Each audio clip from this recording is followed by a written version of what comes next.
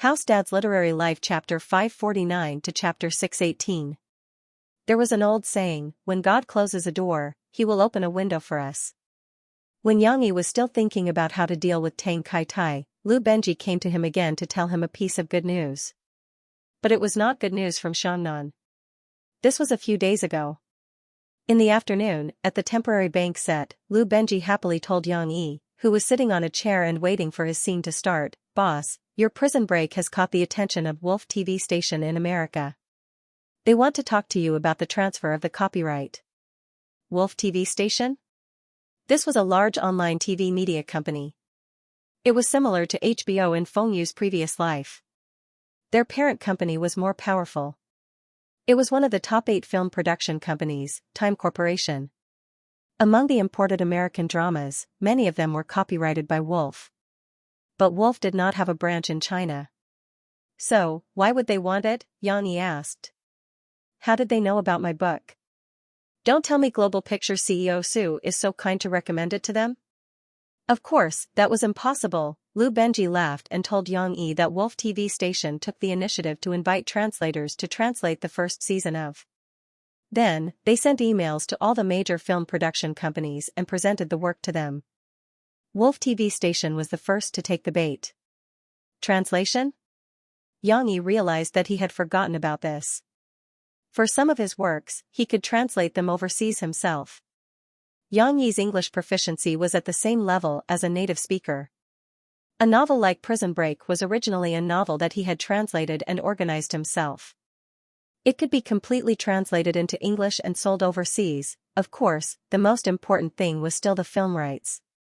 He could let more film production companies see it. He did not need to dawdle with Global Pictures. Lu Benji had given him a good idea. Putting this aside for now, Xianxia was more interested in Wolf TV station's intentions. Would they be like Global Pictures CEO Su Zhongwei and treat him like a fool? In fact, it was true at first. After all, it was a place where capital reigned supreme. Wolf's first email was to lower the price and take advantage of the fact that the Chinese did not understand the American television market to get the copyright of Prison Break at a cheap price. The negotiation team organized by Sahara Publishing for Xianxia was not to be trifled with. When Wolf's people contacted them, the professional and rigorous negotiation team immediately made them stop underestimating Xianxia. In addition, Sahara Publishing also raised the flag and told them that a pack of wolves were waiting for them, including a big company like Global Pictures, and that Wolf was not the only wolf eyeing the TV copyright of Prison Break. Wolf's men finally changed their attitude and started to discuss the price of the copyright with Sahara. Yes, in terms of negotiation, you are more professional than me. I trust you. Xianxia nodded and said to Lu Benji, but I hope that before the results of the negotiations are out, Wolf's side will first show their sincerity. I'm not talking about money, but I want a shooting plan, who is the director, estimated investment, etc. This needs to be written in the contract. I don't want my work to be ruined by some rookie director. Lu Benji jotted down the details in his notebook and nodded. After the discussion, Lu Benji packed his things and prepared to leave. Old Lu, do you have any plans later? Xianxia asked with a smile. Ah? Nothing much. I'm planning to return to the publishing company. Boss, do you have any orders? Lu Benji was stunned for a moment and shook his head. If you don't, then stay. In a while, everyone will celebrate my daughter's birthday. You can join in the fun too. Xianxia said with a smile. Today was July 13th. It was Xishi's birthday again. The little girl was the same as Murphy, celebrating a new birthday. Note 1, Xianxia didn't plan to make a big fuss today. Just like last year, he and Murphy would throw a small party for the little girl at home, and then the whole family would warmly congratulate Xishi. That would be enough. But Guozi was very considerate. He remembered Xishi's birthday from his previous conversations with Xianxia, and even told the whole crew that the little girl was celebrating her birthday on that day. After a few days of interaction, whether it was Du Yuanlei, Geng Sha, or the rest of the crew, they all liked Xishi, who was smart and good at chatting, just like the makeup artist Xiao Ran. When he was doing Guozi's aged makeup, Xishi ran over excitedly to observe. As she watched, she asked Xiao Ran some strange questions with admiration. Not only did Xiao Ran not feel annoyed, as a senior makeup artist, he actually found a long-lost sense of accomplishment with Xixi. The little girl's big curious eyes made Xiao Ran feel that every stroke of her eyebrows was as great as the Genesis. If it weren't for Xixi being too young, he would have taught her everything. There was also the veteran actor who played the role of a veterinarian, Professor Xianxia. The old man especially doted on this little girl. After he finished filming his scenes, he stayed and volunteered to be Xixi's acting teacher, guiding Xixi's later performances. Under his guidance, Xixi's acting became better and better, and his fluffy white hair became thinner and thinner as Xixi played with it. After the news of Xixi's birthday spread, the whole crew unanimously decided to give Xixi a big surprise. Everyone would celebrate her birthday together. This plan was decided 2 days ago, and it had been carried out secretly. Even Yang Yi and Murphy participated in keeping it a secret, so Xixi didn't know at all. However, there was a problem. Xixi didn't come today, because the scene was a bank robbery scene, and the little girl didn't have a part in it. This was the shooting plan that had been made before. The rented venue couldn't be delayed, so the shooting could only be carried out according to the plan. Of course, the problem was easy to solve. Murphy took Xixi and sat in the car driven by Lance Hao Kai's bodyguard, along with Miss Lan Xian, who came to join in the fun. In the afternoon, when the sun was not so hot, they came to the set to visit Yang Yi, who was filming. This excuse was good, and it completely fooled Xixi, who didn't have any doubts. Then, the little girl came. "Uncle Li, I came with Mom to see my papa. My papa is shooting a movie inside. It's not Uncle Gung. Yang Yi is my real papa. And this is my good friend, Xian. She also came to see my papa. Can you let us in? Please, don't refuse to let Xian in, okay?" Xixi's clear and pleasant voice came from afar. After a few days of getting along, Xixi had become familiar with everyone in the crew, including the security guard who maintained the order on the set and prevented outsiders from sneaking in. Murphy also intended to train Xixi's ability to organize her words, so that she could greet the security guard, Uncle Li. When Xixi's voice came in, everyone was preparing for the little girl's surprise. However, they weren't ready yet, so they were in a mess. Fortunately, the director, who was the best at controlling the scene, was here. Du Yuanlei picked up the loudspeaker and walked to the set, which was in the middle of the temporary bank. She said to everyone, "Don't worry, I'll ask Goldley to help delay it. Is the music accompaniment ready? Okay, there's a microphone, okay. Everyone else is in costume, right?" The props team distributed the props. "Today, there's a little girl. Remember the changes we made just now? Xiaogua, Mr. Yang, and Mr. Shaohuayan, please give the props to the little girl named Xian later." Under her arrangement, the set slowly became orderly. Everyone was preparing in an orderly manner. Even Wang Chao and the others had set up the camera and set up the rail car. Outside the set, Xixi was dealing with the security guard. "Uncle Li, is she really your good friend? What's her full name?" In order to stall for time, Uncle Li tried his best to add scenes for himself. He held a small notebook and pretended to take notes. "Her name is Xian. Her full name? Xian's name is Lan Xian." Cece really thought that the security guard, Uncle Li, was doing his job to protect everyone, so she said honestly. Lan Xian held Xixi's hand and followed her. She also looked serious and said in a low voice, "But everyone calls me Xian. "Yes, Xian. But Uncle Li is asking for your name. He wants to say all your names." I think my name is Xixi, but my full name is Yangxi." The little girl helped Uncle Li and explained to her friends. "Lan Xian? How do you write this name? Do you know how to write it?" Uncle Li continued to make things difficult for the little girl. "Ah? Uncle Li, I can't write. I don't know Xian's name." Xixi opened her mouth and quickly waved her hand. But I know how to write my name."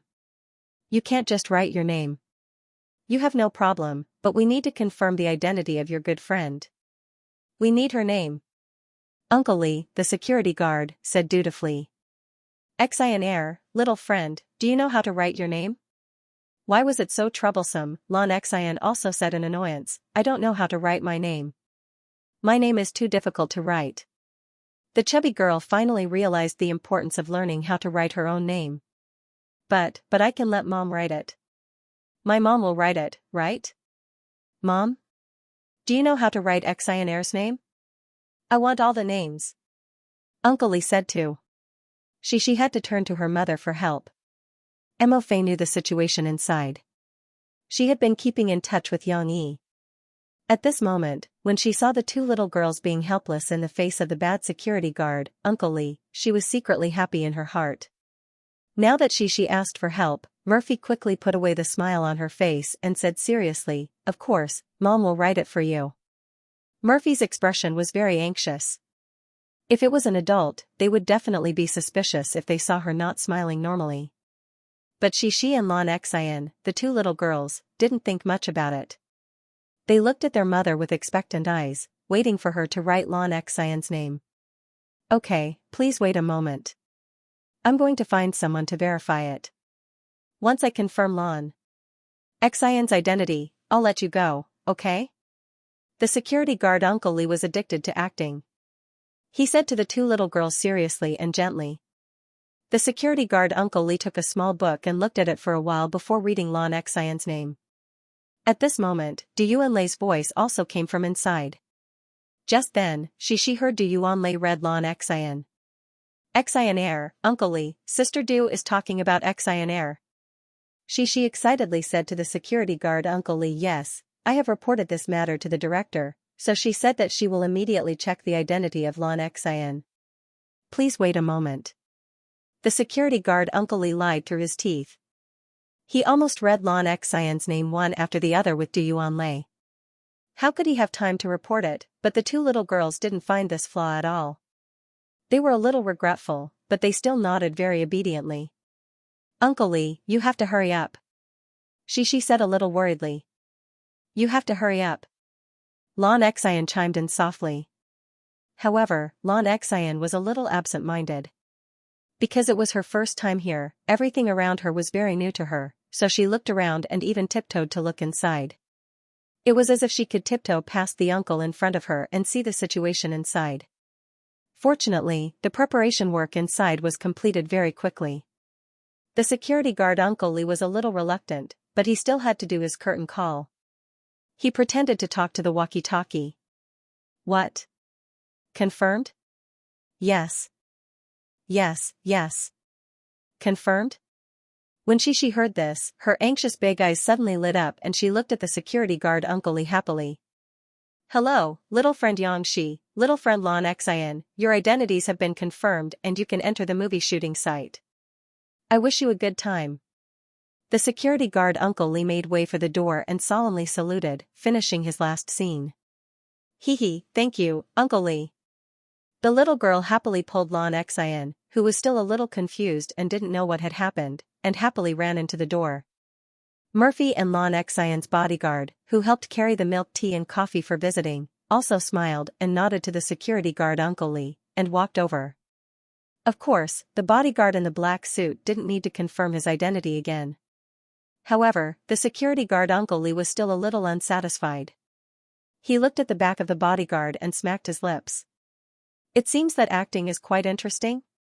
No one knew that the security guard Uncle Lee, who was just over 40 years old, had been a security guard for many years.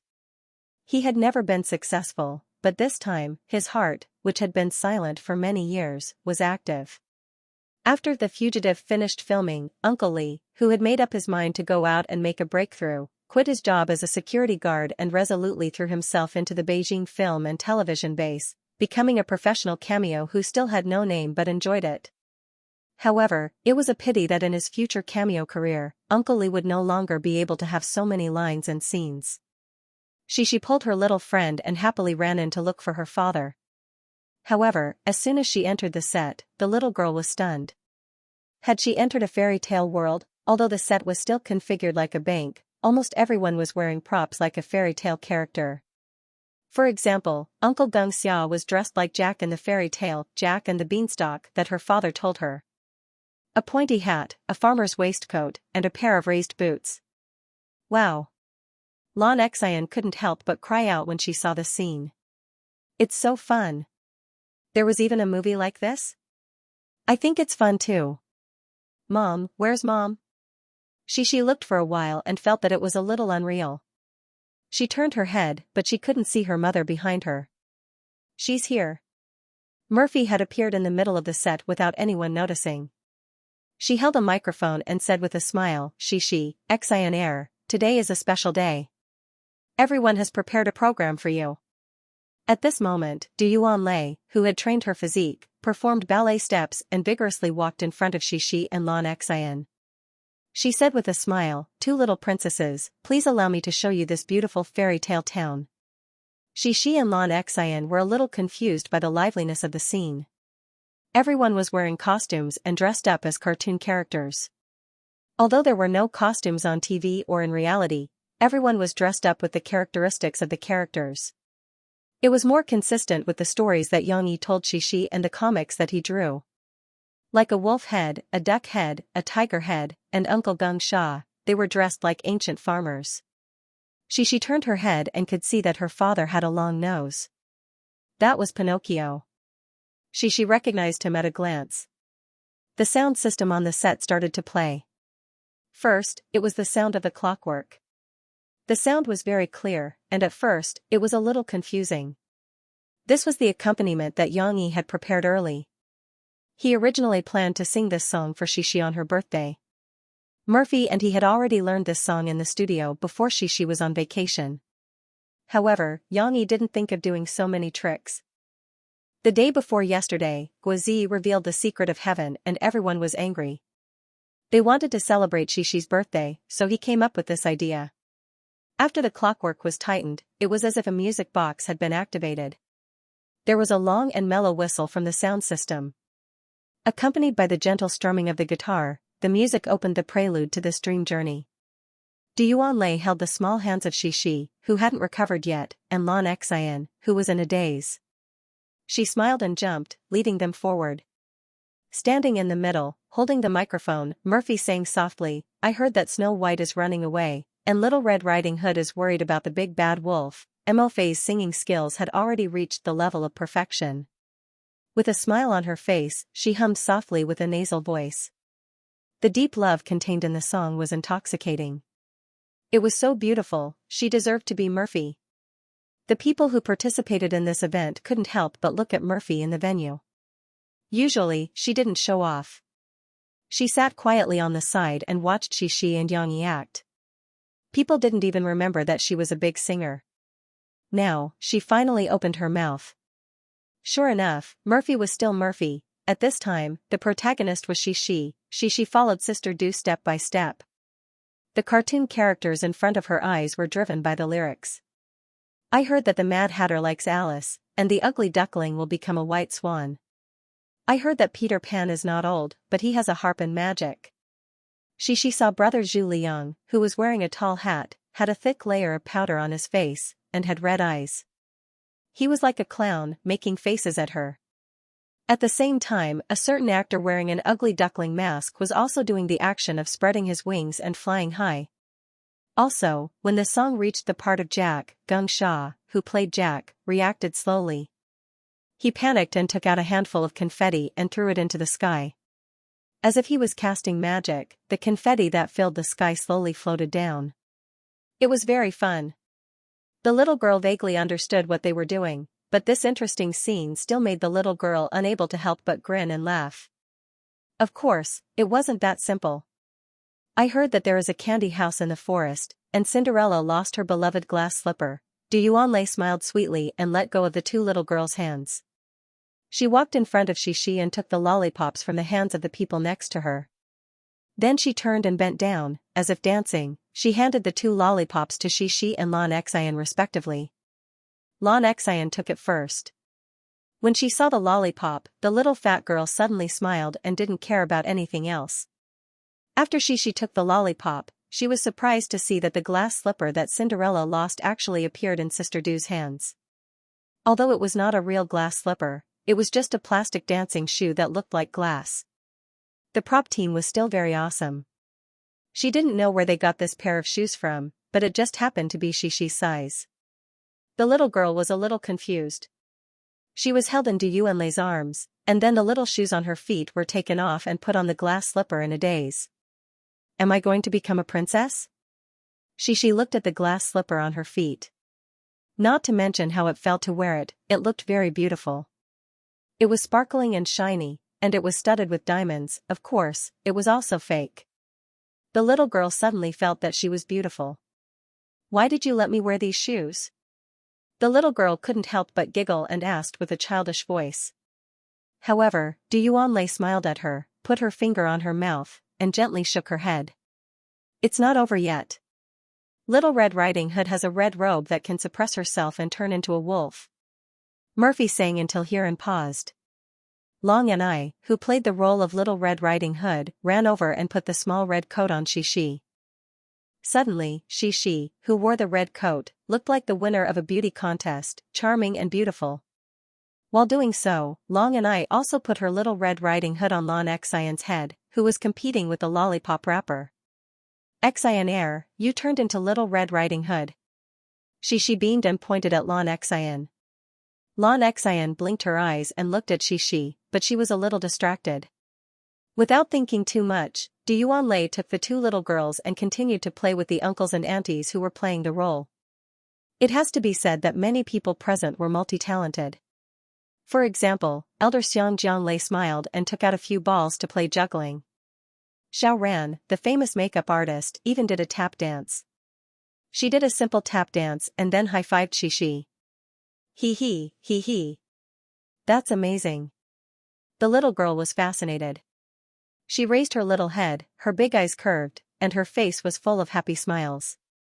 Accompanying the joy was Murphy's beautiful singing. There's always a colorful river winding in Fairy Town, tainted with the perverse aura of magic, but twisted in love. The river flows endlessly, splashes the water, and draws a curtain of time into the water. Xianxia and the others might not understand the lyrics, but the others present couldn't help but be fascinated by it. Perhaps their hearts were filled with a myriad of emotions. These children were still happy. With the fairy tale world that the adults created for them, their ignorant childhood was as colorful as the lyrics said. However, time passed too quickly. Watching the little girl grow up, there was always a kind of melancholy that made people sigh with emotion. Time flowed endlessly and never returned. But it didn't matter. Soon, the singing became lively again.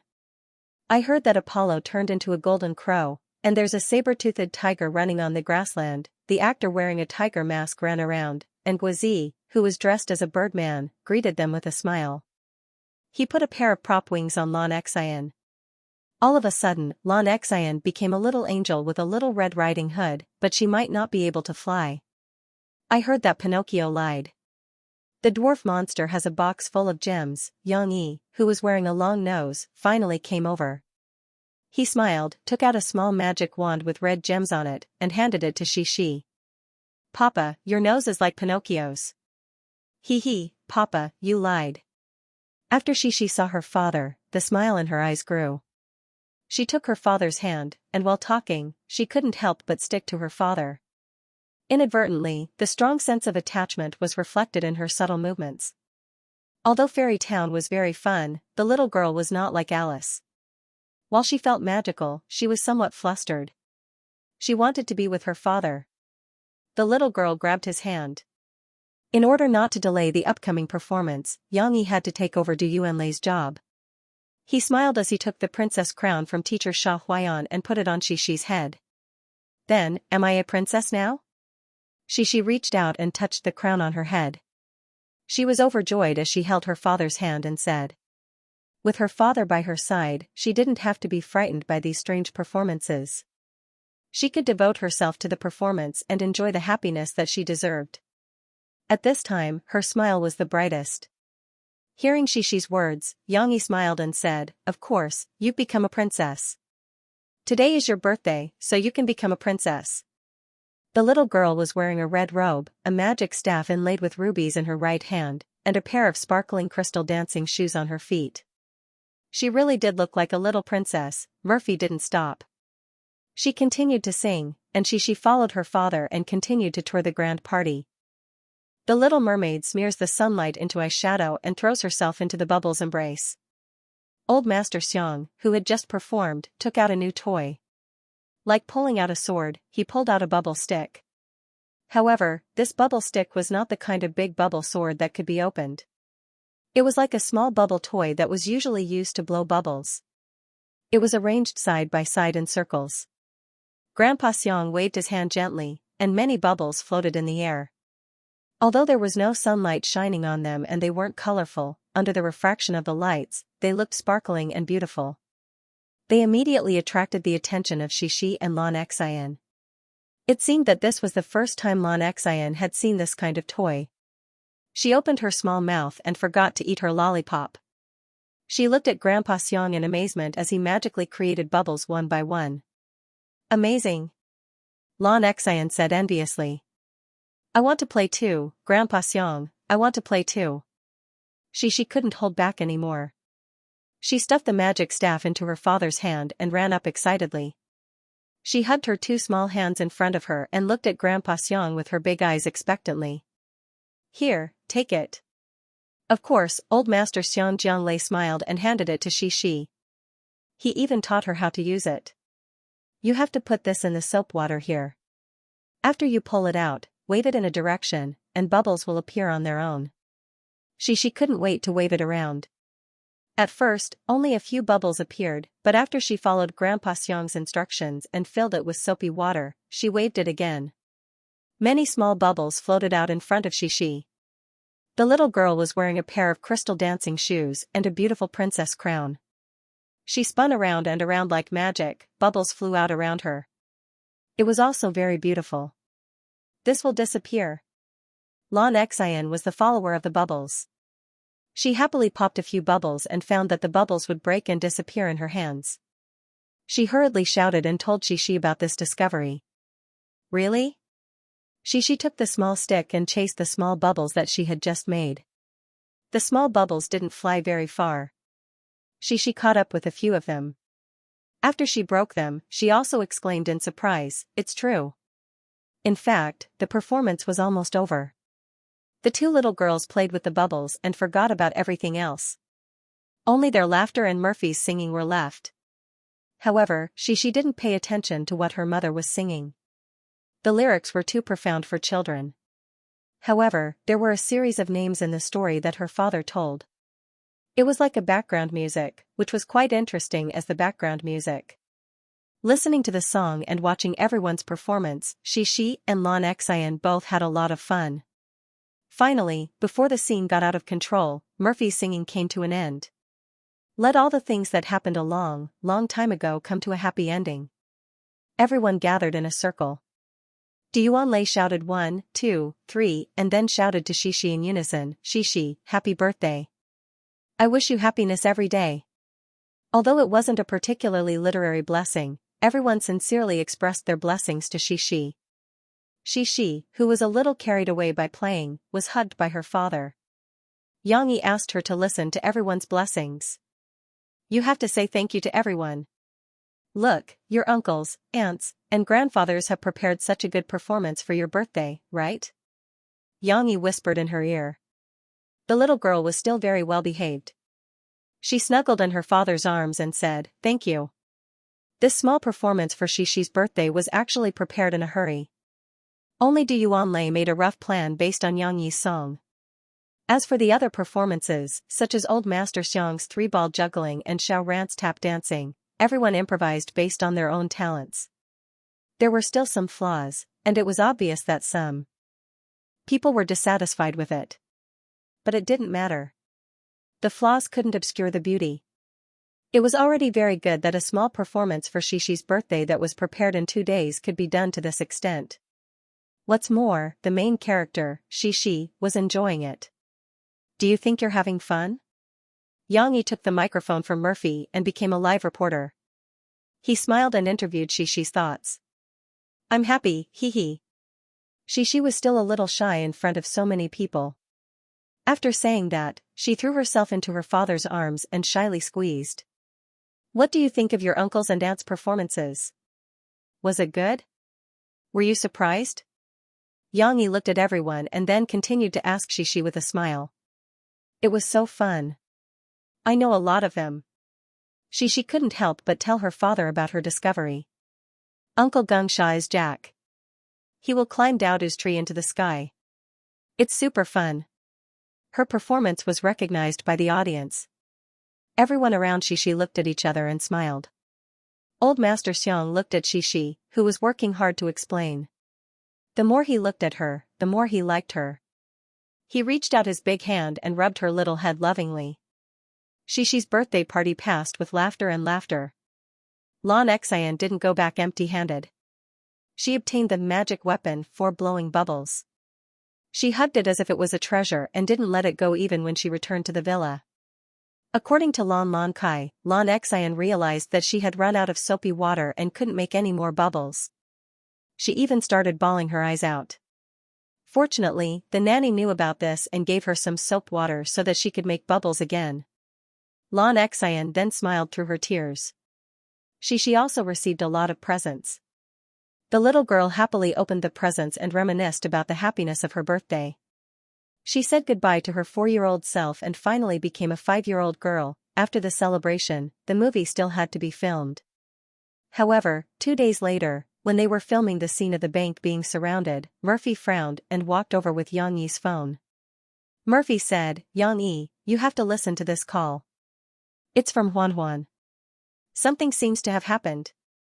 2 days ago, Yang Huan, who had just returned from her hometown and started her risky graduation trip with Ding Xiang, came to the mountains of Xianxia. To be precise, Ding Xiang's hometown was a remote mountain in Tush Village, Xianxia County, Mauda City, Xianxia Province. It was a tough trip to her home. Yang Huan and Ding Xiang first took the train to the city, then took a 5-hour bus ride to Xianxia County. Because of the twists and turns on the mountain road, it was very difficult to travel on the national highway. When they arrived at Xianxia County, Ding Xiang told Yang Huan that she used to walk back slowly when she was still studying. But now, there was a road that led to Tush Village. Ding Xiang and Yang Huan took a 3-wheeled bus, which was a large compartment connected to a motorbike, and arrived at Tush Village. The passenger car was still open, and it ate dust and dirt along the way. The 2 girls were covered in dust and dirt. But fortunately, Yang Huan could accept it. She came from a village, and this was her normal situation. Therefore, she joked with Ding Xiang, "Sister Ding Xiang, I realized that although our hometown is also a village, there are some differences. My hometown is in the basin, but yours is in the mountains." After arriving at Tush Village, Ding Xiang and Yang Huan found a small hotel to stay in because night had fallen. They rested for the night, had breakfast the next morning, bought some buns, and continued their journey. The rest of the journey was a big challenge for Yang Huan. She had to walk with Ding Xiang on the steep mountain road. They crossed 3 mountains and arrived at the foot of Ding Xiang's Miao Stockade village afternoon. They still had to climb up the stone stairs that were as dangerous as a stairway to heaven. Although the scenery along the way was beautiful, and the higher they climbed, the more they could see through the gaps of the forest and see the verdant mountains in the distance. However, Yang Huan was not in the mood to look around. She only wanted to reach Ding Xiang's home as soon as possible and have a good rest. After 2 days and 1 night, Yang Huan and Ding Xiang finally arrived home when the sun was about to set and the sun was about to set. There was nothing particularly surprising about it. It was a poor and underdeveloped village with old buildings. Other than the wooden structures, everything else was similar to the poor and shabby Wadayaku village in Yang Huan's memory when he was very young. Of course, Wadayaku village was much better now. Even without Yang Yi, the villagers lived in brick houses. With Yang Yi, they were moving toward a happy and well-off life. However, the people of Baiyao Stronghold were still very enthusiastic.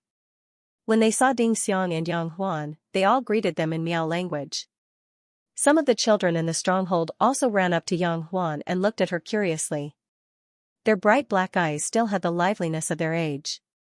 "Hello." Although Yang Huan was very tired, she still happily took out some candies from her backpack and gave them to the children. She learned it from her brother. Every time Yang Yi returned to his hometown, he would bring candy to the children in the village. "Uncle and Grandma asked me where you are from.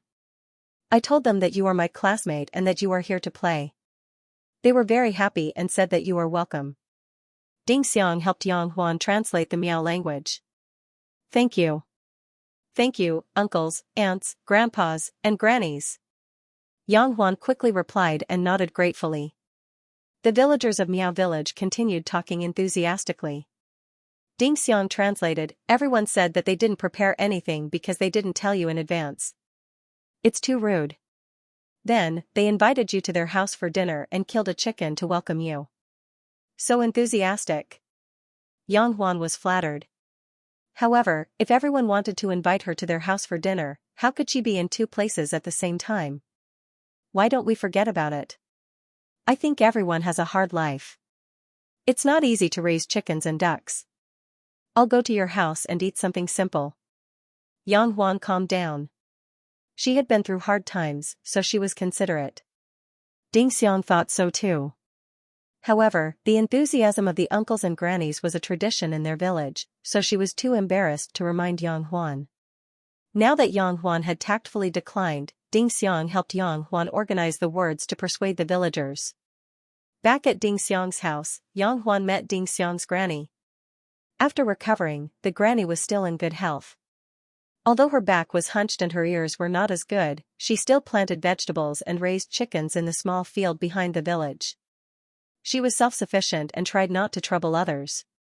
Ding Xiang's granny also talked a lot with Yang Huan. Even Ding Xiang could not understand some of the words and could not translate them. After sitting with the granny for a while, Ding Xiang was busy preparing dinner. She and Yang Huan only had a few buns in the afternoon and were already hungry. I can't make a call. There's no signal in the mountain. Sister Ding Xiang, let me help you. Yang Huan took out her phone and wanted to inform Yang Yi that she was safe. When she saw Ding Xiang cooking, she wanted to help. Ding Xiang could not persuade her. You've been climbing the mountain for a day. You must be tired. You should take a rest. Ding Xiang's pot was taken away by Yang Huan, so she had to use a wooden basin to wash the vegetables. If you want to make a call, you have to go back to the village. There's no signal tower here. I forgot to tell you. It's okay. We'll talk about it tomorrow. I was tired when I climbed up, but after seeing so many enthusiastic villagers, I don't feel tired anymore. Yang Huan smiled and said while washing the rice, Sister Ding Xiang, your physical fitness is better than mine. I've been practicing martial arts since I was young, but my physical fitness is not as good as yours. After climbing the mountain for a day, you're still not tired. I'm used to it. Yang Huan chatted with Ding Xiang. But then again, the situation in your hometown is worse than I thought. I used to think that our hometown was very poor because it was so remote. But I didn't expect that your hometown was even poorer than when we were at our poorest. At least there were roads in our hometown, but on this mountain, there's no possibility of building roads at all. Ding Xiang sighed softly and said, yes, I used to think that after I studied, I would be able to find a way to let the villagers in the village live a good life. But now... Ding Xiang couldn't continue. The frustrated expression on her face said it all. You can't change anything. You can only go out, Yang Huan said softly as she thought of her experience after leaving the village. Ding Xiang smiled and said, yes, but it's hard to change the minds of the older generation. We can only place our hopes on the younger generation. I also hope that my brothers and sisters will have the chance to go out of the mountain and see the outside world like me. Studying. Studying is the best way to change one's fate. Yang Huan was not the same as she was half a year ago. With more experience, Yang Huan had a deeper understanding of how studying could change one's fate. We used to have a school in the mountain. It was built by an old grandpa who passed away a long time ago. Later, the village sent us a private teacher named Tao Shuping. I learned how to read and count from Grandpa Tao. Grandpa Tao didn't know English, but he was really responsible and taught us the basic knowledge patiently.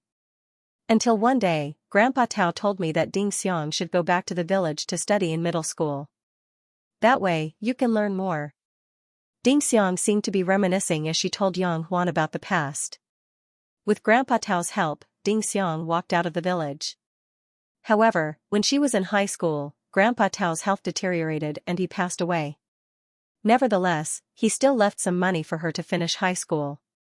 Ding Xiang had to work and save up for the rest of the journey. She slowly made her way out by herself. what happened next? What happened to the school after Grandpa Tao passed away? Yang Huan asked, wiping the tears from the corner of her eyes. Her eyes were brimming with tears. After Grandpa Tao left, the school was once again abandoned. Although a few civilian teachers came one after another, not all of them had the same selfless dedication as Grandpa Tao. All of them were frightened by the hardships of White Potion Stronghold. The longest one stayed there for 2 weeks before all of them ran away. Ding Xiang wanted to finish high school and come back to teach, but the uncles and grandmas in the village didn't agree.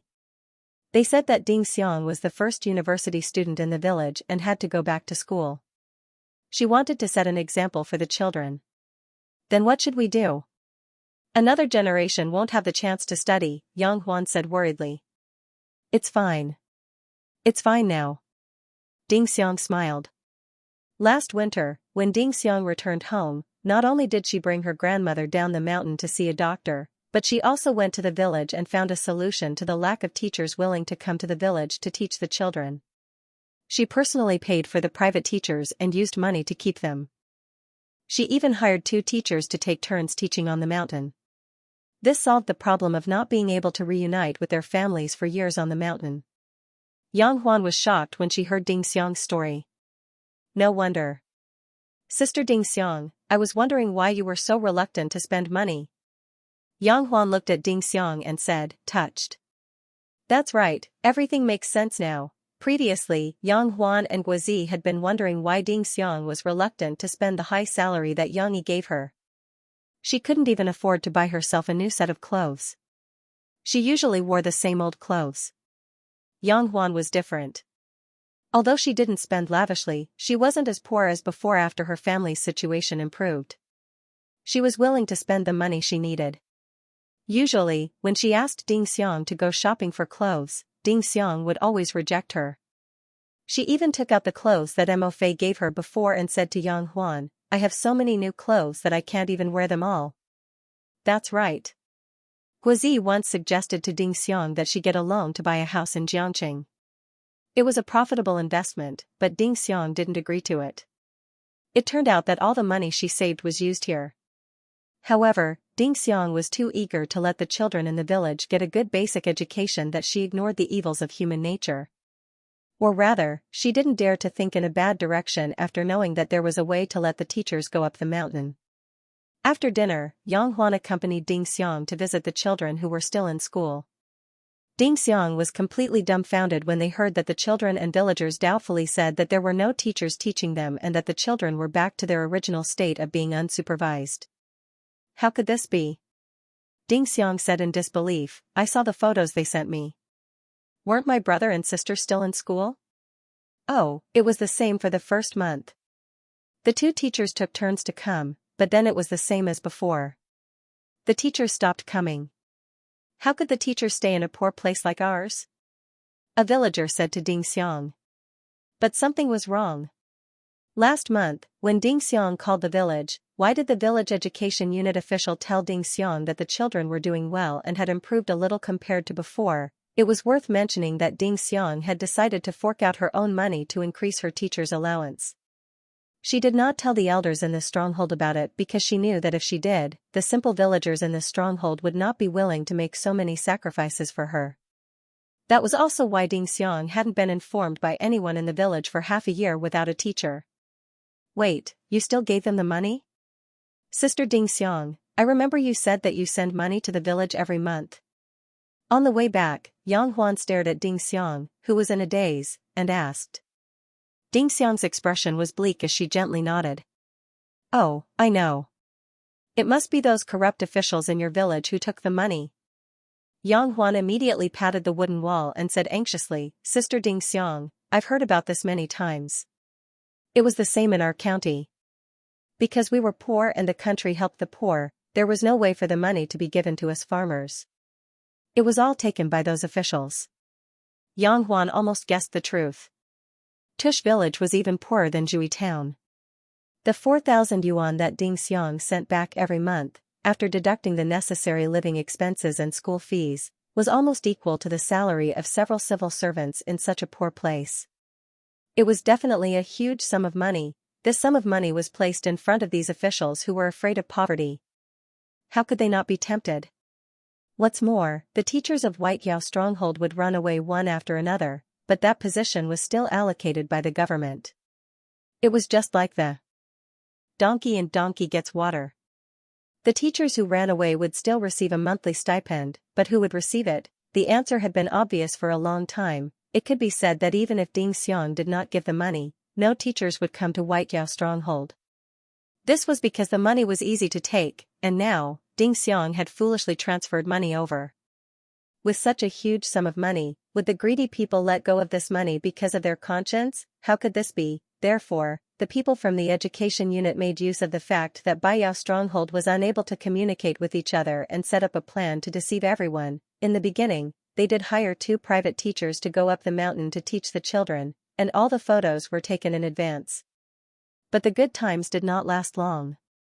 Ding Xiang continued to go back to Jiangqing to teach and work, and the 2 private teachers took turns teaching. Before they could even think of running away, these people could not wait to dismiss the 2 teachers with fabricated reasons. Then, they hired another teacher to go up the mountain to teach, but the salary was very low. That teacher ran away after a few days and did not want the salary. Later, they were too lazy to act, and no more teachers went up the mountain.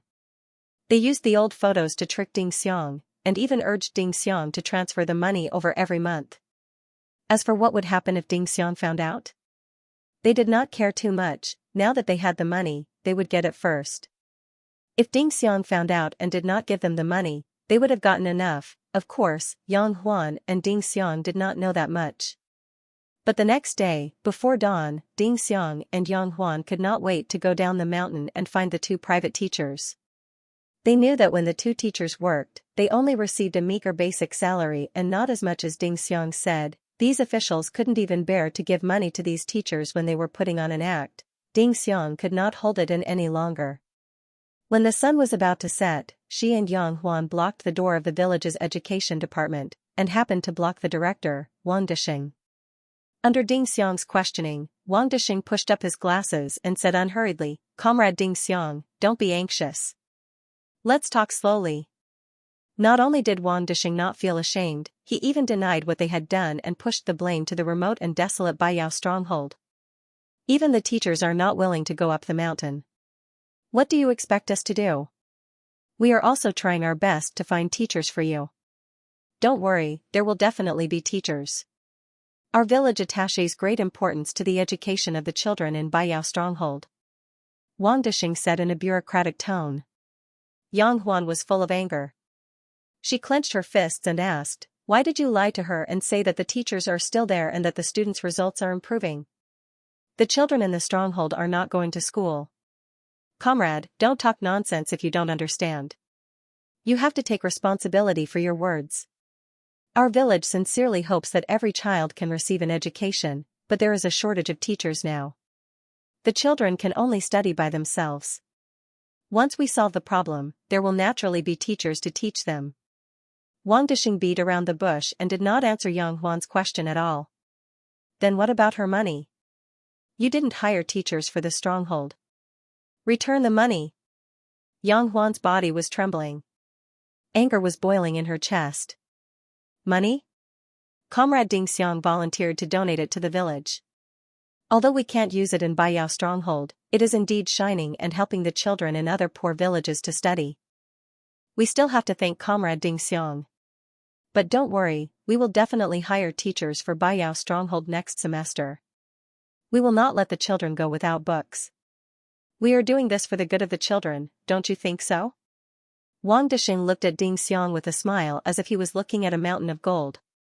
"Yes, my ass." Ding Xiang's expression was still gloomy. She did not know how to rebuke or defend herself. Finally, Yang Huan could not take it anymore. Sister Huan angrily reprimanded Wang Dixing and he fell to the ground with a punch. Similar to the punch that Guozi landed on Tang Kaitai's eye, Yang Huan also punched Wang Dixing's eye, but the strength was different. Yang Huan had been practicing Hong Quan since she was young.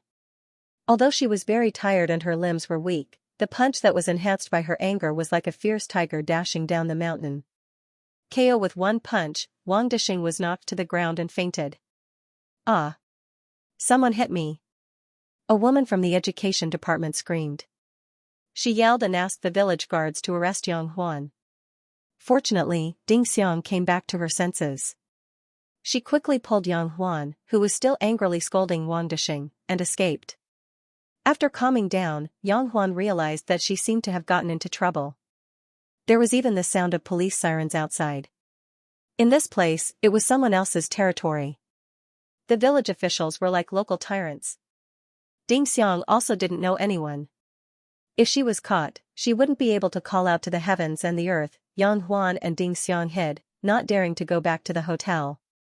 Then, they called Yang Yi and told him about the situation. Fortunately, there was a signal in the village. After hearing the whole story, Yang Yi did not blame Yang Huan, nor did he panic. Instead, he calmly said to them, "Don't go back to the village first. Let's find a way. You two go to the city first.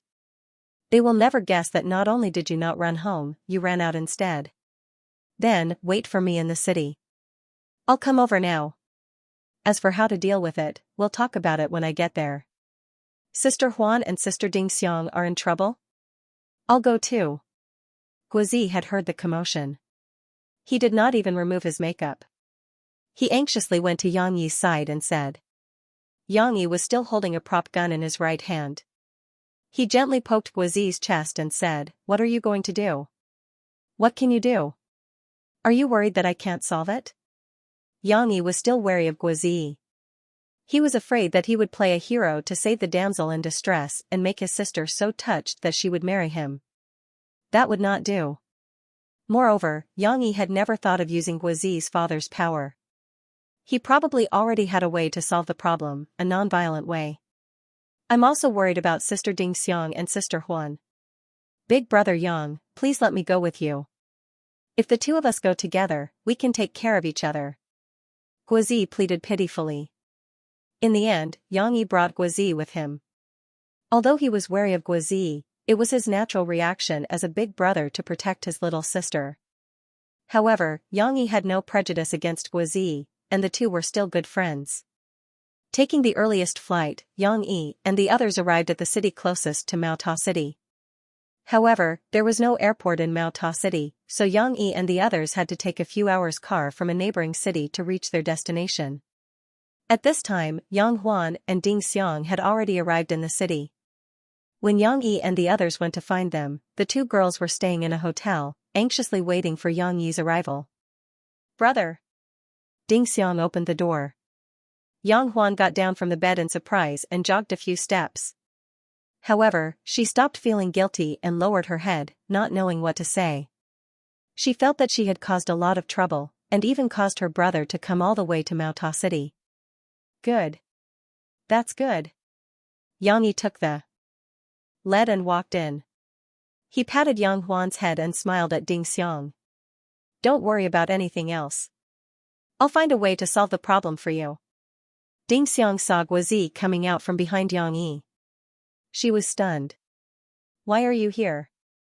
"I'm here to help," Guozi said with a grin. His smile eased the tension in the hotel room. "I was wondering why you were so stupid to give money to those vermin.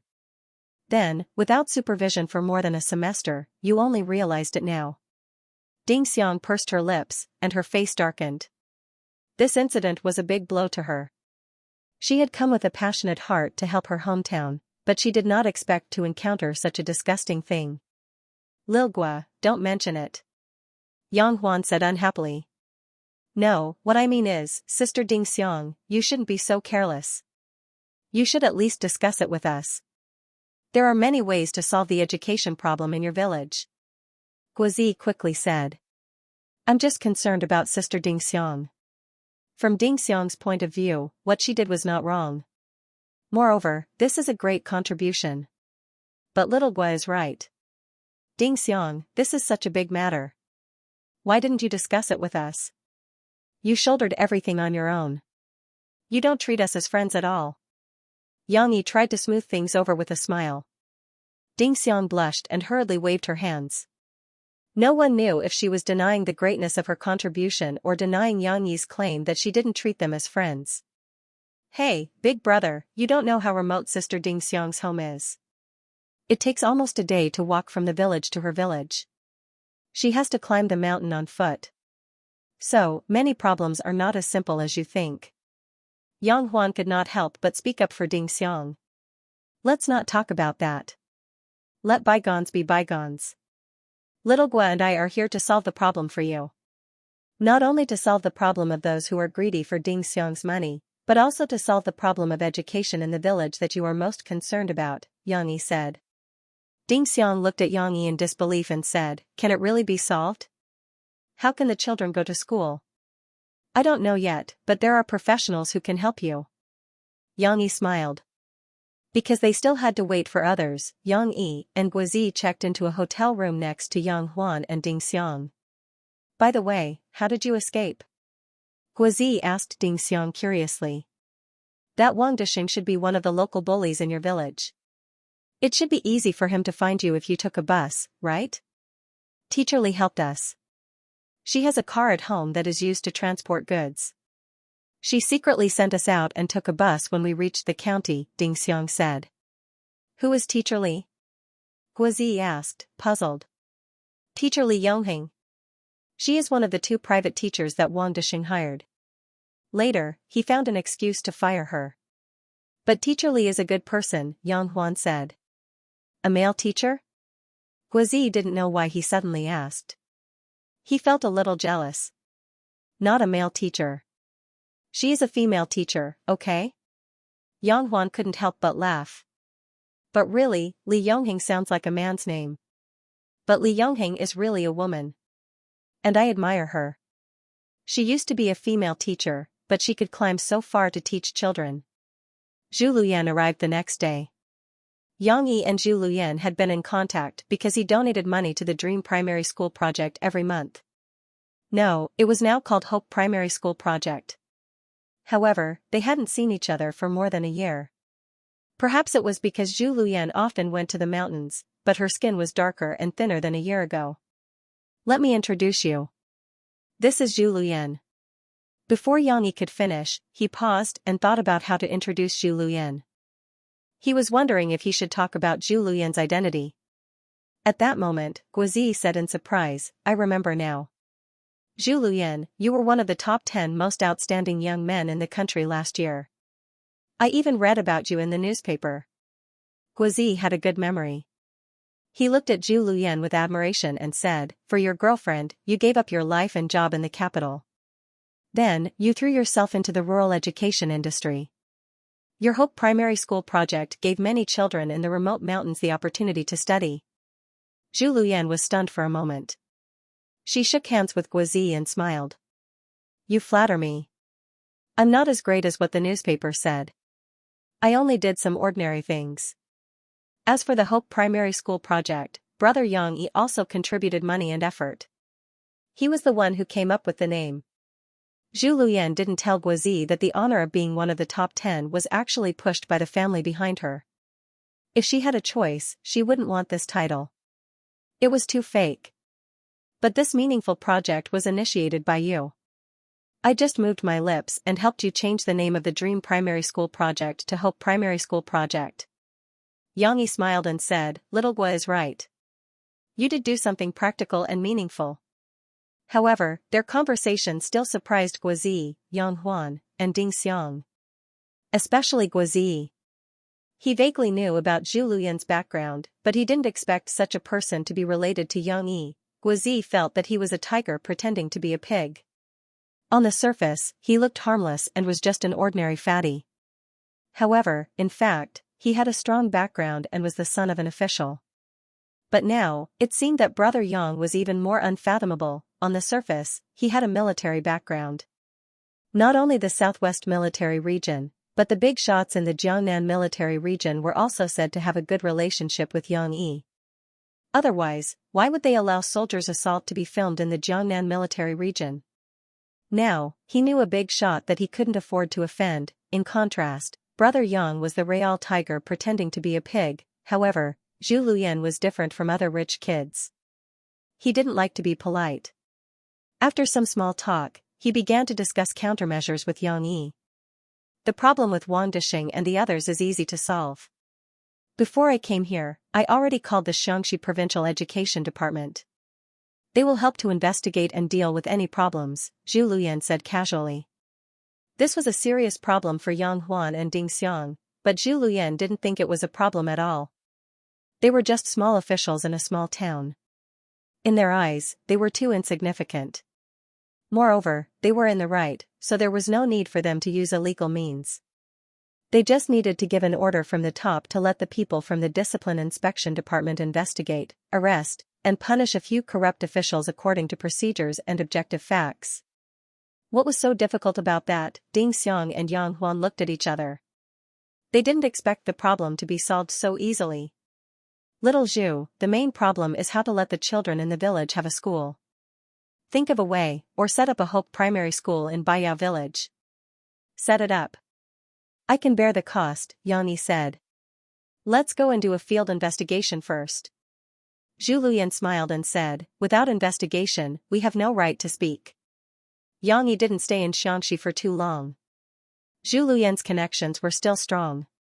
In just 2 days, Wang Disheng and the other related personnel had been investigated.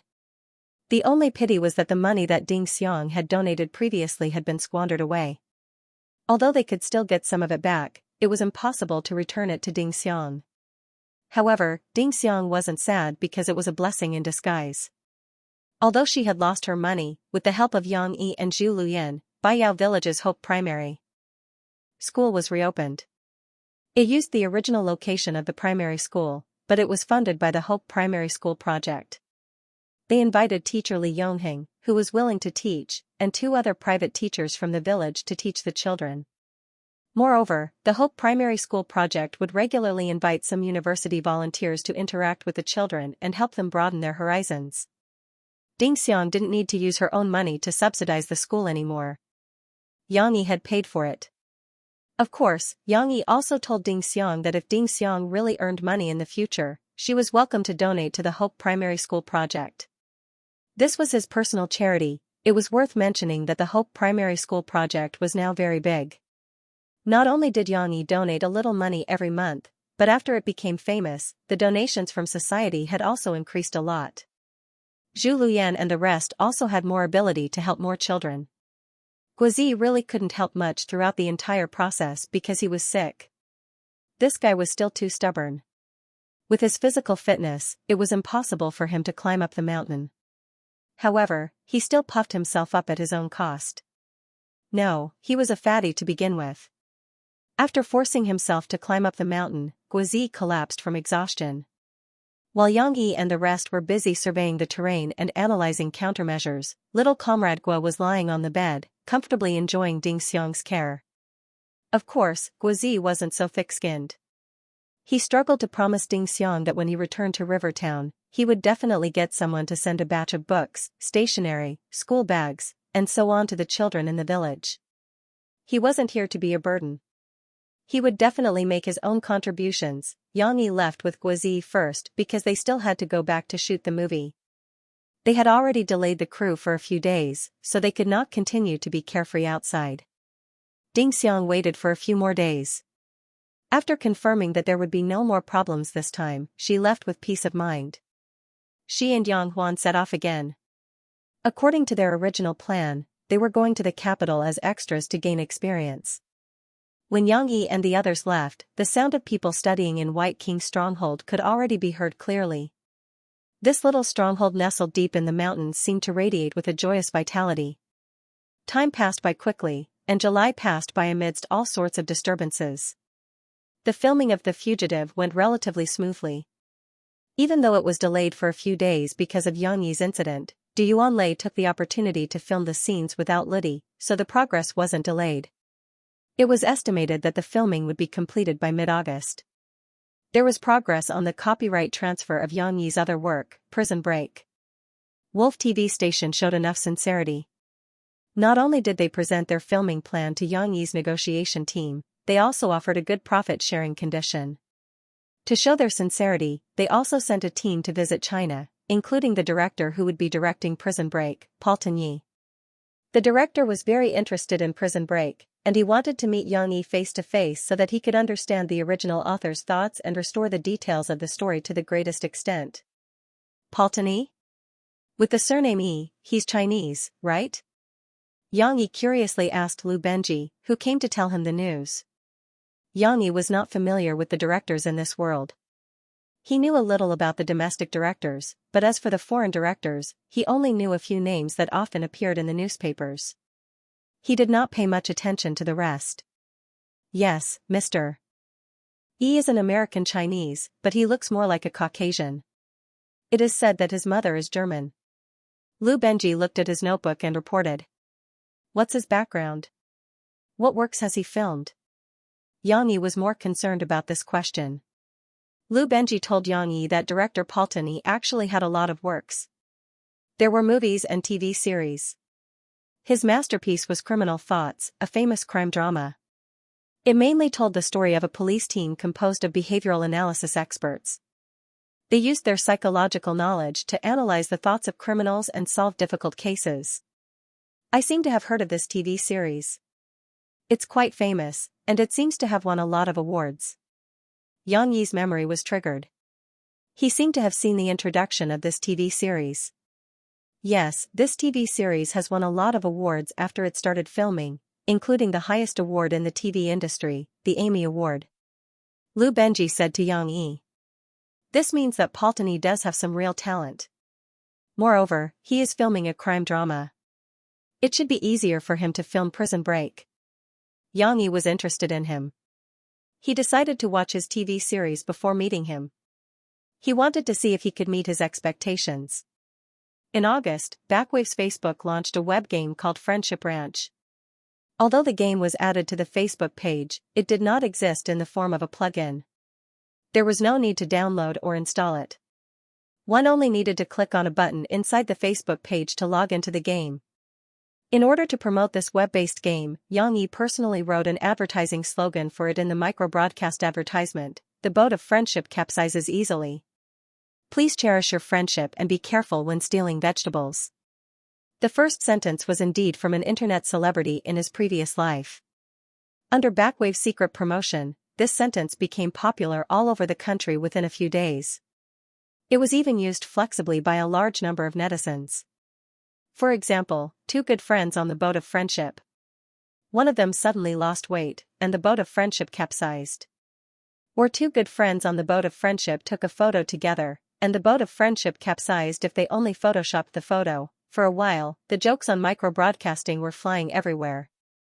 At the same time, the game Friendship Ranch entered the sights of many people. Of course, Friendship Ranch was not very popular in the beginning.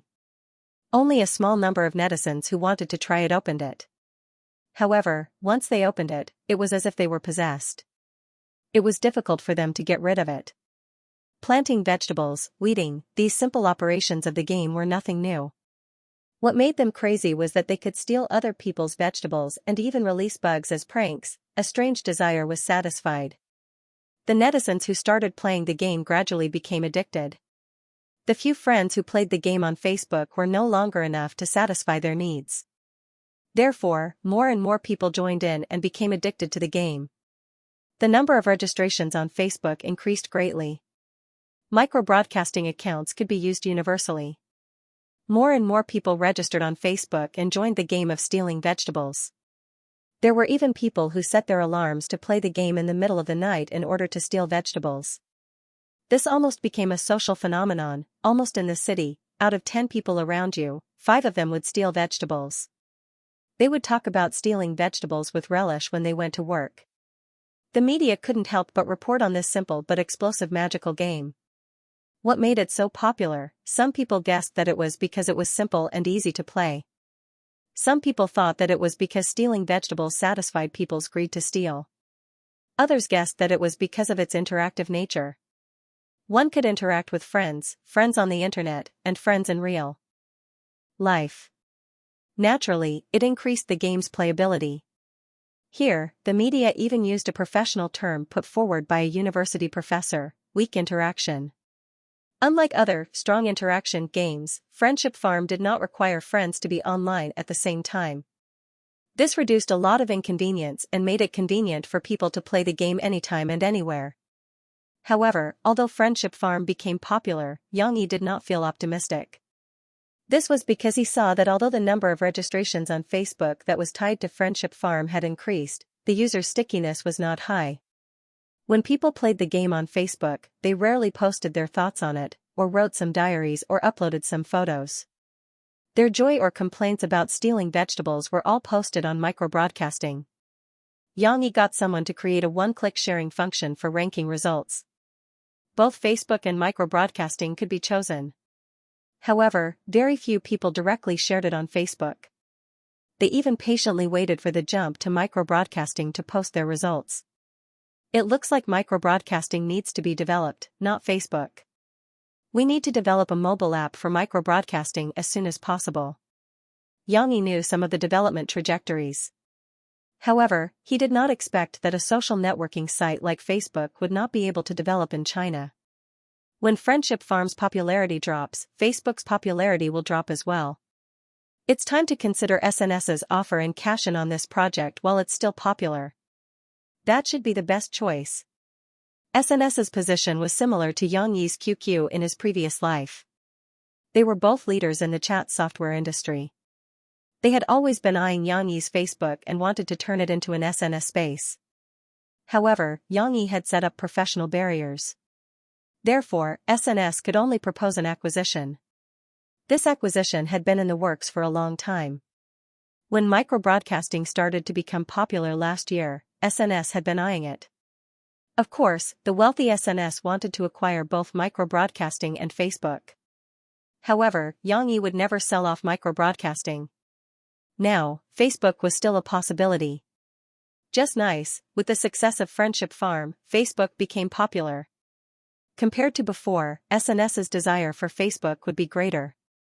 Xianxia would also be able to cash in more. Of course, Xianxia would also hold back. He had registered the copyright of Facebook overseas and only sold the Chinese version of Facebook to SNS. Xianxia did not have time to care about the Chinese version of Facebook. He might sell it again, and the price would not be so simple. Squeak, squeak, squeak. The cicadas seemed to be venting their anger at this summer night. Too hot, too hot. Jiangqing was located in the south of the Yangtze River. The humidity was relatively high, and the summer was particularly hot. It was the same at night. Even if the heat dissipated a little, the house was still stuffy and suffocating. Unless the air conditioner was turned on, it was difficult to stay in the house. Xianxia was enjoying the cool air outside. At this time, he was alone on the balcony on the second floor, sitting comfortably on the recliner. He peeled an orange and ate it while glancing at the computer on the side to watch a video. A calm heart naturally cooled down. His ears blocked the sound of the cicadas, and he could feel the cool breeze from the mountains. Although it was very light, it soothed the anxiety caused by the heat in his heart. The only drawback was the harassment of mosquitoes. Xianxia sprinkled some toilet water on himself to avoid their harassment. The video on the computer was Criminal Thoughts, directed by Paul Tagny. Murphy said that the plot was a little scary and not suitable for children, so she pushed Xianxia upstairs to the study to let him watch it himself. Xianxia didn't want to turn on the air conditioner in the study, so he moved to the balcony to enjoy the night breeze and watch it with relish. But at this time, Murphy suddenly exclaimed downstairs, "Honey, come down and watch." Xianxia, who was watching the dangerous crime scene, was stunned for a moment. He hurriedly opened the screen door and entered the house, thinking that something big had happened downstairs. Xianxia had just walked quickly to the stairs when he looked down and saw Xishi's small head. The little girl was giggling and climbing up with Bao Bao.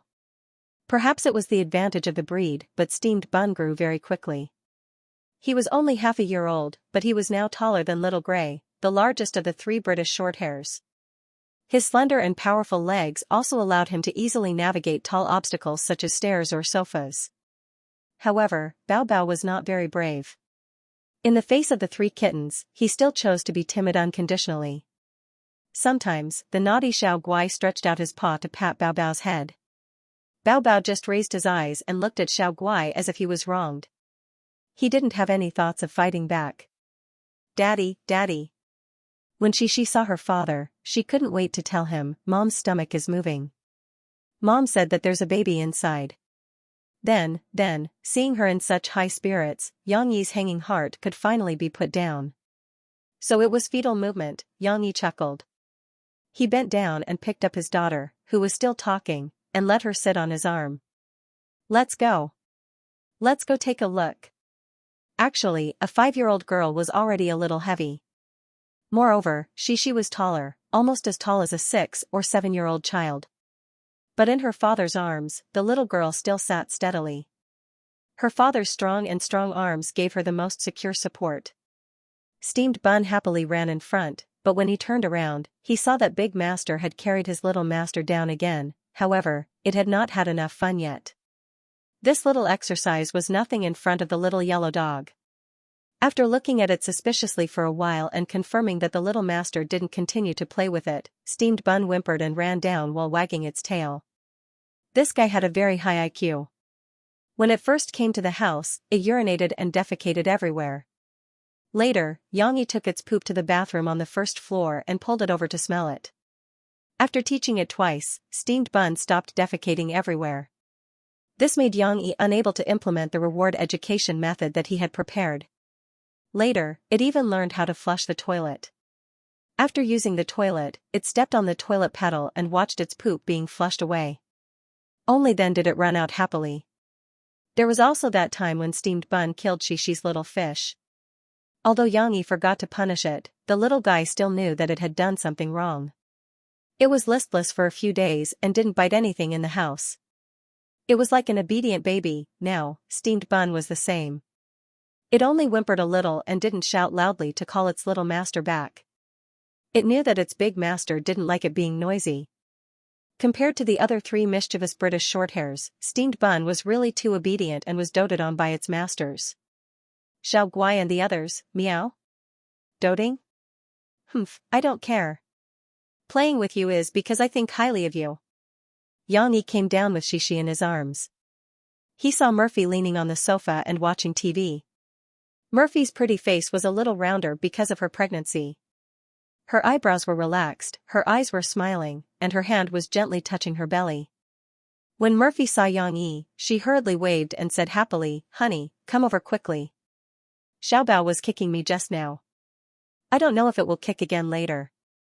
Because Shishi was already a baby, Murphy and Yang Yi hadn't decided on a name for the new baby, so they simply called it Xiaobao. Murphy had also felt Xiaobao's fetal movement before, but it wasn't very big at that time, just like a butterfly flapping its wings. It was only recently that it gradually became bigger. Yang Yi hadn't been able to see it yet. Xiaobao seemed to be very naughty. It moved a little, but every time he ran over, it stopped moving. This made Yang Yi's heart itch unbearably. She was put down by her father. She happily supported herself on the sofa on the other side of her mother and said to her father, "Papa, I saw it. The baby really can move. He even kicked my hand. Let me see." Yang Yi's face lit up with joy, but he was also a little nervous.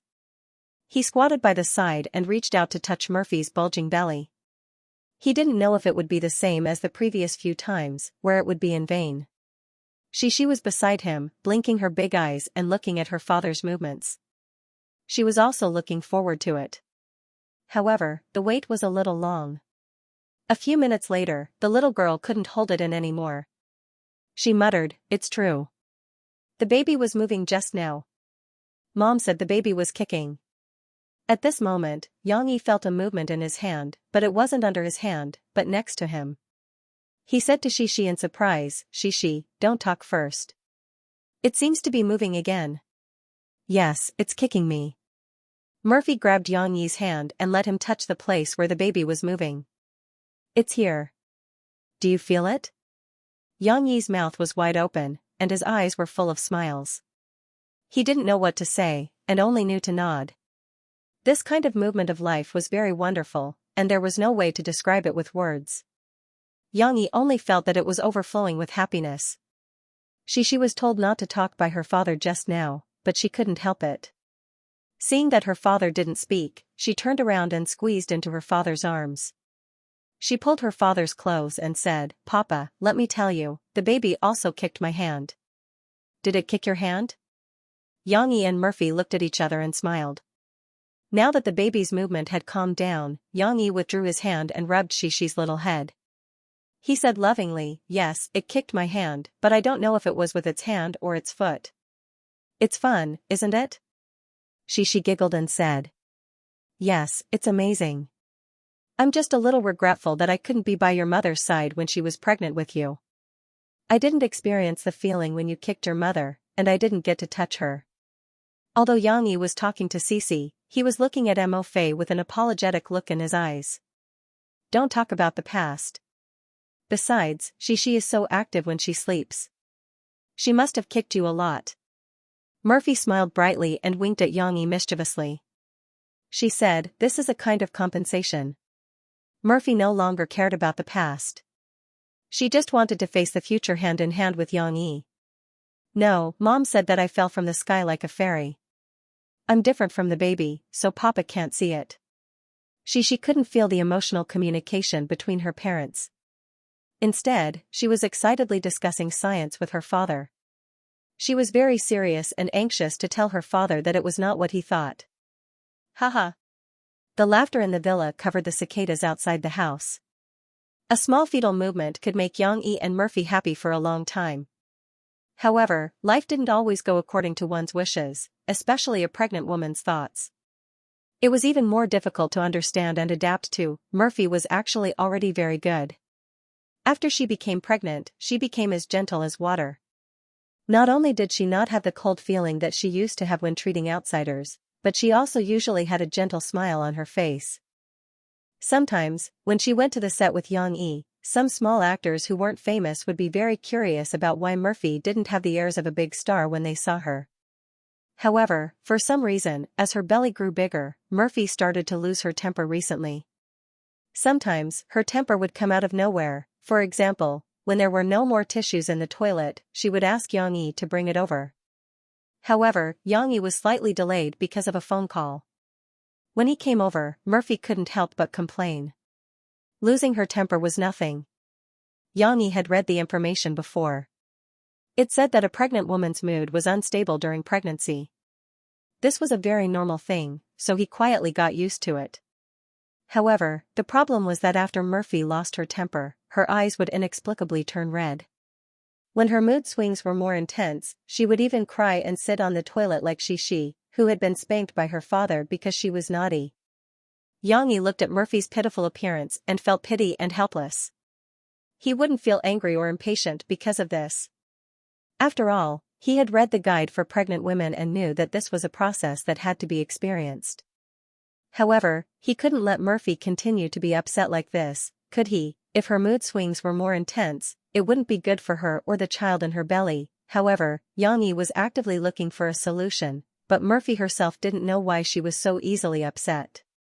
Yang Yi didn't know where to start. The filming of The Fugitive gradually came to an end. More and more outdoor scenes were filmed, and the reporters finally managed to capture photos of Yang Yi.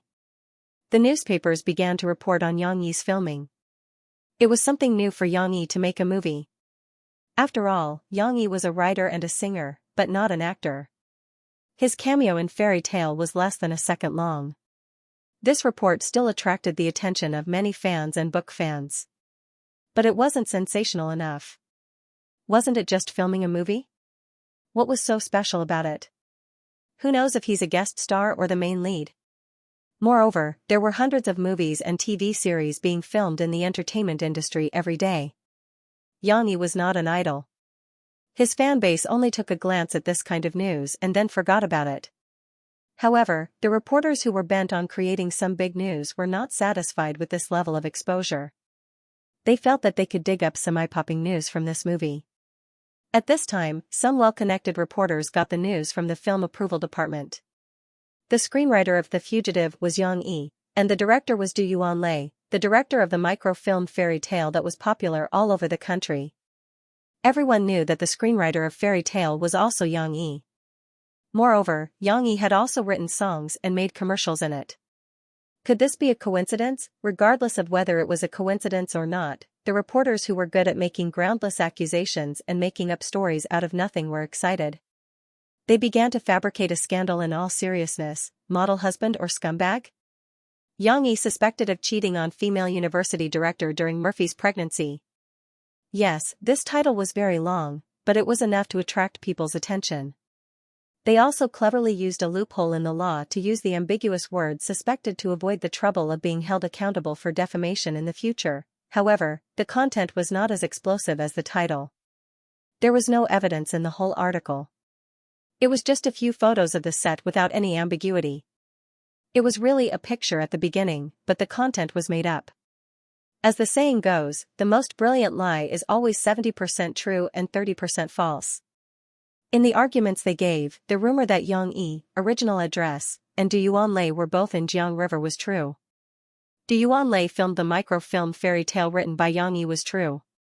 Now, Xianxia and Du Yuanlei were filming a movie together, that was also true. However, the so-called witnesses who saw Xianxia and Du Yuanlei kissing and the so-called rumors that Xianxia bought a house for Du Yuanlei were all fabricated by the editors. This kind of news was fabricated so that it was difficult for people to make a correct judgment. Many fans still believed it, and many media outlets joined in the fun to repost it. All of a sudden, there was an uproar. Some media outlets even gloated over the news after Xianxia and Murphy's relationship was confirmed. They then said, "Love dies quickly." This proved that celebrities should keep a low profile in their marriages, so that it would not lead to a real breakup later and all the good things in the past would become a joke. This was not Xianxia's malicious publicity for his new movie. He was completely unjustly implicated by these unscrupulous reporters. Mo Xiaozhuan's reaction was not slow. Phoebe Studios' official micro-broadcasting even released an announcement. On one hand, they clarified that this was a false story. On the other hand, they also warned the news agency to retract this false report. Otherwise, they would be held legally liable for defamation. However, the effect was not obvious. Xianxia and Murphy's micro-broadcasting did not update. The netizens thought that the young couple really had a conflict. The fans were anxious. Some extreme fans even ran to Xianxia's micro-broadcasting Shishi chef to curse. But what were Xianxia and Murphy doing? The two of them were thinking of a solution. However, it was not a conflict as the netizens thought. The problem that needed to be solved was also not a crisis of trust.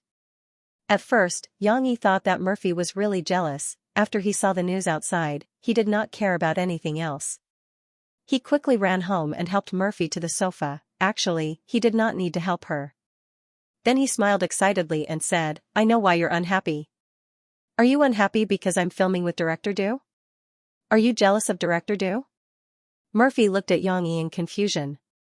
She shook her head and said, "No, it must be." Xianxia laughed and stretched out his hands to rub Murphy's face. He laughed and said, "I saw the news outside. I don't know which unscrupulous reporter made it up. They said that I had an affair with Director Du and that I had an affair when you were pregnant. Let me tell you, don't believe these people's nonsense. I'm innocent. I only love you in this life." When Murphy heard Xianxia's confession, she was touched and amused. She patted Xianxia's hand and said angrily, "Who told you that I'm jealous? I already said that I'm not jealous." Murphy's mood fluctuated, but she was not depressed. Most of the time, she was in a good mood. For example, now, she was smiling and talking. Xianxia was stunned. "Isn't it? I thought that you were always angry because of this. When you saw me filming on the set, you thought too much. Am I such a jealous person?" Murphy pursed her lips and said, "Don't I know what's going on between you and Xiaodu? Usually, when you're filming, I'll follow you to watch. Then, even if you're not filming, you'll come back to accompany me. Where would you find the time to have an affair?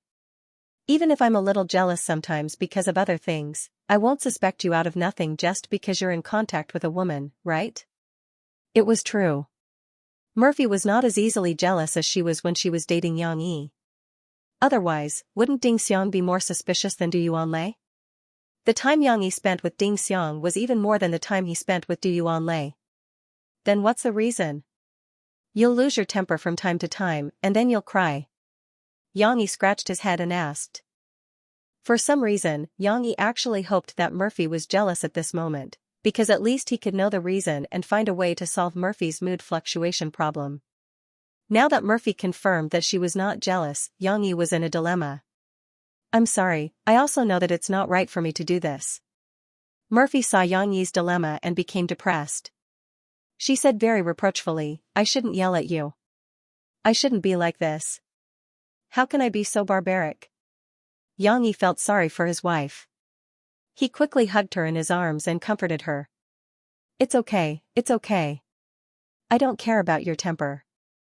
I'm just worried about your health and want to help you solve the problem.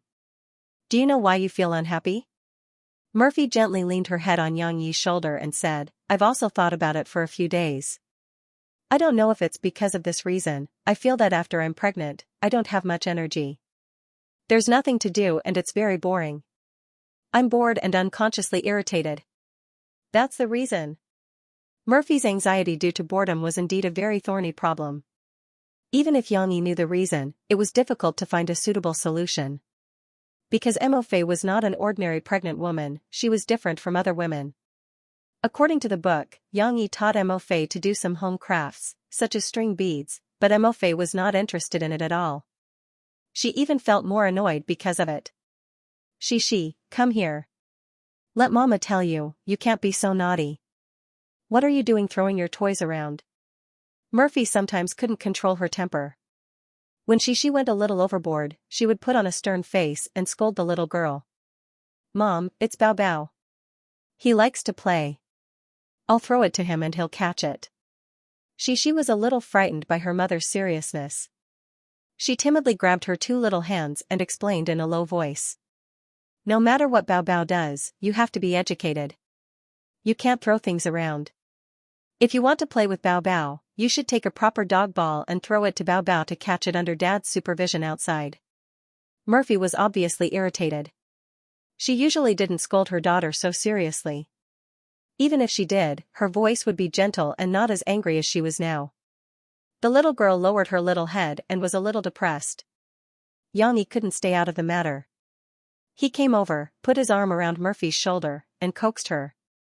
Okay, it's not a big deal. Xishi is a little naughty, but it's every child's nature to love to play. Didn't you tell me not to stifle their nature? But it's also wrong to do this. You're becoming more and more naughty. You're not ladylike at all. After coaxing Murphy, Xianxia turned to look at Xishi. The little girl pursed her little mouth and stood there aggrievedly. She was just short of wiping her tears. He had no choice but to turn his head and coax his daughter. Murphy's anger came and went quickly. She wasn't someone who refused to admit her mistakes. When she calmed down, she went back to hug Xishi and apologized. Xishi, I'm sorry. Mom lost her temper just now. It's not that Mom doesn't like you, but sometimes she really can't control her temper. After listening to her father's explanation, Xishi was no longer so aggrieved. At this moment, the little girl obediently leaned on her mother's arm, then raised her little hand, touched her mother's face, and said with a smile, Mom, I'm fine. Papa said that Mom is going to give birth to a baby, so. She couldn't remember how to say the word irritated. After a while, she skipped it and said, Mom will be angry, but Papa said that Mom isn't really angry, and she's not scolding me. And, yes, you can understand Mama. Mama is very happy. Murphy hugged her daughter, and her face was pressed against the little girl's tender and cool little face. She was so moved that she almost burst into tears. Understand Mom. She felt that she had learned another word, and her eyes were curved with a smile. However, whether learning to make handicrafts or learn to draw, neither could eliminate the irritability in Murphy's heart. Murphy only liked music, and she was not interested in anything else. However, when Xianxia took her to the studio to record songs, Murphy felt dull and lost. What on earth was going on, or was Murphy's boredom not because she had nothing to do, but because there were too few people who could communicate with her? Xianxia felt that he should hold a small party and invite Xishi's friends to come and play, and bring their mothers along so that Murphy could chat with them. Perhaps in this way, Murphy could eliminate the depression in her heart and become cheerful again. However, before that, Xianxia had to continue filming. The Fugitive was almost finished, and Xishi's scenes had already been finished. However, Xianxia, Xianxia, and Guizi's scenes were almost all over the movie, so during the day, Yang Yi had to continue working on the set. Today, there was something extra. Paul Yi, a famous director from America, had arrived. Yang Yi took some time to meet him and talk about the plot of Prison Break. When Yang Yi saw Paul Yi, it was difficult to tell that this old man in his 50s was of Chinese descent, because Paul Yi was like other foreigners. His eyes were sunken, his eyebrows were high, and his skin was relatively white. However, his hair was black, as pure black as an Asian's. Yang Yi, I think your name is very similar to my surname. It's easy to get mixed up, so I prefer to call you Yang. Paul Yi was very enthusiastic. When they met, he chatted with Yang Yi with a smile, as if they were old friends who had not seen each other for many years. You can call me Leon. Yang Yi smiled. They still communicated in English, because Paul Yi's Chinese was so bad that he could not even speak simple greetings. My father died when I was very young, so I didn't have many opportunities to learn Chinese. It's a pity, Paul Yi said with regret. However, my father did give me a Chinese name. What is it? Yang Yi asked with interest. I'm a tough talker. Paul Yi said with his awkward Chinese pronunciation. What? Sorry, I didn't hear you clearly. Yang Yi was confused. Paul Yi had to borrow a piece of paper. He took out a pen from his pocket, wrote his name on it, and handed it to Yang Yi. Paul Yi's Chinese writing was not bad. At least, he wrote his name well, which felt like it was written in a clerical style. Yishui Han. So that's his name. What the hell is a tough talker? Yang Yi looked at Paul Yi, dumbfounded. Paul Yi looked at Yang Yi expectantly and said, What do you think? I've been practicing writing my name and signing autographs for my fans. I think it looks good. It's written well. But your name should come from an ancient Chinese poem, Yang Yi said. I know. Paul Yi, no, he should be called Yishui Han. The director in his 50s was as happy as a child. He read, Bang, Shi Yishui Han. It's a story about a killer. It's the wind blowing, Yishui Han. The hero left and never came back. Yang Yi corrected his pronunciation, but he didn't intend to argue with Yishui Han about Chinese pronunciation. Mr. Yi, let's talk about your understanding of my movie. How do you want to shoot it? Yishui Han became serious when talking about work. His blue eyes revealed a wise look. He said, Every actor in Prison Break is very important. We will find the right actors. Your movie gave me a big surprise because almost all the characters have distinctive characteristics. I also saw that you drew pictures of them. Although we can't find the exact same actors according to your pictures, I think that in order to restore the excitement of the story as much as possible, we should at least choose the same type of actors. In addition to discussing the actors, Yishui Han also talked about the plot of the story. Of course, there wasn't much to say here, because the original plot of the TV series had been sorted out in the book. Yishui Han could almost shoot according to Yang Yi's plot. But Yishui Han wasn't done yet. He also told Yang Yi about the shooting techniques he wanted to use, as well as some editing methods. These involved some technical things. If Yang Yi didn't understand some of it when he watched Du Yuan lay on the set, he might not have understood it. This is a very exciting TV series, but I hope that you don't sell this book to the United States before the TV series is broadcast. Otherwise, all the plot will be spoiled, and it will be terrible for our audience. Yishui Han said to Yang Yi humorously. Of course, it's my fault for being so detailed and comprehensive. Yang Yi couldn't help but laugh. Yang Yi's conversation with Yishui Han went smoothly. Yishui Han was indeed an excellent director. Other than his Chinese being a bit clumsy, he was impeccable in other aspects. He wasn't an armchair strategist. In the TV series that Yishui Han had filmed before, it showed that he was very good at filming suspense and crime plots. He could capture the audience's attention through the tight and tense pace. In addition, the negotiation team's price negotiation was coming to an end. The film and television rights of Prison Break were almost set in stone. When he came to Sahara Publishing to meet with Paul Yi, Yang Yi also handed the draft of his new book to Liu Benji. When he came out of the meeting with Paul Yi, Liu Benji was still engrossed in the new book in his office. He didn't even hear Yang Yi knock on the door and come in. Only when Yang Yi came closer did Lu Benji raise his head absent-mindedly. He pointed at the printed draft in his hand while looking at Yang Yi. His mouth opened, but he didn't know where to start with all the things he wanted to say to Yang Yi. It's unbelievable, really. I didn't think that a novel could be written like this. Lu Benji tried his best to express his amazement, but any description seemed a little weak. You told me that this book would incorporate some of the characteristics of web novels. It's really hard to imagine that it would be embodied in such a way. It's too amazing. Too wonderful. Is that so? I think so too. Yang Yi smiled in response. When he read this novel back then, he also had the same reaction. He was full of admiration for the author's imagination.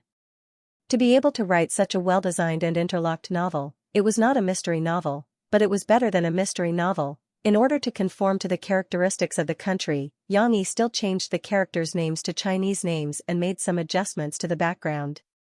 However, he did not make too many changes to the original text.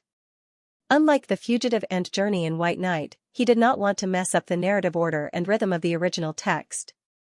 Leaving the book to Lu Benji to arrange, Yang Yi returned home. However, after some discussion, the location of the party was moved from Yang Yi's villa to Lan Zhou's Kai family's villa. The main reason was that Boss Lan's villa had a very large and beautiful swimming pool. The swimming pool was also divided into an adult area and a children's area. The depth of the children's area was no more than 0.9 meters, and it could be adjusted to be as low as 0.5 meters. Our swimming pool is still at a constant temperature, but it's not open for summer now. Little Yang, little Mo, let me tell you, I'm not bragging. You guys coming here to play in winter is as comfortable as soaking in a hot spring. Lan Cao Kai waved his hand and said proudly. Unable to resist Boss Lan's enthusiasm, Yang Yi decided to change the venue. However, before they started the party, they had to inform the other children and their parents that they were welcome to come over and play. At this time, Xi and Lan Xian, the two girls, were playing on the bed. They hadn't had enough fun in the boxing gym, so they picked up the blankets and pillows on the bed and started boxing.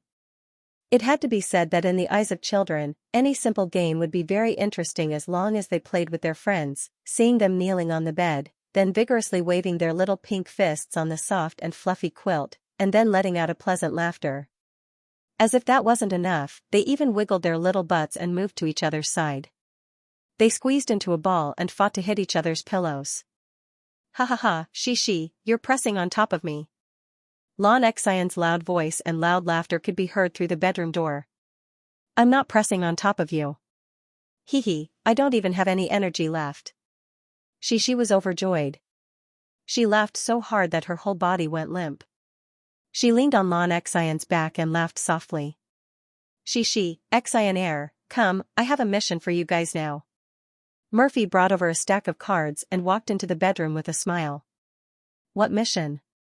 Xi turned over and lifted her little head. Her hair was a little messy, as if she had just woken up, but her big eyes were very lively and definitely not sleepy. Mom, what mission? There's a mission? Lan Xian also turned around and shouted excitedly. In fact, it wasn't a big mission. It was just for the two girls to make invitations together. Yang Yi had just written the words on the invitations, imitating Xi's and Lan Xian's intonations. All that was left was for Xi and Lan Xian to sign their names on the 3 invitations. This wasn't difficult. Xi could already write her own name very skillfully. Lan Xian also learned to write her own name seriously from her mother after she was stopped by the security guard Uncle Li at the door. Now, although her writing was crooked, it could still be seen. However, Xi and Lan Xian were not satisfied with this. Xian, I want to draw on it. Xi didn't wait for Lan Xian to finish writing. She said the idea that suddenly popped into her mind. This isn't nice. Drawing will be nice. Alright, I want to draw too. Lan Xian nodded her head. The little girl was also in high spirits. Lan Xian and Xi's education was still not quite the same. Other than kindergarten, Lan Xian sometimes had to learn some other things, such as drawing and playing the piano. Boss Lan wanted to give her daughter the best education, so she also hired a tutor to teach Lan Xian these arts at home. Putting aside the pros and cons of this slightly advanced education method, Lan Xian could still draw now. Therefore, after getting her little friend's approval, she happily jumped off the chair and ran to the bookshelf to take out her colored pencils. The colorful colored pencils made Lan Xian gasp in envy. Of course, Lan Xian's house also had paintbrushes and a lot of paints, but they were all watercolors. I'm going to draw a rainbow here. Cici excitedly pointed at the invitation letter for Yang Luoqi. Then I'll draw a little pig here. I want to use this red color. Lan Xian also picked out a pink paintbrush. She didn't even raise her head as she spoke, and she had already begun drawing with her paintbrush. She was halfway through her drawing when she couldn't help but look up at her little friend's drawing. She couldn't help but giggle. Xian, you drew a pig. Yes. Then I want to draw a cat. I like your cat. Lan Xian said, but her hands didn't stop moving. Just like that, 3 strange invitations were sent out. The children who received the invitations would bring their parents to Xian's house to play this weekend. Then, Uncle Yang Yi would prepare a lot of delicious food for them. Murphy didn't care about the rumors about Yang Yi and Du Yuanlei made up by the media, and Yang Yi didn't care about it either.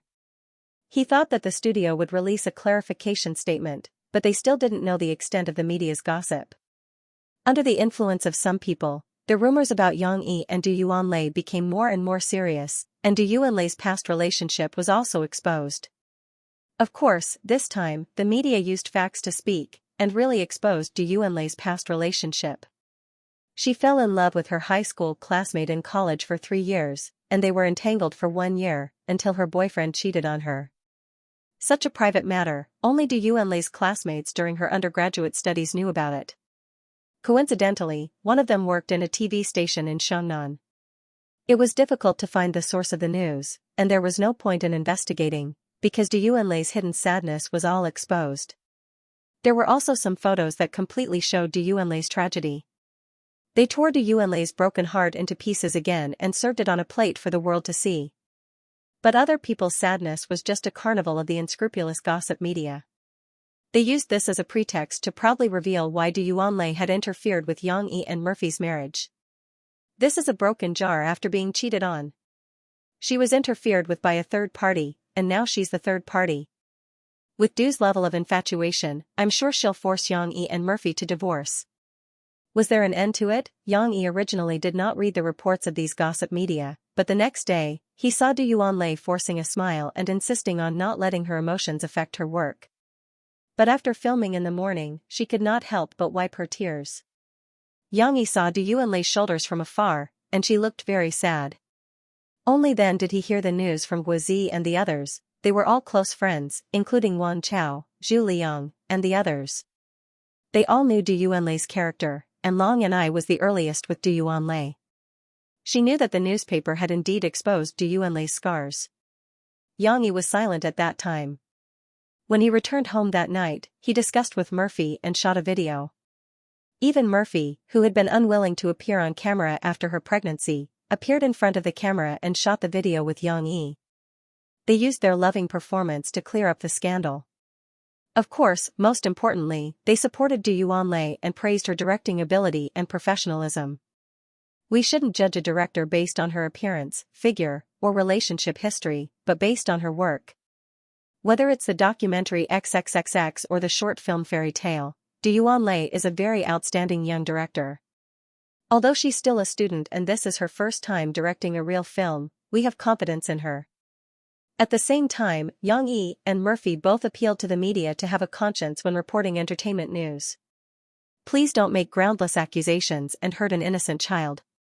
After the short film was posted on micro-broadcasting, friends in the industry who had previously contacted Yang Yi and Murphy and knew the truth all reposted it for Yang Yi and Murphy. Not only Xianxia and Chen Fengchen, but also Luo Xian and Zhu Jia. In fact, many celebrities who had been troubled by gossip and were not close to the media also reposted the video and cheered for Du Yuanlei. Although it felt like they were trying to mend the pen after the sheep were lost, the situation gradually changed. The media no longer scolded Du Yuanlei one-sidedly. With more and more people comforting and supporting her, Du Yuanlei pulled herself together. The scar would still be bloody, but hopefully, it would heal one day. Amidst the storm, the filming of The Fugitive was finally completed. Du Yuanlei, Wang Chao, and the others did not rest. They devoted themselves wholeheartedly to the editing of the movie. Yang Yi could not help with this work. He was on vacation, so he had time to play with Murphy and Xianxia. Finally, it was the weekend. Although it had rained heavily 2 days ago, the weather did not cool down. The blue sky was illuminated by the scorching hot sun. Even the air was hot. The girls ran outside for a while, and their little singlets were soaked with sweat. However, this did not stop their enthusiasm. The children ran around happily on the grass. Fortunately, the osmanthus trees in the yard were working hard to spread their thick and lush leaves, shielding them from the scorching sun. This was the super big mansion of Lan Caokai's family.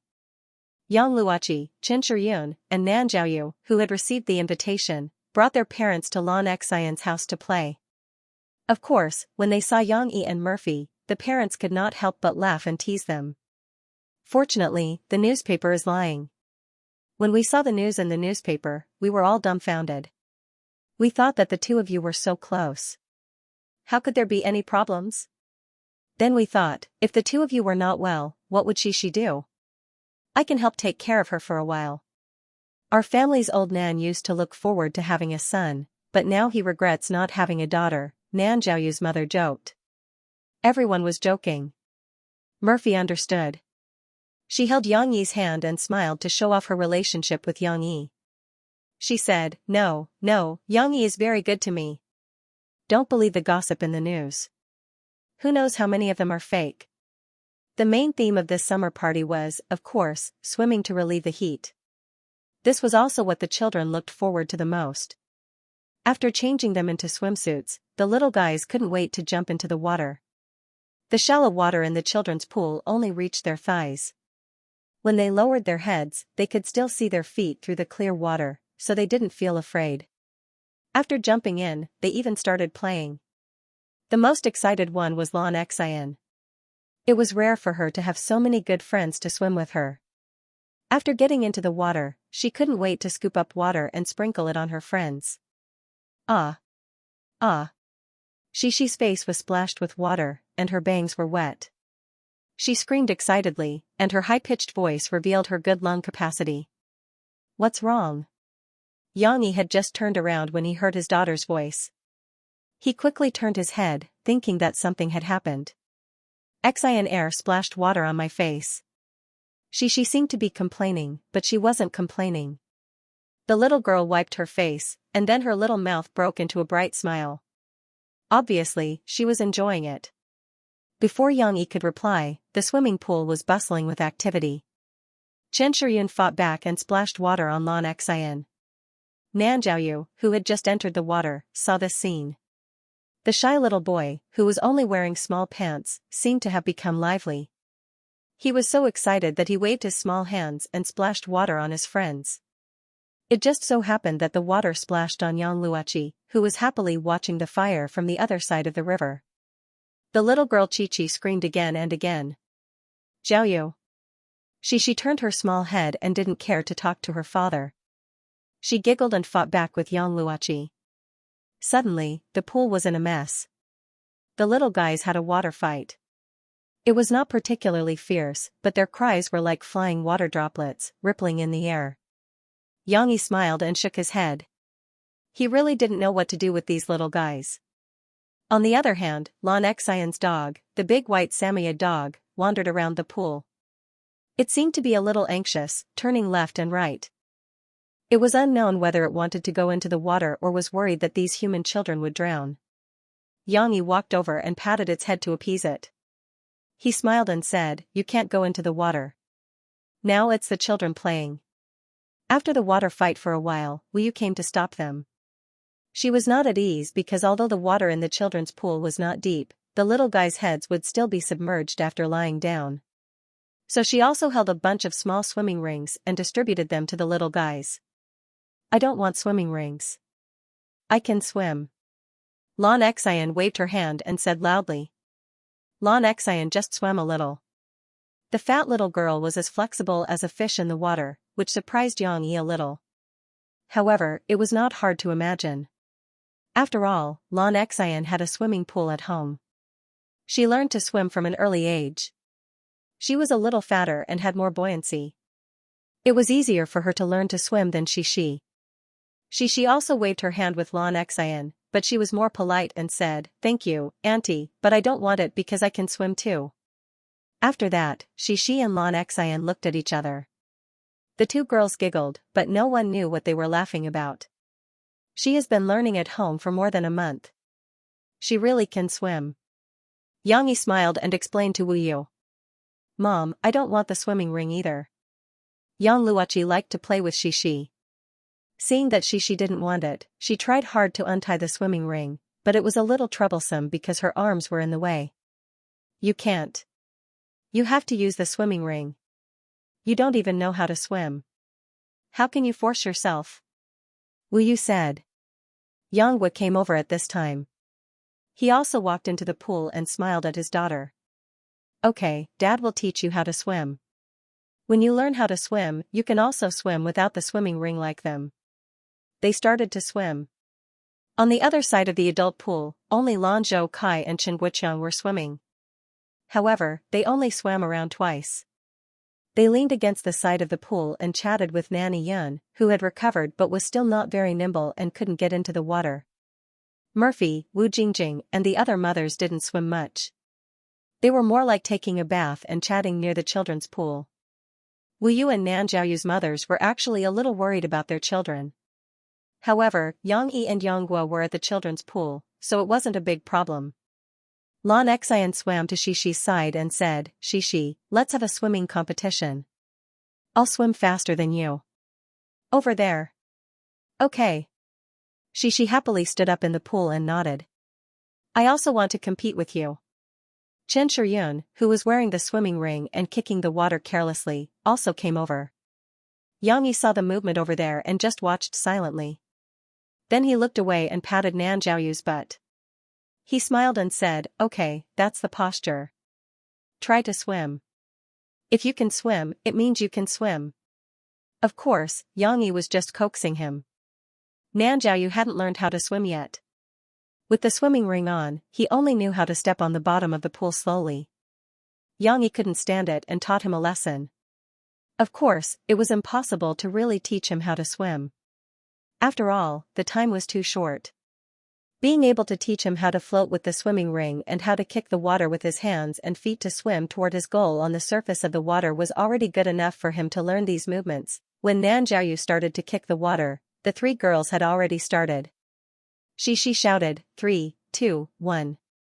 As the little girl's soft voice fell, the three figures paddled forward in the water. Chen Shiyun didn't know how to swim. She only knew how to kick the water with the swimming ring, so she gradually fell behind. Xianxia swam very well. Her reaction to the start was the fastest. She swam very far away in an instant. Moreover, she was like a frog, kicking the water with her little head bobbing up and down. Her breathing maintained a good rhythm. She learned freestyle from her father. The little girl had already finished her apprenticeship and her swimming posture was very beautiful. In the process of learning how to swim, the little girl who had cried and shouted that she didn't dare to swim in the deep water showed a good swimming ability that even Yang Yi didn't expect. The speed at which she learned how to breathe was faster than the speed at which she learned freestyle. And after learning how to breathe, she naturally learned how to swim very quickly. Although she had only learned how to swim freestyle, one could see the little girl in the water. Her thin little arms occasionally flipped over the surface of the water, drawing beautiful sparkling arcs. Her little feet were also like paddles, rhythmically beating the water surface. The tumbling waves pushed the little girl forward quickly. Xixi was tall and her legs were long and slender. Therefore, she was like a beautiful little swordfish in the water, drawing silver ripples in the water. Her swimming was beautiful and fast. Although the start was slow because of the shouting, Xixi eventually caught up with Xianxia. The two girls didn't know who was faster and who was slower. In any case, they swam to the opposite shore and came out of the water at the same time. While the two girls were still chattering about who was first, The gratified Yang Yi had already retracted his gaze and turned to look at Murphy and the others. Seeing and hearing this scene, Yang Yi suddenly understood the crux of Murphy's unhappiness. What did women like to talk about the most? Gossip, clothes, cosmetics. However, Murphy and her group of mothers did not talk about these this time. Instead, they asked about the entertainment circle around Murphy, a big star they were all familiar with. Then, as they chatted, they began to sing.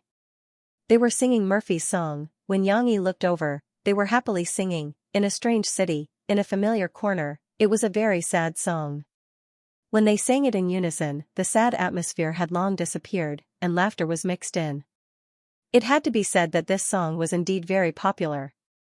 It was even more popular than the difficult "Listen to the Sea." Everyone in the group could sing it, especially Wu Jingjing. She sang it quite well. After all, she was a stay-at-home mother and had time to hum songs. Wait a minute. I want to hear Murphy sing this climax. Wu Jingjing did not want to steal the limelight. She smiled and asked everyone to stop. She said, "I used to listen to records. Did I have a chance to see Murphy's concert? Today, no matter what, I want to hear Murphy sing live." The other mothers also clapped and cheered. Wu Yu bent over with laughter and said, "Yes, we are showing off in front of an expert." Murphy did not refuse. She sat by the pool and played with the water gently with her feet. If it were not for her big belly, she would have been as playful as a young girl. With a happy smile, she gently continued the part they had just sung and hummed. "In the sandstorm, watching you go away, I am so sad that I can't control myself, as expected of Mo Fei." This part of the song was supposed to be slightly higher in pitch, and the rhythm was a little rushed, but at this time, she actually changed her singing style.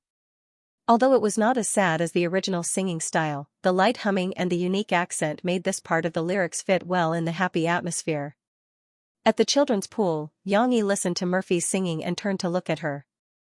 In a trance, Yang Yi seemed to see Murphy before she was pregnant. He looked thoughtfully, ignoring Nanjiaoyu, who was wearing a swimming ring. Nanjiaoyu swam and his posture was messed up. He was like a dog crawling in the water and only moved a little bit after a long time. When they came back in the evening, Shi, who was very tired after swimming, fell asleep not long after. After Yang Yi took care of Shi, he came downstairs. Murphy, who had just taken a shower, was peeling an apple in the living room. She still got hungry easily at night, but pregnant women shouldn't eat too much midnight snacks. Eating too much would increase the burden on the stomach, and it was easy to absorb too much energy. "Do you want to eat an apple? I'll cut half of it for you." "I can't eat so much anyway," Murphy said as she cut half of the apple and handed it to Yang Yi with a smile. Murphy was in a good mood. She looked at Yang Yi with a smile. There was no burden and anxiety in her clear eyes. Obviously, her mood was eased today and she was a lot more relaxed. Yang Yi took the apple and took a bite. Then he smiled and asked, "Honey, let me ask you, do you want to sing very much?" "Ah?" Murphy was a little confused. "I mean, you said that you felt bored before. Is it because you don't have a chance to sing?" Yang Yi added, "I'm not talking about singing in the recording studio or at home, but the kind of singing where there is an audience and fans below the stage. Then you can sing for them." It was not as simple as singing. Yang Yi also thought of writing a new song for Murphy, but the effect was not obvious. The reason why Murphy was so happy today was that the mothers were also listening to Murphy's singing. Her singing was listened to, cheered, and liked. This was the real reason why Murphy was in a good mood. Murphy was stunned for a moment. She thought about it carefully. When she thought of singing in front of an audience, she did feel a surge of anger that had been tormenting her for a long time in the past month. After thinking it through, Murphy pursed her lips. She grabbed Yang Yi's clothes with both hands and said sadly, "Honey, I want to hold a concert. After I came back, I only held 3 concerts." Yes, a long time ago, Murphy told Yang Yi that she did not care about sales or awards. She just wanted to continue singing. She wanted to stand on the stage and sing for the fans who liked her. No wonder when Yang Yi first came to this world, Murphy, who had not made a comeback yet, had such a bad temper. No wonder now that she was pregnant, except for recording, Murphy, who was basically in a state of rest, would occasionally lose her temper. Murphy wanted to hold a concert so much. First, she retired for 5 years. Then, she finally held 3 concerts with great difficulty. Then, she was interrupted by the pregnancy problem. How could she not be depressed? However, after Murphy acted coquettishly with Yang Yi, she immediately worried that Yang Yi would feel embarrassed.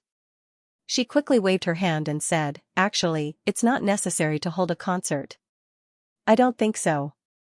I don't have the conditions to hold a concert now." Yang Yi rubbed Murphy's face with heartache and said, "Yes, yes. Why are you still denying it? Now that the difficulties and the crux of the problem are in front of us, we have to think of a relatively compromised solution together." "What solution?" Murphy looked at Yang Yi eagerly. "I thought of one. Listen to it and see if it's feasible." Yang Yi said, "That is, we can pick 20 to 30 to 40 fans and invite them to Xianxia. Then, we can hold a meeting with your hardcore fans. The time doesn't need to be too long, about 2 hours, depending on the situation. Then, in this meeting, you can sing for the fans. You don't have to work too hard and have more rest.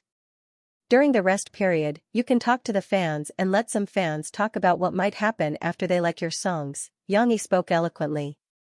Murphy looked at him admiringly and listened carefully. The more she listened, the more blurred Murphy's expression became. Obviously, she was intoxicated by the scene described by Yang Yi. This was considered a small concert, and it was very casual. She could communicate more with the fans. Murphy was already imagining herself singing in front of dozens of fans. "How is it? Is this method feasible? Of course, I know it's a little difficult for you because you don't want the fans to see it at this time." Yang Yi smiled.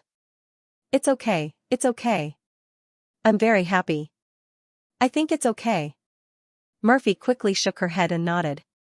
"In that case, I'll call Xiaowan tomorrow and let her arrange a concert for you as soon as possible to see the effect." Yang Yi said with a smile. "Hubby, you're so nice. You came up with such a good idea for me." Murphy was in a good mood. She even hugged Yang Yi's arm and said sweetly. Yang Yi's arm was clamped by Murphy's chest. After pregnancy, the treasure that was already not small became a lot bigger and softer. With this clamp, Yang Yi felt his spirits rise. However, it was a pity that although they could have sex during pregnancy, they couldn't do it too frequently and without restraint. "And the day before yesterday, I want you to go with me and then accompany me." Murphy put her head in Yang Yi's ear and said coquettishly like a child. "Okay, of course I'll go with you. If I don't go with you, how can I be at ease?" Yang Yi was a little restless, but he could only suppress it and said, "Hee, hubby is the best." Murphy's current mood was so happy that she felt like flying. This was the right mood during pregnancy. Mofei was so happy that she continued to say on Yang Yi's shoulder, "Honey, I feel that sometimes I really bring you a lot of trouble, because I really don't like many things, and when things don't go my way, I have a bad temper. It's hard to accept. No, this is the emotional performance of pregnancy. You read the book, so I don't blame you." Yang Yi kissed Murphy's forehead, and the turmoil in his heart calmed down a little. "If only I could be like you," Murphy suddenly said. "How about me?" Yang Yi asked curiously. "You're easy to satisfy. And you're also very patient, whether it's me or she. Murphy murmured, "And you have a wide range of interests, and you do everything well. Even if you can't write books, you can write songs, or write scripts, or make movies. You never feel that life is boring, unlike me. It seems that I can't sing, so I feel separated from the world. Your life every day is very meaningful." Murphy was still muttering, but Yang Yi was stunned. "My life every day is very meaningful? Is it really like this?" Mofei said that his life was meaningful every day, but Yang Yi didn't think so. Because in his life every day, except for watching Cece grow up day by day, which made him feel fulfilled, nothing else was meaningful. Writing books and songs, Murphy thought he was composing in the study room, but Yang Yi knew that these weren't his works. Sometimes, in order to conform to the settings of this world, Yang Yi had to make artistic changes to these works, but according to the copyright laws of this world, these works were still plagiarized by him. Of course, legally, no one could pursue Yang Yi's responsibility. Who would know that these works came from another world? But for Yang Yi himself, even if he didn't care about it at all, he couldn't deny that his life's value wasn't reflected. The responsibility of taking care of his wife and children covered up the emptiness in Xianxi's heart. In the past, Xianxi thought that since he was reborn, he could take advantage of the fact that he wasn't being chased by assassins to enjoy the life of an ordinary person and wake up naturally. Then, he would have a beautiful and pure wife in his arms, and a cute and sensible daughter on his back. He didn't envy them. At most, he would write about his past life in exchange for living expenses, as if this kind of life was enough, and he would live a normal life. However, this wasn't the case. Xianxi couldn't sleep until he woke up naturally. He still maintained the habit of waking up early like he did in his past life, and persisted in exercising to maintain his body at a good level. He also couldn't be like Xianxia, who was willing to retire at the top of the tide, and could stay in Gumu with his beloved Xiaolongnu for decades. Murphy dragged him to sing, and Xianxi went. Although he was forced by the situation, and didn't enjoy the stage like Murphy, it had to be said that singing in front of tens of thousands of people, Xianxi's heart was very satisfied, as if he had reached a milestone in his life. Xianxi felt that he didn't like to show his face, and it was best to hide behind the scenes and do what he could. But Murphy told him that he liked to act in movies, so he gave it a try. Of course, Xianxi later realized that he wasn't like Guizi, who had a particularly deep obsession with acting in movies. However, he did like to play the movie characters he liked. If he played Ludi well, he would be able to restore the original cold but kind big man. He would even integrate his own understanding into it. If he acted even better, Xianxi felt that his heart would be satisfied. There was nothing wrong with living a normal and happy life. Xianxi didn't dislike it, and he wouldn't change his appearance and live a busy life without caring for his family, but he felt that he should find his own way to do it, and then fight for it, creating his own value. Otherwise, the emptiness in his heart would explode one day. But what did Xianxi want to do? There wasn't a question, there was no answer. Xianxi began to dig into the memories of his previous life. What did he like to do in his previous life? Singing didn't really count. After all, his voice and face were destroyed in his previous life. He could only appreciate pop music, and couldn't hum it. Writing? Or writing his own novel? That was a little difficult. Xianxi liked to read, and his writing was good, it could be seen from the successful adaptations of novels in this life. But if he really wanted to write a novel, Xianxi lacked the inspiration. Then, the only thing he really liked was pure music. Once upon a time, he sat in the middle of an empty shelter, wearing a super hi-fi headset, listening to Sojiro's original scenery of Hometown. In the beautiful sound of the ocarina, it was as if his soul floated out, as if he could feel the author's homesickness. That scene was his soul riding a high-speed train, shuttling through the endless fields, passing by mountains and rivers. When he took off his headset, he didn't know when, but tears were already streaming down his face. Yes, although he didn't know where his hometown was in the Chinese mainland, but in terms of music, it didn't prevent him from emotionally resonating with this song. Of course, it wasn't just original scenery of Hometown that was played with special instruments. There were many, such as Mr. Hisashi's Accompanying You, also known as City in the Sky by everyone, the beautiful and romantic canon, the light but gripping Mark of the Rain, and so on. Of course, there was also the domestic piano of the night, the violin version of Butterfly Lovers, and so on.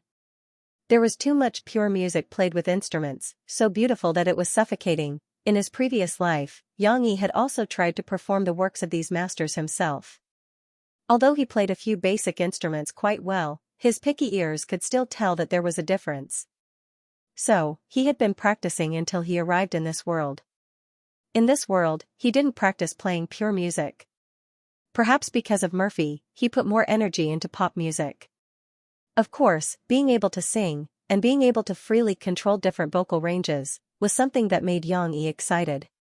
But now that he thought about it carefully, Xianxi still liked pure music. It was just that he hadn't taken this path yet, even if Murphy gave him a violin. However, in this aspect, how could Xianxi show his value in life? Was it still the same as before? Copying and writing, and bringing in the classic pure music from his previous life, but in this way, what was the difference from what he did before? How could he create value and achieve meaning? Xianxi thought for a long time in bed that night, and finally, he made a decision. I want to compose my own music, Xianxia said to himself. Composing music wasn't a simple matter. It wasn't something that could be done just by talking about it. Even if it was a student from a professional class, it wasn't necessarily possible to write a song that was barely worth listening to. Moreover, Xianxia wanted to compose, and it wasn't just any song. He wanted to create classics like Mark of the Rain and Lovers of the Liang. This ambition seemed to be a little too big, and also seemed to be a little overconfident. There was only a wall between a genius and a madman. He wasn't a genius, so he could only be a madman or a fool. Of course, Xianxia wouldn't just create his own classic, and not bring in the classics from his previous life. That would be a pity. He still wanted to play it himself, but Xianxia felt that no matter how difficult this crazy idea was to realize, he should give it a try. Starting from learning the basics of composing, starting from small pieces of music, starting from the simplest piano or violin, Xianxia had already thought of a path for himself. Composing a song might not be too difficult, but composing a classic was definitely not a goal that could be achieved with hard work. Xianxia even planned to make it his life goal. He didn't need to be too anxious, and he didn't need to separate his life. He didn't need to be like Beethoven and torment himself. It didn't matter. Xianxia could use his leisure time, such as when she went to school, and when Murphy went to work. Or even in his ordinary life, such as traveling with his family, he could slowly learn and accumulate. He could listen to more of this world's music, absorb more nutrients, embrace more of this world and life, and gain inspiration from it. In his lifetime, as long as he could create his own classic music, it would be his dream come true. Of course, even if he couldn't create it in the end, Xianxia felt that it didn't matter. The process of composing would definitely allow him to grow and create value. This was also a manifestation of his life's meaning. Xianxia felt that it was necessary for him to go to school to further his studies. When Mo Xiaowan received Xianxia's notice, she began to arrange for the company's staff to organize a lottery for Murphy's hardcore fans to participate in Murphy's fan meet and greet via micro-broadcasting.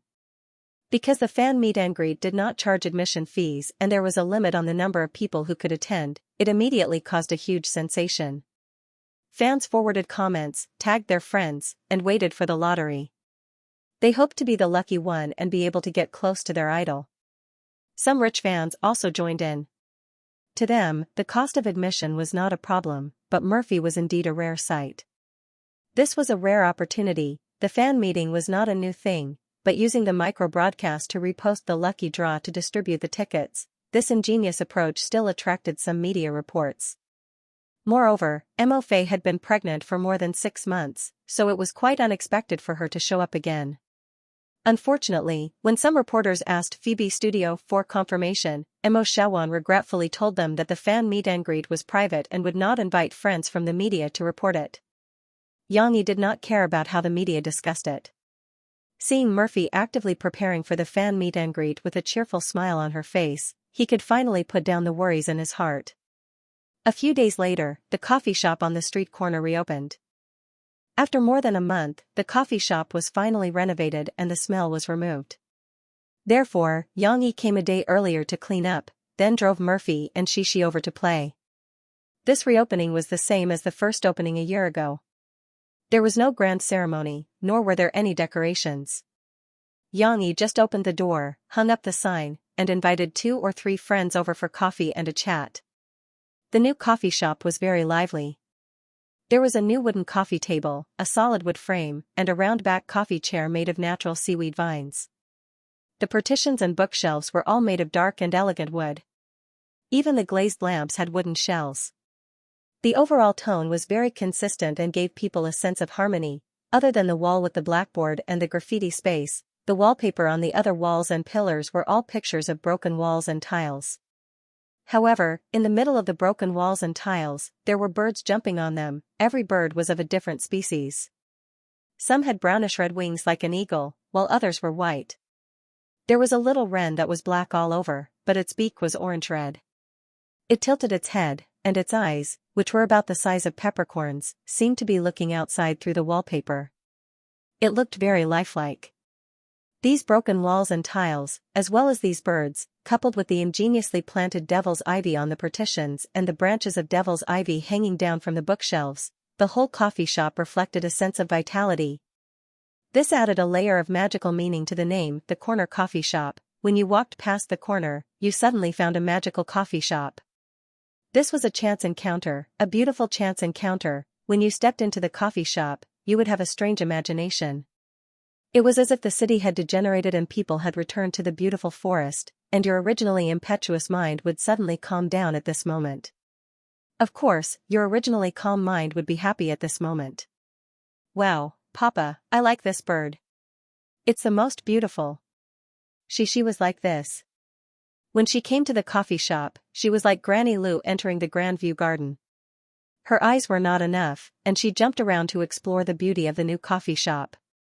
The little girl was like a lark, and her sweet laughter was heard. Really? Dad can't go now. Come over and tell Mom and Dad.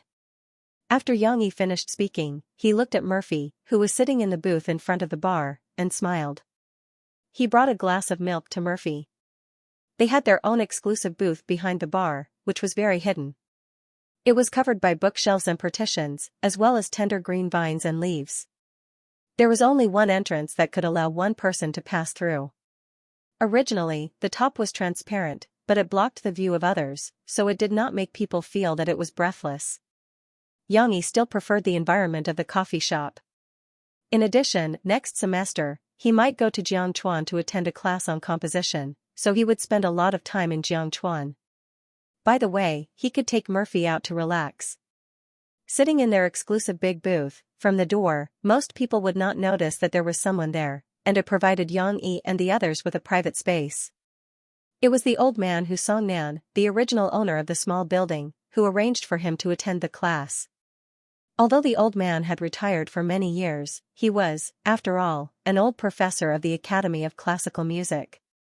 He had some connections. Xianxia went to attend some classes, and it was not improper for him to get a degree, so it was very easy to solve.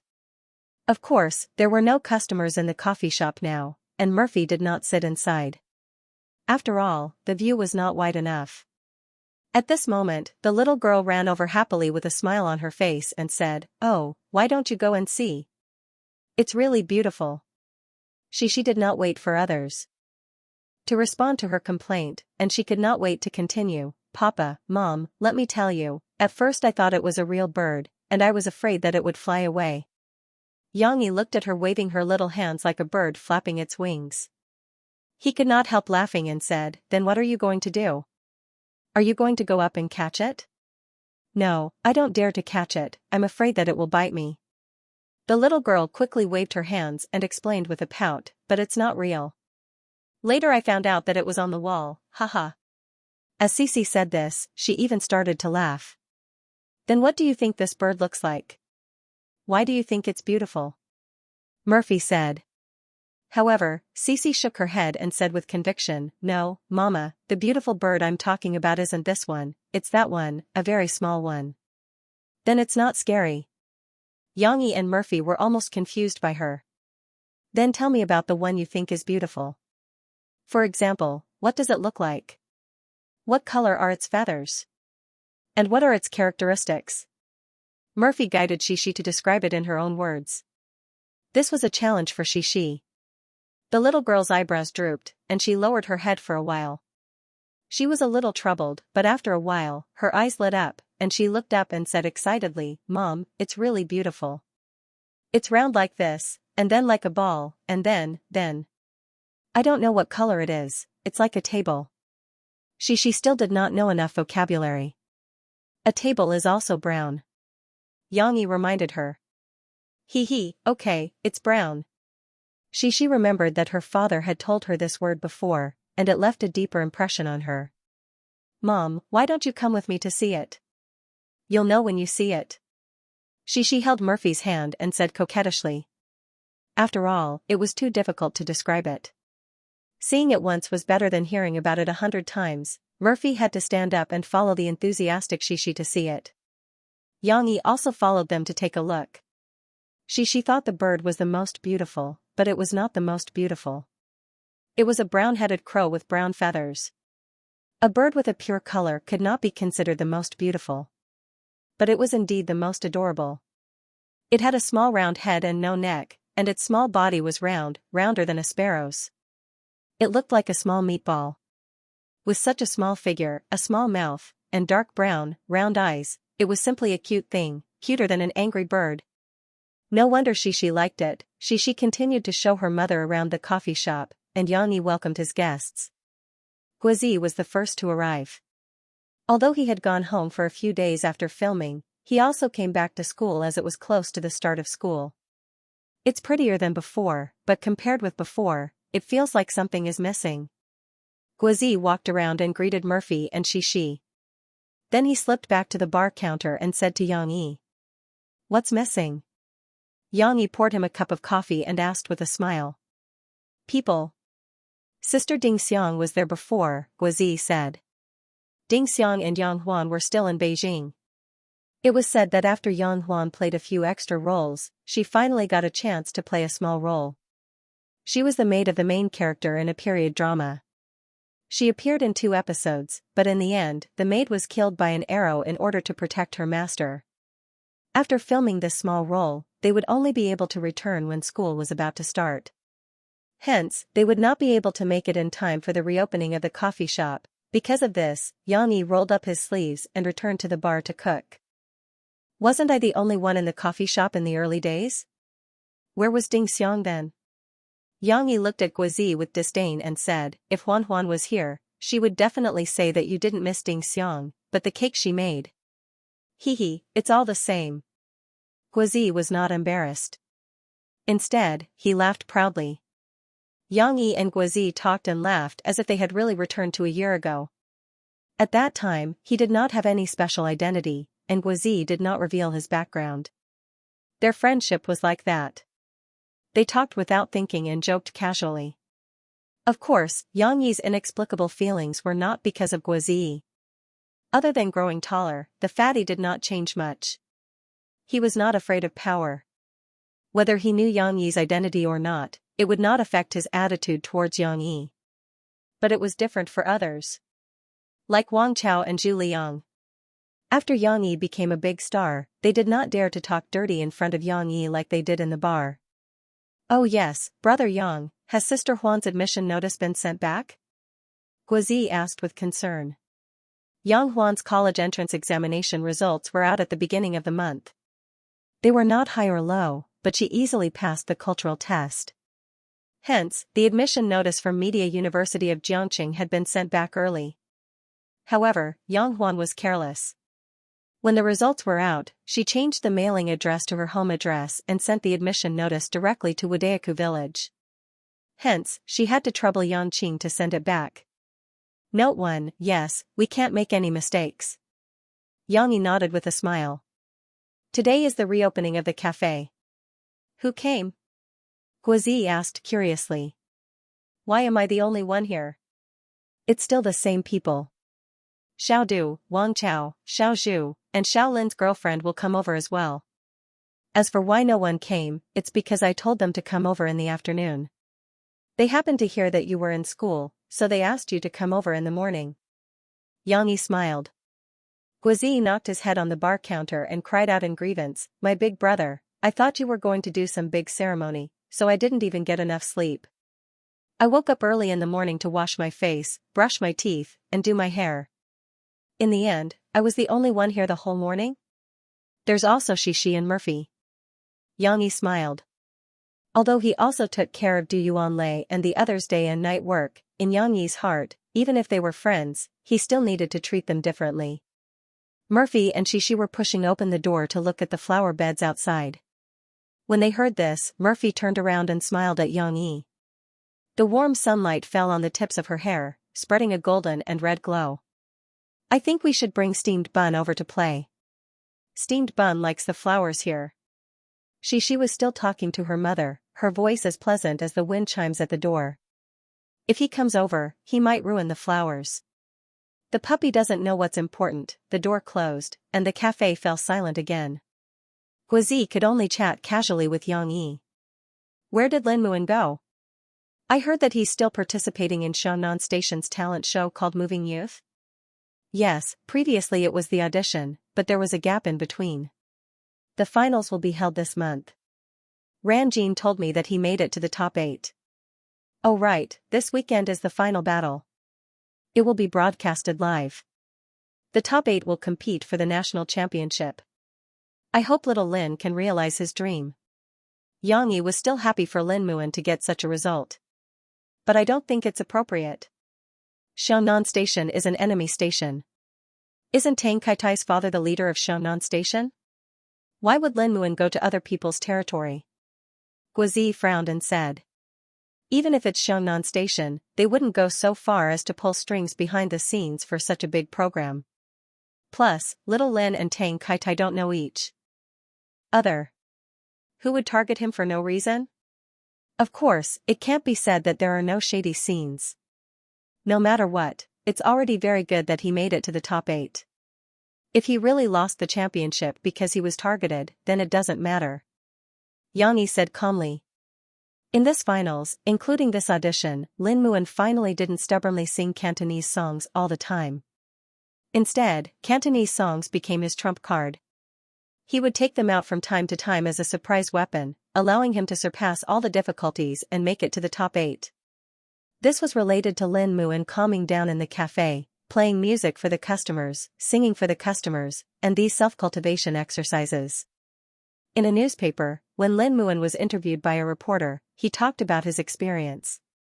He said that working in a coffee shop made his voice purer and more moving, and that the occasional guidance of a good teacher also greatly improved his singing skills.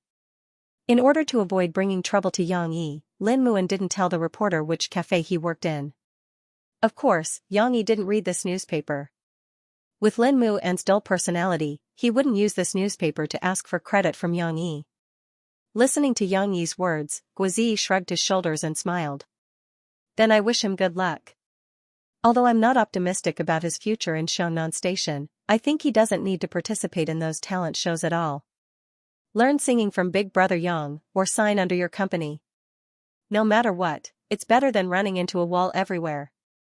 Guozi's words weren't unreasonable, because those talent shows were basically for some record companies to select talents. Some record companies cooperated with TV stations. Not only did they pay, but they also sent big-name stars as judges. The TV stations earned the ratings and advertising fees of the show, and the record companies could directly sign those excellent singers. Moreover, these excellent singers didn't need to be promoted by them. They already had a certain degree of fame through the talent show. This was a win-win model, and a semi-open secret. Everyone has their own aspirations. It's fate that we met. As for the future, who can say for sure? Yang Yi didn't take these too seriously. He said calmly, just like you're now an artist under Huai Brothers, but if you want to go solo in the future, whether you go to another film company to have more resources, or open your own studio like Murphy and I won't stop you. No, when did I want to go? Guozi quickly waved his hand and said, I'm fighting for Big Brother Yang. Didn't you invite Lin Muan back to train him? You've misunderstood my original intention. Yang Yi froze for a moment and laughed. First of all, I invited little Lin to the coffee shop because I really think he's a good singer and a person with dreams. When he was chasing his dreams, he encountered setbacks. It just so happens that our coffee shop also needs such an amateur musician to play for everyone, so I decided to help him and let him have the courage to continue chasing his dreams. As for how he will go in the future and how he will chase his dreams, it will all depend on his own efforts. It's the same for you. I'll cheer for you and shout for you, but I won't help you succeed and help you become the best actor. Everything depends on your own efforts. Yang Yi looked at Guozi and said. Guozi smiled proudly and said, of course, if I need you to train me to become the best actor, what's the point of fulfilling my dream? There's no sense of accomplishment at all. Wow, this little fatty still has his own little tsundere. That's the logic. So the second point that I want to talk about is the original intention of the Huai Brothers company. It definitely doesn't want to be like Tianmei, a management company that only pursues profits. If that's the case, I might as well not start this company and just run a small studio with Murphy. It's enough for us to do our own work. Yang Yi continued. The reason it was set up is to provide a platform for my brother and sister to not worry about being cheated. I'm not willing to sign with just anyone. Yang Yi purposely glanced at Guozi and said seriously, "Don't bring anyone into the company, our company doesn't welcome outsiders."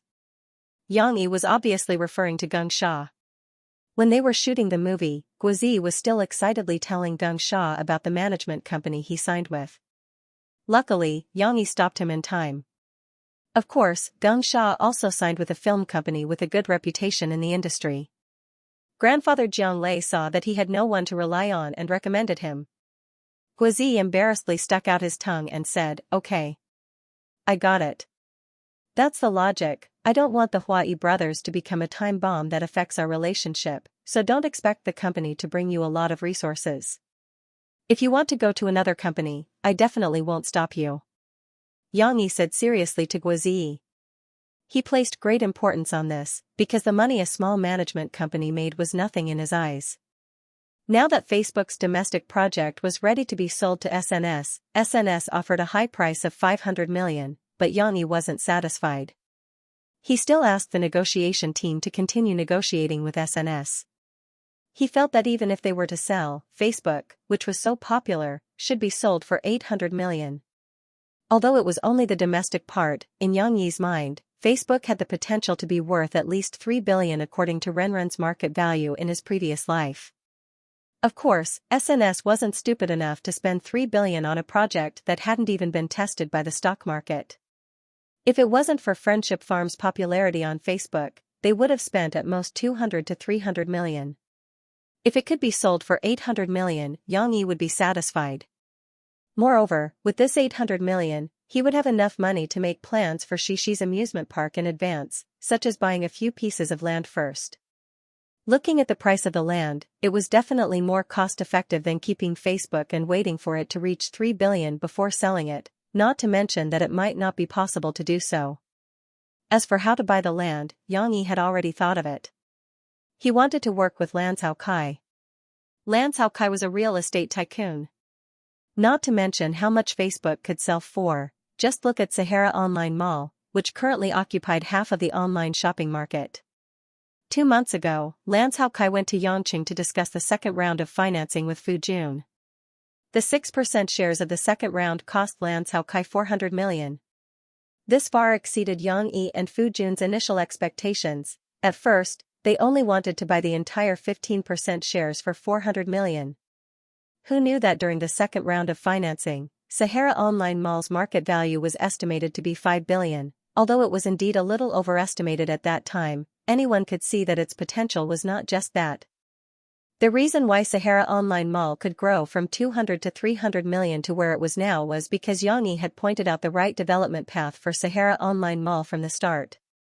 That was how Sahara Online Mall avoided bumps and bruises.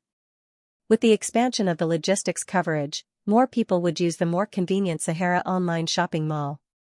Its market value would naturally rise. Of course, Lan Caocai was also willing to fork out 400 million. Because 2 months later, Sahara Online Mall was no longer only worth 5 billion. Because of the launch of Sahara Online Mall's mobile app, it entered the mobile market that hadn't been taken seriously yet. Now, Sahara Online Mall was believed to be able to reach 7 to 8 billion in market value as long as it was listed. In other words, ideally, Yang Yi would be able to get to 5 billion if he sold his 34% shares at this time. If it weren't for the fact that Yang Yi hid too deeply and the company was not listed, the media would have been amazed that Yang Yi was also a tycoon. Because of this, Yang Yi was too rich. He didn't care about the wealth that a small brokerage company could create for him. What's more, could money be compared with friendship and feelings? Yang Yi was only making money to build an amusement park for his daughter. Otherwise, why would he spend so much effort to mess with these technology companies? Therefore, if Huai Brothers' company would affect his relationship with his friends and relatives, Yang Yi wouldn't allow it to exist. Seeing that Yang Yi was so serious, Guozi spread his hands helplessly and said, "Okay, Brother Yang, I understand what you mean, but I don't want to leave now." Yang Yi and Guozi were discussing Lin Muan here. They didn't know that this taciturn big boy was brewing a big event. Micro-broadcasting's reposting of the lucky draw was very efficient. 2 days later, the list of 30 fans had been verified by Jiangqing's notary office. Mo Xiaowan also worked very hard to organize this event because this was the first big project since the establishment of Phoebe Studio. Mo Xiaowan, who wanted to show off to the people of Tianmei, of course had to plan carefully. Mo Fei was the same as Mo Xiaowan. She also participated in this event with great interest. Even the invitation letter she sent out was very unique, just like the invitation letter of the mobile phone conference in Chu Yunqing's previous life. It was a delicate small box containing a platinum album signed by Murphy and a palm-sized key that represented passage. Of course, rather than calling it a key, it was better to call it a handicraft, because it was designed by Yang Yi himself. The symmetrical tooth patterns on both sides, combined with the shape of the handle, looked exactly like the word Fei in Murphy's Chinese character. The platinum album wasn't expensive and the key was very cheap, but the signature on the album and the meaning of this key definitely made the entire invitation letter a hot steamed bun in the fan circle. Even though Phoebe Studios' official Weibo had promised to make this key into a peripheral for sale, the value of this first batch of keys couldn't be matched by the later ones, for some of the fanatical fans. The 30 fans who received the invitation could not wait to post the photos they took on Weibo. This caused many fans to be envious, jealous, and hateful. But there was nothing they could do. Who asked these 30 fans to be so lucky? The fan meeting hadn't even started yet, but there were already people who couldn't wait for Murphy to announce the second fan meeting.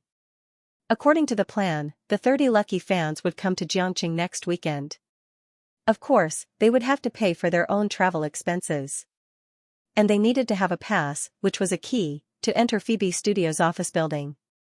Murphy would take them to visit her and Yang Yi's studio, and then start the performance of the fan meeting in a specially decorated activity hall. Although there was still a week to go, Murphy was already in a state of excitement.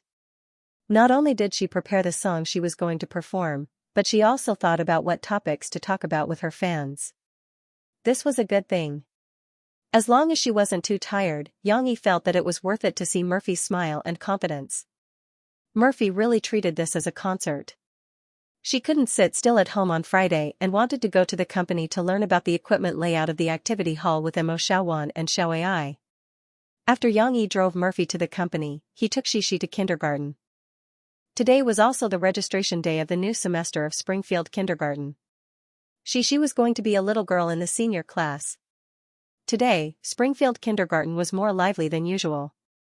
In addition to parents like Yang Yi who brought their children to sign up for the new semester, there were many other parents and children gathered downstairs to listen to the teachers introduce Springfield Kindergarten's teaching model, teaching characteristics, advantages over other kindergartens, and so on. In fact, when Yang Yi and Murphy chose a school for Xixi last year, they were like these parents, holding flyers and squeezing into the crowd. However, most of the new parents signed their children up for the New Year's small class. When Yang Yi came, he directly signed Xixi up for the middle class. Xixi. Just as they were about to go upstairs, a small head popped out with a happy smile. Yang Yi and Xixi looked up at the same time. It was Yang Luoqi. The little girl was wearing a big flower today, looking delicate and wild, which was quite interesting. Hee hee. Chichi, you're here too. Xixi ran up happily. Her two thin lips were smiling, her bright eyes were smiling, and her curved eyebrows were showing her joy. Xixi was looking around just now, looking for familiar faces. During the long 2-month holiday, although she had a lot of fun and occasionally saw her friends, Xixi still missed them. However, she saw Wang Xijuan, Wang Xiyun, and their mother. The brother and sister had finished signing up and were about to leave, so they didn't have much interaction with Xixi. The two young ladies gathered together. Their angelic smiles almost filled the corridor with sunlight that couldn't be refracted in the corridor.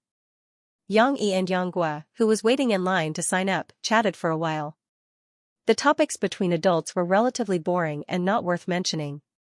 After being happy for a while, Yang Luoqi suddenly thought of something.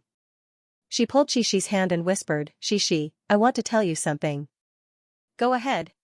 When Xixi spoke, the corners of her mouth were still curved, drawing a beautiful arc like a quiet crescent moon. "My father and I saw a foreigner just now." When Yang Luoqi said this, her small body shrank as if she wanted to hide behind Xixi. "Foreigners?" Xixi blinked her big eyes in confusion, unable to react. "It's so strange. Her hair is different." Yang Luoqi whispered, then my father talked to her father. Yang Yi also heard what the young lady said. He was a little surprised and asked Yang Gua, isn't there only a senior class on this floor? Why are there foreigners here? There is a transfer student today. She is a little girl from Sweden. Her father is an executive of Wall Motors. She was transferred to China this year. Yang Gua said to Yang Yi.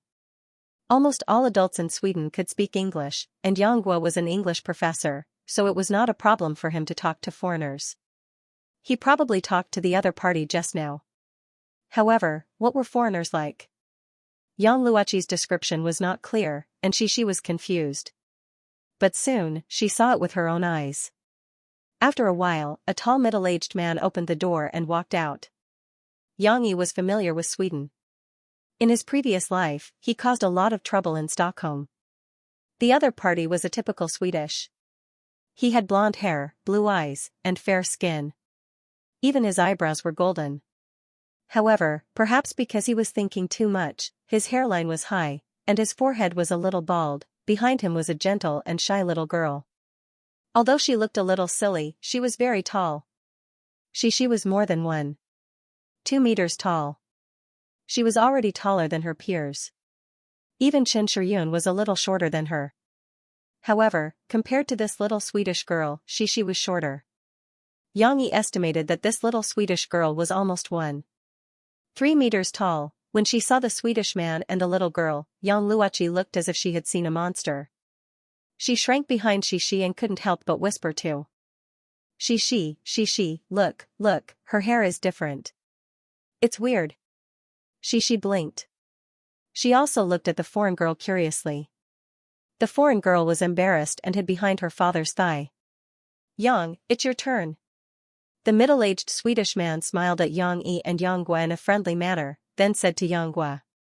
It seemed that he liked people like Yang Gua, who could speak English fluently, to communicate with him. Thank you, David. Is everything going well? Yang Gua asked in English. Yes, I registered Lu Weixia. I hope she can learn to speak Chinese in China. David patted his daughter's shoulder a little dotingly. The tall little girl hugged her father's waist. She seemed to have grown so tall and vain. She was not as unbridled as Xianxia. Instead, she was very shy. This will be a big challenge. Yang Gua sighed, Chinese is not easy to learn. Yes, the teacher said so just now. She was also worried about Lu Weixia's communication. After all, Lu Weixia's English is not particularly good. David said. While David and Yang Gua were chatting, Shi and Yang Luoqi also hid at the side. They looked at Lu Weixia, the foreign child, and whispered to each other. It's not weird. The hair of foreigners is different. It's not black. She said to Yang Luoqi. The little girl had a good memory. She also told Yang Luoqi about her experience. There are black people in my grandfather's house. The black uncle is very black, and his hair is a little bit curly. Hee. As she spoke, Cici was so happy that she started laughing. Curly? Yang Luoqi was a little surprised. It was difficult for her to picture such a scene in her mind. However, her curiosity had overcome her fear. On the other side, Yang Gua frowned. Then what should we do? How can she communicate with the children and teachers? It's okay. David smiled optimistically. Children's language ability is very strong. In the past, there were education experts who gathered children from different countries together. Through proper guidance and training, they could learn many languages through communication. I also believe that Lu Weixia can face such a challenge by herself and overcome it. Right? Lu Weixia? David patted Lu Weixia's little head. However, the little girl was a little depressed. She raised her head and looked at her father with her blue eyes. She whispered, Dad, I want to go home. She was speaking in Swedish. Yang Yi felt an inexplicable sense of familiarity. He knew a little Swedish. After all, he had carried out missions in Stockholm, Malmö, Göteborg, and other cities. Of course, his Swedish was limited. It was only limited to simple daily conversations, not to mention complicated writing. You can try, Lu Weixia. Yang Yi was a little itchy. He couldn't help but say, "Here, you can make some friends. For example, my daughter, Xianxia. You can be friends with her." When he said that, not only was David and Lu Weixia shocked, even Xiangyi looked at Xiangyi in surprise. Wu didn't understand Swedish, but he was a language expert. He could tell that Xiangyi and the little girl spoke at the same pitch and speed. He could tell that they were speaking the same language. As for which language, was there a need to ask? Xiangyi could speak Swedish. Wu didn't even know that Xiangyi could speak English. In the end, Xiangyi could speak Swedish. How could Wu not be surprised? However, he was only surprised. He didn't know as much about Xiangyi as Murphy did. Naturally, he wouldn't suspect anything. It had to be said that this familiar language gave David and the little girl named Lu Weixia a very warm feeling. She even forgot to complain to her father and pestered him to go home. "Oh, you can speak Swedish? Sorry, I shouldn't have questioned you. I was just too surprised," David said happily in Swedish. "Just a little. I think it's better to speak in English. Because you speak too fast, I can't understand." Xiangyi smiled. Cece's reaction to her name was still quite sensitive. When her father read out the two words Cece just now, Cece, who was excitedly telling her friends about the black man and the red-haired person she had seen before, suddenly stopped. She turned her head to look at her father and blinked her eyes in confusion. Yang Luochi was also listening to Xishi's story attentively. At this moment, she came back to her senses and looked at her father with Xishi. "Xishi, what is your father saying?"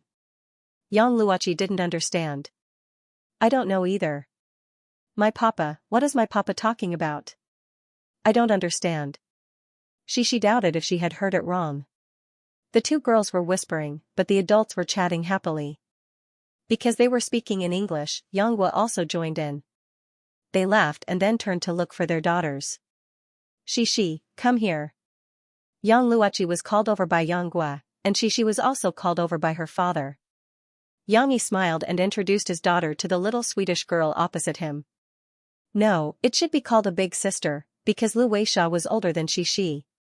She was 2 months away from 6 years old. However, David's idea was different from the people in China. He didn't want his children to start primary education too early. They should go to school when they were older. That would be helpful for their children's growth. Maybe, this is Lu Weixia. She and her father are from Sweden. Well, they are foreigners. She doesn't speak Chinese, and her English is not very good. She and the Swedish girl looked at each other as their father introduced them. The eyes of the two little girls were also filled with curiosity. Cece felt that the other girl's blue eyes were very beautiful, just like glass pearls. Lu Weixia, on the other hand, was slightly nervous. She hid behind her father's legs, but she was also sizing up Cece. It was unknown if she was wondering why this black-haired girl's hair was so long. "I don't want to. I'm scared." Yang Luochi's soft voice came from the side. Yang Yi turned his head and saw Yang was helpless and somewhat embarrassed expression. It seemed that Yang Luochi was still afraid. This was the first time she had met someone whose hair and eyes were different from hers. Her first thought was to escape. Of course, it was also because Yang Luochi was a little timid. If it were Qin Shiyun, that little girl, she would probably surround Lu Weixia and look at her curiously, making her feel embarrassed. Everyone's attention was attracted. Lu Weixia saw another beautiful girl fidgeting. Although she couldn't understand Chinese, Yang Luochi's resistance made her vaguely understand that the other party couldn't accept her. Lu Weixia couldn't tell what she was feeling at the moment, but her eyes were filled with disappointment. Fortunately, there's still Xishi. Yang Yi was afraid that Yanghua would feel awkward, so he gently patted his daughter's butt and smiled. "Go and say hi to Lu Weixia." "Lovisa." "Hedge." The first syllable was the fourth syllable, and the second syllable was very short. It meant hello in Swedish. Of course, if the pronunciation wasn't accurate, it might sound like a foreigner saying mud hell. However, it wasn't hard to learn. Under everyone's gaze, Xishi was a little hesitant. She didn't know if it was because the other party was a stranger, or because she didn't know what her father was talking about. She leaned on her father's knee and turned to look at him. She saw her father's encouraging gaze and heard her father repeat, The little girl finally mustered her courage and waved her hand at the blonde girl. She softly imitated her father. Hedge. Lovisa. After that, she turned to look at her father. She didn't know if she said anything wrong. Xianxia gave her a thumbs up. Actually, his pronunciation wasn't very accurate. He didn't pronounce the girl's name accurately, but the flaws couldn't obscure the beauty. She greeted the foreign child. Xianxia was happy. However, he didn't know that in Xi's eyes, in the eyes of the little girl who had seen so many different people before, she didn't have any nationality. Lu Weixia was a stranger who was taller than her. That was all. She treated Lu Weixia the same way she treated Xianxia a year ago. There was no difference. They were still strangers and didn't have any friendship. There was only the same curiosity. However, the current Xi was different from the Xi a year ago. She was a lot bolder and didn't hide from the crowd like before. Lu Weixia looked at Cici and felt the other party's kindness. Perhaps it was because she had heard the first words that she could understand between people of the same age, so she couldn't help but reveal a smile when she poked her head out. You have to respond to her too. She said hello to you. Respond to her. She's called Cici. David encouraged Lu Weixia. Lu Weixia wasn't as timid as she appeared. Perhaps it was because of the different environment. She didn't like this place and wanted to go back. However, the situation seemed to have changed. It was as if the sun had peeked out from behind the clouds after the rain. This humid world had a brand new look. The mountains and fields stretched as far as the eye could see. It made people feel relaxed and happy. The tall little sister, Lu Weixia, shyly raised her left hand and greeted Xi. Then, she said in her own language, Hedge. Cici. Lu Weixia's pronunciation was also strange, but the two girls looked at each other and smiled. Xi felt that it was fun to communicate with friends who didn't speak the same language, and Lu Weixia felt that she had a new friend from China. She was happy. Looking at their smiles, they were so beautiful that the flowers on the balcony lost their color. David was very busy. After a simple exchange, he left with his daughter. Xianxia and Xianxia also quickly signed up their daughters. At this time, in a hotel room near Xiangnan TV station, a man was holding a stack of things and talking to Lin Muan. Sign it and we'll guarantee that you'll enter the top 4. We'll fully support you. Getting first place won't be a problem. The man persuaded Lin Muan earnestly, you're a seedling with a lot of potential. We all know that your falsetto singing is very good. You should be called the best in the top 8. But you should also understand the rules. We, Mingsu Records, have invested a lot to support such a talent show. It's impossible for us to make a wedding dress for others. If you don't sign it, sorry, you can only stay in the top 8. People will only remember the person who made it to the end. I don't know you well enough now. I signed a long-term contract, so I can't take the risk. Lin Muan shook his head. Did you sign Rong Huada or Junkie? The man's face changed. How can they be better than us? In terms of qualifications. The man tried his best to belittle the other 2 competitors who also sponsored this year's youth song competition. At the same time, he kept bragging about the strength of his own record company. Lin Muan still shook his head. He lowered his head, so the other party couldn't see his eyes. He just whispered, I'm here to sing, not to sign a contract with a record company. The man's face stiffened, and he said resentfully, you're too naive. In the entertainment industry, you don't have a company to back you up. Do you really think you can go on? Or do you think that others will not sign a contract like you, and then be lucky enough to fish in troubled waters? The man chuckled and said, then you really overestimate your competitors. We've already signed in Lei from the East China division, and the other 2 companies have probably gained a lot. Now, you're the only one who hasn't been signed yet. I think you have more potential than in Lei, so if you sign a contract, the company will give you all the resources and support you to become the champion. The man still wanted to persuade Lin Muan, but his mouth was dry, and Lin Muan was still unmoved. Sorry. Lin Muan raised his head, and his eyes showed a sincere apology. I'll think about it, but not now. If not now, then it'll be too late. Do you think this promise of ours is permanent? Do you think we can drag it out until you get on the stage and win the championship? Let me tell you, Shaolin, I've been optimistic about you since the regional competition, but if you still don't want to sign a contract, I can only apologize to you for this competition. The man still threw out harsh words. He waved his hand angrily and said, I'll give you half a day to think about it. Before dinner tonight, give me a call. Otherwise, I'm sorry, even if you want to sign our contract, there's no more possibility. The man left angrily. I'm sorry. Lin Muan sighed softly, but he didn't feel too regretful. Although the other party seemed to cherish talent, he had seen the 7-year contract, and there were too many traps in it. In the coffee shop, he often communicated with Chanli Kawanki, talking about music and their situation. From that, he knew many of the contract traps that new singers often encountered. After some time, Lin Muan's phone on the table lit up. He picked it up and glanced at it. The caller ID showed Rong Huada's manager and a string of numbers. Lin Muan didn't hesitate and pressed it. Then, Lin Muan gently put down the phone. This phone was bought for him by his girlfriend, and Lin Muan couldn't bear to break it. Tomorrow's stage, he had to prepare well. This was a live broadcast.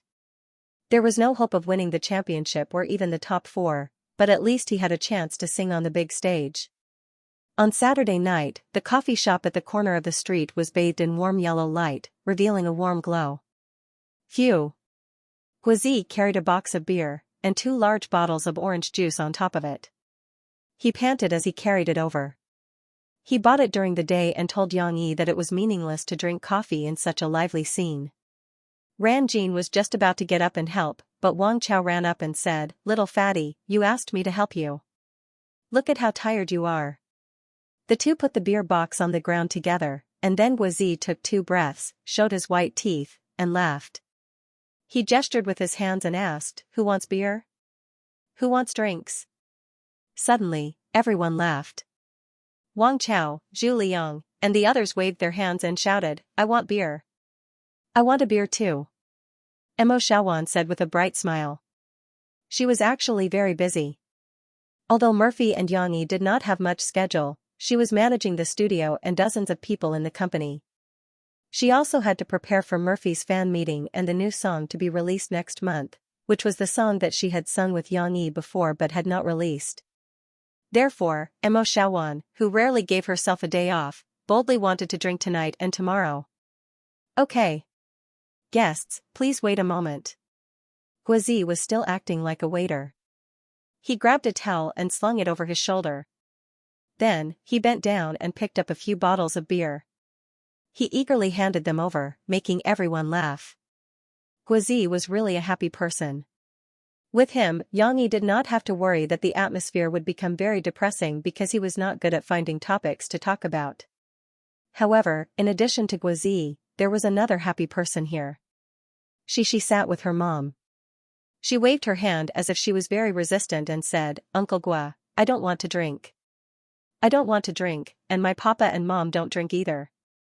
This is beer. It doesn't taste too much like a drink. It's very delicious. Guizi teased her. Unexpectedly, the little girl pouted and said, Uncle Gua, you are lying to a child. I know that a ball is a ball, and then I know that beer is also wine. I heard you say that it is wine. Everyone was confused by the little girl and then came to their senses. Then, including Guizi, they could not help but laugh. Murphy could not help but smile, and then patted her daughter's little head intimately. The coffee shop was soaked in happy laughter. Laughter. When Yang Yi came back from the phone call, he was still a little confused. Wang Chao couldn't wait to tell him what had happened just now, but he didn't say it accurately. Guizi pulled him away in disgust and repeated Cece's words personally. That's right. She pouted. She felt that everyone did not take her important discovery seriously, so she said unhappily. Daughter, there's nothing wrong with you. You gave a good example. Yang Yi laughed and gave Shishi a thumbs up. Only then did Shishi giggle with her father in satisfaction. Why did Director Chen look for you just now? In the middle of the coffee shop, the big LCD TV was playing a long advertisement. Before the game started, Murphy asked Yang Yi. He asked me to write the theme song for Soldier's Assault, Yang Yi said. Did you agree? Murphy took a sip of the orange juice that Guazi poured for her. The sour taste was very good, and it was very suitable for Murphy's current taste. She then gestured to Cece, asking her to drink some too. I didn't want to agree, Xianxia said. He had never watched the TV series Soldier's Assault before, so he had no idea what theme song to write for it. As for We Want to Be a Soldier, to be honest, and Green Flower in the Army, which he had yet to take out, these classic songs were not suitable for Soldier's Assault. The reason was simple. We Became Soldiers was too high-pitched at the beginning, and it did not fit the plot of Soldier's Assault. As for Green Flower in the Army and To Be Honest, one of the lyrics had Mother, don't worry, and the other had Mother at home is already full of white hair. The mother of the main character, Susan Duo, had passed away very early, so the lyrics did not fit the plot. Therefore, he subconsciously wanted to refuse, but just as he was about to say it, he suddenly remembered that he had read an introduction about the soundtrack of a movie that he liked. It seemed that the soundtrack of that movie had been used by Soldier's Assault. Of course, the theme song of Pirates of the Caribbean had also been used by Soldier's Assault, but Xianxia felt that he would still need this song in the future, so he did not think about it. What happened after that? Asked Murphy. After that, a very grand melody suddenly appeared in my head, but it was just a blurry shadow. It was a very complicated melody, a bit like a symphony. I think it would be a good challenge if I could write it down, Xianxia smiled and said to Murphy. It was indeed a big challenge, because the song was not simple at all. He had only heard it before, both the original version and the symphony orchestra version, so it was easy for him to find it in his memory. However, he had never looked at the score. It was not as easy to find the score as a pop music accompaniment. However, Xianxia had been reading composition books for a while, so he had some foundation in classical music composition. Then, he was going to take the opportunity to study at a classical music school and ask some real masters for advice. He did not believe that he could not find the complete song. This was a big challenge, but Xianxia was going to face it head-on. He was going to bring back a masterpiece from his previous life and shock this world. Every cell in his body was filled with joy and excitement. I can't wait to hear your final result. Murphy was also someone who loved music. She could not help but move her body, feeling happy for Xianxia. It's starting, it's starting. Guazi and Wang Chao shouted, diverting Xianxia and Murphy's attention to the television. The opening of Youth by the song was very exciting and cool. With the host leading the way, the contestants came out from the backstage arch one by one in the midst of the fireworks on the stage. 8 handsome boys, who were dressed up by makeup artists, hairstylists, and costume designers, stood on the stage, causing waves of screams from the fangirls in the audience. They waved the light sticks and support signs in their hands with all their might.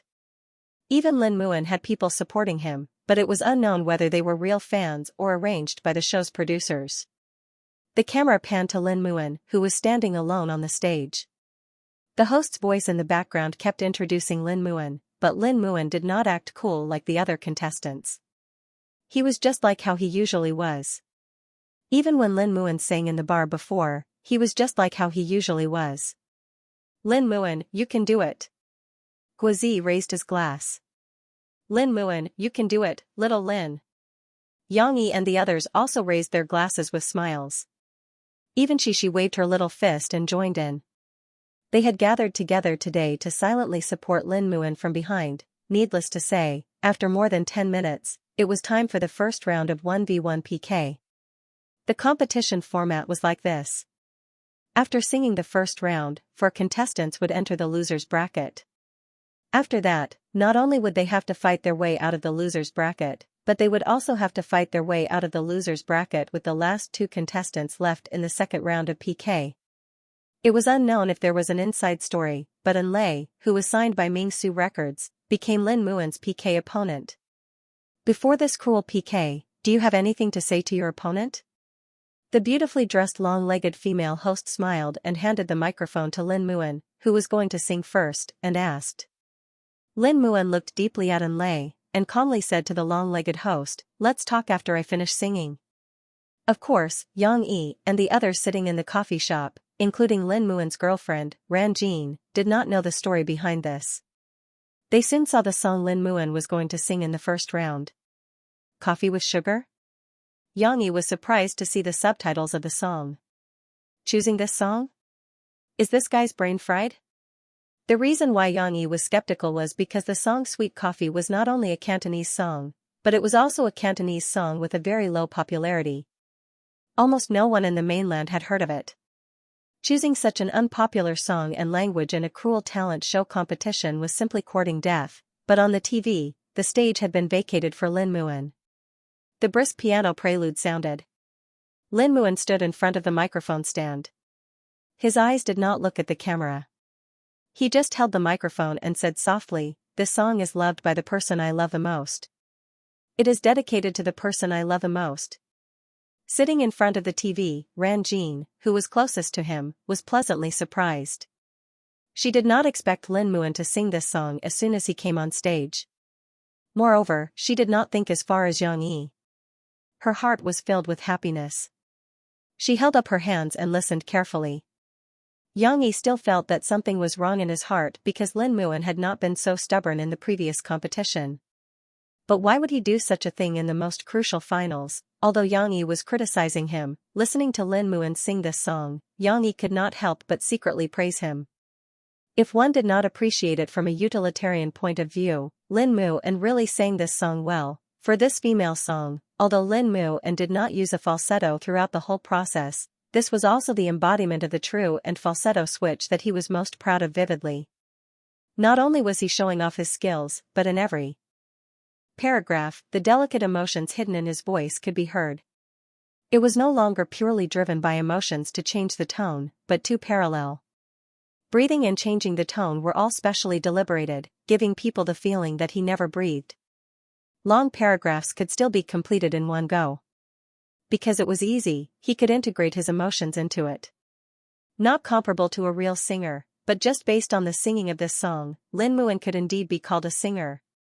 After half a year of precipitation, his level had improved a lot with the occasional guidance of Yang Yi and Murphy. Casually order a cup of white coffee, my sorrow in peace.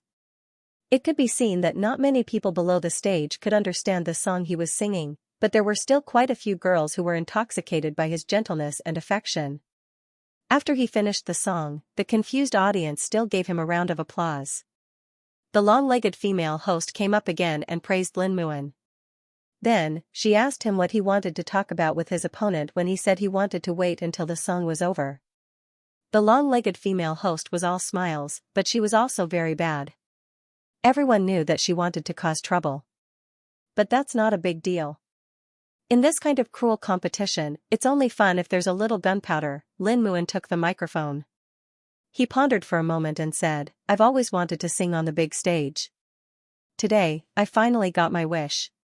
This feeling is so dreamy that I'm a little reluctant to go down."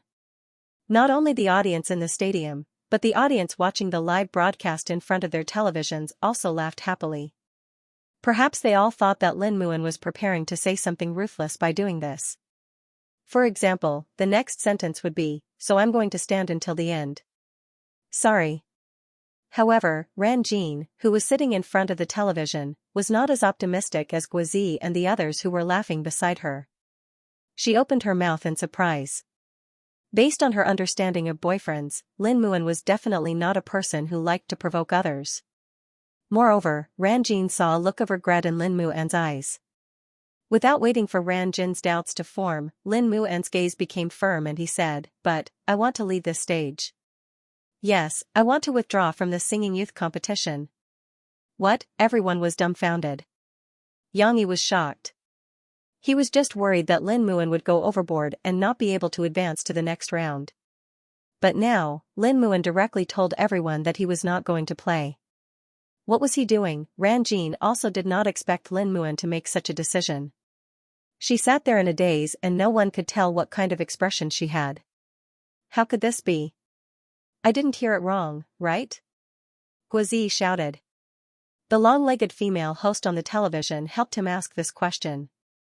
The stunned female host subconsciously asked, "What? You want to withdraw from the competition? Is that true? Why?" A series of questions came at him. However, Lin Muan was very calm. He nodded and then said, "I want to withdraw from the competition because not long ago, I found out that my juniors, the singer group Thousand Miles Chuanshu from Jiangqing Media University, were cheated by Ronghuada's management company. They wanted to obtain Thousand Miles Chuanshu's original songs and even hid my juniors. Lin Muan was exposing the truth. In front of the television, the media reporters at the scene jumped up as if they had been injected with chicken blood. They desperately looked for paper and pens to record. Those who could not find anything recorded directly with their phones, recording pens, and cameras. The director at the scene was also shouting nervously, "Cut the advertisement, cut the advertisement." But it was too late. Lin Muan had already said the rest of his words. Before the competition, I found out that this competition was controlled by Ronghuada's management company, so I decided to. Before the last sentence was completely finished, the audience sitting in front of the television could see the camera unnaturally switch to another host. At the same time, the sound of Lin Muan's microphone was also cut off. The male host looked embarrassed, but still said in a very professional manner, "Ahem, let us first enter a short advertisement, more exciting, please don't go away." Regardless of how the host and director at the scene tried to save the situation, Lin Muan calmly handed the microphone back to the long-legged female host. Before leaving, he did not forget to apologetically say to the other party, "I'm sorry to have caused you trouble." The long-legged female host looked at his back and was stunned for a while. She was actually not angry about Lin Muan's withdrawal from the competition. As the female host in charge of Xianxia TV station, her status was not low. Naturally, she knew what kind of background Ronghuada's management company that Lin Muan angrily criticized. Of course, she would not do anything for Lin Muan, but in her heart, she still secretly felt sorry for this gentle, elegant, and affectionate big boy. "You. What have you done? Have you thought about your own future?" A few days later, Xianxia held a few newspapers and looked at Lin Muan sitting in front of him, not knowing whether to laugh or cry. This matter was considered a big deal. Xianxia TV station did not have that much authority and could not control the national media, so after Lin Muan returned to the hotel, there were still many reporters who interviewed him. Then, from Lin Muan's detailed description, they learned about Qianli Chuanshu's experience. These media reports put Ronghuada at the forefront of the public's attention.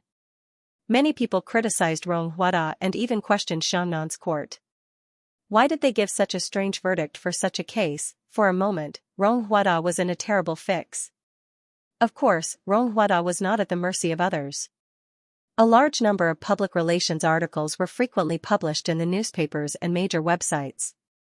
Their public relations did not rush to clear their name, but tried to divert the public's attention and put the public's attention on Lin Muan's irresponsible mistake of withdrawing from the competition. Not only did a large number of hired writers write articles on the newspapers and websites criticizing Lin Muan's actions, but there also seemed to be a lot of scolding from the internet, blaming Lin Muan for affecting the normal progress of the competition and for having no professional ethics. For example, a bar singer is trash, so reckless, he deserves to be a bar singer for life. Of course, Xianxia was not affected by these public opinions. He was only worried about Lin Muan's future. Being looked at by Xianxia like this, Lin Muan lowered his head and said softly, "I just want to use the live broadcast as an opportunity to call more people to pay attention to Lu Xiaoshu's situation. Moreover, whether I withdraw from the competition or not, I will still be in the top 8. Lin Muan had never thought of signing with other management companies, so he felt that his results were just like this, and there was nothing to regret. Besides, he had participated in too many singing competitions in the past, so withdrawing from one was not a big deal. "You're stupid," Xianxia said unhappily. "You dare to make such a scene and make others see you as a powder keg. Which management company in the country will dare to hire you in the future? Which program will dare to invite you on stage? Then, which competitions will you be able to participate in the future? Do you believe that the judges will directly kick you out of the audition? Because they are afraid that you will make a scene again?" Lin Muan really did not think that far. He looked at Xianxia in surprise and asked, "Does Ronghuada have that much power? Can it affect the whole country?" Of course it can't affect the whole country, but there are unspoken rules in the entertainment industry. Xianxia sighed and said, "If you continue to make trouble, I'm afraid you will never have the chance to step into the entertainment industry again, unless you become a superstar." Just like in his previous life, when Singer's son withdrew from the finals of the singers competition, he was also criticized by many people. Of course, although there were many stories behind the scenes that could not be explained, if Singer's son was not one of the top male singers in the country, whether it was in terms of singing skills or the influence he had when he was popular, Singer's son would have gotten himself into trouble. In this world, the power of the TV station was not as great as in Yang Yi's previous life, but the unspoken rules were still there. Lin Muan was afraid that it would be difficult for him in the future. Lin Muan opened his mouth, not knowing what to do. Of course, Yang Yi would not sit back and do nothing. Moreover, although Lin Muan was a little reckless, this mess did give him an inspiration to solve the problem of Qianli Chuanshu and Tang Kaitai, who was always causing trouble for him. If it was the previous Yang Yi, it would be too easy to solve Tang Kaitai's problem. But now, his mentality had changed again. Unless it was something really important that was related to his family, Yang Yi would not easily take risks. Therefore, even if Tang Kaitai wanted his book to be removed from the shelves of the major bookstores in Xiangnan, Yang Yi did not angrily go to Xiangnan. Instead, he temporarily put it aside and wanted to use normal methods to outsmart him. Now, Lin Muan gave him a good inspiration. Yang Yi had already arranged for people to do this while the news was hot. Now, he wanted to help Lin Muan. A few days later, Lin Muan said goodbye to Ran Jin, and Lu Xiaoshu, Miao Chuan, and the others who rushed back from their hometown to send him off. Yang Yi arranged for him to go to Tianxiang Records to learn from Chen Yijia and Tianxiang's deputy music director, the famous music producer Mao Su. The entertainment industry in Harbor City was more closed, and Lin Muan wouldn't be affected there. He would learn for a period of time first, and there might still be room for development. Moreover, he did like to sing Cantonese songs. The music industry in Harbor City was his best starting point. Whether he wanted to come back to China in the future, it would depend on his own wishes. Ran Jin was still a counselor in Jiangqing Media University.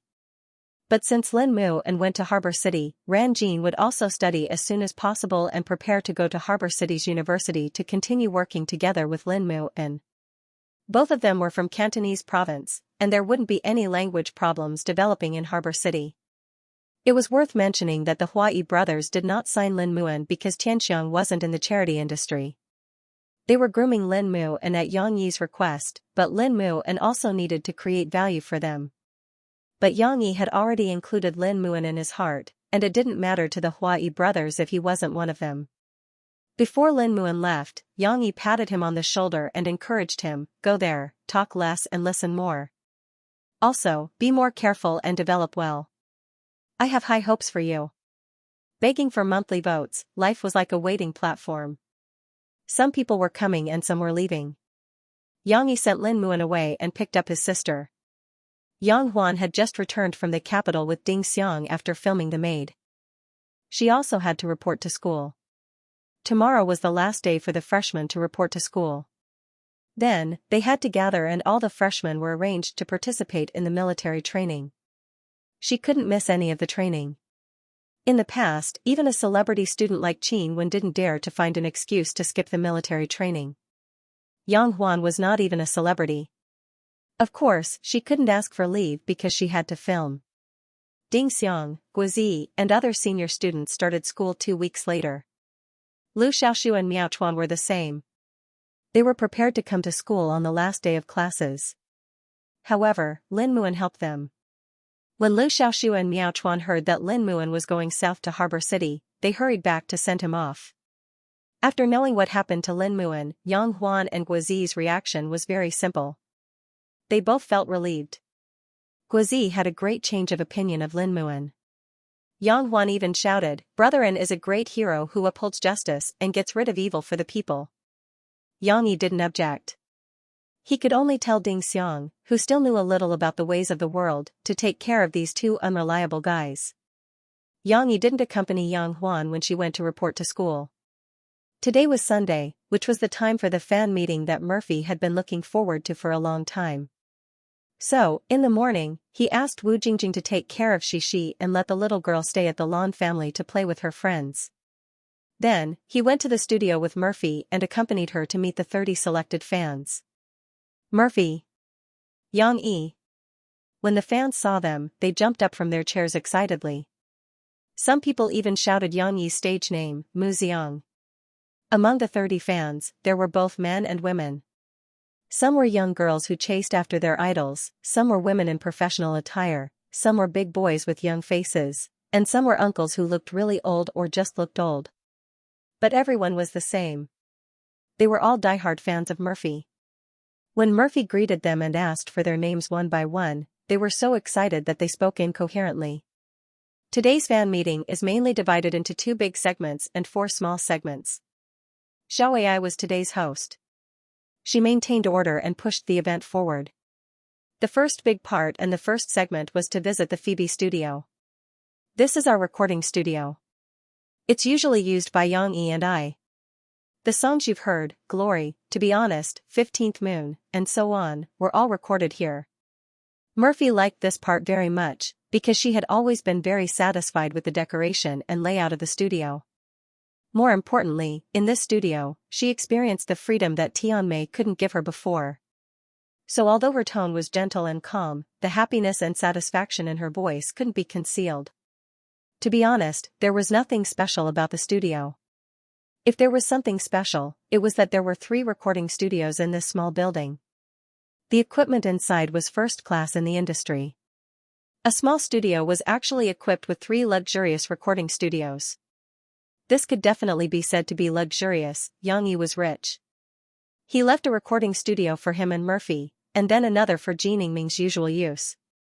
The remaining one was just in case. For example, Guozi recorded Fairy Tale by the Hua brothers before. However, a celebrity studio was very fresh for every fan. They visited a celebrity studio for the first time. There was no comparison, so how could they feel it was special? In the small building, the fans' satisfied praises came one after another.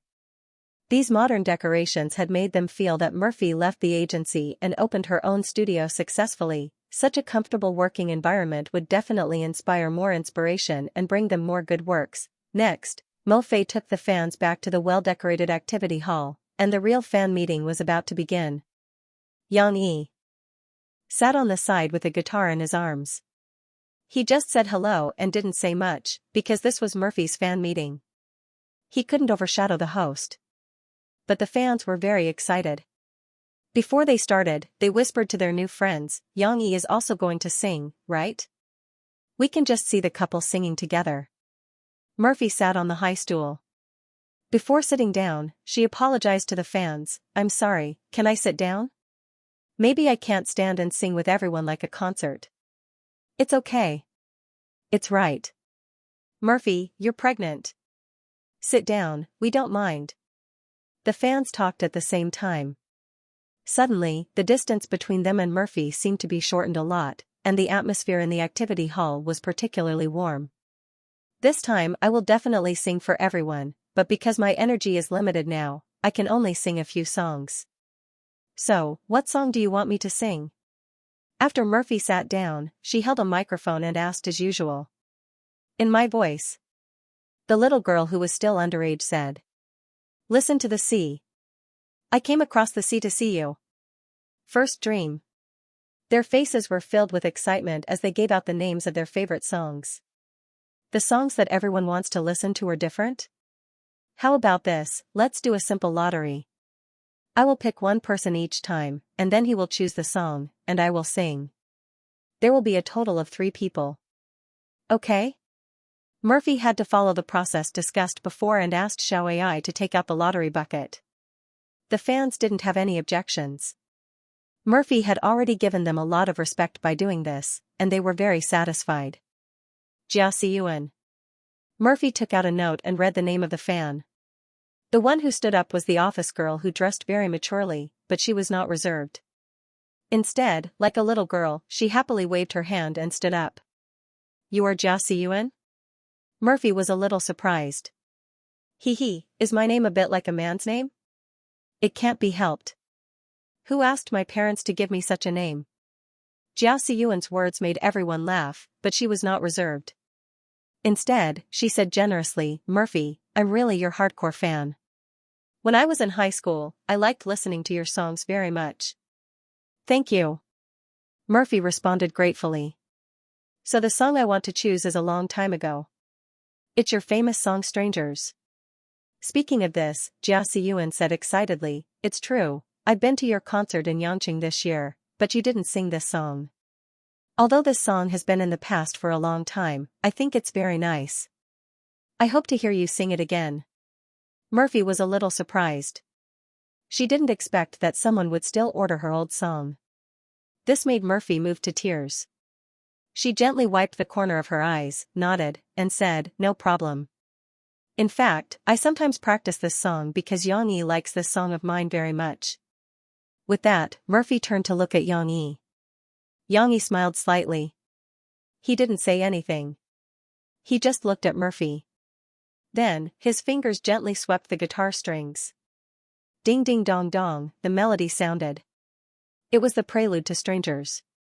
Xiaoxiyuan immediately recognized it. She couldn't help but be excited. Oh, she said in a small voice.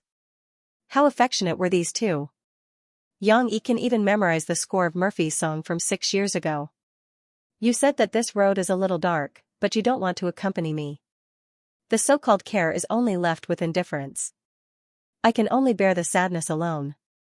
Murphy's voice was intoxicating, and the emotions contained in the voice showed a sentimental strength. It made people like it, but at the same time, they couldn't help but have a trace of compassion, even though they all knew that this was just a song. There were a few young fans, especially the little girl who just said that she wanted to hear in my voice. Although she had heard Murphy's famous song before, that was only the old voice on the record. At this moment, when she listened to Murphy live, she suddenly realized that this song was also very good. In terms of emotional expression, it was no worse than Coming Across the Sea to See You. After all, this song also supported Murphy. At that time, the album Same Love as the Ink Road sold platinum and made Murphy famous. How could it be bad? After 6 years of accumulation, Murphy's singing skills had improved a lot, so when she sang live, it was naturally better than the old voice on the record. After the song, the fans still wanted to hear more. Murphy only opened her voice, but it was not enough. Let's continue to draw the fans who choose the song. Xiaowei smiled and walked up with the lottery box. The newly selected fans chose Listen to the Sea, but it was not difficult to understand. This song was definitely Murphy's representative work. The other songs were also very good, but they could not bring out Murphy's singing skills to the fullest like Listen to the Sea. Without further ado, Yang Yi began to accompany Murphy. This song should have been accompanied by a piano, but Yang Yi performed a guitar version of Listen to the Sea for everyone today. Murphy may have been excited to sing, but she began to sing Listen to the Sea in a different style. Compared to the sadness that was blown away by the sea breeze before, this time she sang slightly deeper. Note 1, accompanying your sea every night, how do I feel? Her tone was still raised, but she did not sing all the way to the end like before. Instead, she paused and continued rhythmically, and a sense of vicissitudes arose spontaneously. Sitting in front of Murphy, the distance was almost unprecedented. The fans were infected by Murphy's singing without any noise. The big boy who had ordered the song closed his eyes to listen to it. For some reason, when he closed his eyes, another scene appeared in his mind. It was as if this kind of song should be sung by Mo Fei in the old theater in the old days in a small suit. In a trance, he actually flipped through time and space. Of course, this was just the big boy's imagination. The others did not think so much. They thought it sounded good and found it interesting, so they shook their heads and swayed their bodies gently, with a happy smile on their faces. After a long time, Mo Fei also finished singing the third song. Although she just got excited, for the sake of her body, she stopped singing first. The staff at the back hurriedly brought up drinks and fruits so that every fan could eat in their own seats. Not much. It was just that when they chatted later, they could eat happily and chat at the same time. Yang Yi also put down his guitar, poured Murphy a cup of orange juice she liked to drink, and then made a large pot of coffee at the coffee machine next to him. Who wants to drink coffee? Yang Yi smiled gently, raised the coffee pot and asked. I want it. Me too. Give me one too. The response was very enthusiastic. It was as if when they visited the studio and sang, Murphy and Yang Yi's interaction with them was more easygoing, making them let go of their reservations. Yang Yi naturally satisfied them. He carried the coffee pot and went down to pour them coffee. Wait a minute. Wait a minute. The underage star-chasing girl, who raised her hand high, saw that there was still a lot of drink in her cup and hurriedly wanted to drink it in big gulps. Don't try to be brave, it's not like we don't have a cup. Yang Yi hurriedly stopped her and asked the staff to bring a new disposable paper cup. He poured her coffee and said, drink slowly. Everyone talked happily and walked for a while. Xiaoai came up to maintain order. She said, next, it's time to tell your story. In the previous investigation, we learned that many fans have a lot to say to Murphy, or their own stories, or their own wishes or questions. Then, we must seize this opportunity. When a friend is talking, I hope everyone can keep relatively quiet and create a good environment for him to talk. Listen to his heart, or listen to what he wants to ask Murphy. Although there were only 30 fans, which was less than half a class in some schools, perhaps because they let down their guard, everyone's participation was very high. For example, the uncle who looked very old was the first to raise his hand and became the first person to tell a story. Actually, I'm not old, really, I just look old, but I'm only 27 years old. Murphy just called me big brother, and I felt embarrassed. The uncle was called Mao Jia, and his voice was clear. Sorry, I misunderstood. Murphy apologized to the other party with a smile in the midst of everyone's laughter. It's okay, I'm used to it. Mao Jia seemed more reserved in everyone's laughter. He scratched his head and said, in fact, I'm not the same as many of my peers. Maybe it's because everyone thinks I'm old, but I don't know why my mentality has become old. Everyone likes to listen to pop songs like Listen to the Sea and Love Me Don't Go, but I prefer to listen to 15th Moon and other military songs. Really, I also like to listen to other songs, but since your military song album came out, I don't want to listen to other songs. I'll listen to these 4 songs on an infinite loop. Mao Jia was worried that Murphy and other people wouldn't believe him, so he quickly turned around and said to everyone. I believe you, I also like 15th Moon very much. In fact, for me, the type of song isn't very important. Before Yang Yi wrote these songs, I didn't know that I could sing military songs, but it's really good. And it feels very good to sing, as if I've stepped into a new field that I've never explored before. I'm very happy. Murphy also told him her feelings. I've actually always wanted to hear you or teacher Yang Yi sing a military song, but I wasn't chosen just now. Mao Jia scratched his head regretfully. It doesn't matter, in a while, when we're done talking, I'll sing a few more songs for everyone. Among them, there's 15th Moon. How about this, I'll sing a part, and you sing a part. Murphy said with a smile. I don't sing well, I'll sing out of tune. Mao Jia said embarrassedly, why don't you sing, Murphy? The star-chasing girl just now was very lively. She suggested, Murphy can sing a part, and teacher Mu Ziong can sing a part. I really like to see the two of you working together. Murphy froze for a moment, but the fans below the stage all agreed with this suggestion. They all laughed and applauded. Can I? Murphy looked at Yang Yi. Sitting on the side, Yang Yi, who tried to reduce his presence as much as possible, coolly made an okay gesture. After a while, it was finally Jia Siyuan's turn. She couldn't hold it in any longer. When she was called, she immediately stood up and said, Murphy, I have a story I want to share with you. In fact, Jia Siyuan was just dressed up maturely. She was not old, had a cheerful personality, and spoke naturally and generously, which left a very good impression on everyone. Tell me. Murphy looked at Jia Siyuan curiously, wanting to know what her story was. The story I want to tell you is the most important piece of fate in my life, the most beautiful encounter. Jia Siyuan did not shy, but clasped her hands together in front of her chest and said with some emotion. Wow. Several fans couldn't help but exclaim. Mao Jia was the same. He grinned and looked very gossipy. Murphy, do you know? It all started at the beginning of the year when your album First Dream was released. Jia Siyuan did not care about everyone's laughter with a teasing tone and continued. It's also related to my album? Murphy said in surprise. Of course, because I have been your loyal fan since high school, before you retired. As soon as your new album came out, I couldn't wait to leave the company. I even worked overtime on New Year's Day, so I skipped work and went to the video store to buy your album with others. I was afraid that if I was late, I wouldn't be able to buy it in the first batch. Xianxia seemed to be lost in her memories. The story was not complicated, very much like a fairy tale. Two people who liked Murphy's music met in the video store. When they saw each other, they felt that each other's temperament, dress, and appearance were good, but they didn't have any feelings for each other, so they didn't think of exchanging contact information or developing further. It's very interesting. He was courteous to me and let me take it first. This is actually a very gentlemanly performance, but at that time, he also chatted with me. Although I didn't show it, I was muttering in my heart. Was this person deliberately hitting on me? This trick is too old. Xiaoxiyuan didn't feel ashamed at all and said it openly.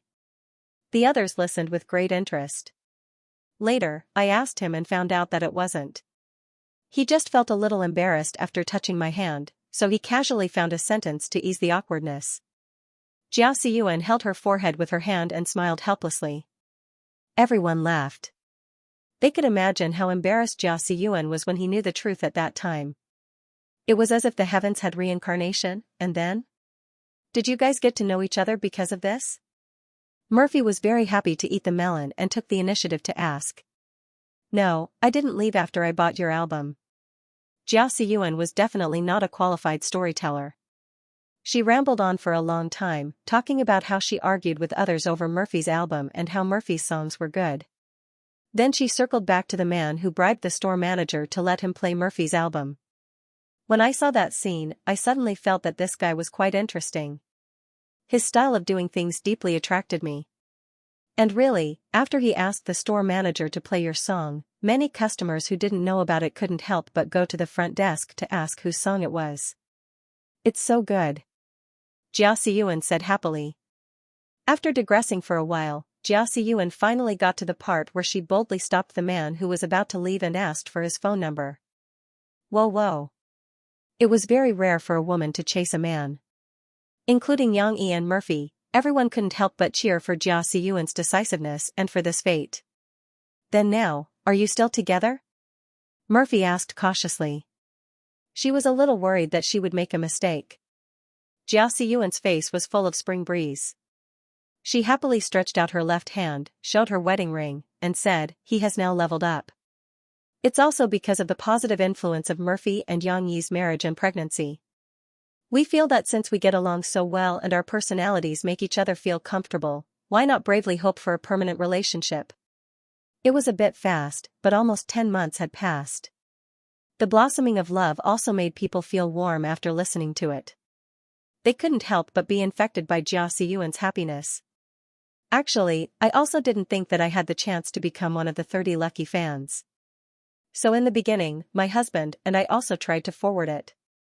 I also told him that no matter which one of us got it, we must go and tell Mo Fei our story. This fate was given to us by Mo Fei. Xiaoxiyuan looked at Mo Fei and said. He also told me that it didn't matter. Even if I was selected, I would let you go. In the end, unfortunately, I was selected and he didn't have the chance to show me his chivalry. Xiaoxiyuan still laughed casually, as if in their life, everything was interesting, optimistic, and worth looking forward to. Murphy was moved by Xiaoxiyuan's story. Her eyes were a little moist, but when she heard the last part, she couldn't help but laugh. When Xiaoxiyuan finished, she stood up and walked down. She gently hugged Xiaoxiyuan and said with a smile, "Thank you, but I still want to say that fate is your own. My song was just a coincidence. But no matter what, I'm very happy. I'm happy for you, and I'm happy for myself to be able to witness your love." Xiaoxiyuan's story was obviously the most beautiful story in this fan meeting. It was like a fairy tale that infected everyone. However, not everyone would have such a coincidental encounter. Like a star-chasing girl, when it was her turn, she didn't have any story. She just had a stomach full of words that she wanted to tell Murphy. She told Murphy how she liked Murphy's song. Her friends also liked it very much. There was even an antique boy who usually didn't like to listen to music who liked Murphy's happy and unfettered lament. Thank you for your support, but you're still students. Usually, you're nervous about your studies. You spent your parents' money to chase stars, so I still hope that you can chase stars rationally. Under the power of stars and idols, you have to study hard and become the outstanding talent you want to be. Murphy didn't know if it was because of her pregnancy, but her maternal instincts were activated. She was still very concerned about this girl. She wasn't like this in the past. In the past, Murphy preferred to look at the world with cold eyes. If you did something that she didn't like, she wouldn't look at it and wouldn't say anything.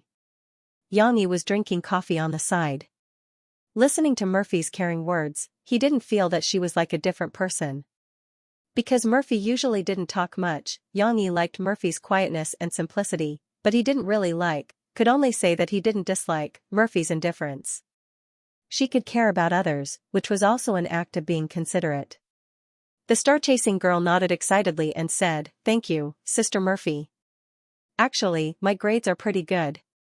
I can often be ranked in the top 10 of my class. Our teacher said that it wouldn't be a problem for me to get into a better university." Before Murphy could feel happy for her, the star-chasing girl clenched her fists and looked at Murphy expectantly. She said, "I will definitely study hard and work hard to get good grades in the future college entrance examination. But, Sister Murphy, you have to work hard too. Do you know that we fans are all anxious for you?" "Ah?"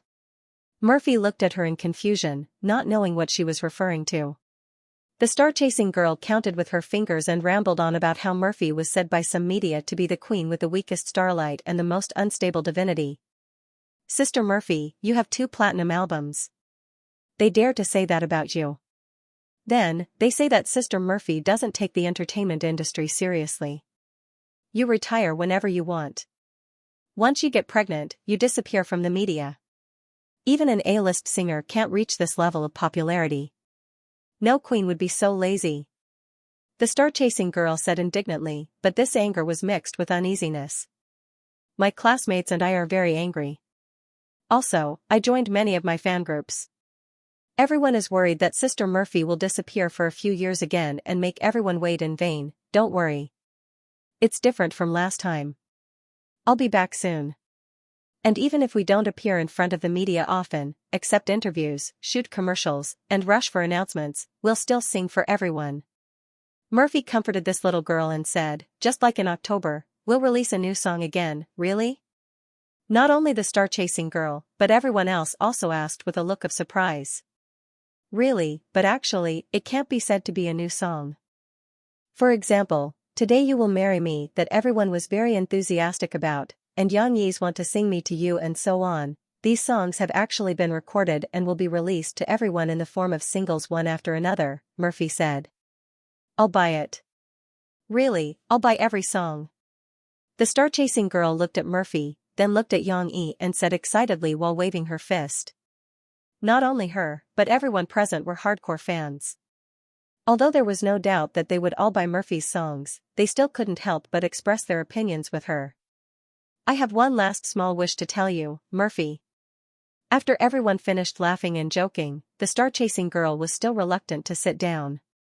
She raised a finger and looked at Murphy pitifully. "It's okay. Today's time is more casual. You can say it." Murphy smiled at the other party. This fan meeting was only left with Murphy and Xianxia singing a few songs.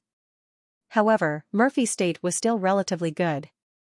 She swept away her usual melancholy at home and her face was full of radiance. It seemed that she also enjoyed the feeling of interacting with fans. "That's right. Although I know that it's not convenient for you now, Sister Murphy, I still hope that after you give birth to the baby and come back, you can do it. Let those media who look down on you see how amazing you are." The star-chasing girl said excitedly, "Sister Murphy, in my heart, you are the best female singer in all of China, and even the world. Okay, after I come back, I will work hard and become the best female singer. I won't let you down." Murphy was infected by the other party's emotions. She clenched her fists and said seriously to the other party, "You have to work hard, study hard, and get into a good university." These words were a bit thoughtless. If it was spread out, she would definitely be caught by the media.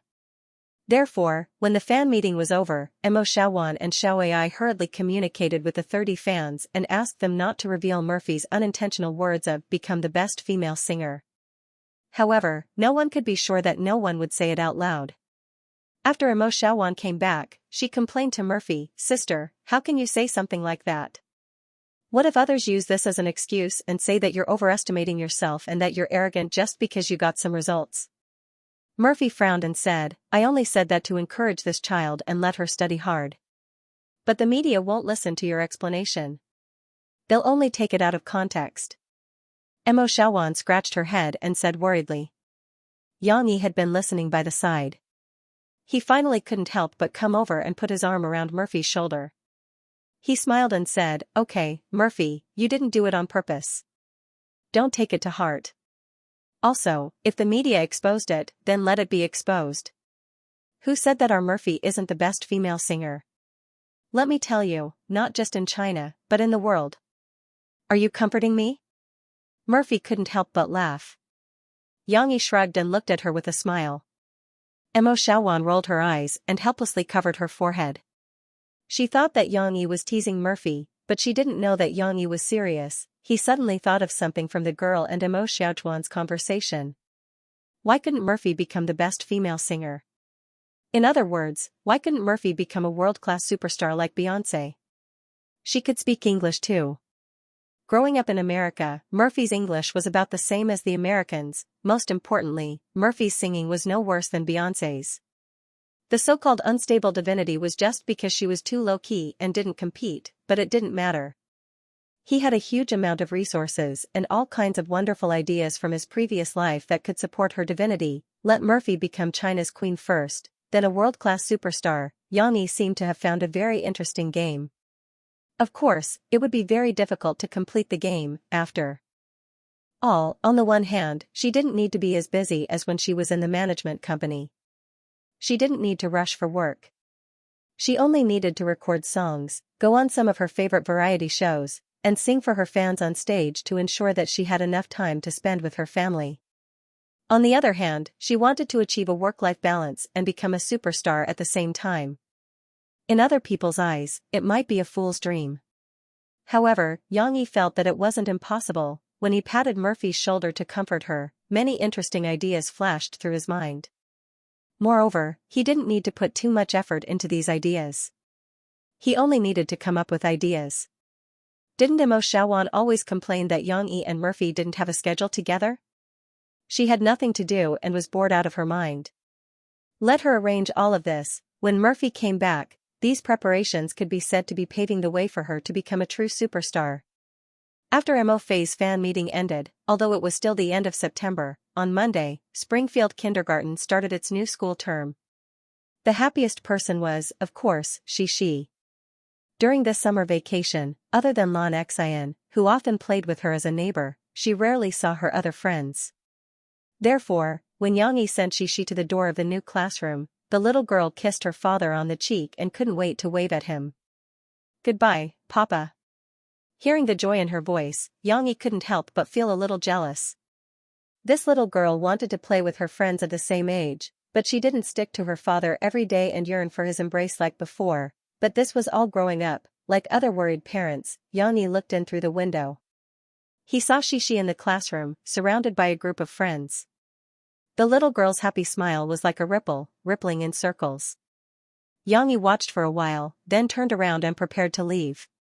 He was also preparing to report to Jiangchuan today. He didn't need to register.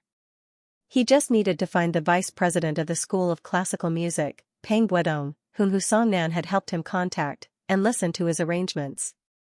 However, when Yang Yi turned around, he saw David and his daughter, Lu Weisha. "Leon." David greeted him cheerfully. Previously, he couldn't distinguish the Yang from Yang Yi, so Yang Yi simply gave him his English name. This tall foreign little girl was still a little shy. When she first saw Yang Yi, she was actually very happy because Yang Yi could speak her language, although only a little. However, when she saw Yang Yi looking over, she restrained her joy. However, it had to be said that there was still a gap between the standards of raising a child and the father's. Lu Weisha was wearing a pair of purplish-red pants and a short-sleeved shirt with flower petals printed on it. This combination could be said to be very ordinary. Unlike Chinese parents, David was not worried about whether their children could integrate into the new environment. After he brought Lu Weisha to Mr. Mu, he left with Yang Yi. Leon, I forgot to ask. What do you do for a living? David and Yang Yi were communicating in English, but he was curious as to why Yang Yi could speak Swedish, which was a relatively unpopular language, so he asked. This was a good question.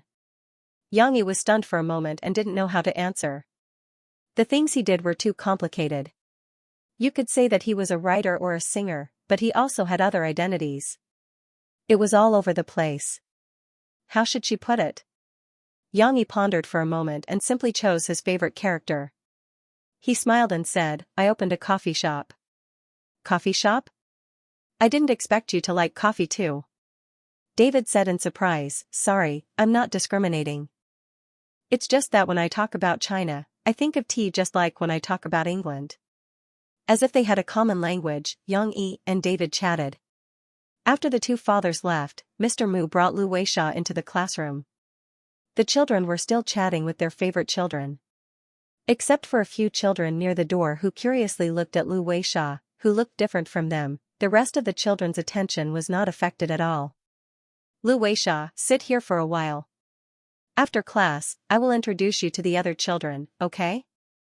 Mr. Mu asked Lu Weisha to sit down on a chair and then said with a smile.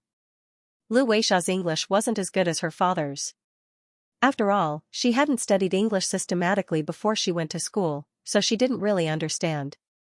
However, the general meaning wasn't hard to understand, so she nodded in confusion. Mr. Mu still had to welcome the other children. She helped Lu Weisha put her school bag and lunchbox in her cupboard. Then, she asked Mr. Shin in the class to take care of this child who did not speak well. She then walked out. Lu Weisha sat on the chair with one hand on the table and the other hand clutching her clothes uneasily. She looked at the other children enviously, but she did not understand what they were saying at all. She always felt isolated. It was just like Xianxia when she first came to kindergarten a year ago. At this time, someone in Xianxia's small group finally noticed Lu Weisha. Foreigner, there's a foreigner there. Xianxia, who liked to look around, shouted as if she had discovered a new world. However, she seemed to be worried that she would be heard, so she lowered her voice in embarrassment. Xianxia often went abroad with her parents. She was not as scared of the blonde Lu Weisha as she was at the beginning. She even felt that she was normal. After a few glances, she looked away. Foreigner? What foreigner? Chen Shiyun, who liked to join in the fun, was a little hoarse today. However, she still desperately asked loudly to make her presence felt. Xianxia and her friends followed Xianxia's finger and saw Lu Weisha, who was sitting there uneasily. The little girl's eyes lit up. She walked out from among her friends and called out in a clear voice, Lu Weisha. Lu Weisha was stunned for a moment. She turned to look at the person who called her. When she saw Xianxia, Lu Weisha thought for a while. After all, foreigners looked the same to Chinese people. Hedge. Lu Weisha. Xianxia did not forget the Swedish sentence that her father taught her last week. Therefore, she ran to Lu Weisha and happily greeted Lu Weisha. Lu Weisha quickly stood up and waved her right hand. She replied to Xianxia, God morgon, Cici. She was saying good morning to Xianxia, but Xianxia was confused. What was this little friend saying? Why couldn't she understand? Cici understood, but what about the first sentence? Hey, what did you say? I don't understand. Cici smiled awkwardly. She stuck out her tongue and switched back to Mandarin to speak to the other party. Lu Weisha was also in a daze. She and Cici just stood there, looking at each other. Xiaxia's friends followed behind them. She's so tall. Nanjiaoyu, who had not started to grow, looked at the tall Lu Weisha enviously. He whispered to Yang Luoqi, who was beside him. Xianxia and I have seen her before. Yang Luoqi still felt a little distant from Lu Weisha, but she also had a lot to say, so she couldn't help but tell Nanjiaoyu. She's a foreigner. It's super strange. Xianxia also said that foreigners have other colors, such as black and red.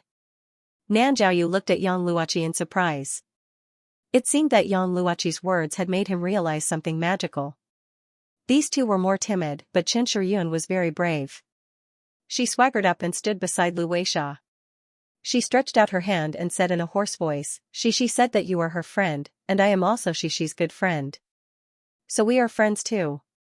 My name is Qin Shiyun. Qin Shiyun paused for a moment before adding the last sentence.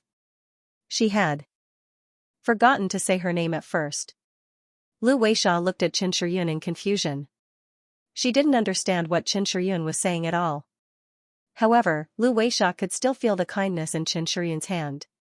Maybe she's introducing herself. Lu Weisha still wanted to integrate into this environment, so she hesitated for a moment before shaking Qin Shiyun's hand. Yes, the communication between the two children was like a chicken talking to a duck, but they still shook hands like friends. She looked at the grinning Qin Shiyun and felt happy for her. The little girl giggled and helped to introduce, She's Lu Weisha. Qin Shiyun, I'll teach you how to talk to her, okay? Tell her, Hedge. Lu Weisha. Qin Shiyun was a little carried away. She waved her hands and shouted, Hey, Lu Weisha. No, it's Hedge. She corrected. But it didn't matter. When Lu Weisha heard Qin Shiyun call her name, she smiled happily. She quickly nodded and said in English with a very strange pronunciation, What's your name?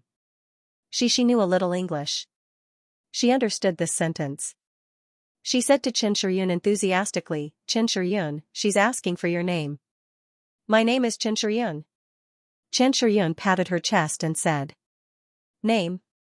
She was afraid that Lu Weisha couldn't understand, so she pointed at Qin Shiyun and said, Qin Shiyun. Chong Yueshi? Lu Weisha repeated, but her pronunciation was completely wrong.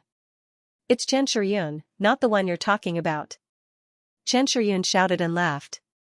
She and Qin Shiyun were still helping Lu Weisha to understand Qin Shiyun's name. Lan Xian, who was next to them, was also eager to try. She wanted Lu Weisha to know her. And this lively scene still moved the two timid children, Yang Luoqi and Nan Zhaoyu. When they saw that Lu Weisha didn't seem to be afraid, they also wanted to talk to her. When Teacher Mu came back, she saw a few children surrounding Lu Weisha and talking. They were waving their hands and feet. They didn't know what each other was saying, but they seemed to be very happy. This scene made Teacher Mu dumbfounded. What's going on? She was worried that Lu Weisha wouldn't be able to blend in with the other children because of the language barrier. There were foreign children in other classes, but it was easier to communicate with those who spoke English. After all, the kindergarten also taught the children some simple English words and conversations. But Lu Weisha spoke Swedish, which no one understood. Of course, Teacher Mu didn't know that because of she, Lu Weisha wasn't ostracized and could be accepted by the other Chinese children so quickly. After leaving the kindergarten, Yang Yi returned to the coffee shop, parked his car, and went to the building of the School of Classical Music alone. The School of Classical Music was not far from the back door. It only took a few minutes to walk from the coffee shop. The building where the School of Classical Music was located covered a large area. Like the Chinese character Hui, the 4 floors surrounded a large garden-style patio in the middle. Because the patio area was large, the lighting was not as bad as other buildings of the same type. On the contrary, the well-taken care of green plants made people feel relaxed and happy inside.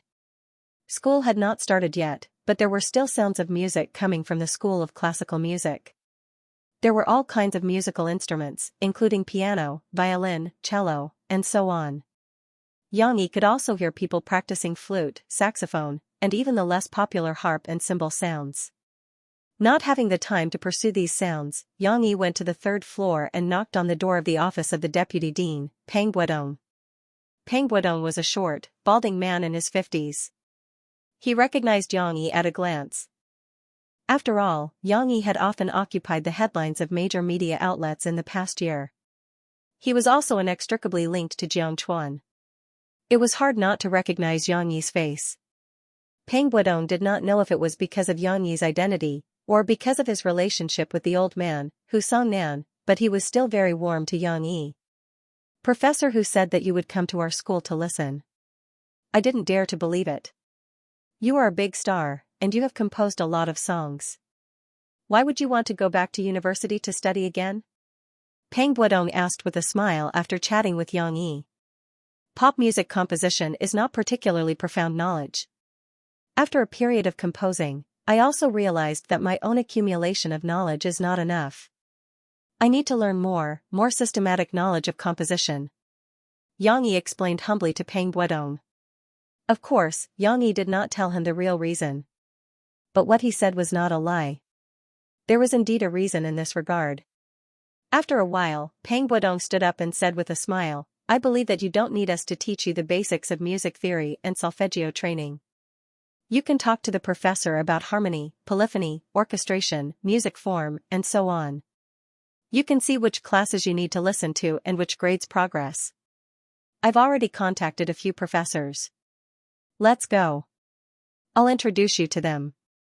Peng Buodong walked out with Yang Yi and headed in the direction of the composition department. On the way, a few students passed by and greeted Peng Buodong. They also saw Yang Yi.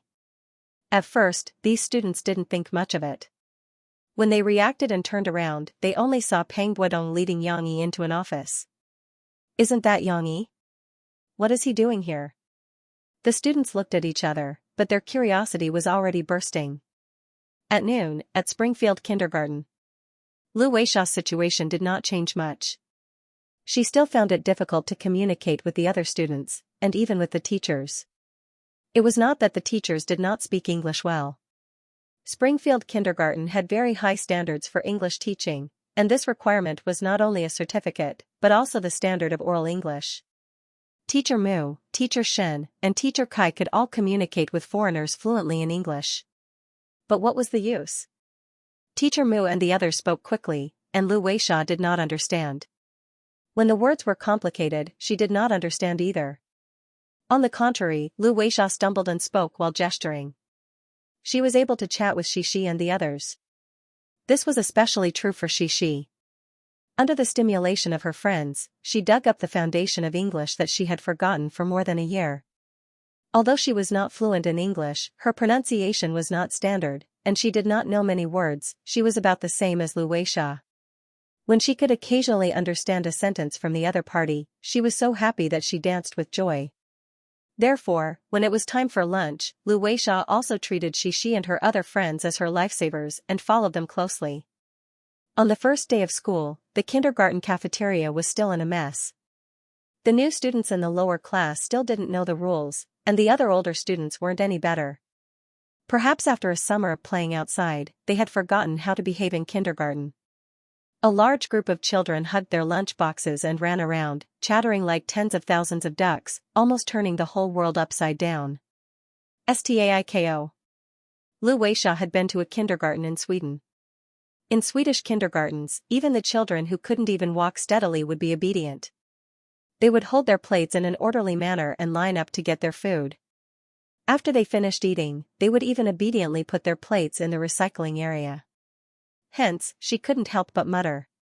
This was also the most common sentence that Swedes taught their children from a young age: line up properly. Note 1, but no one could understand it. Lu Weixia, what did you say? Xixi asked enthusiastically. She's saying something weird again. Chen Shiyun made a funny face and chuckled at Lan Xian. Lu Weixia could more or less understand the meaning of say something. She tried to explain to Xixi in English, get, the line. She was still gesturing with her hands. However, Xixi could not understand the meaning of this sentence in English. A line was a line, but what did it mean when it was combined? Moreover, Lu Weixia was not right. The two of them looked at each other in confusion for a while. Xixi simply followed her own thoughts. She thought that Lu Weixia was afraid. Don't be afraid, Lu Weixia. We can help you, and you can eat with us. The little girl kindly patted her 2 cartoon lunchboxes and said, I will also help you, Lu Weixia. I also brought delicious food. Young Luochi was not so repulsed by Lu Weixia now. She also said along with Xixi, I can exchange with you. You give me your delicious food, give me some, then I will follow you and give you some of mine. Lan Xian also said, but the little fat girl was obsessed with food. She looked at Lu Weixia's lunchbox and drooled. This is called sharing. Nan Jiaoyu felt that if he did not speak, he would not have a sense of existence. Sharing. The few children were happy. They did not know why they were laughing, but this smile also infected Lu Weixia, and she also smiled. However, when the teachers arranged a seat for them, everyone sat down and watched the other children skillfully take out a sumptuous meal from their lunch boxes. Lu Weixia was stunned. She hesitated for a moment, and then opened the lunchbox and took out a sandwich. A few pieces of vegetables, ham, and eggs. This kind of sandwich was actually quite delicious. But at noon, compared to other people's food, the gap between the rich and poor suddenly became obvious. Inexplicably, Lu Weixia felt like the wind blowing the fallen leaves in her heart. Don't think that the Swedes eat this kind of thing every day. The Swedes are still a little particular about food. They liked cold meals, such as cold smoked or warm smoked salmon, pickled salmon, cold smoked pork leg, and all kinds of sausages. These were all common dishes on their table, and the cheese, toast, and all kinds of berry dessert pies were needless to say. But, who asked Lu Weixia to prepare lunch for her father, David? It was just a sandwich. It was soft and cold, and it was hard to eat. Fortunately, she was used to bringing an extra lunch box for her children.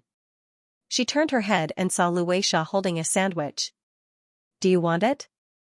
She pushed her box of sumptuous and beautiful dishes towards Lu Weixia, and she even changed to English and said again, you want to eat? Not to mention the other dishes, Lu Weixia looked at the lychee meat, tomato, and cauliflower.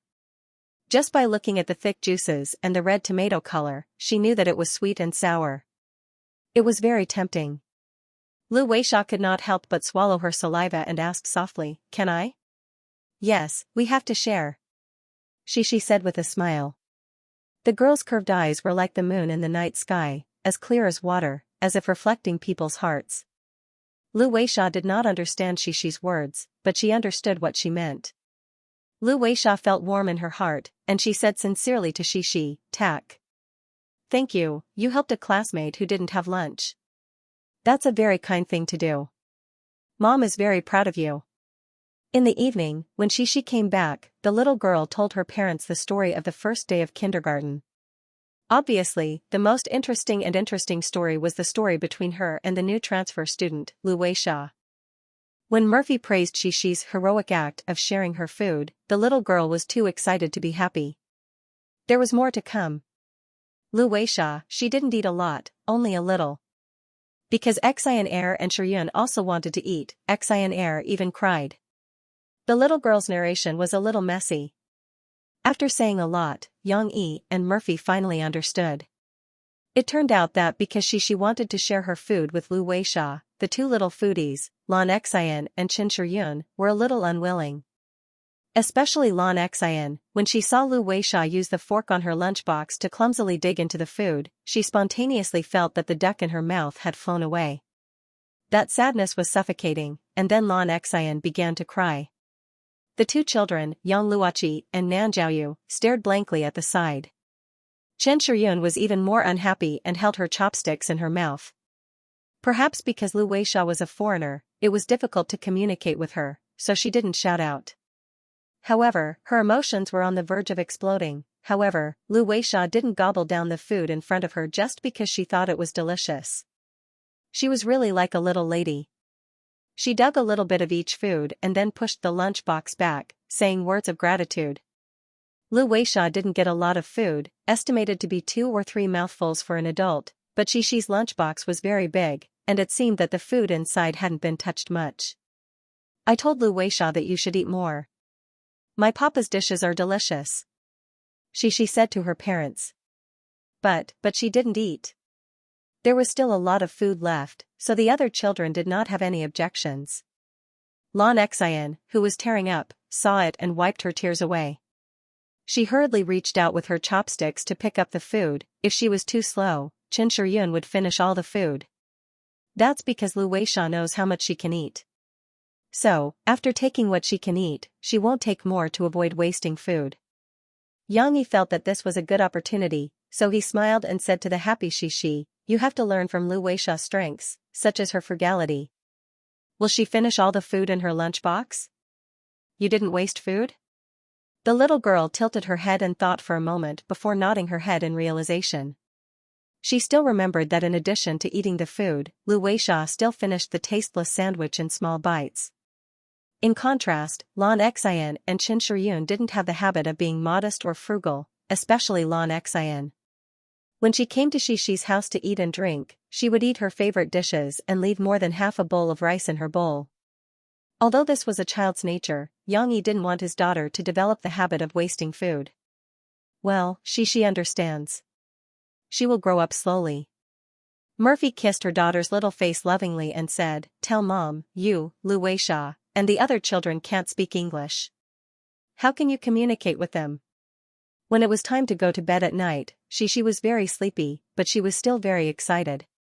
After Yang Yi finished telling her a story, he was ready to turn off the light and let her go to bed. "Papa, can you teach me more of Lu Weisha's words?" The little girl seemed to be sleep-talking. She raised her eyelids and whispered, "I don't understand what Lu Weisha is talking about." "You want to learn Swedish?" Yang Yi was a little surprised. "Or English?" "I don't know." The little girl might just be on a whim, but she really wasn't satisfied with the way she communicated with her new friends.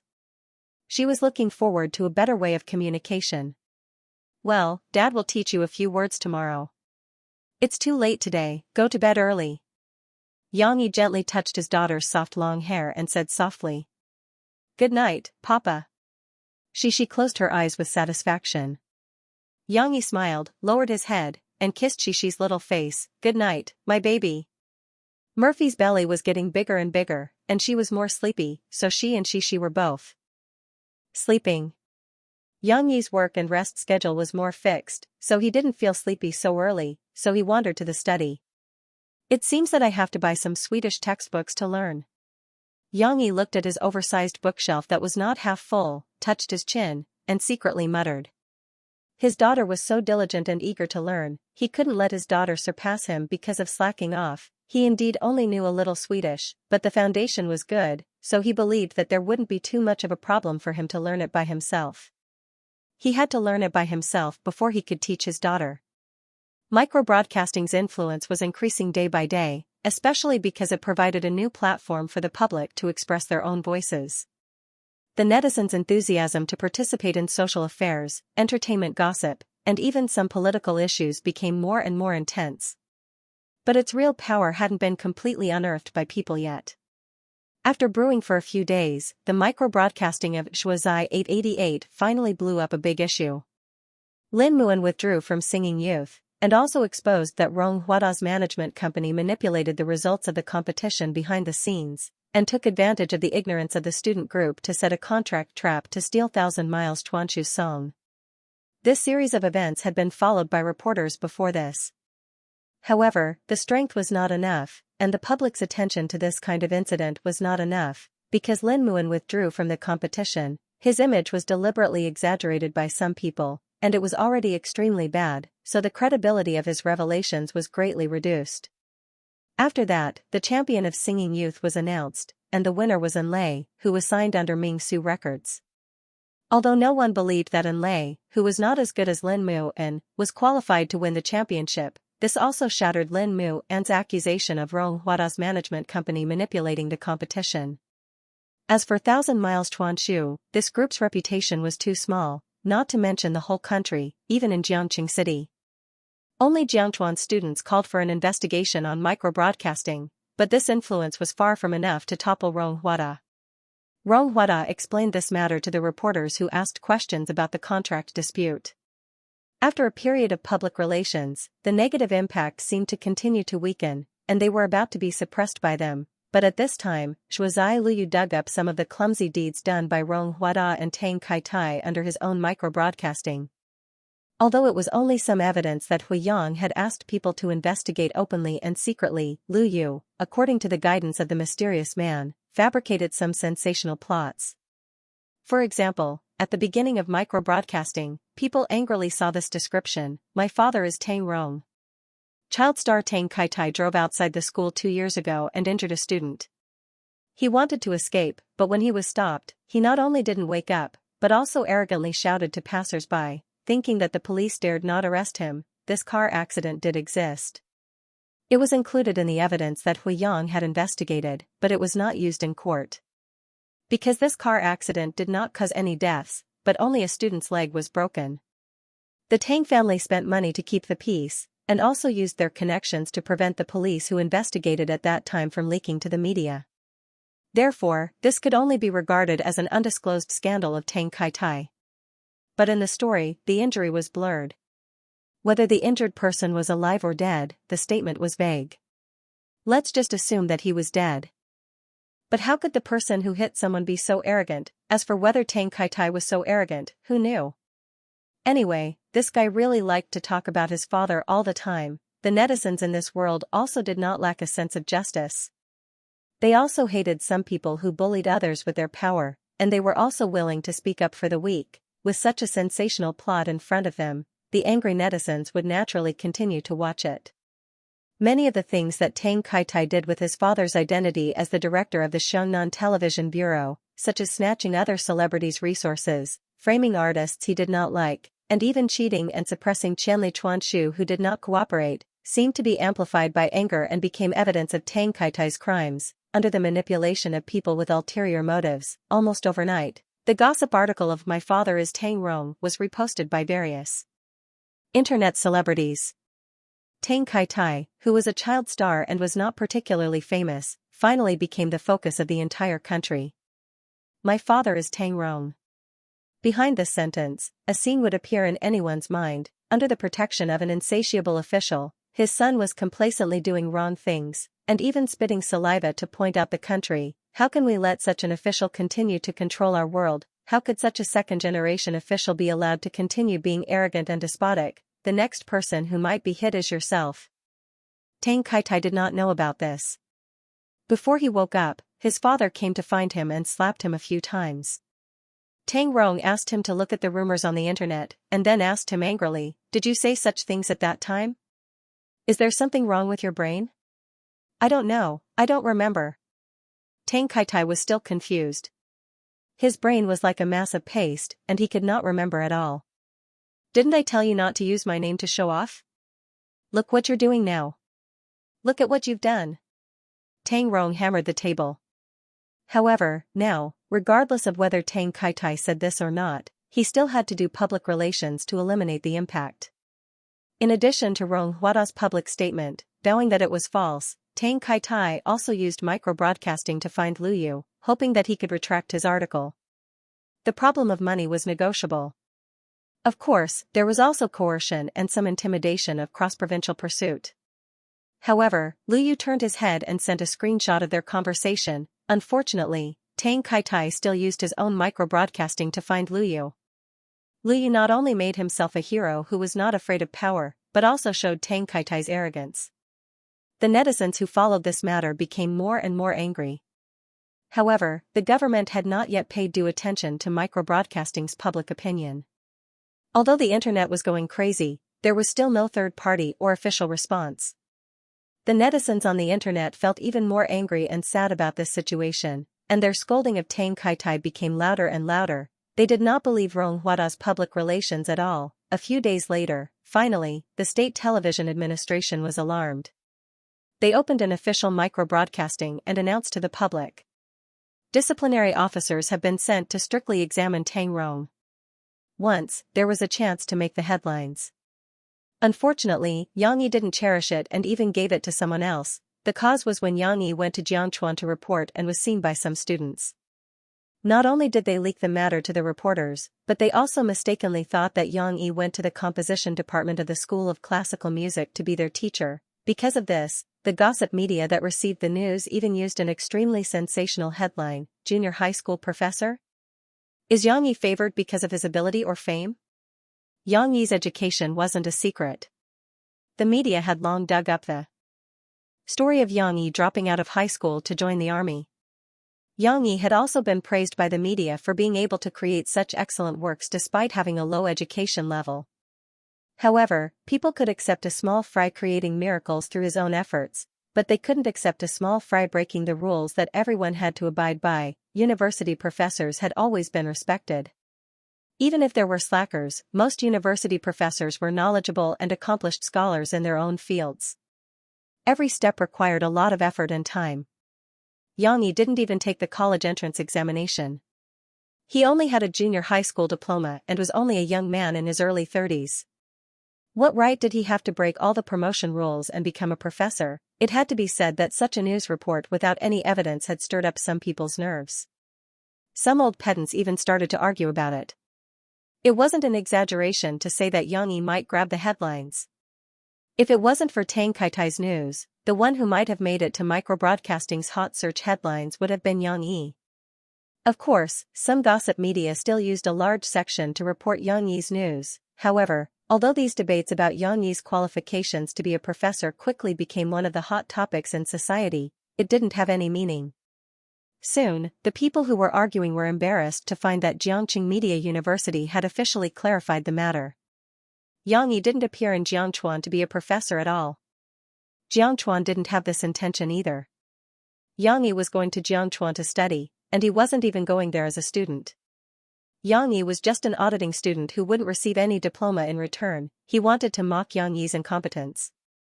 Even if he sat in on the class, did he still only have a junior high school diploma? This time, the media that had been slapped in the face gave up. They were too embarrassed to speak out on this matter again. However, some mainstream media outlets emerged and triumphantly slapped the mouths of the gossipy media outlets who had been scolding him. Then, they praised Yang Yi's spirit of living and learning and set Yang Yi as a good example that students should emulate. Yang Yi was too lazy to complain about the media's ability to do whatever they wanted. He didn't clarify either. While everyone was collectively scolding him for biting off more than he could chew, Yang Yi posted a microbroadcasting post and uploaded a photo. He showed off the lunch that he had meticulously prepared for Xianxia. Xianxia said that her new foreign classmates like her dad's cooking very much, so she had to pack more food for them today. With one more person, she can't let the little ones not have enough to eat. In particular, the third photo is a big surprise. I prepared a dish from her hometown for Xianxia's foreign classmates, Swedish meatballs. Microbroadcasting, Xianxia's family chef also occasionally taught netizens how to cook. It's a very famous dish. The secret is to mix an appropriate amount of starch and egg white into the minced meat to make the meatballs firm. It's similar to the famous Chinese dish, meatballs. However, the cooking method is different. It's fried in oil. When it's out of the pot, it's brown in color, rich in flavor, and tender and delicious. If it's eaten with mashed potatoes, it's simply an incomparable enjoyment. It's a pity that mashed potatoes don't taste good when they're cold, so I didn't make it. I hope the children will like today's dish. Not to mention looking at the photo, just looking at Yang Yi's description made the netizens hungry. Regardless of the villains who came to make trouble, many Yang Yi's fans left comments on microbroadcasting. Boss Yang is really a chef. He can even cook Swedish delicacies. I'm hungry just looking at it. Boss, can you not tempt me? Boo-hoo, I'm still on a diet. This is a chef who has been delayed by writing novels. No, this is a master chef who has strayed into the path of singing. No, Boss Yang Yi, when is your new book coming out? Don't just focus on cooking. How many months have you delayed the release of your new book? It had to be said that Yang Yi's fans were more than his fans. The comment section was occupied by many fans who urged him to release the book. The next day, Yang Yi responded to the fans' questions. On October 10th, the new book will be officially released. At the same time, there will be a big announcement. A very simple microbroadcasting teased the nerves of all the fans. October 10th? That's not far away, and what's the big announcement? The fans were excited and looked forward to it. Leaving the netizens aside, Yang Yi used the Swedish textbook as a prop and really acted like a professor. However, this professor was a little shabby because he was wearing a singlet, shorts, and flip-flops. The only students he was facing were a little girl with big eyes and a pregnant woman who wanted to join in the fun. Oh right, if you include Steamed Bun, who was sitting beside Xianxia, Yang Yi had 4 students. 4, no problem, Steamed Bun was no longer a little puppy. He was in a rapid growth period and looked a little like a big dog. Of course, his face was still tender and his thoughts were still very childish. Under the careful care of Yang Yi's family, Steamed Bun was not like a normal village dog with a dirty head and face. On the contrary, his fur was very clean. His yellow fur was a little short and glossy, not much worse than a golden retriever. Moreover, that pair of quick-witted eyes were like 2 black gems, appearing extraordinarily intelligent, her mardu. Yang Yi did not start with the complicated grammar and did not even write it down. Instead, he directly taught Xishi the pronunciation of some common words like before. This sentence means how are you? Come, read it after me. Her mardu? It had to be said that a child's ability to understand language was faster than an adult's. Xishi blinked her big eyes and listened to her father read it twice. She could roughly pronounce it. Hey, Mudu. After he finished, Xishi turned to look at her mother. Murphy, who had nothing to do, also followed with interest. Humadu? Out of the 4 students, only 2 responded to the teacher's teaching. However, Yang Yi did not mind. He nodded and commented, Xishi's pronunciation is quite close. Very good. After receiving the praise, Xishi was so happy that her eyebrows curved. She just sat on the sofa and twisted around. As she moved, steamed bun stretched out a front foot and placed it on Xishi's leg. It was unclear whether he wanted to remind Xishi not to move around, or if he wanted Xishi to play with him. Xishi hugged steamed bun, but she did not have time to play with him. What about me? Am I right? Humadu. Murphy could not wait and asked Yang Yi, who had stopped. Mom's pronunciation is not good. It's a lot off. Yang Yi said impartially, come, repeat it after me. Huho, uvulatory sound, mudu. Humph, you clearly didn't let me hear you clearly. Murphy pouted and muttered a few times. However, this was just a little fun between her and Yang Yi. Without interrupting Xishi's learning, Murphy continued to recite with Xishi. Xishi saw that she was about to start learning again. She quickly sat down and recited with her father seriously. Here, the tongue should be slightly upward like this. Of course, some pronunciation corrections were still necessary. The little girl followed her father's tongue and looked at him with a smile. If it did not involve the confusing grammar, learning language was quite interesting, especially those strange pronunciations. To the little girl, it was like a small game. Teaching Xishi to speak Swedish wasn't as easy as it seemed. Even though Xishi was already considered smarter than her peers, she was still only 5 years old. Whether it was her ability to accept or her concentration, she still couldn't compare to an adult. That night, after 2 sessions, one after dinner and another after shower, Yang Yi managed to teach Xishi 5 sentences. In fact, after learning some of the more complicated sentences, the pronunciation would be wrong and she would need to repeat them a few more times. But no matter what, for a 5-year-old girl to be able to learn 5 sentences in a small language in one night, it was still commendable. The next day, Xishi went to kindergarten happily and prepared to tell Lu Weisha the 5 sentences. However, the ending should be obvious. Lu Weisha responded happily, but Cici didn't understand, and the 2 of them had to stare at each other in confusion for a while. The response to Murphy's first fan meeting was very good. Yang Yi brought Murphy to the studio to relax. Mo Xiaowan showed Murphy some of the letters and gifts sent by the previous batch of fans. Unlike Yang Yi, Murphy was cold on the outside but warm on the inside. She was more concerned about her interactions with her fans and would occasionally write back to them. This was also why Murphy was often sent gifts by her fans even though she wasn't considered an idol. There was nothing special about the gift, but it was Jia Siyuan who met his true love because of Mo Fei's album. At that time, when Mo Fei said goodbye to her, she said that it was a pity that she couldn't witness their wedding. After this fan went back, she sent Mo Fei a pack of wedding candies. This gift was much more meaningful than any other expensive gift. After these lucky fans returned, they posted some interesting things from the fan meeting, Murphy and Yang Yi's singing, and some photos on micro-broadcasting. Phoebe Studios' official Weibo reposted all of these. These micro-broadcasting records made many fans who didn't get selected go crazy with envy. Not to mention the invitations that were like gifts, being able to interact with Murphy at the scene and experience Murphy's usual friendly personality for the first time, as well as singing live without plugging in. These benefits definitely made other fans jealous. The fans are calling for you to continue holding fan meetings. They say that no matter how far it is, even if you have to go to Lhasa, they are willing to go. Mo Xiaowan said to Murphy. She looked at Yang Yi, but this still depends on your willingness and whether your body can take it. Murphy also looked at Yang Yi. Right now, not only did her body belong to her, she was also carrying an almost 8-month-old baby. So, she didn't have any ideas about this problem. Xianxia saw the desire in Murphy's eyes. He pondered for a moment and said, "A few days ago, I went for a prenatal checkup. The doctor said that everything is fine. Also, this isn't the first time Murphy is pregnant, so there aren't many problems with her body. If you want to hold the second phase, try to end it in the first half of the month. The rest of the time, she will need to rest and wait for delivery." Xianxia wasn't so old-fashioned. He still believed in science. Moreover, if he held fan meetings, Murphy would basically sit in a chair and Xianxia would accompany her, so there wouldn't be any problems. The benefits were obvious. An appropriate job could keep a pregnant woman optimistic and cheerful. Including swimming, an appropriate amount of exercise could also help Murphy maintain a good physical condition, which was more beneficial for her future delivery.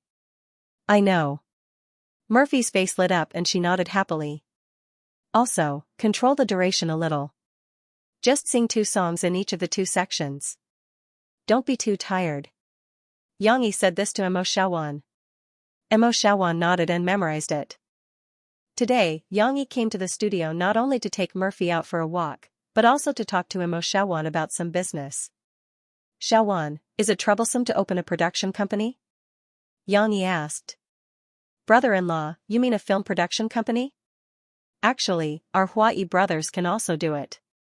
You see, we can invest in micro-movies like Fairy Tale and The Fugitive. As long as you have money, the project will only look at your funds." Emo Xiaowan explained to Xianxia. "I'm talking about an entertainment program production company, or a variety show production company." Xianxia's words shocked Emo Xiaowan. Even Murphy looked at Xianxia in astonishment.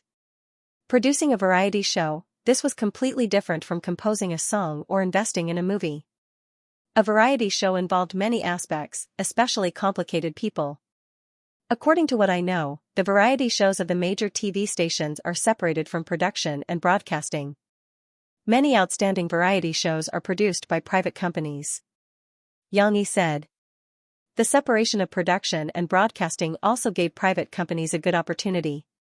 For example, Sister Luo Xian, who had a good relationship with Murphy, the copyright of her program Jixin Interview did not belong to Shanghai Satellite TV, but to the production company behind her. Luo Xian and Shanghai Satellite TV had a cooperative relationship. Shanghai Satellite TV provided her with the venue. Luo Xian and her team would complete the production, and Shanghai Satellite TV would be responsible for the broadcast. The profits would be calculated according to the contract.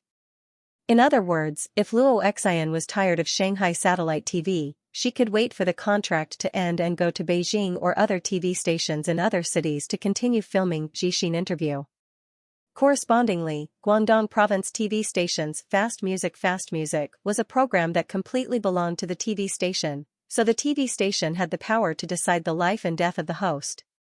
Brother-in-law, if you want to do a variety show, I suggest you buy a production company directly. Emo Xiaowan knew that Xianxia did not lack money, so she said the most effective way. Because the production of the program is not simple, if you want to build your own team from scratch, you will need to hire a lot of people. You might not even be able to find the talent you want. For example, this company, China Star Production.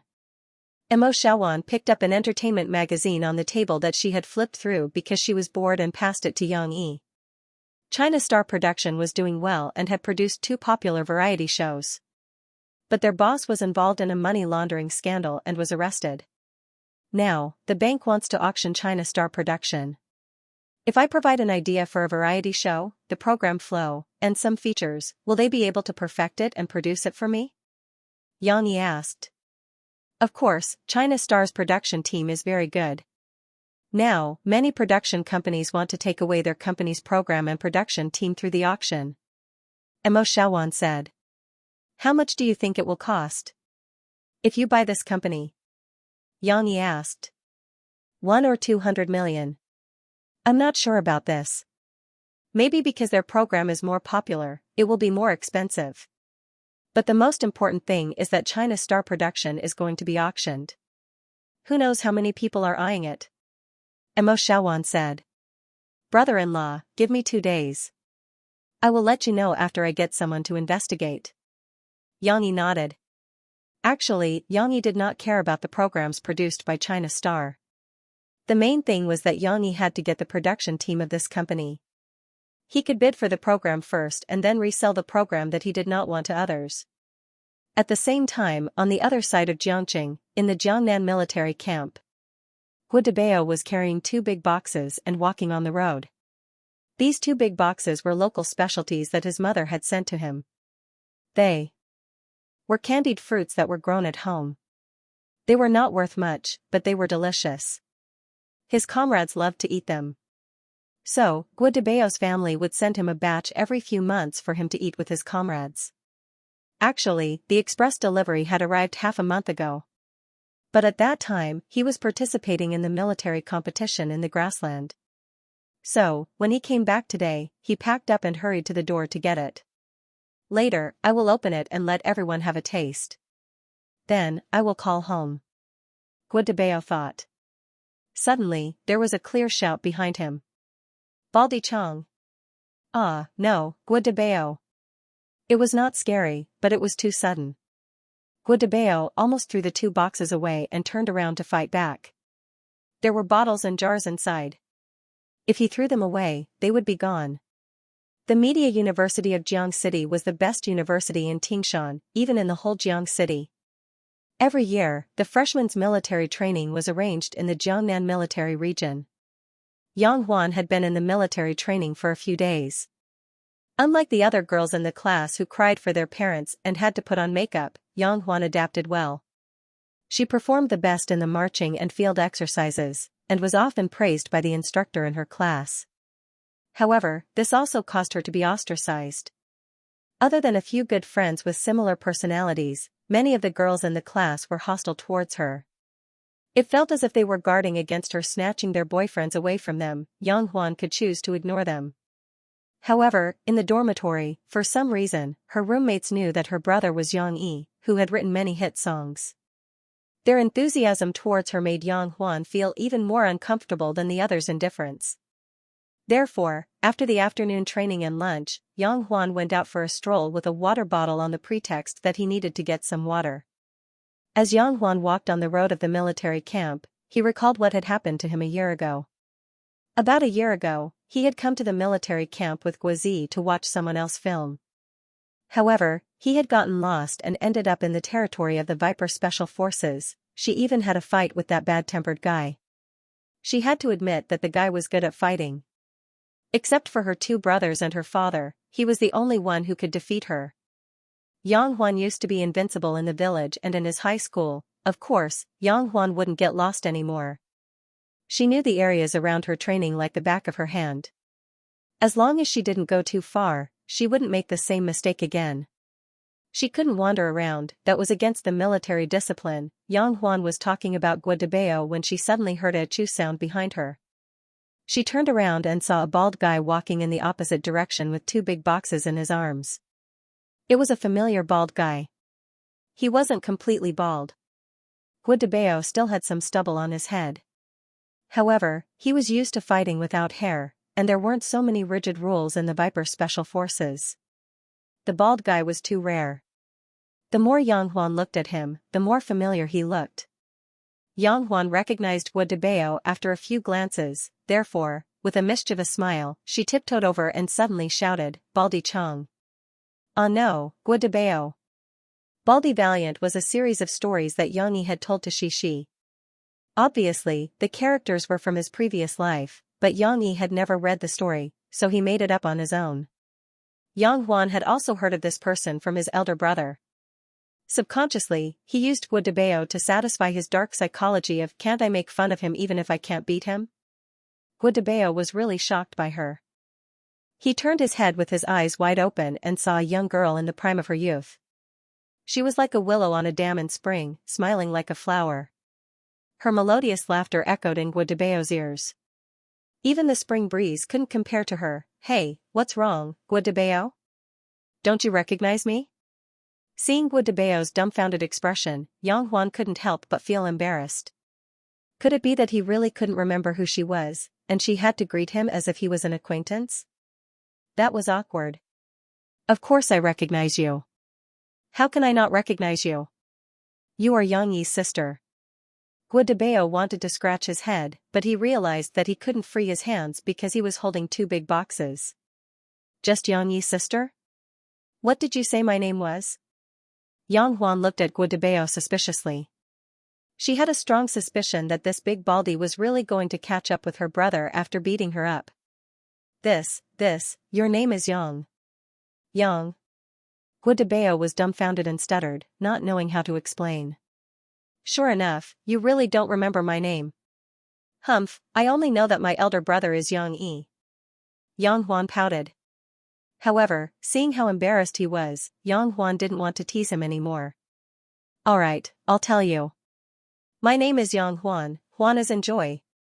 Guadabeo quickly put down the box and reached out his hand as if he wanted to shake Yang Huan's hand. However, he didn't know if it was because he remembered that Yang Huan was a girl, or because he felt that his hand was a bit dirty, so he shyly withdrew his hand and rubbed it on his pants. Guadabeo wasn't good at communicating with girls. After all, there was no female creature in Viper. At most, he had seen a few in the military hospital, but they were all old doctors who had passed menopause. Facing Yang Huan, he didn't know what to say. Luckily, he had a prop with him. Guadabeo opened the cardboard box on the side and took out a big can of food. He handed it to Yang Huan and said, I'll treat you to some canned food. This is a local specialty from my hometown. It's all homemade, and the ingredients are absolutely healthy. By the way, what kind do you like? These are preserved peaches, made from peach flesh. I also have pears, apples, green plums. Alright, that's enough. I'm going to drool if you keep talking. Yang Huan glanced at the big can of food in Guadabeo's hand, licked her lips, and said helplessly, Guadabeo, thank you for your kindness. But I'm in military training right now. I can't put this in the dormitory. I'll be screwed if the instructor catches me. Yeah. Guadabeo scratched his bald head, not knowing what to say. However, he finally understood why Yang Huan was wearing a military uniform in the military camp. He had thought that Yang Huan had joined the military. The two of them looked at each other in silence for a while.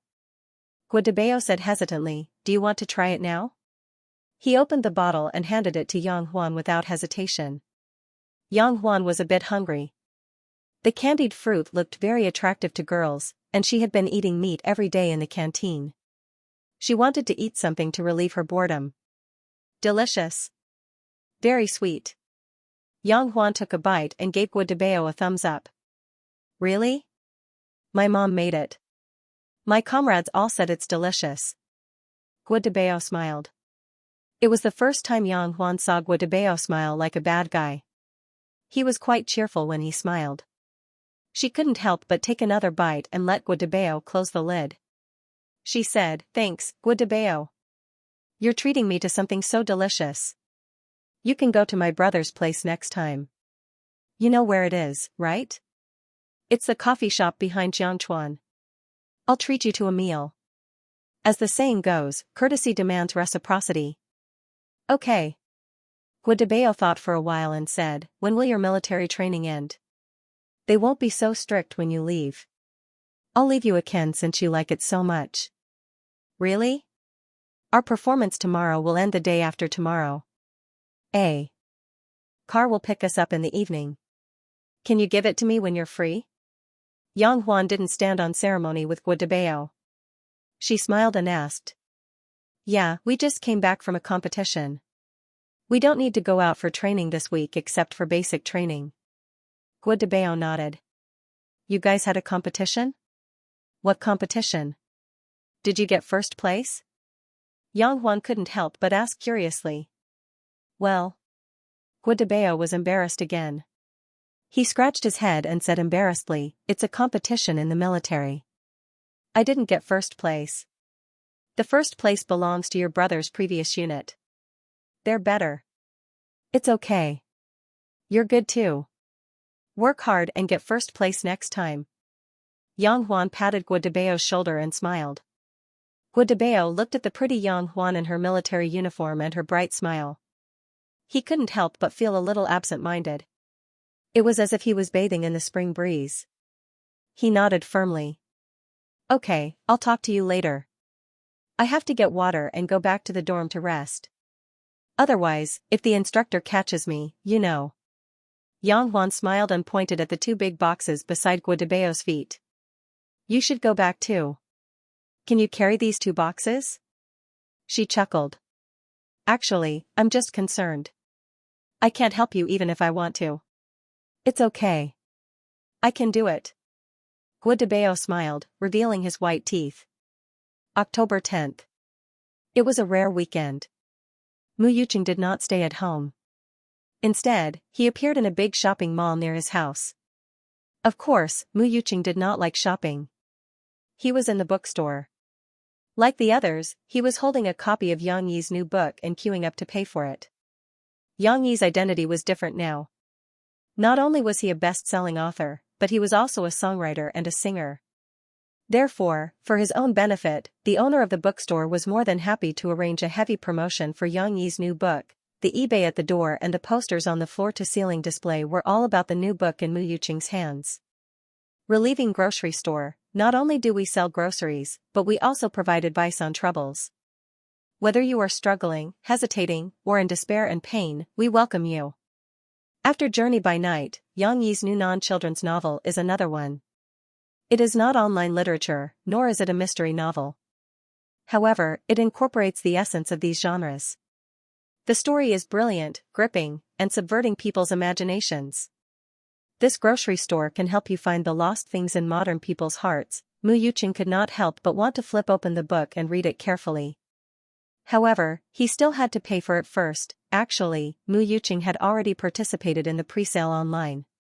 Just like before, the new book was delivered to him at noon by the Sahara Express Games. However, Mu Yuqing could not wait that morning. He went to the biggest bookstore near his house and bought a copy.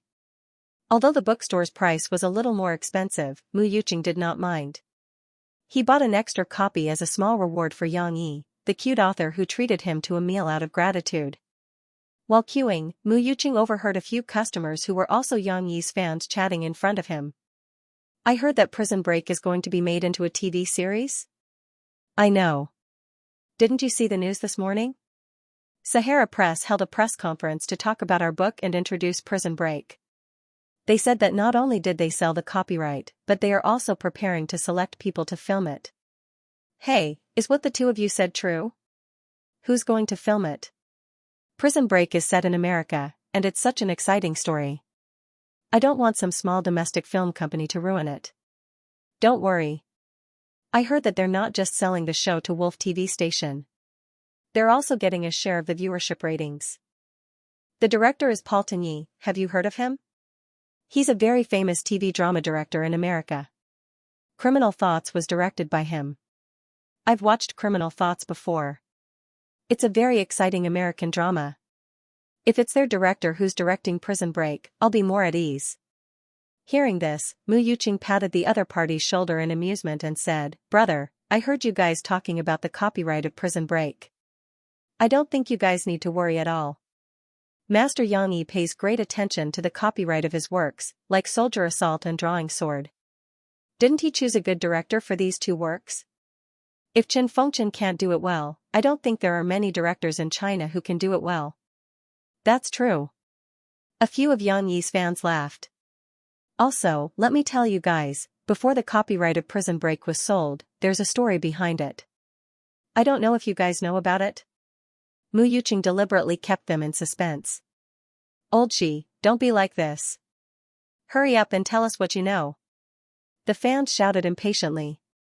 Okay, listen to me. It's said that before Wolf TV station came, Global Pictures had their eyes on Prison Break, but they didn't offer good conditions and hoped that Yang Yi would adapt the work into a story that happened in China. Yang Yi didn't agree, so he kicked Global Pictures out. Of course, now that he's sold it to Wolf TV station, Master Yang Yi has offended Global Pictures. Mu Yuqing shrugged and said. This was what he saw in a post on Yang Yi's personal website. The people from Sahara Publishing did not clarify or admit it, which meant that it was very likely to be true. Really? Global Pictures. They're giants. What if he offended them? The fans were worried. It's okay. Wolf TV station's background is no worse than Global Pictures. They have the backing of Time Corporation. Yang Yi isn't afraid of him. Mu Yuqing comforted. But, was he really not afraid? Mu Yuqing didn't know. It might be fine overseas, but Time Corporation's protection didn't extend to China. Mu Yuqing didn't want to think too much. After he paid for the book, he sat in the open-air coffee shop in the middle of a mall. He found a comfortable and quiet place and couldn't wait to start reading. Mu Yuqing was baffled by the first few pages. It seemed like there were 3 thieves. One was called Lu Xiang, one was called Wu Dun, and one was called Guanxing. They did something bad and wanted to hide, so they hid in an old grocery store. The description in the middle, such as the rusty washing machine in the grocery store, the dusty slippers, and the envelope that suddenly appeared, made Mu Yuqing confused and slightly creeped out. Could it be a horror story? If it was a horror story, then it wouldn't be good. Mu Yuqing didn't like horror stories. He was afraid of ghosts. It was still summer in Yangqing in October. The scorching sun outside was scorching the earth. But the air conditioner in the mall was on. Mu Yuqing's short t-shirt was still sweating. It was obvious how resistant he was to ghost stories. But, due to his great trust in Yang Yi, Mu Yuqing endured and continued reading. But, as he continued reading, Mu Yuqing couldn't help himself. Relieving grocery store wasn't thick, and it was small. Compared to Journey in the White Night, the word count was at least half. The story only had 5 chapters. Of course, each chapter had a few small sections. But, unknowingly, Mu Yuqing had already flipped through half of it. The story was beyond Mu Yuqing's expectations. Even though he had high expectations for Yang Yi, he didn't expect this book to be more imaginative than Journey in the White Night. First of all, just as Yang Yi said, it used the most common element in web novels, time travel. But, the writing style in this book was so sophisticated that Mu Yuqing couldn't see any trace of web novels.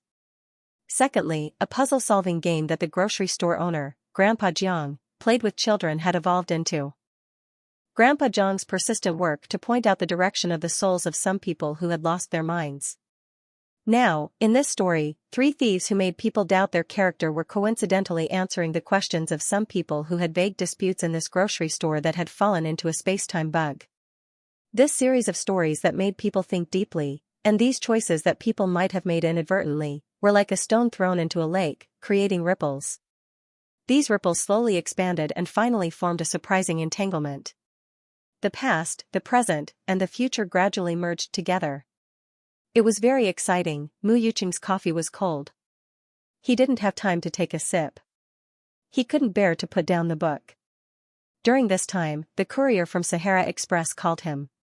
Mu Yuqing couldn't bear to go back, so he had to call his neighbor to help him sign it. He still wanted to continue reading. But unconsciously, Mu Yuqing suddenly burst into tears. Yes, a man, sitting in an open-air coffee shop in the middle of a shopping mall, holding a book and crying. His emotions came so suddenly that Mu Yuqing forgot to wipe his tears to prevent others from seeing him as a joke. That wasn't important. What was important was the second chapter. All the previous stories were about a man named Song Ku. He didn't have a very good musical talent, but he still persisted and worked hard for his music dream. Mu Yuqing read the letter that the thieves wrote to Song Ku. Your persistent pursuit of music will not be in vain. Someone will be redeemed by your songs. The music you create will be passed down. He thought that Song Ku was going to succeed, but who would have thought that Song Ku would sacrifice himself to save the children in a fire in an orphanage's performance event? Red light and darkness surrounded him at the same time. It seemed that someone was calling him, but he was powerless to answer. It's like this. Now is the final moment. I just have to keep believing, right? If it's really like what the letter says, Dad, I've left a footprint, right? Although I've lost a battle. Song Ku's inner monologue before his death made Mu Yuqing shed tears. He finally understood why the thieves wrote that sentence in the letter. Please always believe in this, until the last moment of your life. It turned out that the thieves already knew that Song Ku was going to die, and the little girl he saved would also step into the music world with his music, so that his music would be passed down. In the afternoon, Mu Yuqing finally finished reading Relieving Grocery Store. The moment he closed the book, he couldn't help but smile, but there was also a lot of reluctance. The whole story seemed plain, but the short stories in each chapter were full of ups and downs, and it was very exciting. But wasn't the most beautiful thing still the intertwined connection between people in this letter? Mu Yuqing suddenly remembered a sentence he had read before: the water surface wrinkled by the wind, the faint fragrance of unknown wild flowers in the distance, the water plants gently dancing under the clear water, and the slight smile of strangers passing by on the wrong boat are all essential elements that make up this happy picture, and they are also fetters that can't be easily abandoned. Just like our lives. The origin of these beautiful words could no longer be found, but so could the emotions that this book brought to him. Mu Yuqing took a sip of the cold coffee that seemed a little bitter, and Yang Yi's new song rang in his ears. It wasn't his imagination, but the shopping mall was indeed playing the song that Phoebe's studio released a few days ago, and then it became popular with many people. Because I just happened to meet you, leaving a footprint is beautiful. The wind blows, the flowers fall, and tears fall like rain, because I don't want to be separated. Yang Yi's falsetto, like a girl's voice, plucked at Mu Yuqing's heartstrings. This song was very nice, just like his new book. Great, what a beautiful day. What a wonderful day. Although Mu Yuqing didn't have lunch and his stomach was rumbling, he was in a good mood. He still said a few words in English, held his book, and danced. He didn't care about other people's curious and interesting gazes as he walked out. A science guy could also be very flirtatious. Ding Xiang, why are you playing my song in the cafe? Hurry up and change it. I won't blame you even if you play Little Gua's fairy tale. Solace had just been released, so its impact was not obvious. On the other hand, Just Happened to Meet You, which was recognized by netizens as a song that Yang Yi had specially written for Murphy, was pushed to the top 10 of the new song sales chart by fans a few days after it was released. It was a good result, and Ding Xiang also contributed to the sales. The song, Just Happened to Meet You, that was playing in the coffee shop was the single that Ding Xiang bought online. Only Yang Yi felt a little awkward. He felt a little uncomfortable as he listened to his fake female voice echo in the shop. In the first place, he was not very willing to record this song. At home, it was one thing for him to use this song to confess to Mo Fei, but it was another thing for him to sing this song to others outside of his home.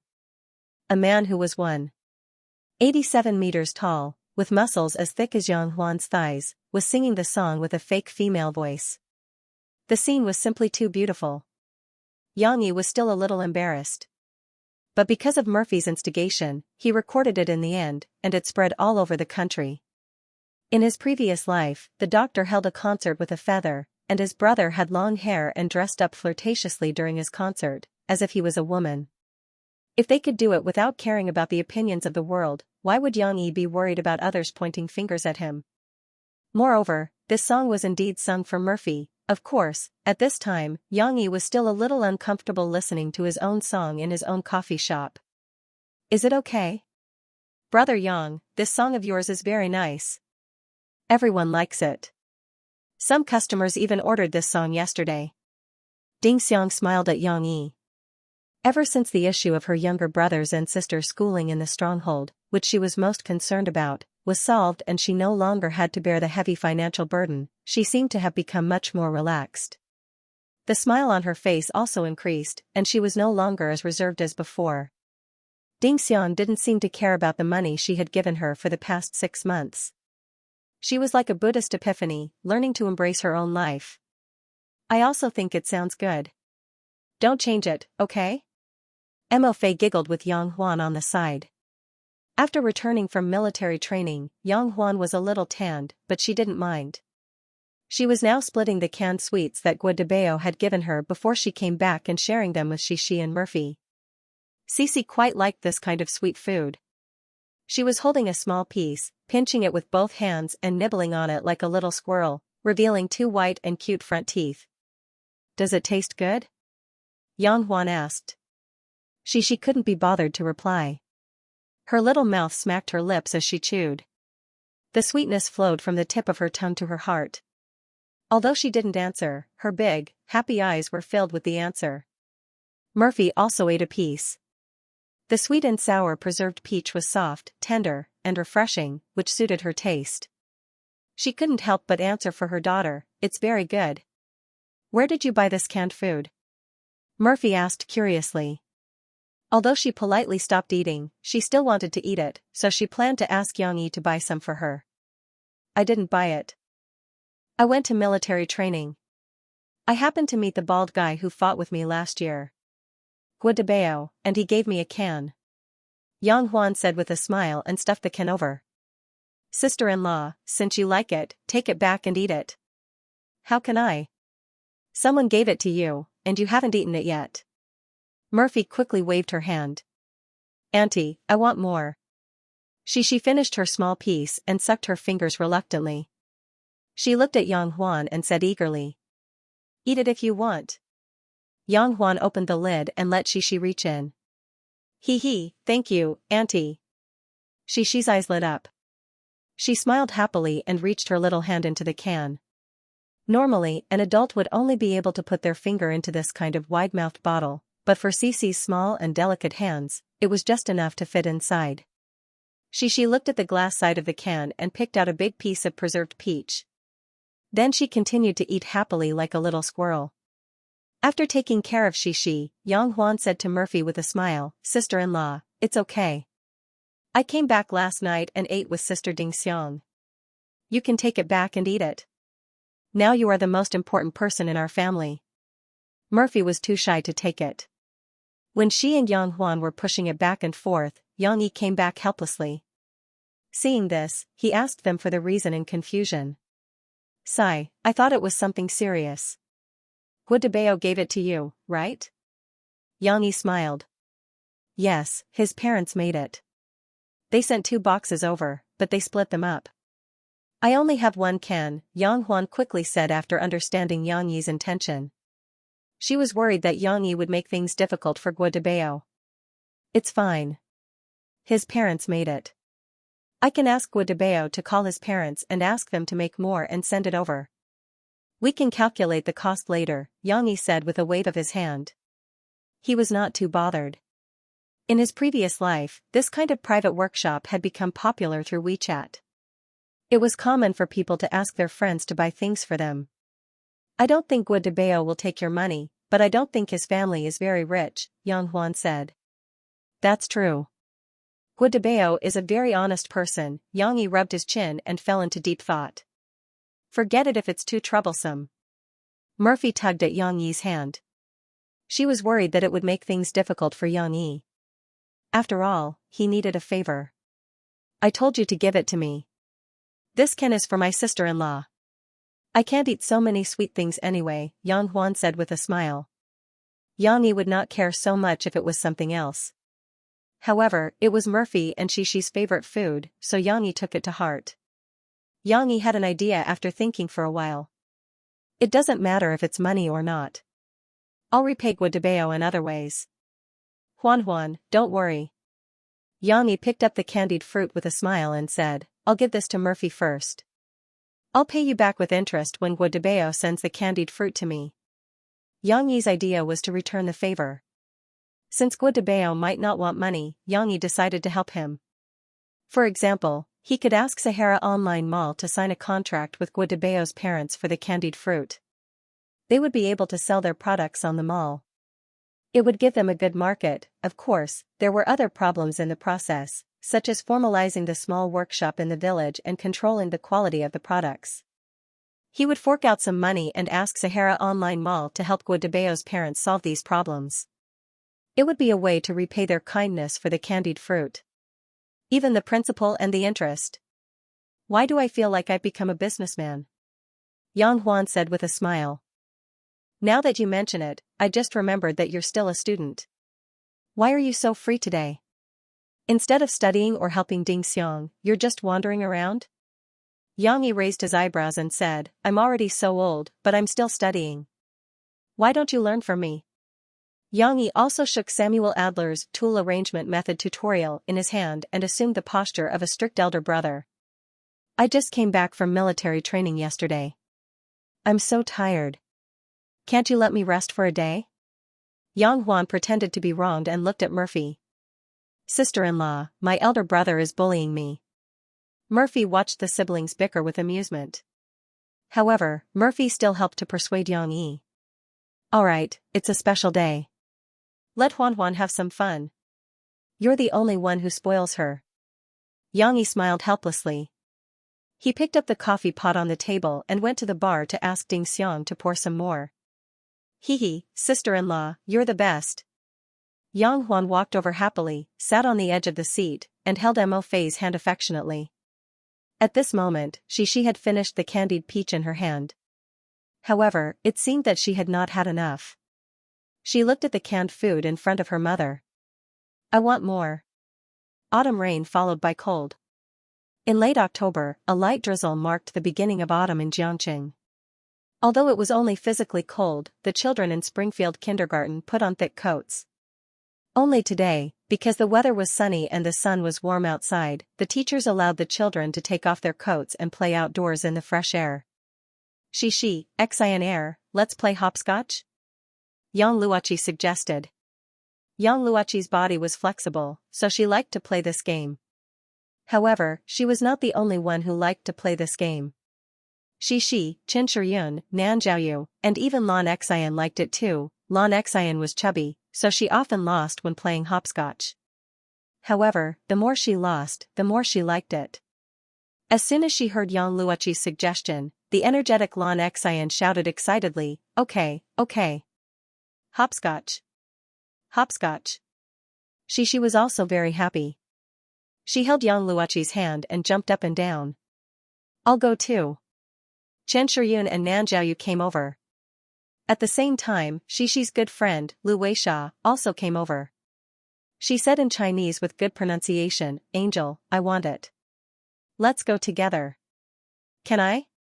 After half a month of interaction, not only Xi's Swedish, but also Lu Weisha's Chinese, and all the children's English had improved significantly. Although the grammar of the foreign language the children spoke was not standard, they learned some simple words very quickly. After that, they spoke more and tried more. The speed of improvement was faster than some adults who learned foreign languages until their brains exploded. For example, little Han, now, Lu Weisha could speak and listen in on some simple daily conversations. She had completely integrated into Xi's small circle. After playing with her friends, Lu Weisha became a lot more cheerful. She wouldn't have dared to take the initiative to join the game half a month ago. Angel was Yang Luoqi's English name. Lu Weisha couldn't tell the difference between Xi and Chi, so she chose to call Xi Cici and Yang Luoqi Angel. Yang Luoqi nodded and said to Lu Weisha, sure, let's play together. The hopscotch game was in the middle of the kindergarten. It was originally drawn by the outdoor class teacher with chalk for the children, but later the teacher found that the children liked this game very much, and the chalk words on the ground were easy to wear, so the kindergarten used paint to draw a few houses on the ground to prevent the children from fighting over them. Xi and the others found an empty one. They picked up a small stone and began to play rock paper scissors. Scissors, rock, paper. The children shouted the slogan, and together, they threw their fists and stretched their fingers. Even Lu Weisha followed suit. In fact, she had already played with Xi and the others, so she roughly knew the rules. However, she didn't pronounce the slogan correctly. Demons, eat head, paper. This didn't hinder them. After a few rounds of rock paper scissors, it was decided that Xi would be the first to jump. I can be the first to get the house. Xi held the small stone and said happily to her friends. Because this sentence was a little complicated, she used simple Swedish to speak to Lu Weisha. She gestured with one finger and said, I am the fastest. Lu Weisha grinned. Nay. No, you're not. In the end, she said it in Chinese. After Xi set the flag, she began to jump. She first threw the stone on the first square, then began to jump on one leg. She jumped from the first square until she reached the fourth and fifth squares. Then, she jumped on the sixth square with one leg and landed on the seventh and eighth squares. She then jumped up and turned around. The little girl's legs were very long, and her jumping ability was also very good. When she jumped up high, her long hair swayed like a horsetail whisk, dancing in the air like a young girl dancing ballet. I can jump very fast. Xi gasped for breath, but she didn't forget to tell her friends cheerfully. You can't talk, you have to jump quickly. Chen Shiyun shouted like a teacher in the moral education department. Well, Xi continued to jump. She jumped back to the second square, then bent down on one leg to pick up the small stone on the ground. The little girl was swaying, and her right leg was shaking. When she finally bent down, she couldn't support herself. She supported herself with her two small hands on the ground and picked up the small stone. This posture was quite worrisome. Fortunately, the ground was very flat and covered with a layer of smooth plastic that looked a bit like a poster. Otherwise, the little girl's small pink palm supporting the ground would make one's heart ache. After she picked up the small stone, she stood up unsteadily, but she continued to jump. However, when she jumped to the 7th and 8th squares and turned around, she didn't jump well. She turned around and stepped on the line, and was caught by the observant Chen Shiryun. "Aha, Cici, you failed!" Chen Shiryun cried out in high spirits. She was dancing with joy as if she had won. "Okay. Then who's next?" She looked down at her feet and sighed regretfully. Then, like a little adult, she picked up the small stone and asked. My turn, my turn." Nanjiaoyu couldn't hold back and happily ran over to take the stone. The other children pointed at Nanjiaoyu and said, his turn, his turn. Lu Weisha was also grinning from ear to ear. She followed the others and shouted, knife him, knife him. It was Nanjiaoyu's turn to jump. Nanjiaoyu and she often played hopscotch, so they were quite skilled. Perhaps the boys' athletic standards were quite good. Nanjiaoyu didn't make a mistake like Shishi when he jumped to the third round. However, at this time a group of boys, including Wang Shijuan, passed by. They were all boys, and they were shouting that they wanted to play the seesaw. Just then, they saw Nanjiaoyu playing hopscotch. It was unknown who started it, but they all laughed and shouted, Nanjiaoyu, playing hopscotch with a girl. Nanjiaoyu is also a girl, right? He plays with girls every day. Not only did they say that, but they also made funny faces at Nanjiaoyu. Nanjiaoyu's heart was still quite fragile. When he heard these guys shouting, he jumped the wrong way. He didn't wait for Chen Shiryun's reminder. He pouted and walked down with a sad face. What did they say? Lu Weisha didn't understand, but from their expressions, they definitely didn't say anything good. She couldn't help but ask Shishi. Don't quarrel. Shishi was angry, but she didn't have enough confidence to say that to the boys. Ha ha ha. Shishi is Nanjiaoyu's wife. The naughty boys even teased Shishi. Don't quarrel. Yang Luoqi said to Lan Xian worriedly, but Yang Luoqi's voice was too soft. They said that Nanjiaoyu is playing with a girl. Shishi explained to Lu Weisha, but Lu Weisha still didn't understand what she said. Lu Weisha was confused and asked again in Swedish, I don't understand. Shishi, can you say it again? Cici had no choice but to gesture with her fingers and explain in Rue and English, you're right, he, Nanjiaoyu, spell, play, and we, are, like a girl, like a girl. Lu Weisha understood, but it was just as she had expected. No. Lu Weisha stood in front of the boys and said in Chinese, which she didn't know much. Apologize. Apologize. Apologize to Nanjiaoyu. When Cici saw that all her friends had stepped forward bravely, her sense of justice was bursting. She also stepped forward and said angrily. When they were in the middle class, the children's gender consciousness had not yet awakened. However, as they began to grow up a little and were instilled with different ideas in their daily lives, the little boys and girls seemed to have begun to draw boundaries. It could not be said that they were completely separated. Like Nanjiaoyu, some boys still played with their original friends, and Wang Xiyun would sometimes follow her brother Wang Shijuan. However, some boys had more sensitive thoughts.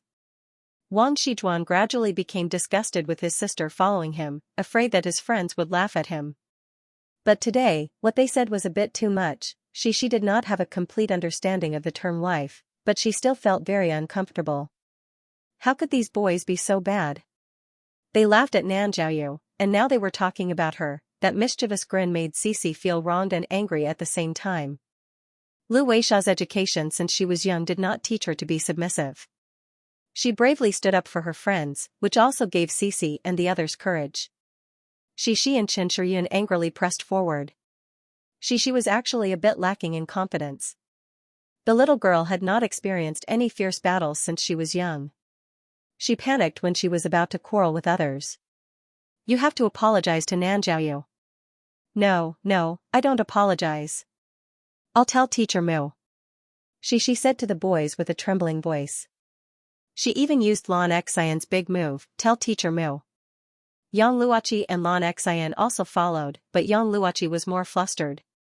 Her eyes were red and she sadly wiped the corners of her eyes. Girls only know how to cry. We won't apologize to you. The boy who mocked Shi just now was very bold. He made a face, snorted, and shouted loudly. It was not as simple as quarreling. The boys developed later. Lu Weisha, Shi, and Qin Shiyun were actually taller than them, especially Lu Weisha. The sense of oppression from her height made these boys feel that they were not manly enough. Naturally, they were eager to resist. You need to apologize. Lu Weisha insisted. I'm not playing with you. We're going to play in the sand. A boy felt impatient and called out. The few of them were about to leave. The former little devil Qin Shiyun had not been a big brother for many years, but today she was going to stand up for her good friend. Qin Shiyun pulled the boy and tugged at his clothes. You're not allowed to leave. A war was about to break out. Yang Yi had been studying with the old professors of the School of Classical Music for a while. From the early days of appreciating and distinguishing various instruments to the present analysis of the structure of some classical pieces, he seemed to have entered a brand new world. Like a sponge, he desperately absorbed new knowledge. The range of his classes was very wide.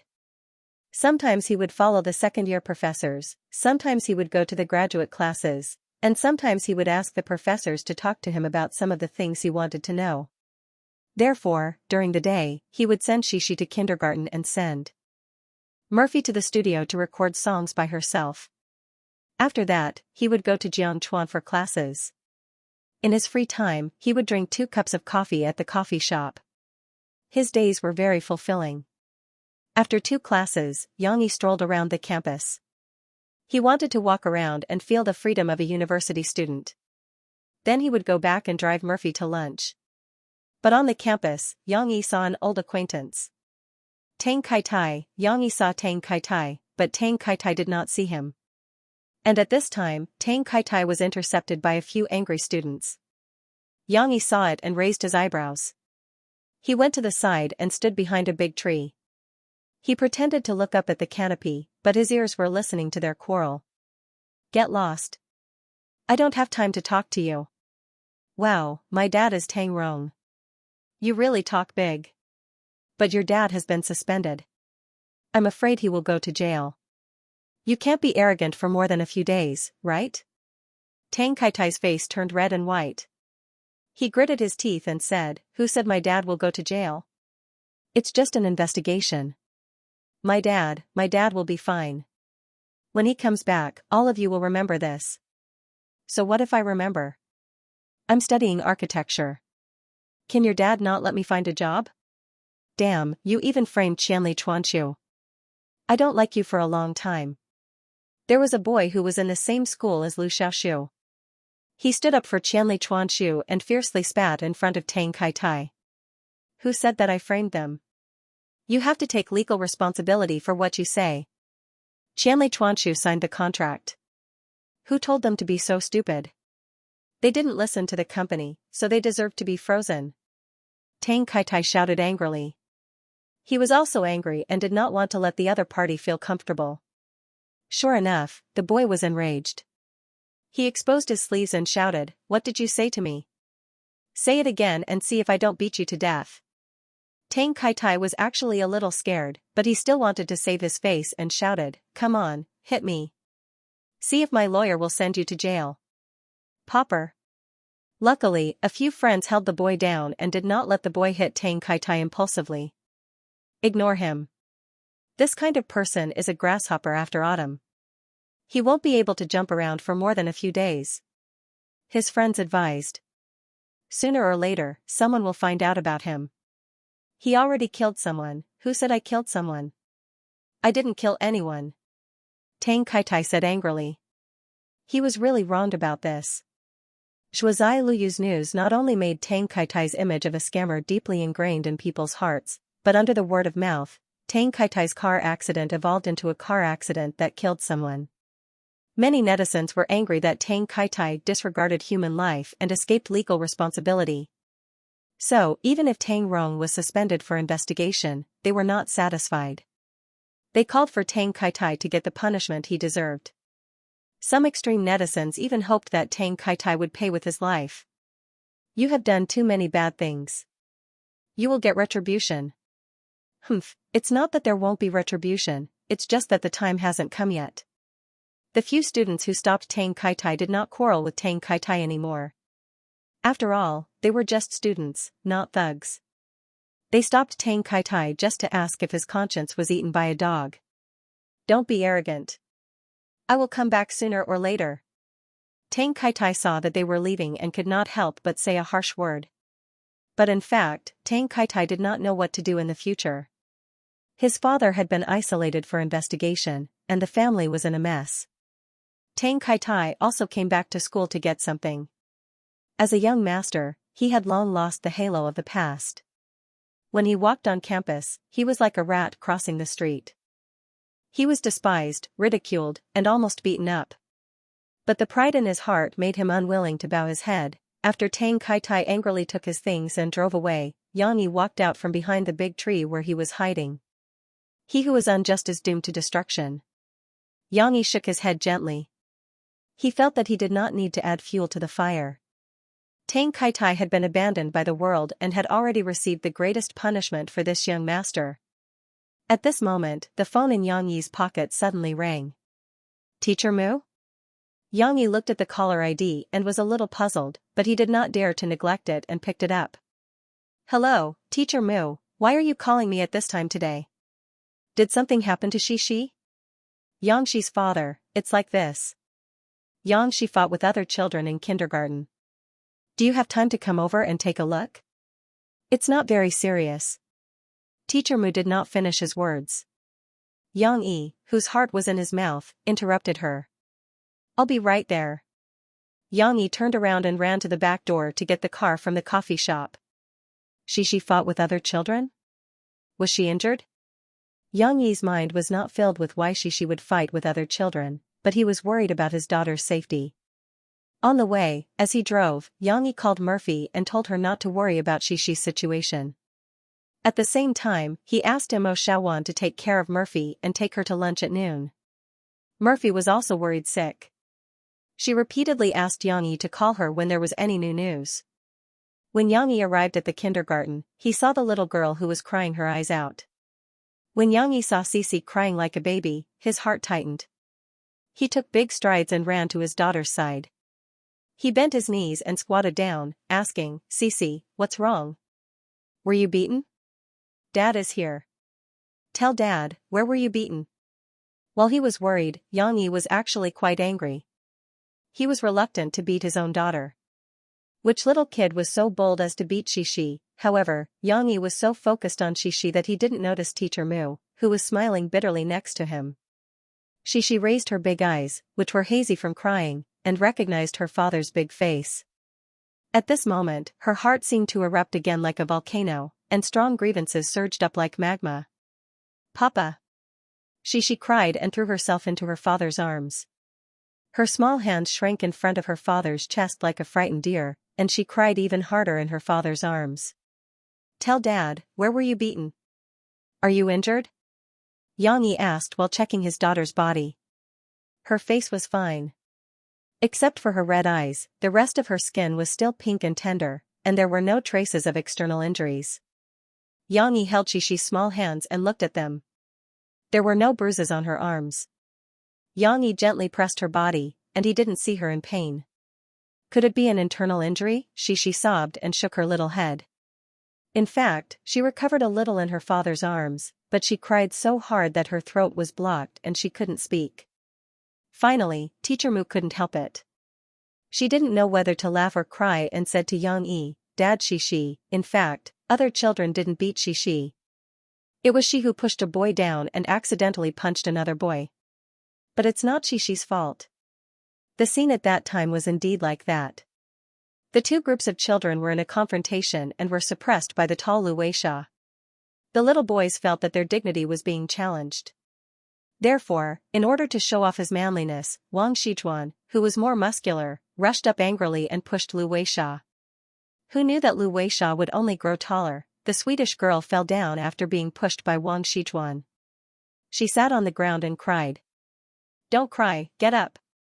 Wang Shichuan was actually dumbfounded at that time. He thought that Lu Weisha had faked the fall and was afraid that the teacher would see her crying, so he hurriedly tried to pull Lu Weisha up.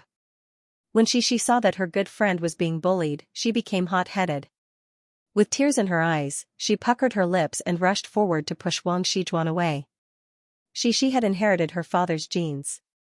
Although she usually didn't show off, she was really strong. When she was angry, she threw Wang Shichuan from the side and rolled a few times on the ground. But she didn't want to fight with others. After the little girl did these actions, she started to cry. She even choked on her sobs and muttered, "You can't fight. Fighting is not a good child." The naughtiest little boy from before, the one who had badmouthed Shishi, was very close to Wang Shichuan. At this time, he ran up angrily and grabbed one of Shishi's small hands, shouting, "Yangshi, you hit me." However, at this time, Shishi wasn't in a good state. She felt that her left wrist was in pain from being grabbed. She struggled to break free in a panic, but she couldn't break free, so she subconsciously waved her right hand and hit the little boy's chest.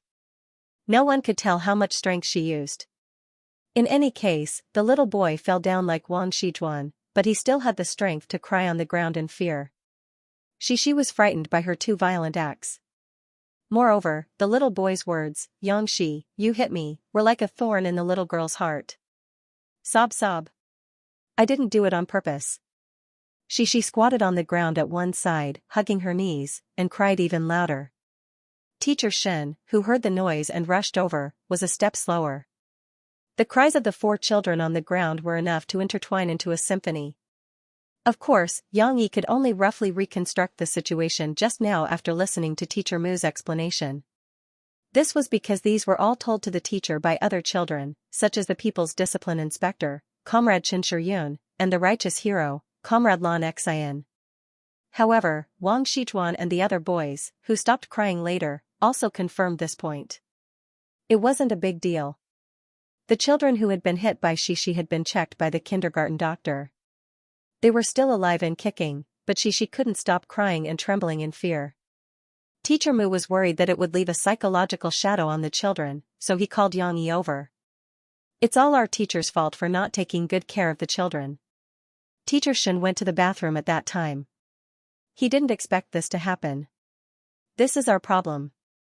As for the children, I told them to apologize to Lu Weisha, Nanjiaoyu, and Shishi. But now Shishi's mood is still unstable." Teacher Mu apologized to Yang Yi. After Yang Yi understood the ins and outs of the matter, he didn't know whether to laugh or cry. He couldn't completely believe the teacher's words, but it wasn't too big of a problem. He would ask Shishi in detail later. The main thing was that Shishi wasn't injured, which made him feel relieved. However, after the little girl hit people, she felt wronged. This was a little unexpected for Yang Yi. "How are the children who were hit by Shishi? Are their parents here?" Yang Yi gently patted the back of Shishi's head and asked Teacher Mu. Now, he still had to appease Shishi's mood. Preaching and the like could be left for at home. After informing them of this matter, they also came over. They are in Teacher Shen's office. Then, they said that they want to apologize to you, Teacher Mu said. "Apologize to me?" Yang Yi raised his eyebrows slightly. In fact, Yang Yi was still a little annoyed with those little brats. If Shishi hadn't beaten them up to relieve some of his anger, Yang Yi would have really asked their parents how to educate their children. Their mouths were so smelly. Very quickly, Yang Yi's anger dissipated like smoke. This was because Wang Shichuan's father and the other boy's father still apologized to Yang Yi very sincerely. They took the initiative to promise that when they went back, they would educate their children so that they wouldn't say such harsh words to their classmates in the future. These two fathers were both dressed in suits and leather shoes. Obviously, they were white-collar workers. They were gentle and cultured. Of course, it was also because their children were fine, and the teachers also told them the cause of the story that they felt guilty for neglecting to discipline their children because they were busy with work. It's just a small conflict between the children. It's okay. Xianxia couldn't get angry when he heard them say this. He smiled slightly and nodded at them. However, it wasn't over yet. The two parents returned to the class and called Wang Shijuan and the other boy over, asking them to apologize to Shishi. Xianxia also said a simple apology to the two uneasy boys on behalf of Shishi. After all, no matter what, his girl used force to knock down the other party. The other parents weren't angry and even sincerely apologized. He had to at least put on an act. After they left, Lan Xian, Lu Weisha, Nan Zhaoyu, and a few other friends also came to visit Shishi. Finally, after a while, Shishi's mood finally stabilized a lot. However, she still couldn't get over it, so although she didn't cry, she still refused to leave her father's arms like a little kangaroo who was afraid of losing its support. Xianxia simply asked for half a day's leave from Teacher Mu. Daddy will accompany you today. He turned back, picked up the little girl, and rubbed her little head. As he walked out, he smiled lovingly and said, "It's almost lunchtime. Let's go for a big meal, and then you can have a good chat with Daddy, okay?" "Okay." The little girl found a warm and comfortable position in her father's arms. Then, her face was attached to her father's thick chest. She listened to her father's strong and powerful heartbeat that could calm her down and then gently nodded. Research has shown that when one's mood is unstable, the body, especially the brain, needs energy replenishment. At this time, the sugar, flour, and other carbohydrates in desserts are digested quickly and can quickly meet the energy needs at this time. In addition, people can experience a kind of happiness in the process of eating desserts, which also helps to relieve tension. This is also why some girls need to eat something sweet during their menstrual period. Of course, Shishi was mentally tired purely because of the combination of negative emotions such as worry, fear, and self-blame. Xianxia reversed the order of the French dishes and asked the waiter to serve the dessert first. He also carefully helped the little girl cut the small opal cake on the big plate into small pieces, and then let her eat it with a fork. After all, the opal cake has 6 layers, and the little girl's mouth is not big, she can't eat a whole piece. Cici ate the cake piece by piece. The sweetness and softness of the coffee syrup and chocolate sauce, as well as the softness and fragrance of the almond sponge cake, seemed to melt on the tip of her tongue layer by layer, turning into energy bit by bit and merging into her limbs and bones. The beauty of the food finally made the little girl gradually loosen her frown. Her mouth was full, and her slender and beautiful eyelashes moved. She raised her eyelids and looked at her father with a little smile in her big eyes. Of course, she seemed to be a little embarrassed. "Is it delicious?" Xianxia smiled at his daughter. From the beginning to the end, his gentle voice and kind smile made Shishi feel that her father didn't blame her. The little girl was a little relieved and nodded to her father. "Papa, you also eat." Shishi stretched out her small arms and forked a piece of cake on the fork that was handed to her. "Well, it's really sweet." Xianxia didn't let Shishi down. He stretched out his neck and gently bit the cake. While eating, he gave the little girl a thumbs up. Hee hee. Shishi finally showed a smile. Seeing that his daughter's mood was relieved, Xianxia decided to strike while the iron was hot. "Actually, I think you did well today. Although you fought with a boy, you didn't lose. You didn't let me down." After Xianxia praised his daughter, he suddenly felt that his words were not very good. He had exposed his violent nature, and this had a bad influence on Shishi, who was a girl. Therefore, when he saw Shishi's shocked expression, Xianxia quickly added, "Of course, I'm not encouraging you to fight. I just want to tell you that you didn't do anything wrong. You don't have to blame yourself too much." Shishi was a little confused. She frowned slightly and asked in confusion, but Mom said we can't fight." "Fighting is not a good thing." "That depends on the situation." "Why do you think they're fighting?" Xianxia smiled and said, "If you're like Wang Shijuan and the others, bullying others and fighting, then you're not a good child. You're disobedient, right?" Shishi blinked and said, "But they apologized." Why did it seem like the topic had suddenly changed? Xianxia had to twist his brain to keep up with his daughter's rhythm. He thought for a moment and said, "Yes, they apologized later, so they were okay later. But they bullied Nan Zhaoyu and Lu Weisha. They're not good children." Shishi finally nodded. but you didn't bully them. You were helping your friends and not letting them be bullied. That's why you stood up for them, Xianxia said.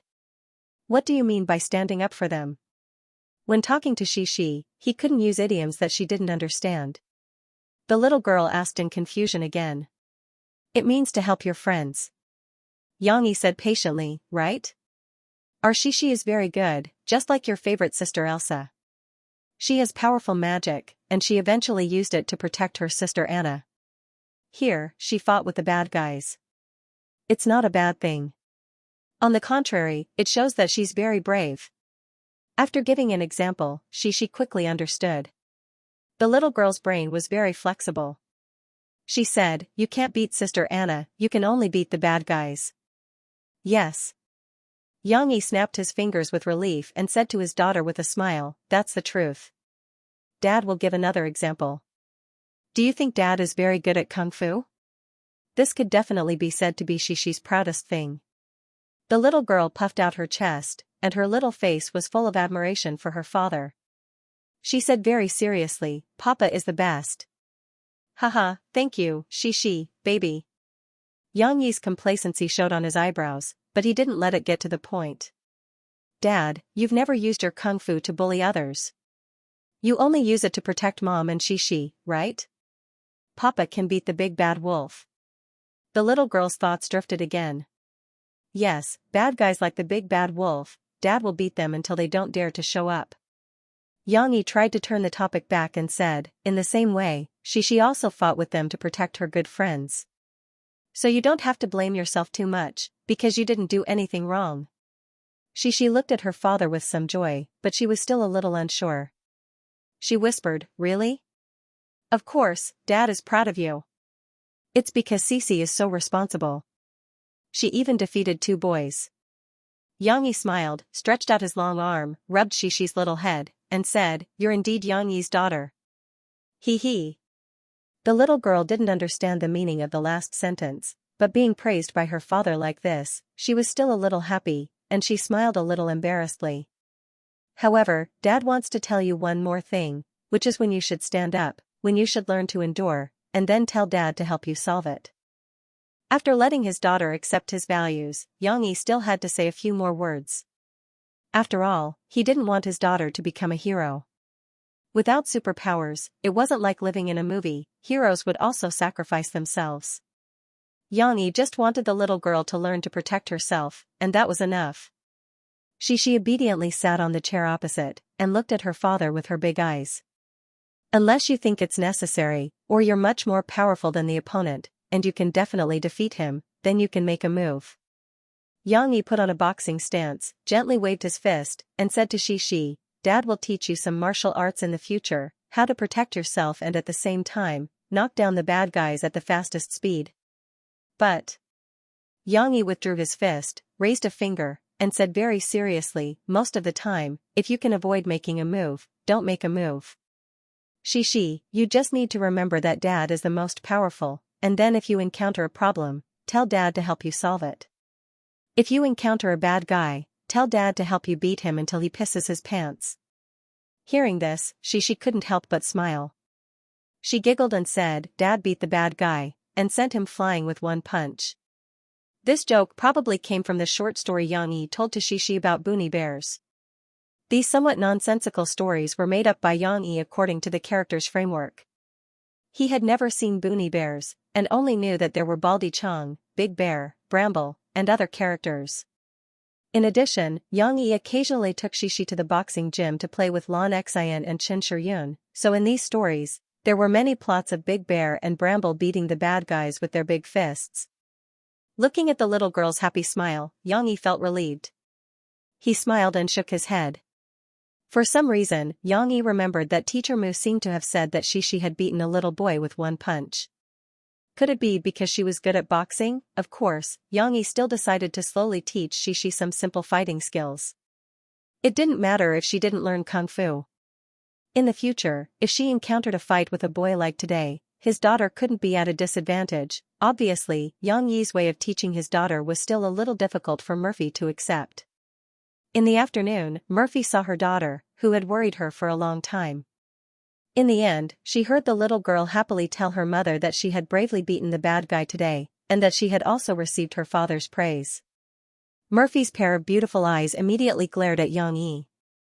Although she didn't expose Yang Yi in front of Shi, when they went back, Murphy still grabbed Yang Yi and forced him to say that he wouldn't teach his daughter to be violent or a tomboy.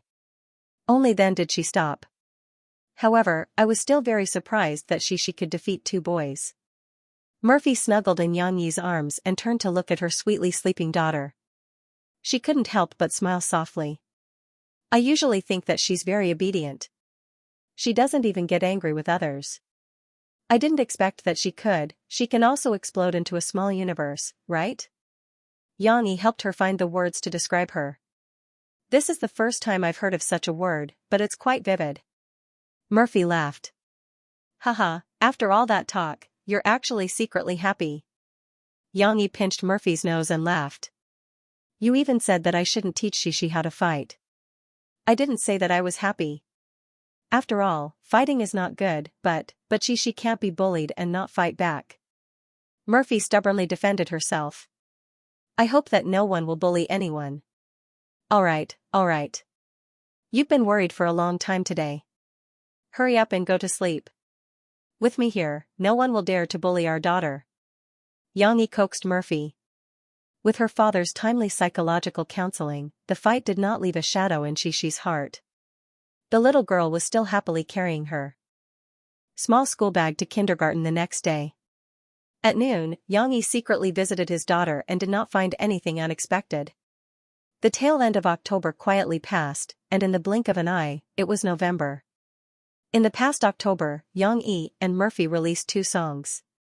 The first song, Just Happened to Meet You, got into the top 10, but it was still a breath away from the top.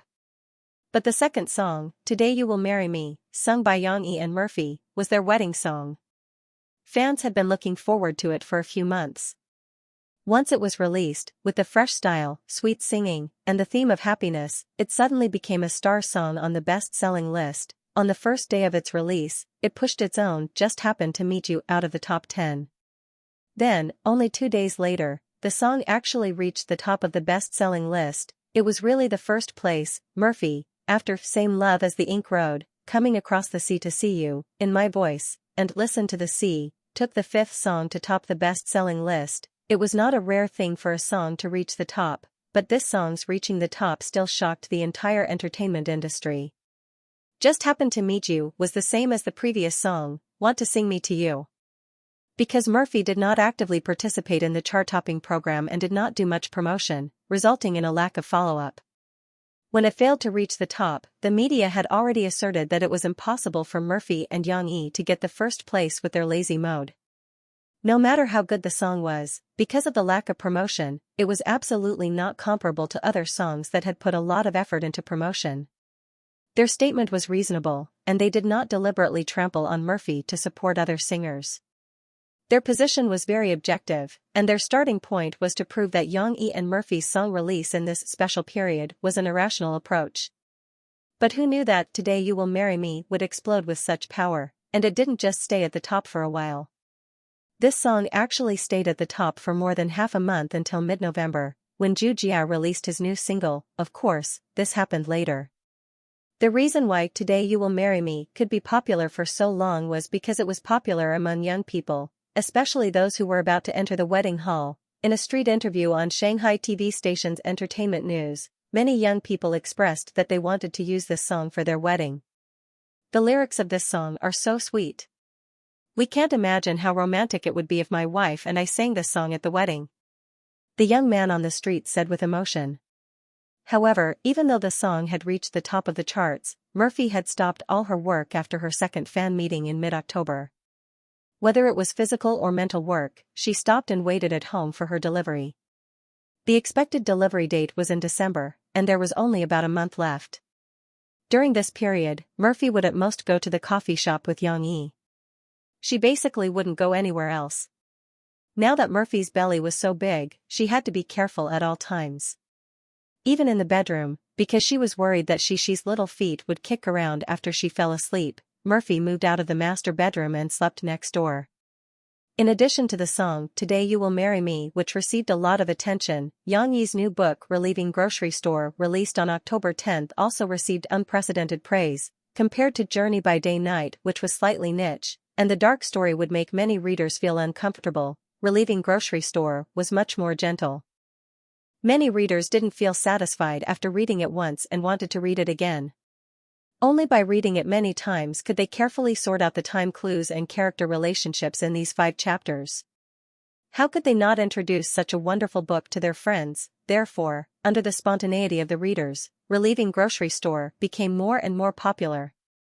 Not only did many bookstores run out of stock, but on the official website of Sahara Online Mall, the book almost sold out of stock.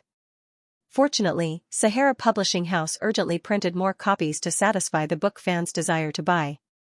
It was also because of this that Relieving Grocery Store took first place on the hot new book list in October. In the beginning of November, it was still far ahead. Under this terrifying momentum, some media outlets even reported a small farce. Because of the popularity of this book, the Mystery Novel Association and the Online Novel Association, as well as a few other associations, quarreled over the ownership of this book. The Mystery Novel Association was the first to identify Relieving Grocery Store as belonging to this genre.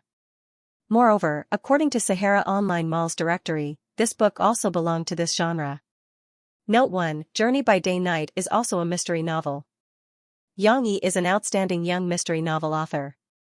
This work of his, whether it's the plot or the logic of the story, has the characteristics of a mystery novel. The association's chairman said. Xianxia started off as a web novel writer. He himself said that this novel uses the elements of web novels, time travel. Moreover, this kind of mystery should belong to the fantasy genre of web novels. The Online Novel Association didn't want to be outdone and wanted to snatch this hot steamed bun. Note 2: In the end, nothing was decided. After all, no one stipulated that a novel could only belong to one genre. Therefore, both novel associations listed Relieving Grocery Store under their association's name. However, both sides were unwilling to admit the rationality of the other party. Speaking of Sahara Online Mall, it had to be said that after the second round of financing, Sahara Online Mall had been brewing a new big move, a shopping carnival on Double 11. This was something that Xianxia and Fu Jun had mentioned long ago, and they had registered the copyright with the Copyright Bureau early on. Not only had they registered for Double 11, but they had also registered for Double 12, Double 9, Double 6, and other shopping festivals.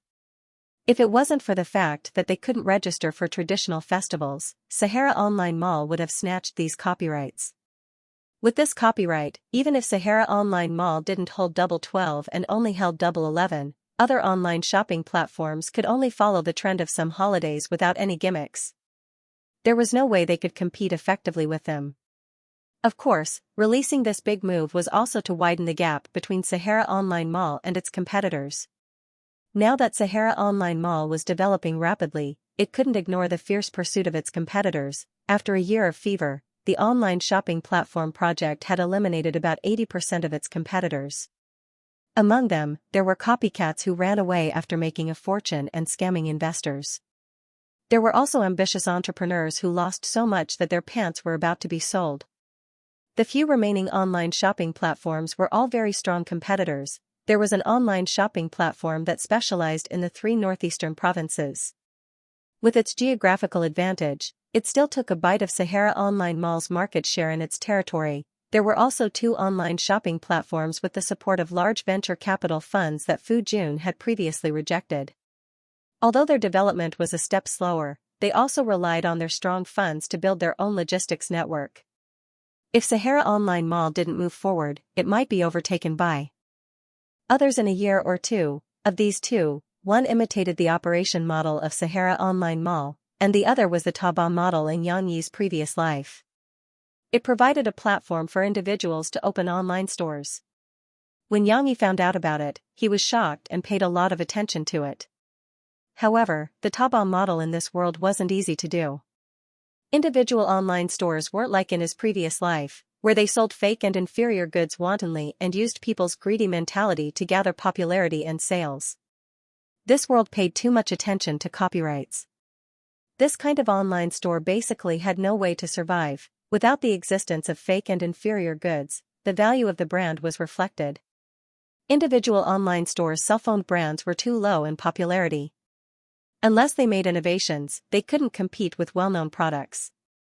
Therefore, the Taobao model couldn't let this online shopping platform achieve a curve. However, it had to be said that its existence still promoted the development of individual online stores. This online shopping platform also occupied a certain market share and became a strong competitor of Sahara Online Mall. For this reason, Xianxia also asked Fu Jun to adjust the strategy and support a group of excellent brands to set up their flagship stores in Sahara Online Mall. The products were divided into self-owned, similar to consignment sales, and third-party seller models. However, it was different from a certain third party in his previous life. The warehousing and distribution of all goods were operated by Sahara Express, which had a nationwide network. Third-party sellers needed to package the goods and send them to the nearest Sahara Express warehouse. Of course, the third-party customer service and after-sales service were the responsibility of the third-party sellers. However, unlike the online shopping platform with the C2C model, Sahara Online Mall was still a B2C model. It avoided the chaos in C2C management and guaranteed the brand value of the third-party flagship store. Xianxia believed that Sahara Online Mall could improve management efficiency and ensure the quality of the goods. Even if it inevitably lost some market share in the future competition, the original high-quality customer source would still not be lost. Back to the project of the 11/11 shopping carnival. In order to further widen the gap between them and their competitors, Sahara Online Mall drew its backbone and set up this project team. Half a year ago, it had been secretly preparing for November 11th. After the second round of financing received a large amount of funding from Lanzhou Kai, the preparations for the November 11th shopping festival had been completed, whether it was the discount, the stock of goods, or the addition of servers to prevent traffic congestion on the internet. In late October, a large number of fake reviewers on the internet began to hype the concept of November 11th Singles Day. Among them, Xianxia also ordered micro-broadcasting to fully cooperate. On November 1st, Sahara Online Mall also began a comprehensive publicity campaign. The overwhelming television and print advertisements, as well as the crazy discounts, completely stirred the heartstrings of people all over the country. In November, the most common topic between people was not "Have you eaten?" but "Do you know that the goods on Singles Day are sold very cheaply online?" This publicity campaign of 100 million yuan had successfully made Sahara Online Mall the center of attention of the entire country.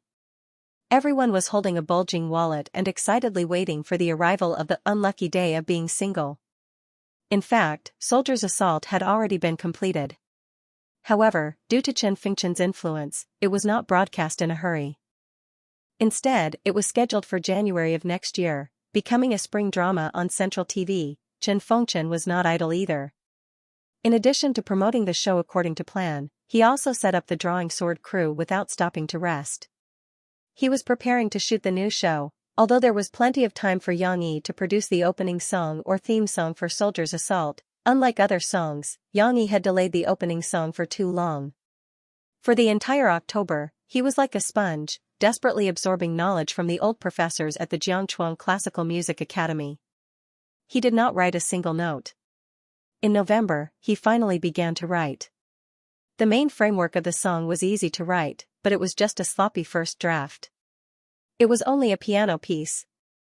Although it sounded decent, it was not enough to shock people. Even so, Xianxia's homework had already shocked several professors in the composition department. Even though it was just a draft, it was not difficult to see that the overall musical framework was magnificent and majestic. It was not a random piece that a rookie student messed around with to cope with a learning task. For that, several professors who were good at different instruments personally brought Xianxia to the instrument room. For example, the famous organist Professor Wu Dan and Professor Su Yi, who knew both the cello and the accordion. They personally came down to help Xianxia with the audition and helped him enrich the details of the song. You mentioned a vocal ensemble just now. You can consider using our school's choir, or I can help you contact our city's choir. They're one of the top choirs in the country, and they've even performed abroad. The deputy dean, Pang Guodong, was shocked. He was very interested in the song Xianxia was going to create. Of course, he was not trying to steal Xianxia's creative rights. In this world, it was not that easy to steal someone's copyright. The most important thing was that from his professional perspective, Xianxi's song would be an amazing masterpiece.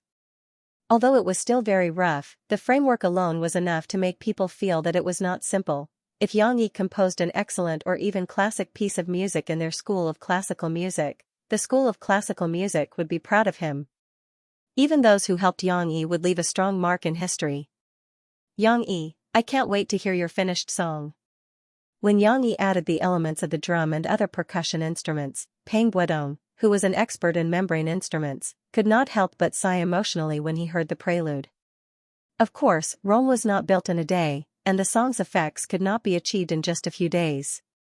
Xianxia, to try and perfect. While Xianxia went to study in the school of classical music, Murphy stayed in the coffee shop, reading, listening to music and resting in her and Xianxia's exclusive booth. It was too boring to be alone at home, so Murphy came to the coffee shop to chat with Ding Xiang or Yang Huan. That afternoon, Yang Huan, who was sitting with Mo Fei for a while, suddenly had her phone ring. She picked it up and said to Mo Fei with a smile, "Sister, Guo Debao is here. He brought you canned candies." Although they had asked Guo Debao in the middle of last month, Guo Debao's family still needed a few days to prepare the ingredients, make it, dry it and then send it by express delivery. After all, they were not using the Sahara Express. The canned fruit arrived at the end of last month, but Guo Debao's identity was special, and he could not leave the military camp. He could only choose a day when there was no mission and take half a day off to send the canned fruit. Xianxia, the owner, was not here, so Murphy helped to welcome Guo Debao. Maybe because there were classes on Monday, there were not many people in the coffee shop this afternoon. Murphy stood up with Yang Huan's help and went to the door to welcome him. It was rare that Guo Debao was not wearing his military uniform today. In casual clothes, he looked burly, and his short bald head made him look like a bad guy. Fortunately, Guo Debao's face was still quite simple and honest, and his eyes were also very simple, giving people the same feeling as Xianxia. "Hello, Guo Debao." Murphy shook hands with Guo Debao and said gently, "Thank you for taking the trouble to send it here." It was the first time that Guo Debao had seen Xianxi's wife. Although he did not chase after celebrities and did not know much about Mo Fei's identity, just the identity of Xianxi's wife still made him nervous. After he took back his hand, he rubbed his clothes embarrassedly and said, "It's not hard, not hard." "Hey, Guo Debao, why are you so nervous? My sister-in-law won't eat you." Yang Huan raised her eyebrows and said with a smile, "Bring out the momentum that you used to beat me up." "That was just a misunderstanding. I didn't beat you up. I just caught the person who trespassed the military camp." Guo Debao was even more embarrassed. Looking at his embarrassed look, he wanted to find a hole to hide in. "Alright, Guo Debao is an honest man. Huan, don't tease him." Murphy could not help but laugh and said, "Ding Xiang, you and Huan help to move the things in. Guo Debao, come in and take a seat." How could he let a girl do the hard work for him? Guo Debao quickly blocked her with his body and bent down to pick up the 2 boxes of canned food. He said, "It's okay. I can do it alone." After a while, in the coffee shop, Ding Xiang poured a cup of coffee for Guo Debao. He took a sip. Debao was not used to drinking coffee and felt that it was a little bitter. He frowned slightly as if he was drinking Chinese medicine. "Do you want some milk? Or some sugar? It might taste better with these 2 things." Yang Huan could not help but laugh. However, she still suggested, "When I came to my brother's place to drink coffee with him, I was not used to it and almost vomited. Later, I got used to it." Guo Debao shook his head and decided to drink the bitter stuff. Even a girl could drink it. He could not be so cowardly. Murphy sat with Guo Debao. However, Yang Huan was the one who started the conversation. Murphy was not good at socializing. They mainly talked about Guo Debao's family situation. Guo Debao was also honest and told them everything. After a few words, Guozi, who often came to the coffee shop to eat and drink, appeared. Seeing the big bald Guo Debao, Guozi shouted happily, "Hey, brother Debao, you're here." Guozi and Guo Debao were old acquaintances. On one hand, they were from the same family 500 years ago. On the other hand, he and Guadabeo were fated to meet. When Guadabeo brought Xianxia and the others to the coffee shop to find Yang Yi, it was Guazi who led the way. Later, when Guadabeo went to the military camp with Yang Huan and lost Yang Huan, it was Guadabeo who found her. Under Guazi's friendly behavior, Guadabeo chatted with him for a while. Guadabeo brought 2 boxes of canned food over. It's the one that you said was a pity that you did not taste it. My sister-in-law said that there were too many canned food. Do you want to take 1 or 2 cans back? Yang Huan smiled and pointed at Ding Xiang. Really? I have to take a look. Guazi's eyes lit up. He patted Guadabeo's shoulder and said with a smile, Brother Dabeo, thank you in advance. It's okay. We eat together, Guadabeo said quickly. When he looked away from Guazi, he could not help but look at the smiling Yang Huan. Guadabeo had only asked for an afternoon off, so after seeing Yang Yi, who had rushed back, he said goodbye and left. However, Guadabeo couldn't sleep the night he returned to the military camp. The next day, during combat training, Viper's captain, Oldly, frowned as he watched for a while. He called Guadabeo over to spar with him. If it was any other day, the 2 Oldlies wouldn't be Guadabeo's opponent. But today, Guadabeo was a little distracted, and Oldly found a flaw. He hooked Guadabeo and knocked him down. Then, he twisted Guadabeo's arm, turned around, and pressed Guadabeo to the ground with a cross. Before the cross was formed, Guadabeo could still break free, but after the cross was formed, his elbows, wrists, and fingers were all controlled by the joints. No matter how strong Guadabeo was, Oldly was still able to hold him down. Hey, Dabeo, this won't do. Oldly smiled, let go of his hand, and stood up. Guadabeo, who was a bit of a martial arts fanatic, paid more attention to this. After losing once, he came back to his senses. He gritted his teeth, jumped up like a carp, and punched his 2 fists together, saying, again. The 2 wrestled again, but this time, Guadabeo was serious, and Oldly couldn't handle it. After a few blocks, Oldly revealed an opening, which was caught by Guadabeo. Guadabeo turned around and went behind Oldly, putting his arm around Oldly's throat. Although Guadabeo looked strong, he was very agile, and Oldly couldn't react in time. Hee hee. Captain, if you want to beat me, you'll need to train for a few more years. Guadabeo said excitedly.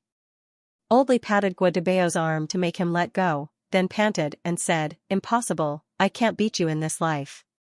Damn, I'm bigger than you. Guadabeo chuckled and scratched his big bald head. The cold autumn wind blew on his head, sending a chill down his spine. They continued to train until everyone was tired and panting. When it was time to rest, Oldly chatted with Guadabeo. Dabeo, what's wrong? You just went out, and you look like you've fallen out of love? Guadabeo was dumbfounded. He quickly waved his hand and said, No. Come on, it's not like you can hide your thoughts. Who can't see that you're frowning? Oldly pointed at Guadabeo and said, Give me a sip of water. Guadabeo handed it over. Oldly took the water bottle and drank a mouthful of water. Only then did his dry throat feel a little better. Let's talk. Tell me what happened. You, Guadabeo, actually have a time when you're troubled by love. Oldly chuckled. Just now, when Guadabeo handed over the kettle, he didn't refute. Perhaps he didn't know what to say, but it could be said that he silently agreed with Oldly's words. Guadabeo hesitated, but his heart was really uncomfortable. After holding it in for a while, he finally stuttered, Captain, you say. I like a girl, but she has a boyfriend. What should I do? Oldly was dumbfounded. He didn't expect Guadabeo to encounter such a difficult problem when he was moved for the first time in his life. What can you do? You can only say that you're not fated to be together. Although Oldly felt that saying this to Guadabeo was cruel, he still had to say it. You can't rob her, right? If you're a bandit, I may support you, but you're a soldier of the People's Army. This is not right. I know. Guadabeo lowered his head dejectedly and said in a low voice, I just think she's very cute. She's also very cute when she fights. She's good at fighting, Guadabeo was narrating, but more importantly, he was venting his depression. Oldly, however, caught a hint of something. He hurriedly shouted, Wait. Oldly frowned and looked at Guadabeo and said, Debeo, something's wrong. You asked for leave yesterday to deliver canned food to Xianxia, right? Of course, this matter must be told to Oldly. Where to go, what to do, as long as you ask for leave, you must clearly say it. And you said that the girl is good at fighting. Oldly took a deep breath and thought of the farce last year. Could it be that the girl you like is Xiangyi's sister, Yang? What's her name again? Detective Conan's bright glasses seemed to have been broken in half. Guadabeo was dumbfounded, but he had no choice. He nodded and said hesitantly, her name is Yang Huan, but Captain, you can't tell anyone. On one hand, Guadabeo was afraid that his teammates would laugh at him. On the other hand, he didn't want to tear his sadness in front of the girl he liked. So, he forced a smile in the coffee shop yesterday. Hiss. She really is Xiangyi's sister. Oldly felt his teeth hurt. He took a deep breath and said, you really know how to choose your target. Can you beat Xiangyi? Even if I can beat him, I can't. I just can't beat him. Guadabeo's lips moved, and he finally lowered his head in shame. I remember that Xiangyi's sister is quite young, right? She's at most 19 or 20 years old. I heard that she's going to university? Oldly asked. She got into university this year, and she's in Jiangchuan now. Guadabeo said softly, I met her last time when they were here for military training. It was also this meeting that woke up his confused heart. Although you're a little older, maybe 5 or 6 years older than her, it shouldn't be a problem. Oldly muttered to himself, hey, wait, I want to ask you, how did you know that she has a boyfriend? Did you confess to her? Guadabeo was stunned for a moment, then he quickly waved his hand and said, no. Then what's going on? Oldly frowned and asked. He remembered that when he went out yesterday, Guadabeo was still fine, or rather, he was quite happy. I didn't dare to ask, but I felt that it should be a problem. Guadabeo lowered his head and told Oldly his thoughts. First of all, when they first met, Yang Huan was brought to the military camp by Guazi. At that time, Guadabeo wasn't interested in Yang Huan, so he didn't think much about it. But now that he thought about it, if there wasn't a problem, why would Yang Huan come out with Guazi? This was actually the second reason Guadabeo thought about it, and it made him feel that he had no hope. Secondly, Guadabeo found that yesterday, Yang Huan asked Guazi to bring canned food back to eat, and then Guazi and Yang Huan seemed to be familiar with each other. He paid too much attention to Yang Huan. At that time, Guadabeo's heartstrings were in a mess. Was she with Guazi? After hearing him, Oldly's furrowed brows didn't loosen, and he asked tentatively, you haven't confirmed it with Yang Huan, so how can you be sure that they're a couple? Perhaps, it's just a misunderstanding? Guadabeo looked at Oldly blankly. Guadabeo, who had never been in a relationship, was slow to react to these questions. They're just friends, you can't say for sure. Before you really want to give up, you should at least ask her and confirm it with her. Oldly's words rekindled a little hope in Guadabeo's eyes. However, Oldly still didn't want Guadabeo to get hurt, so he couldn't help but tell him a cruel reality. Debeo, you have to understand that there's a big difference between our status and theirs. You're a professional soldier, and you have to go through complicated and boring training every day. You almost don't have any holidays in Viper, and you have to go out on missions occasionally, and your life is in danger. As for Xiangyi's sister, you said it yourself, she's a university student. A university student's life is rich and colorful. She'll meet many young people of her age, some with good grades, and some with good looks. Other than studying, she can also play to her heart's content. You and she can be said to be people from two different worlds, living a different life, and developing in different directions in the future. Oldly gritted his teeth and looked at Guadabeo, who was in a daze, and said, it's not that Captain doesn't want you to pursue your happiness. If you've made up your mind, go after her. If you succeed, we'll cheer for you. It's just that, do you really have such determination? Guadabeo was silent. The world of adults was still very complicated. In the world of children, there were not so many complicated relationships and thoughts. They would be happy for a simple thing for half a day. For example, today, after Lu Weisha arrived at the kindergarten, she happily told Shishi and the others that her mother had finally come to China. Lunch, delicious food. Mommy will cook delicious food. Share it. Lu Weisha grinned and gestured to her friends. Lu Weisha's Chinese had improved a lot. Of course, a lot of it was learned from Xixi and Lan Xian, so some of the words she used were very similar to Xixi and the others. There's delicious food. What's delicious? What are they? Lan Xian was the most excited.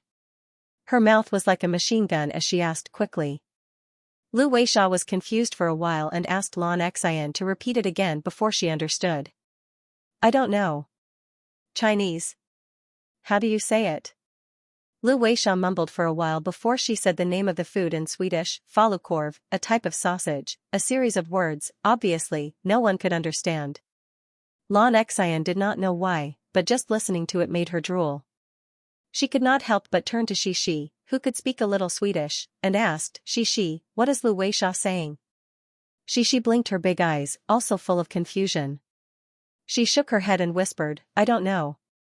Aya, her father did not teach her so many complicated words, but Xixi had already decided to go back and ask her father. In her opinion, her father knew everything. I'm sorry, I don't know. Chinese, how do you say it? Lu Weisha lowered her head in shame to her friends. It doesn't matter. Anyway, we know there's delicious food. Chen Shiyun said casually, we'll just take a look later. That's true, the little ones all laughed happily. Lan Xian was the most excited. She felt that she was going to eat to her heart's content again today, so she hugged Xixi and jumped around. In fact, Xixi wasn't particularly excited, but she was infected by Lan Xian. The little girl was so happy that her eyebrows were raised in a smile. She grabbed Lan Xian's shoulder and jumped while giggling. Xian, you're jumping too fast. I'm afraid you'll step on my feet. The two girls jumped and spun, almost falling down. Wang Shijuan walked past them with a few boys. They were chatting away, but when they looked up, they saw Xixi's smiling face. That pair of big eyes was smiling, sparkling like the sparkling autumn water, and seemed to be able to speak. Her face, which still had a little baby fat and delicate facial features, was like a beautiful painting left behind by God. The way the little girl stumbled and supported Lan Xian as she cried, Ayaya. She constantly exuded a cute and approachable charm. However, when they saw Cici, Wang Shijuan and the others couldn't help but recall the fear of being dominated by this seemingly weak and delicate little girl on that sunny and beautiful morning. What was worse was that the little girl beat you up, pushed you down, and even cried at the side. It made you feel like you were in pain, or that someone else was wronged. This unbelievable reaction made Wang Shijuan and the others feel deeply conflicted about Xixi. Now that they saw Xixi, they trembled and decided to take a detour. Xixi didn't think much of it. She even felt a little embarrassed, thinking that she and Lan Xian had affected others. She blushed, raised her hand, and said, Wang Shijuan, I'm sorry. However, the little girl was puzzled to see that as soon as she opened her mouth, the group of boys, who didn't know who took the lead, hurriedly ran past her with a wah. Of course, Xixi didn't think she did anything wrong. She just felt strange, puzzled, and curious as she looked at their backs, thinking that they had discovered something important. Don't play with boys. Chen Shiyun snorted and said, they're very bad. I don't like them either.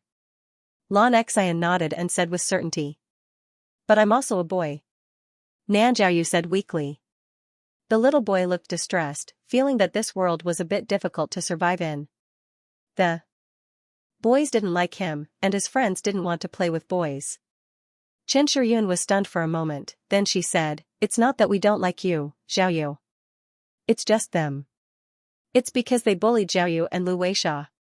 Lan Xian clearly distinguished between kindness and hatred, pointing at Wang Shijuan and the others. After the boys ran past, they laughed, chased, and played, as if they had already forgotten what had just happened. This was just a small episode. After Teacher Kai took the children to learn how to identify numbers for a lesson, it was finally noon, the time that the children looked forward to the most for lunch. Under the influence of Lu Weisha, the children all lined up neatly. Although they didn't line up according to height and looked a bit uneven, the straight line, and the other children who volunteered to line up with them, still made the teachers of the other classes in the cafeteria praise them. Teacher Mu, the students in your class are really obedient. Teacher Lin, who was helping Teacher Mu to distribute plates to the children, said enviously, when it's our class turn later, they'll definitely swarm up like bees. The power of an example. They weren't so obedient in the past, but Lu Weisha set a good example. Then, Xianxia, Yang Luoqi, and the others also lined up. With a leader, the other children were too embarrassed to cut the line and learn to line up. Although Teacher Mu didn't show it, the corners of her mouth curled up, revealing a trace of pride. It just so happened that it was Xixi's turn. The little girl held a plate from Teacher Lin and came over to take the 2 lunch boxes that Teacher Mu handed over. The lunch boxes were still warm because the cafeteria would steam the food together with the lunch boxes for the children. It was still a little hot when it was just taken out. This was also one of the reasons why they had to be carried on plates. Hearing Teacher Mu mention her name, Xixi raised her little head in confusion. It's okay. Teacher Lin is praising you. She said that you were very obedient when you lined up to get your food. Teacher Mu said to Xixi with a smile. She didn't forget to remind her, be careful when you take it. You have 2 lunch boxes. Xixi was praised. She immediately smiled and nodded her little head. It was a little awkward and strenuous for a girl of her age to carry a plate, but at this moment, her footsteps were much lighter. The main character of today's lunch was no longer the delicacies brought by Xixi. Even Xixi was looking at Lu Weisha's lunchbox eagerly. It was a typical Western meal. Even though it was mixed together in the lunchbox, each ingredient was actually separated and made into a separate dish. There were red sausages, reddish-brown slices of reindeer meat that were the same as steak, small round pieces of potatoes, and some vegetable salad. It looked quite tempting. However, the other dishes were not that attractive. After all, they did not look, smell, and taste good. They were a little different from the dishes brought by Xixi. However, the slices of reindeer meat were large pieces of meat with rich sauce. They looked very delicious. Xixi, Lan Xian, and the other children who were watching suddenly swallowed their saliva. I'll give it to you. I'll eat Xixi's food. Lu Weisha generously pushed out her lunchbox. She took the lid and put in some of the dishes that Xixi shared with everyone. How could the children be polite? They couldn't wait to pick up the food. Fortunately, there were more slices of reindeer meat. There were 6 pieces. After Xixi, Lan Xian, Qin Shiyun, Yang Luoqi, and Nan Zhaoyu each took a piece, there was still 1 piece left. The marinated reindeer meat tasted very good. Although it was not fried and eaten immediately, the chewy reindeer meat was a little chewy. After biting into it, one could feel the rich fragrance exploding in the mouth. The delicious taste slid down the tip of the tongue along the meat juice. It was simply an incomparable enjoyment. However, there was still 1 piece left. Who was going to eat it? The children looked at it eagerly. Xixi also wanted to eat it. She was like Lan Xian. Before she finished eating the piece of meat on her chopsticks, she couldn't help but secretly glance at the piece of meat under her. Lu Weisha hasn't eaten yet. This piece of meat is Lu Weisha's. In the end, Xixi reluctantly moved her gaze away from the reindeer meat slices and said to her little friends. Ah? Lan Xian called out regretfully. However, she didn't throw a tantrum. She just looked at the piece of meat reluctantly. Lu Weisha didn't say anything and put it in her bowl. My mom will still, tomorrow. Lu Weisha saw that her friends liked her mother's food and happily said that she would bring the meat over tomorrow.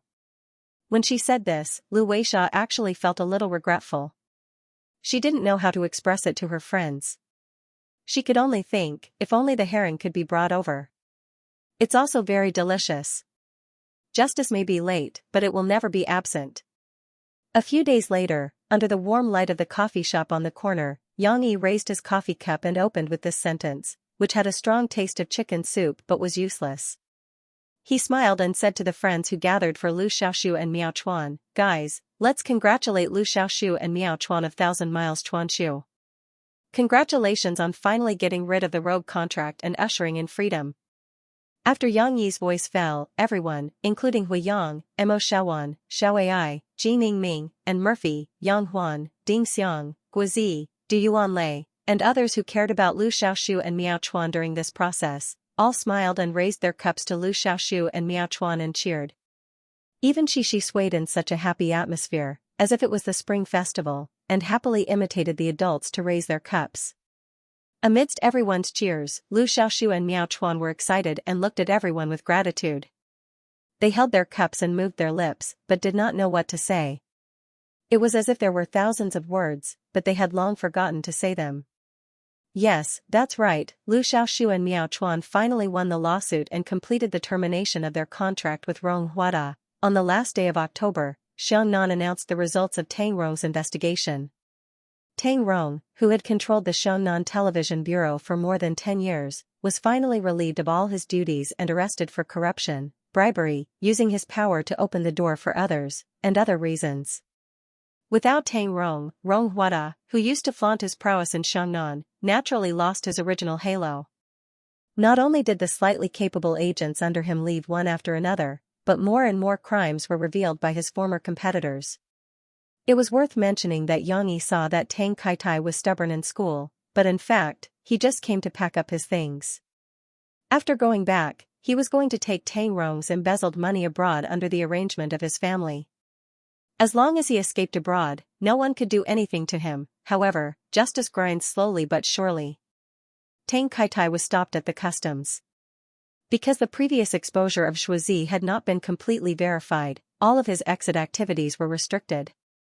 Looking at the current situation, it was only a matter of time before Tang Kaitai went to jail. Back to Rong Huada Management Company.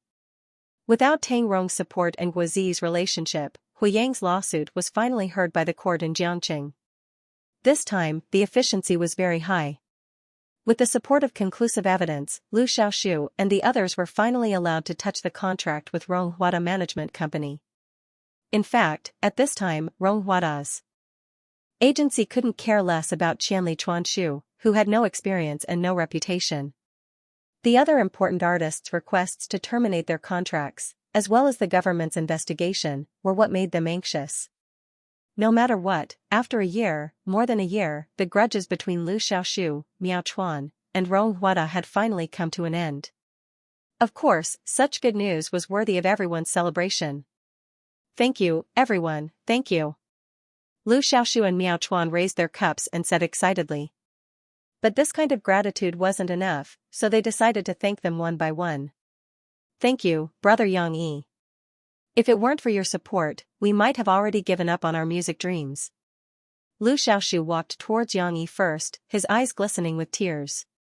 Miao Chuan, who was beside him, also nodded vigorously. Yes, we really have to thank you, Brother Yang. No matter what we did, in the end, it was still you who persevered. You didn't forget your dreams and stood your ground. Yang Yi smiled and patted them on the shoulder. He encouraged them and said, continue to work hard in the future and create more music. Lu Xiaoxiu nodded vigorously. Although it wasn't appropriate to say it now, Lu Xiaoxiu and the others had already made up their minds. In the next few years, if they earned money, they must return it to Yang Yi. Because they had been fighting the lawsuit for more than half a year, Yang Yi was also on Hu Yang's side, helping Lu Xiaoxiu and the others pay all their lawyer fees. Yang Yi probably couldn't remember this number clearly, but Lu Xiaoxiu and the others had specially asked Hu Yang, so they clearly remembered it in their hearts. Brother Hu Yang, thank you for accompanying us all the time. Lu Xiaoxiu and the others walked towards Hu Yang. Haha, don't thank me, I'm just fulfilling my duty. Besides, I'm very glad that this lawsuit didn't ruin my reputation. Hu Yang smiled and said, if you really want to thank someone, you should thank Yang Yi. It's about me again. Yang Yi shook his head with a smile and said, Ah Shu, Ah Chuan, if you two are free later, give Lin Muan a call. Although he's settled in Harbor City now, he's still very concerned about your situation. Of course, we'll definitely call. Brother Lin even used his own future to speak for us. Lu Xiaoxiu said excitedly. After thanking everyone, Lu Xiaoxiu and Miao Chuan came to Yang Yi's side again, but this time they were facing Murphy and Xixi. Murphy was in a good mood. She covered her mouth and laughed. You two don't have to thank me, I really couldn't help at all. Lu Xiaoxiu and Miao Chuan didn't appear to be as nervous and overwhelmed as they were at the beginning. At this time, Lu Xiaoshu scratched his head and said embarrassedly, Brother Yang helped us pay so much legal fees. It must be because sister-in-law Murphy is magnanimous and gave the green light, so we feel that we should also thank you. Murphy was stunned for a moment, and then laughed with the others who heard this. Ah Shu, you really know how to find excuses. There are so many people, and the excuses are not repeated. Well, although I never care about the money at home, since you thank me like this, I will reluctantly accept it. Mo Fei said with a smile, and then she used the naughty tone that Yang Yijing often used. She was eating the cake, and she didn't notice that there was a bit of cream on her face. However, she seemed to have felt something, and she raised her little head in confusion. She looked at Lu Xiaoshu and Mao Chuan with her big eyes. I want to see how you are going to thank Xixi, Murphy said with a smile. The little girl was a little confused. Thank? What thank? However, Murphy and the others who were watching the show were going to be disappointed. Lu Xiaoshu and Mao Chuan really wanted to thank Xixi, and it wasn't the kind of reason to thank Murphy. Lu Xiaoshu said to Xixi very seriously, Xixi, do you still remember that last summer, Uncle Ah Chuan and I came to your father's place for the first time, and then we sang a song for you? Xixi nodded her little head in confusion. Although she didn't understand what they meant, Xixi said clearly, it was Papa who asked you to sing. Yes. At that time Ah Chuan and I participated in a commercial performance, and we made some money. We were going to buy coffee to celebrate, but we didn't know that the coffee in this shop was so expensive, Lu Xiaoshu recalled and said, Brother Yang said that we could sing a song in exchange for these 2 cups of coffee. This was a past that no one knew, and people like Ding Xiang couldn't help but come over to listen. Mao Chuan couldn't help but interrupt, Brother Yang knew that we didn't have much money, so he wanted to treat us to coffee. Don't say that, your song also proved your value, Yang Yi said with a smile. At that time, we were very happy, so we sang I Miss Her in the Northern Winter that we wrote ourselves. At that time, we didn't know that Brother Yang was such a great songwriter, and we were just showing off in front of an expert. And Brother Yang also gave us some guidance, so we could arrange the song better. Lu Xiaoshu said. At first, we didn't think much of it, but later we found that Brother Yang's guidance was very right, Mao Chuan added. So there was such a story. But, what did this have to do with Xixi? The little girl was looking at the 2 uncles in a daze, listening attentively, not knowing if she could understand. I just gave you some advice. The reason why you wrote this song well is also because of your own efforts. It's also because you really love music, so you have been persisting in making good music, and constantly modifying it. That's why you have this masterpiece now, Yang Yi waved his hand. Hearing Yang Yi say this, Murphy couldn't help but look at the flute and arrow on the side, which were specially borrowed by Yang Yi from China's National Instruments Department to accompany a new song that he was going to sing for Lu Xiaoshu and Mao Chuan today. However, Murphy had only heard Yang Yi sing a cappella, and had never heard the accompaniment of these 2 instruments. The song was very nice, but what would the accompaniment of these 2 traditional instruments be like? Moreover, although Murphy knew that Yang Yi knew these 2 instruments, and had even used a simulator to make some accompaniment passages in the studio, Murphy had never seen Yang Yi play these 2 instruments. On this side, Lu Xiaoshu and Mao Chuan continued seriously, the main reason for saying this is that, after we finished singing, Xixi was beside Brother Yang, and she said to us, Mao Chuan said with certainty, I remember very clearly that the little girl, that is, Xixi, said, you guys sang very well. Xixi was a little surprised, and when Murphy smiled and rubbed the little girl's head, she said in a daze, but I don't remember. Yang Yi remembered and knew that Mao Chuan was telling the truth, so he smiled and said, you can even remember this. Of course. Because we know that children won't lie. Xixi is so innocent and cute, she won't lie. Lu Xiaoshu said excitedly. If you lie, you won't be a good child. Xixi agreed with this sentence and said with a smile. Yes, Xixi's recognition has given us a lot of strength, and let us truly understand that our music is very infectious. Lu Xiaoshu said with emotion, so, we must persevere. Thank you, Xixi. Mao Chuan even bowed to Xixi solemnly. Hee, you guys are making me feel embarrassed. The little girl was actually quite happy, but under everyone's applause and laughter, she was still bashful and hid behind her father's butt, sticking out her little head and giggling. Everyone sat down and chatted again. Yang Yi gently put his hand on Shi's little shoulder, looked at Lu Xiaoxiu and Miao Chuan, and asked with a smile, "What are you two going to do in the future? Find a management company and continue to release albums?" "Miao Chuan and I are already in our third year, and we can get our diplomas in a year and a half." Lu Xiaoxiu said to Yang Yi, "At that time, we gave up our studies and wanted to make a name for ourselves in the entertainment circle.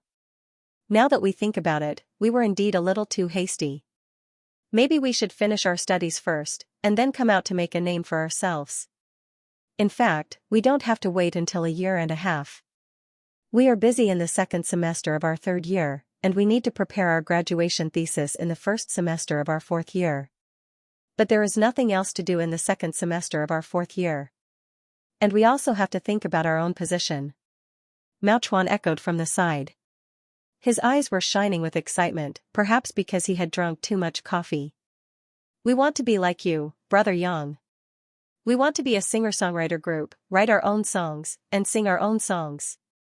It seemed that Rong Huada had promised to help them write songs and release albums, but in the end, he went back on his word, which left them with some psychological trauma. But this idea was not bad. It was better to rely on oneself than on others. What's more, they did have some creative talent. When Yang Yi just nodded and was about to praise their self-awareness, Lu Xiaoxiu quickly added, "But no matter whether we want to come out after graduation or not, Brother Yang, please rest assured that we won't go anywhere. We will sign with your Hui Brothers Management Company." "Ah?" Yang Yi was stunned. This statement was not right. What did he mean by rest assured? Yang Yi frowned and said, "That's not what I meant. I didn't ask about your plans because I want you to sign with our company. Also, I didn't help you get out of the quagmire because I want you to repay me. But we want to repay your kindness," Lu Xiaoxiu said sincerely. Miao Chuan also nodded. "If you want to repay my kindness, then I don't want it." Yang Yi waved his hand proudly and said, "I helped you because I felt that it was not easy for you to pursue your dreams. If I want you to repay me, I would feel guilty." Lu Xiaoxiu was also a smart man. He looked at Miao Chuan and said, "Let's not talk about this for now. Anyway, we are not in a hurry to sign with an agency." "That's right. You still have more than half a year. Look carefully, you will definitely find someone suitable for you," Yang Yi said with a smile. "But we feel that Brother Hua Yi is the most suitable for us. The other companies are too much of a bully." Miao Chuan hesitated and said. Yang Yi was silent for a moment. Then, he waved his hand and said, "Now that you've just escaped from the abyss of suffering, all you can think about is how I can help you. That's why you haven't considered things thoroughly. In half a year, you should give yourself a chance to buffer. Think about it carefully and understand more. If you still want to come to Brother Hua Yi after half a year, I won't turn you away from such a fake agency that basically has no resources and can only rely on yourself to fight for and create." Yang Yi was right. Brother Hua Yi really had no resources. Unlike some old agencies, they had connections with many songwriters, directors, and program groups. Without these relationships, it meant that they lacked exposure, so it was not a good starting point for a newcomer to debut. This was also why he would rather send Lin Mu into Harbor City than keep him. Of course, Yang Yi could use a lot of songs to make Lin Mu famous, but what was the point of such a strong star for Yang Yi? Moreover, he didn't want these friends to have a sense of dependence on him. Dreams had to be pursued by themselves. Lu Xiaoxiu and Miao Chuan looked at each other again. Then, they nodded gratefully to Yang Yi and said, "We know that you are doing this for our own good. We will seriously consider it. It's good that you understand." Yang Yi smiled and said, "By the way, don't you want to learn how to compose by yourself? Old Jean, come here. I'll introduce you to two apprentices." Yang Yi called Ji Ningming over and introduced him to Lu Xiaoxiu and Miao Chuan. Old Jean, teacher Ji Ningming is the music director of Brother Hua Yi and Phoebe Studio. He is also a senior music producer in the industry. His ability to arrange music is absolutely at the top level in the industry. Ji Ningming quickly waved his hand and said with a smile, "Boss, you flatter me. In front of you, how can my arrangement be shown? Don't compare with me. I'm more special." Yang Yi smiled and said, "But let's be honest. Teacher Jean has been honed for many years. He can arrange music in a myriad of styles, and they are all very well suited to the market's appetite. This is what I admire about him. Yang Yi put his arm around Lu Xiaoxiu and Miao Chuan's shoulders and patted them. He said to Ji Ningming, these two little brothers want to walk the path of a singer-songwriter, but their arrangement level is not enough. Purely guitar arrangement seems very weak, so I want them to learn from you. It just so happens that they still have half a year to go before they graduate. Lu Xiaoxiu and Miao Chuan were already pleasantly surprised. They didn't expect Yang Yi to continue to help them so selflessly. They didn't know how to express the excitement and gratitude in their hearts. Of course, this is no problem. Ji Ningming nodded. What about you? Yang Yi asked with a smile. Lu Xiaoxiu and Miao Chuan quickly nodded. Lu Xiaoxiu said gratefully, thank you, Brother Yang. We will definitely learn well. Teacher Jean, sorry to trouble you. Learn from each other. I also look forward to seeing your growth. Ji Ningming patted their shoulders and said, the company is in Tingshan district, not far from the school. I usually work there.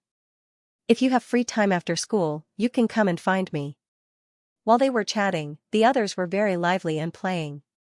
They were all multi-talented people, so performing a few performances was naturally not a problem.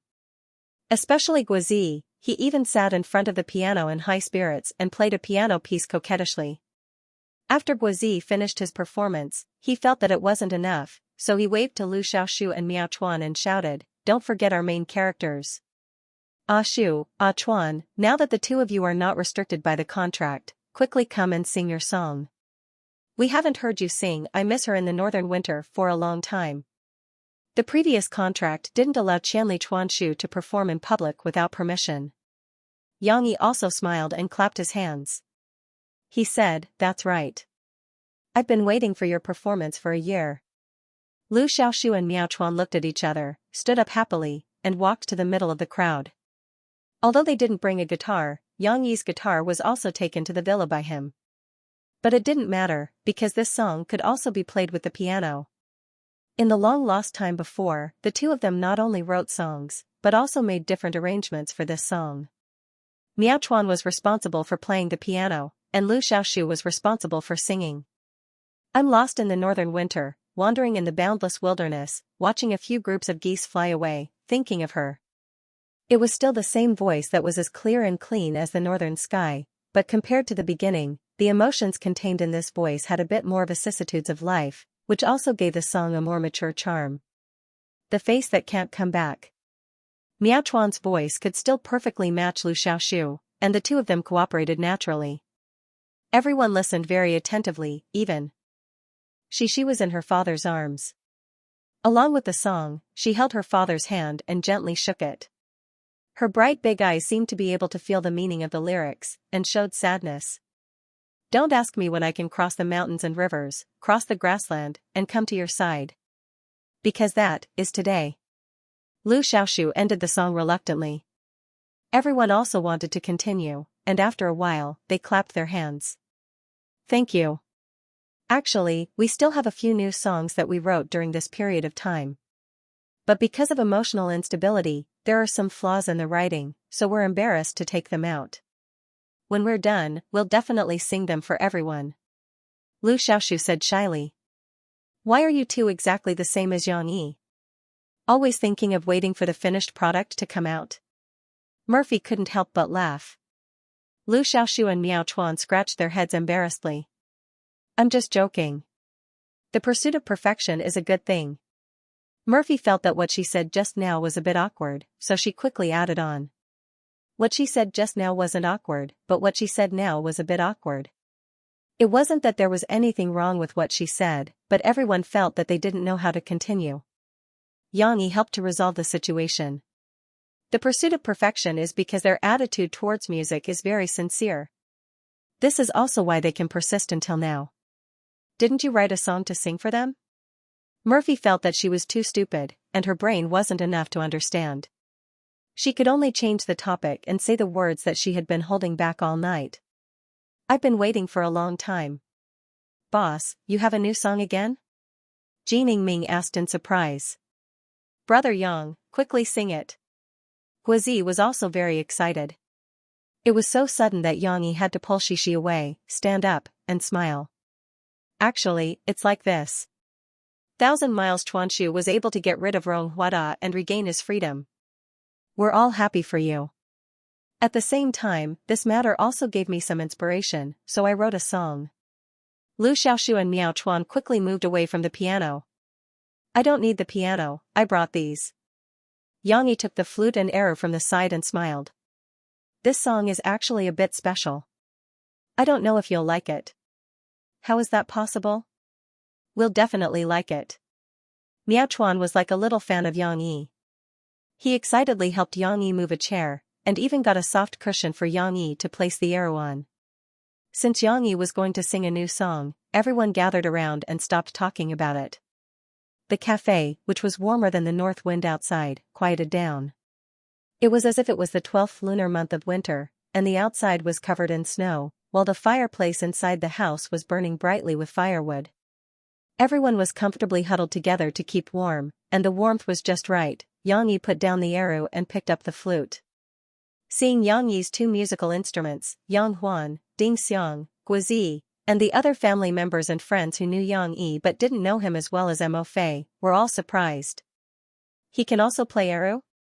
Murphy and Ji Ningming were not surprised. Ji Ningming even had a strong interest in it.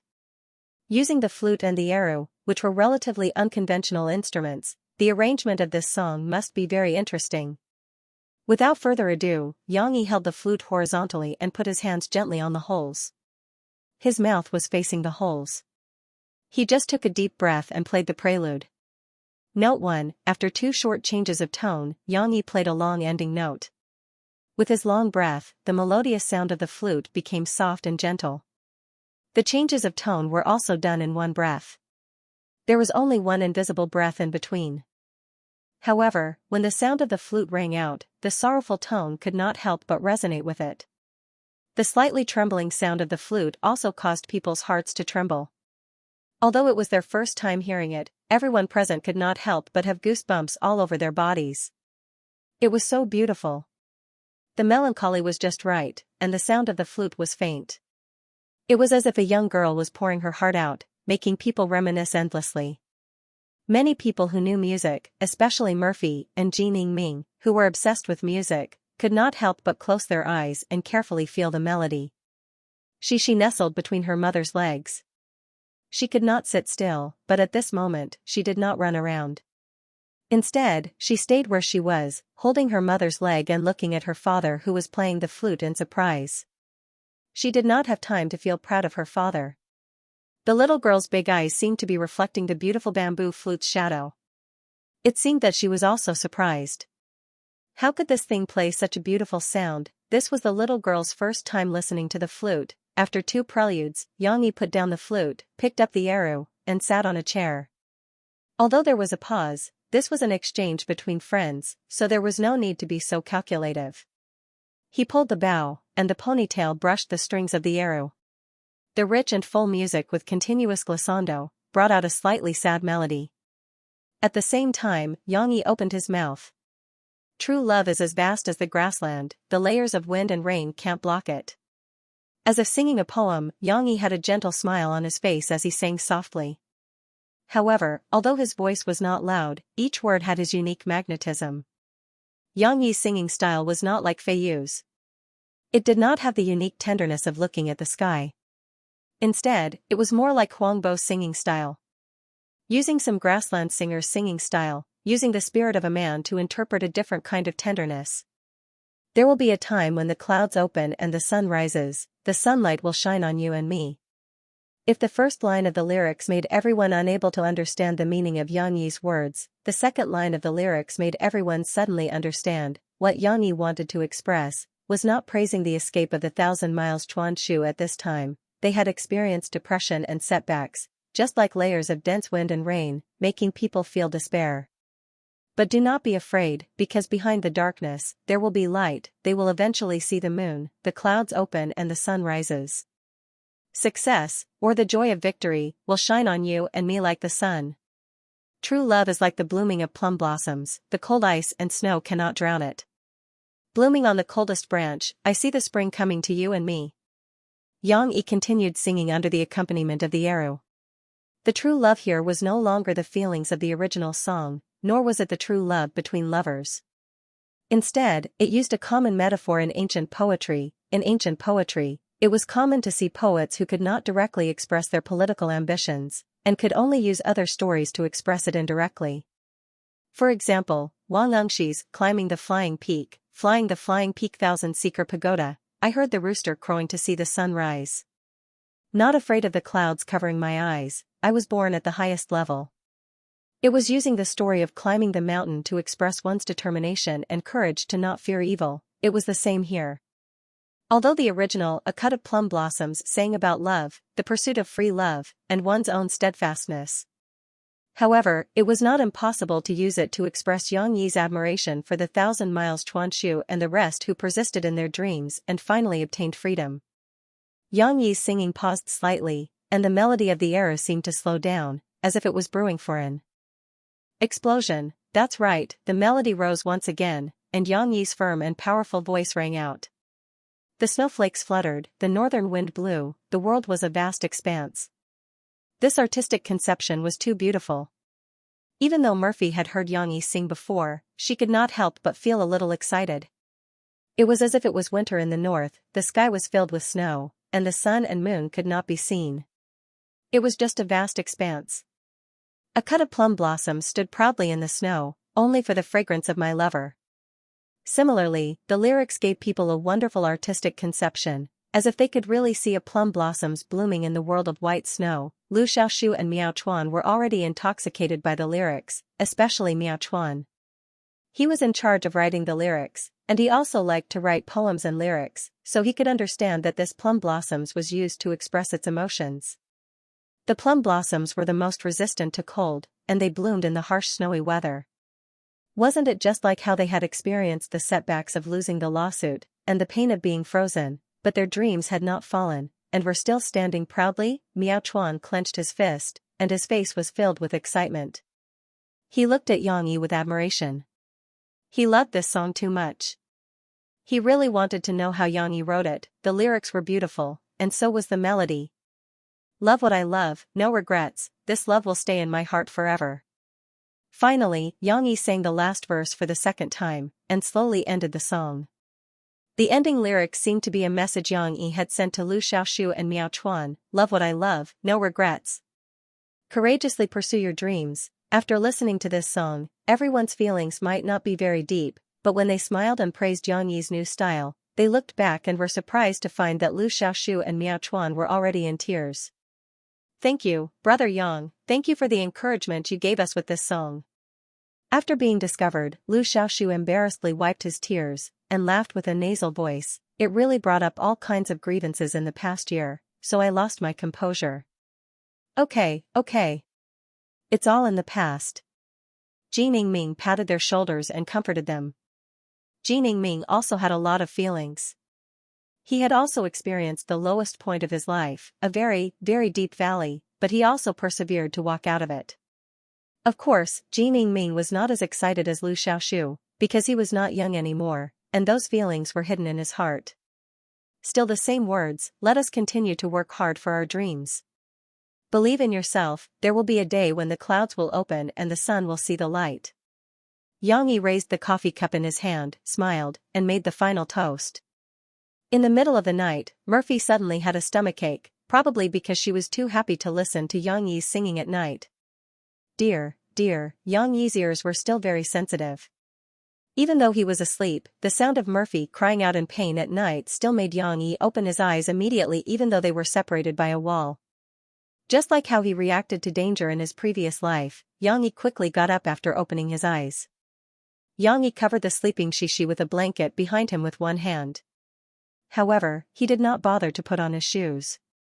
Without looking back, he directly jumped up from the bed and hurriedly ran to the next room barefooted. His stomach was getting bigger and bigger. For safety reasons, Murphy slept on a separate bed while Yang Yi ran between the two rooms to take care of both of them. What's wrong? Yang Yi asked anxiously when he turned on the light and saw that Murphy's forehead was covered with sweat. He did not know whether it was because of nervousness or because of the pain that made her face pale. I don't know. My stomach hurts a little. It's intermittent. It might be contractions. Ouch, it hurts again. Murphy was in pain again. She held her stomach and frowned. Even though Xianxia hurriedly came over to help her up, Murphy could not help but arch her body slightly. Is she about to give birth? Xianxia asked in surprise. He had no experience in this at all. He could only make some judgments based on Murphy's words. According to the book, contractions were a sign of labor. I don't want to. It's too early. It's not time yet. Murphy shook her head and said with some fear. Murphy had never encountered such a situation before. When she gave birth to Xianxia, it was very smooth. Moreover, it was a natural birth. However, Bao had only been pregnant for 9 months. If she gave birth now, Bao would be a premature baby. Premature babies would suffer from a lot of illnesses and sequelae. They might even die prematurely. Murphy didn't dare to think about it any further. Her eyes were filled with tears as she tightly held onto Xianxia's hand. Although the pain had passed and wasn't too painful for the time being, she still bit her lips, afraid that she would choke out a sob. Don't worry, it's definitely fine. Maybe it's just a stomachache. Xianxia was actually very flustered when he saw Murphy's appearance, but he still wouldn't show it. He tried his best to remain calm and use his firm expression to give Murphy strength. Really? Murphy asked sadly. Really? No matter what, let's go to the hospital first and let the doctor take a look. Xianxia supported Murphy with his strong arm and got off the bed first. Wait a minute, I'll pack some clothes. Actually, he didn't prepare anything and didn't know what to pack. Xianxia hurriedly stuffed some Murphy's clothes, a warm blanket that might be useful, and some scattered water bottles and other things into a luggage bag. If it were any other time, Xianxia would carefully fold the clothes and put them neatly in the luggage bag to make full use of the space. However, at this time, he couldn't care so much and stuffed whatever he saw into the bag. Xianxia, we can't leave Xianxia alone at home. Murphy looked at Xianxia, who was busy for her, and felt warm in her heart. She calmed down a little and thought of her daughter who was still in the room next door. It's okay, I'll bring her along too. Xianxia went to the room next door, took a small blanket, and carried Xianxia to the room next door. However, in an emergency, Xianxia couldn't care about gentleness. There were some bumps and noises, which woke Xianxia up. After putting Xianxia on the bed, Xianxia wanted to put a thick windbreaker on Murphy to keep her warm. Murphy slowly stood up from the bed, waved her hand and said, It's okay, I can wear it myself. Now that her stomach didn't hurt so much, Murphy didn't want Xianxia to work too hard. Is it really okay? Here, stretch out your hand. Xianxia grabbed the clothes and helped Murphy to open it. They didn't care about the volume of their conversation, coupled with the bright light. Xianxia was completely awakened and opened her eyes in a daze. Woo-woo. The little girl didn't have enough sleep, so she didn't know what was going on. She only felt sad and started to cry. Seeing that Murphy was standing steadily, Xianxia turned his head and carried his daughter. He didn't know whether to laugh or cry as he coaxed, I'm sorry, Xianxia, Dad woke you up. Woo-woo, woo-woo. The little girl felt even more wronged. It was as if sleep was her most cherished treasure, but her father had cruelly snatched it away. She buried her head in her father's chest, avoiding the dazzling light, and continued to sob. Actually, it's my fault. Murphy also blamed herself. Let's not talk about this first, let's go. Can you go downstairs? Xianxia held Xianxia in his left hand and carried the luggage bag on his back with his right hand. Then, he went to support Murphy. I can walk by myself. Mo-Fei refused to admit it. In fact, she was also a little nervous in her heart. Being held by Xianxia without any explanation, Mo-Fei felt warm in her heart as she had someone to rely on, whether it was for support or for her heart. Downstairs, Xianxia drove out his Humvee. The off-road vehicle, like a giant beast, was also the safest existence at this moment. Xianxia first carried Xianxia into the car, let her sit in the safety seat, and fastened the seat belt. Being blown by the cold wind outside, the little girl's consciousness was actually somewhat awake. Although she still felt a little wronged, at this time, she also found that something was wrong. In this chaos, it seemed that they were fleeing for their lives. Papa, where are we going? The little girl muttered in a daze. We're going to the hospital, Mom's stomach hurts. Xianxia kissed his daughter's forehead and said softly, sorry, Xishi, Dad woke you up. The little girl's brain was still very sleepy, so she had to turn a corner to understand the meaning of her father's words. Murphy was also helped into the car by Xianxia. She sat next to Xishi, but the seat was adjusted by Xianxia so that Murphy could have a comfortable posture. Mom, are you in pain? Under the warm yellow light, Shishi's long eyelashes were still hanging with sparkling and translucent tears, but the little girl had already stopped crying. She even looked at her mother next to her and asked with a nasal voice. Murphy was a little surprised, and then she was moved to tears. She leaned over, kissed Shishi's little face, and said emotionally, thank you, Xishi.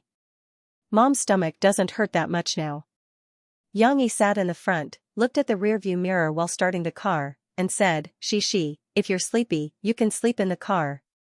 In fact, she was still a little sleepy. After all, it was still 2 o'clock in the morning, but Xishi couldn't fall asleep in the noisy car.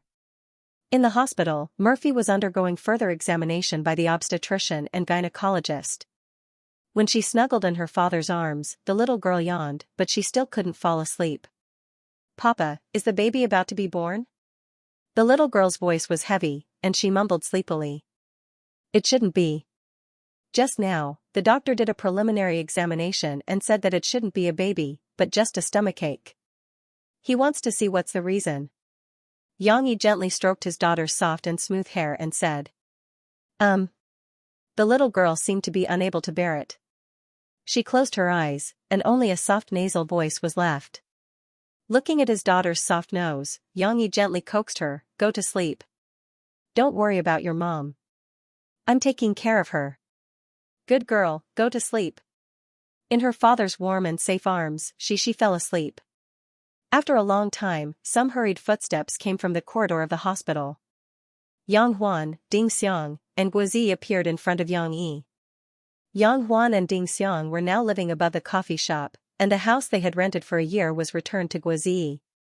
After all, he had started to take some small roles, and it was inconvenient for him to live in the dormitory. Now, Guozi drove the two of them over. Seeing Xianxia, who was still in pajama pants, Yang Huan asked nervously, brother, how is sister-in-law? Guozi and Ding Xiang also had concerned looks on their faces. Seeing the three of them, Xianxia patted his head in annoyance and said apologetically, Sai, look at me. I forgot to tell you. Sorry for making you come here. It turned out that Xianxia was worried that he couldn't take care of the two of them by himself, so he called his sister in the car. But after confirming that everything was fine, Xianxia was so focused on coaxing Xishi to sleep that he forgot to tell Yang Huan and the others the news. It was a false alarm. Murphy is fine. The doctor checked and said that it was normal uterine contractions.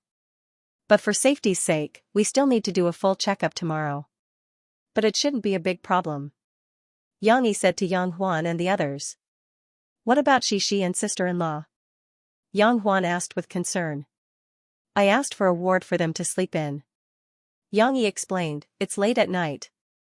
It's too troublesome for them to come here tomorrow. Besides, Xishi has to go to kindergarten tomorrow. They should rest well. No matter what, it was good that they were fine. Since they were fine, Xianxia asked Guozi to send the two girls back. He could take care of them by himself. When sending them to the car, Xianxia didn't forget to tell Guozi to take care of the two girls. Drive slowly. It's hard to see clearly at night. Then send them home. You should go home and sleep too. Well, the last sentence was quite important. Luckily, it was just a false alarm.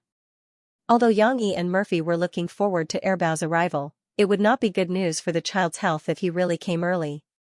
The next day, Xianxia sent his daughter, who was still in a daze, directly from the hospital to kindergarten. Actually, Xianxia slept the least and gave the bed to Murphy and Xishi. He even had to suffer from the cold outside. Luckily, Xianxia's physique was not bad. After a night of torment, he was still fine. On the other hand, Xishi woke up very late in the morning. Actually, she only slept less than an hour in the middle, but she also woke up very late. In the end, when her father combed her hair, the young lady was still like a chick pecking at rice. Her head sank, and the upper half of her body fell on the bed again. He did not know if it was on purpose or if she was really sleepy, but anyway, the young lady giggled when Xianxia tickled her. When they reached the kindergarten, Xianxia was still sticking to her father. Usually, at this time, she could not wait to run upstairs to find her friends. Xianxia squatted down and kissed his daughter's face as he said gently, "Go and play with your friends. Daddy will come and pick you up after school in the afternoon." Teacher Mu came up and held Xiaxia's little hand. Xiaxia did not cry and obediently followed Teacher Mu. She even blinked her big eyes and said goodbye to her father. Before leaving, Xianxia even told Teacher Mu why Xiaxia was listless. However, what he did not know was that Xiaxia's sleepiness was actually an illusion. The young lady had already slept enough. It was just that her brain gave the wrong signal. When they went upstairs and saw Xianxia and the rest, Xiaxia gradually became lively again. Amidst the chatter of her friends, Xiaxia's little head also became clear. She regained her usual smile and could not wait to tell everyone about her adventure last night. "My mom was going to give birth last night. But she didn't. Papa and I will send Mom to the hospital." At this point, Xiaxia even puffed out her chest happily, feeling as if she had contributed her strength. "Wow, Xiaxia, you also have a younger brother and sister?" Chen Shiyuan asked in surprise. "Then he is also my younger brother's younger brother and sister." No. Xiaxia giggled, waved her hand, and explained, "Brother and sister are not out yet. Mom didn't give birth to a baby. Papa said the doctor didn't. The doctor said Mom didn't give birth to a baby."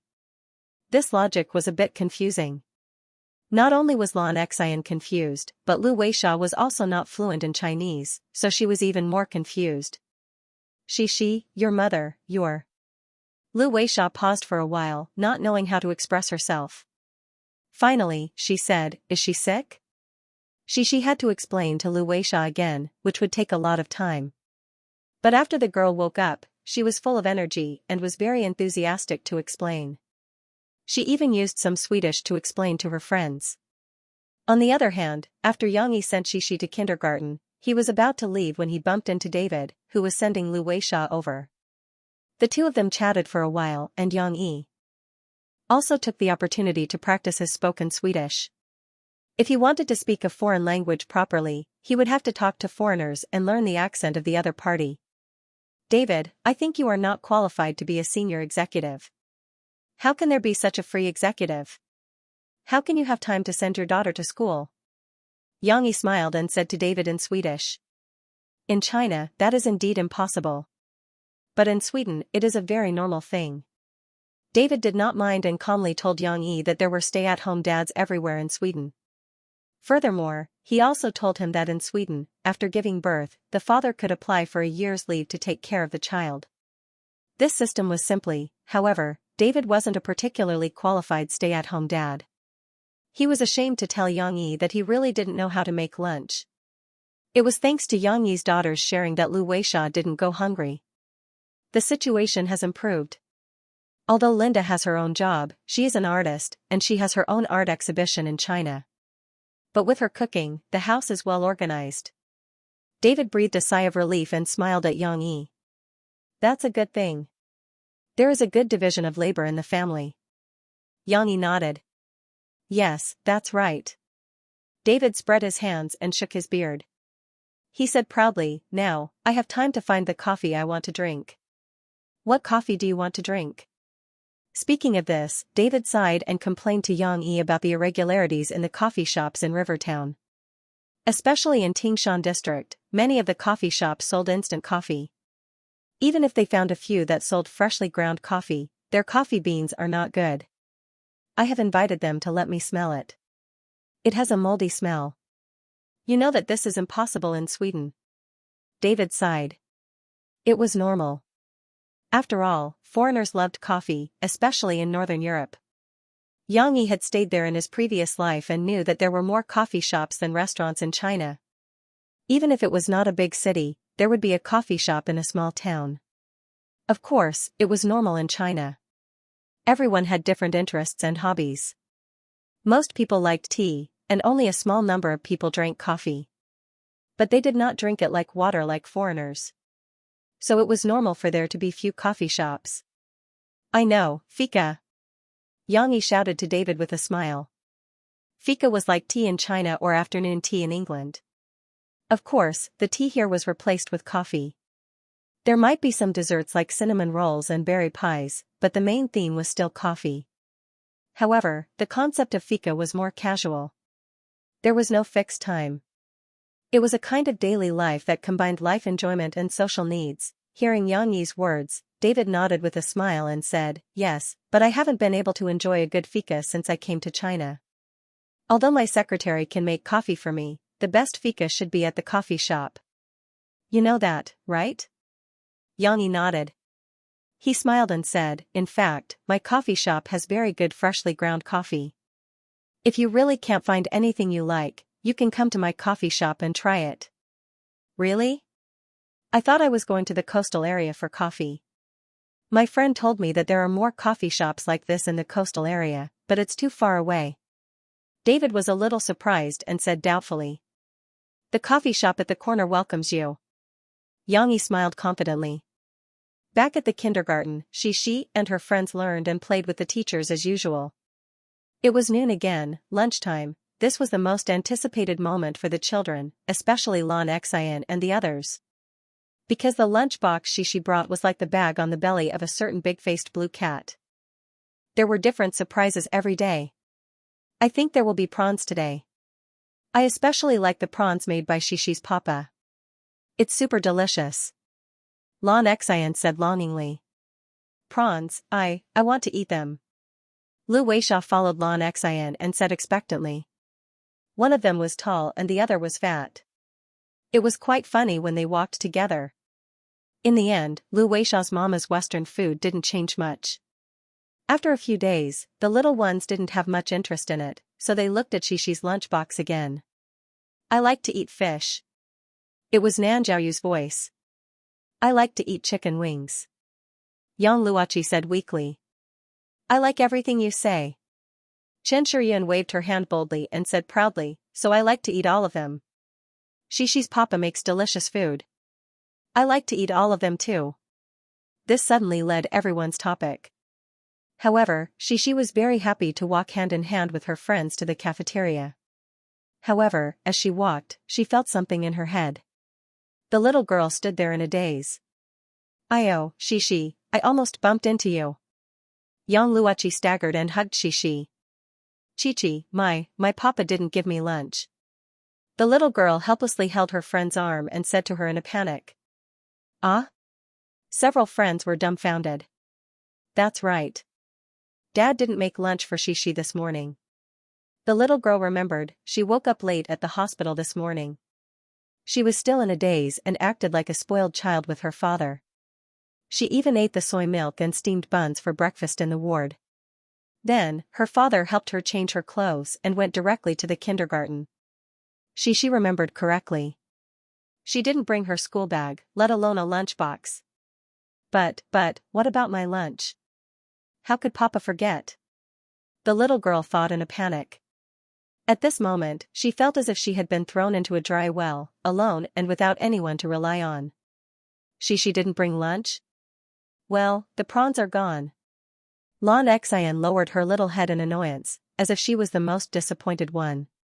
Although the other friends didn't say anything, they felt the same way. They didn't think too much about it, and their disappointment showed on their faces. Only Lu Weisha, who didn't understand, was still confused. She asked Shishi, "What did you say? You mean, haven't you eaten?" "It's not that she didn't eat. She didn't eat." Chen Shiyun explained loudly. Shishi didn't have lunch. Yang Luoqi also explained to Lu Weisha. Now, everyone understood. The little girl looked helpless. She looked at her friends and asked in a panic, "What should we do? If you don't have lunch, you will starve." Nanjiaoyu thought that her friend didn't understand the seriousness of the matter. She explained seriously, "My mom didn't cook for us once, so my dad and I went to a restaurant." Yang Luoqi saw that her friend's sky was about to fall. She suddenly understood. "Shishi, do you want me to eat with you? My mom made lunch and there are delicious radishes." Yang Luoqi held Xishi's hand and said with concern. Lan Xian shook her head and muttered, radishes are not delicious. I'm not giving it to you. Xishi doesn't have lunch. I want to share it with her. Yang Luoqi pouted her mouth and said. Her mother's cooking was said to be bad. Is it really possible? Cici asked in surprise. Yes, yes. Yang Luoqi nodded vigorously. But at this time, the other children's minds also came around. I also want to share with Xishi. Xishi, my mother made a big drumstick, but it's not as good as your father's. Let's share, okay? Chen Shiyun shouted. I have scrambled eggs with tomatoes. It's my favorite. Nan Jiaoyu chimed in. I want to share some with Xishi too. Lan Xian was a little reluctant at first, but at this moment, the little girl who was bursting with a sense of responsibility also puffed out her chest and shouted, mine is the best. Grandma Wu made a lot of delicious food, fish, and rice. I can't finish it. I also want to share some with Xishi. Lu Weisha didn't completely understand, but she understood sharing. The tall blonde girl excitedly raised her hand and said, mine, share, Xishi has lunch. Just now, she felt like she had fallen into a deep well.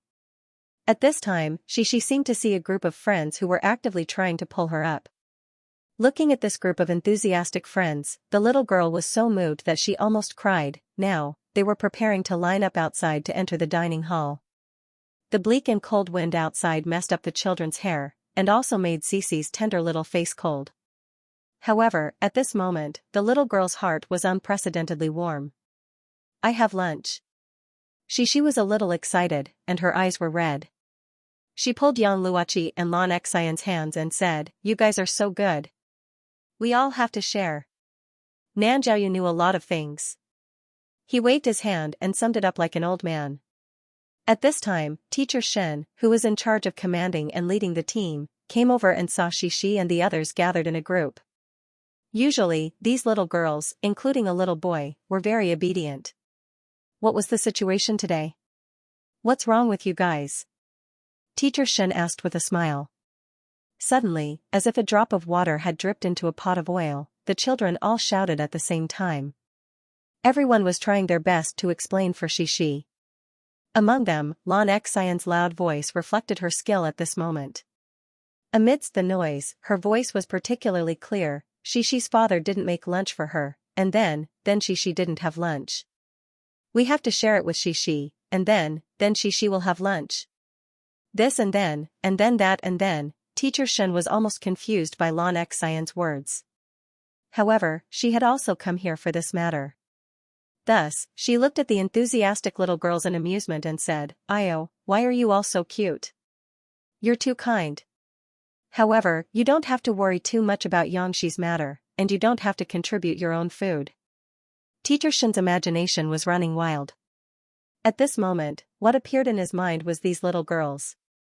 Well, there was also a little boy. They were wearing patched cotton-padded jackets and green military uniforms. They were hiding in a cold and gloomy tunnel. Outside the tunnel, squads of Japanese soldiers were searching for them with bayonets. Then, they broke off the last piece of pancake and carefully passed it to each other. Pitifully, they even separated the crumbs and ate them. They did not despair and encouraged each other. Their beautiful eyes were burning with the light of hope for their motherland. Of course, when Teacher Shen came back to his senses, he saw a few pairs of black eyes and a pair of blue eyes looking at her with confusion. What did that mean? Yangxi, actually. Teacher Shen patted Xishi's shoulder lovingly and pointed in the direction of the door. He smiled and said, you don't have to worry about not having lunch because your father didn't forget to prepare lunch for you.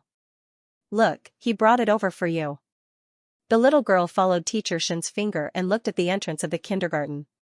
The tall Yang Yi was standing beside the guard, carrying a big black bag. Was it really Dad? Xishi still couldn't believe her eyes.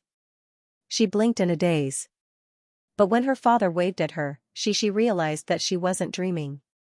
Dad didn't forget me. Xishi suddenly felt as if she had returned to heaven from hell. Her father's kind smile made her pick up hope again. Papa. The little girl seemed to run over happily, but the moment she threw herself into her father's arms, the disappointment, confusion, and helplessness that she had suffered just now seemed to have turned over. She couldn't help but lie on her father's shoulder and cry. Warm tears streaked across her icy little face. The little girl's big eyes contained a little grievance that seemed to change the color of the world. Okay, don't cry, don't cry. Xianxia coaxed his daughter with heartache. Are you still sleepy? He was still in the state of Xianxia in the morning. Actually, Xianxia didn't forget to prepare lunch for his daughter.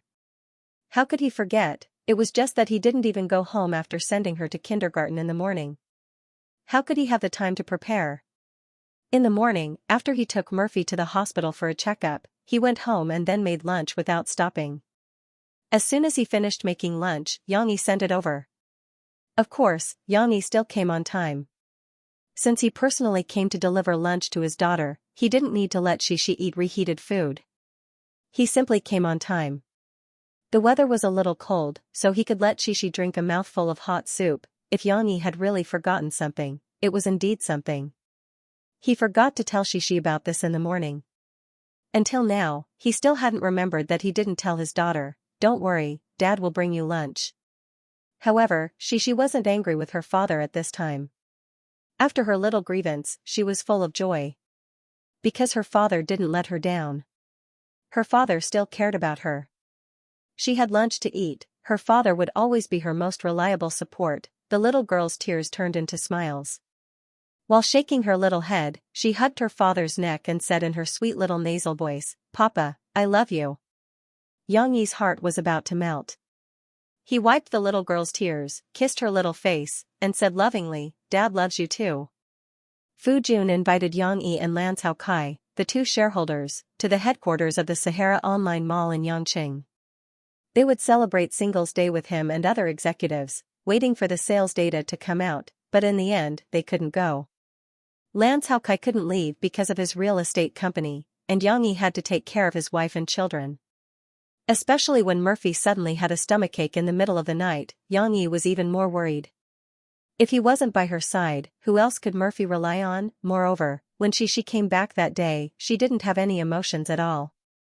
She happily told her mother the story of how she thought she wouldn't have lunch in kindergarten, but in the end, her father appeared out of nowhere. Hearing his daughter's story, Xianxia had one more reason not to go. If he wasn't at home, who would make lunch for Xianxia? Of course, he couldn't leave old Fu out. Xianxia began to set up some monitors, cameras, and other equipment in the study at home 2 days in advance. He was going to turn the study into a remote conference room, which would be connected to the conference room of the Sahara Online Mall. Lan Caocai also came over, and the two of them had a remote meeting with Fu Jun and the others. When the computer was being installed, Xianxia brought the little ones over to join in the fun. The little girl curiously watched her father take the computer out of the big cardboard box, then took off the white foam and stuffed it back into the box. "Papa, what is this?" Xianxia put her two little hands on the table, looked up at her father's movements, and asked. "The computer. Xianxia answered as he unscrewed the screws of the computer case. "But, isn't the computer this big? Why is it so big?" The little girl gestured and said in confusion. Xianxia looked sideways at his daughter and smiled. "That's a laptop, of course it's not big. This is a desktop computer, and its various parts have to be separated. Look, this is the computer, this is the display, and this is the speaker." Although Xianxia knew that his daughter might not be able to understand or even listen to what he was saying, he still explained patiently. As he spoke, Xianxia's actions did not slow down. He began to add RAM, replace the CPU, graphics card, and so on. Although it seemed like he would only use it once, Xianxia planned to raise the security level of the villa while he was at it. In the future, he would install some cameras, infrared sensors, pressure alarms, and other equipment around the villa. Therefore, the performance of the host computer must be guaranteed. Regardless of whether it was useful or not, Xianxia wanted to ensure the safety of his family. As expected, Xianxia wasn't interested in these things. She blinked her big eyes as she watched her father fiddle with the intricate equipment. After a while, she couldn't help but look away. She turned her head to look at Baozi and Xiao Guai, who were making a commotion. Xiao Guai found something fun. One of the boxes that contained the display screens was lying on the ground, and it was facing Xiao Guai. This box was actually not small, but the opening was a little narrow. After all, it was an LCD screen. This narrow opening didn't seem to be suitable for Xiao Guai's thick and fat body. In Yang Yi's house, the 3 British shorthair cats were well taken care of. Not only did Yang Yi cook good food for them every day, but Murphy also often bought imported cat food and small dried fish for them from the Sahara Online Mall. As a result, the 3 kittens ate until they were fat, and their fur was shiny and smooth. Of course, they weren't fat otakus. They could still jump and play all day long. They could climb trees, walls, and anything else. They could only be said to be strong. However, Xiao Guai was still very interested in the box that didn't fit its body size. Xiao Guai stretched out its paws to explore, and then its big head began to push against the opening to squeeze in. At first, the box was pushed back by Xiao Guai, as if Xiao Guai's big face couldn't fit in. However, Xiao Guai didn't want to give up at all. As it pushed against the box, it twisted its big fat butt left and right, rushing forward. Finally, the box hit the bookcase at the back and stopped. Half of Xiao Guai's big face was stuffed in as well. The scene that followed was a perfect example of what it meant to be fat. Xiao Guai twisted its body and slowly squeezed its body into the box. Although the box was pushed open a little, Xiao Guai slowly squeezed its body into the box. Then, its feet, its tail, and it even flipped its body inside. The display box was narrow, but it wasn't small. Therefore, little Guai was like a fish in water inside. It even stretched out its paws comfortably and squinted its eyes in happiness. She watched with great interest and didn't even blink. However, after Xiao Guai squeezed in, Steamed Bun anxiously circled around the box, as if its good friend had fallen into a trap. It ran around the box worriedly. Steamed Bun had completely surpassed the 3 British shorthair cats in terms of size, but in terms of mentality, Steamed Bun was still very childish and still played with Xiao Guai and the others. At this moment, Steamed Bun thought that Xiao Guai was in danger, so it decided to lie down and look inside. However, how could a dog be allowed to get involved in this private cat territory? A fat cat's paw came out of the black box like lightning and slapped Steamed Bun's nose. This scene was very common. Whether it was when Steamed Bun first came to the house or when it grew up and shamelessly followed Xiao Guai around, it had always been slapped by Xiao Guai. Luckily, Xiao Guai didn't show its sharp claws, so Steamed Bun just whimpered and retracted its head in pain. After a while, it wagged its tail habitually and looked in confusion at the strange box that had a cat's paw. Hee, Papa, look, Xiao Guai ran into the box. It's so big, and it can be inside. Then it won't let Steamed Bun play with it. She looked at the scene happily and didn't forget to tell her father the interesting story that had just happened. These were obviously much more interesting than those bulky boxes and computers. In Shanghai, at the recording site of a very popular indoor comedy variety show called Star and Star's Fate, Zhu Jia, as a celebrity host, and 2 other professional hosts, Dong Wei and Shui Linglong, were hosting the show together. Okay, let's ask a more challenging question. Chao Tsung, you and Zhu Jia are both idol singers, Dong Wei said seriously, and the audience below the stage laughed. Chao Tsung couldn't help but laugh with them, but her laugh was very reserved. Sitting on a high chair, her short skirt revealed her long legs, looking very sexy and beautiful. Luckily, there was heating in the recording site. Otherwise, Chao Tsung's lips would have turned purple in the winter, just like the time when she and Murphy sang New Elite Chart together on the stage. Zhu Jia wasn't as reserved as Chao Tsung. He quickly waved his hands and ran in front of Dong Wei. He put his palms together and said exaggeratedly, "Brother Wei, you think too highly of me. I'm not an idol singer. You see, I'm not handsome." "Well, I'm just a little bit handsome." There was another burst of laughter below the stage. "And the songs I sing are not popular. It's lucky that some fans of my songs like me. How could I dare to be on the same level as Sister Tsung and be an idol singer?" Zhu Jia said and ran in front of Chao Tsung. The back of his hand gently lifted her soft hand, and said with admiration, "Sister Tsung, you're my idol." Chao Tsung was embarrassed by his words. She laughed with everyone, pulled Zhu Jia up, and said, "No, Zhu Jia, you're also a very hard-working and talented artist. I also admire you for being able to compose your own songs. Hey, okay. Since Jujia doesn't want to be an idol singer, then I can't do anything about it. Although I think that the new song you're about to release, what's it called? It has the potential to become an idol for young people. Dongwei helped Jujia advertise without leaving a trace, and praised his little brother. Jujia's new song was already being promoted. Tianmei had invested a lot of resources into it and had even bought Microbroadcasting's homepage to advertise it. On November 15th, the new song would be released. Jujia would also be challenging various singers on various major music chart shows. It was like another cycle. A year ago, Jujia had also sung Mistress around this time. Since then, his singing had become a household name. Of course, he also had to bear a lot of criticism. And now that a year had passed, Jujia had started afresh with a new song. He had already accumulated a certain amount of popularity, so what kind of performance would he have? Jujia's fans were already looking forward to it.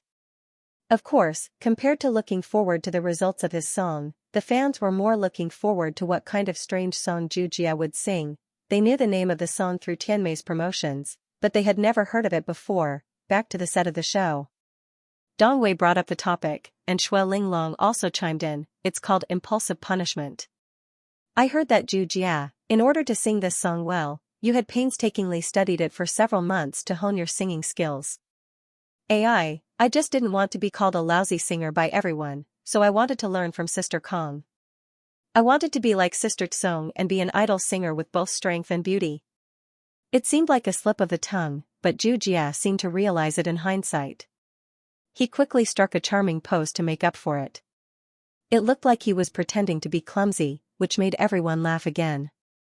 This guy. His sense of variety was still very strong. Of course, they still had to return to the show. Jujia knew when to stop. He waved his hand and laughed. Let's not talk about me. No matter how hard I work, I'm not as beautiful as Sister Tsong. Oh right, Brother Wei, what kind of challenging question do you want to ask Sister Tsong? This question is. Dongwei dragged out his words, which gave Jujia another chance to poke his nose into the conversation. Wait, Brother Wei, you can't ask about my privacy. You also know that idol singers have to pay attention to their personal image. Jujia turned to look at Chao Tsong with a grin. Sister Tsong, don't worry. I will definitely not let them ask you if you have a boyfriend. You can just tell me in private later. Chao Tsong could not help but pat Jujia. This guy really knew how to show off. However, this was also not bad. With Jujia's interaction, Chao Tsong had a lot of screen time. Moreover, Chao Tsong was originally quite reserved. She still had the airs of an idol star on the stage. Now that Jujia was making jokes, she relaxed a lot and her smile was not so stiff. It's not a private question, but don't worry, you have to answer this question too. Dongwei smiled and pointed at Jujia. He finally asked this challenging question. As celebrities, how do you wash your clothes? Celebrities, especially idols, definitely place a lot of importance on how they dress up. However, washing clothes should be quite a problem. Moreover, it's even more troublesome for girls. Many of their undergarments can't be washed together with their outerwear. Shui Linglong said with a smile. She usually supplemented Dongwei. Boys can't do that either. Linglong, do you think I threw all my clothes into the washing machine and washed them together? Jujia cried out, feeling wronged. After a round of laughter, Chao Tsong answered the question. Actually, our clothes are divided into several types. Some are for home, some are for going out, and some are for performances. Needless to say, some of the clothes for going out can't be washed with the washing machine. My assistant will help take them to the dry cleaners. Chao Tsong said. This statement was approved by Jujia, Dongwei, and the others. Indeed, many clothes need to be dry cleaned, especially men's suits. Then some of the home outerwear and clothes that can be washed with the washing machine will be washed with the washing machine. The clothes that can't be washed with the washing machine and some of my undergarments will be washed by hand. In fact, Chao Tsong had a script in advance, so her answer was very natural. She did not know if there was an expert guiding her behind the scenes. This answer also perfectly reflected her as an idol star, but she was still very down-to-earth. Xianxia jumped out again. He looked at Chao Tsong with heartache and said, "Sister Tsong, you still want to wash your clothes by hand? Do you know that there are a lot of detergents on the market that are very harmful to the opponent's skin?" It seemed that he was concerned about Chao Tsong, but the audience who had watched several episodes of this program couldn't help but laugh. They saw Xianxia take out a bottle of detergent from his back as if he was performing magic. Without any shame, he openly advertised as a sponsor. "Sister Tsong, let me recommend you a detergent. Big white detergent, clean hand guard, sister won't have to worry about washing clothes anymore." Ha ha ha, the audience laughed. Dong Wei and Xue Linglong laughed until they were convulsing. Chao Tsong couldn't help but laugh. She blushed and took the empty bottle. Xianxia. Chao Tsong integrated into the atmosphere on the stage and began to interact. She smiled and asked, "I'm very curious, how do you men wash clothes?"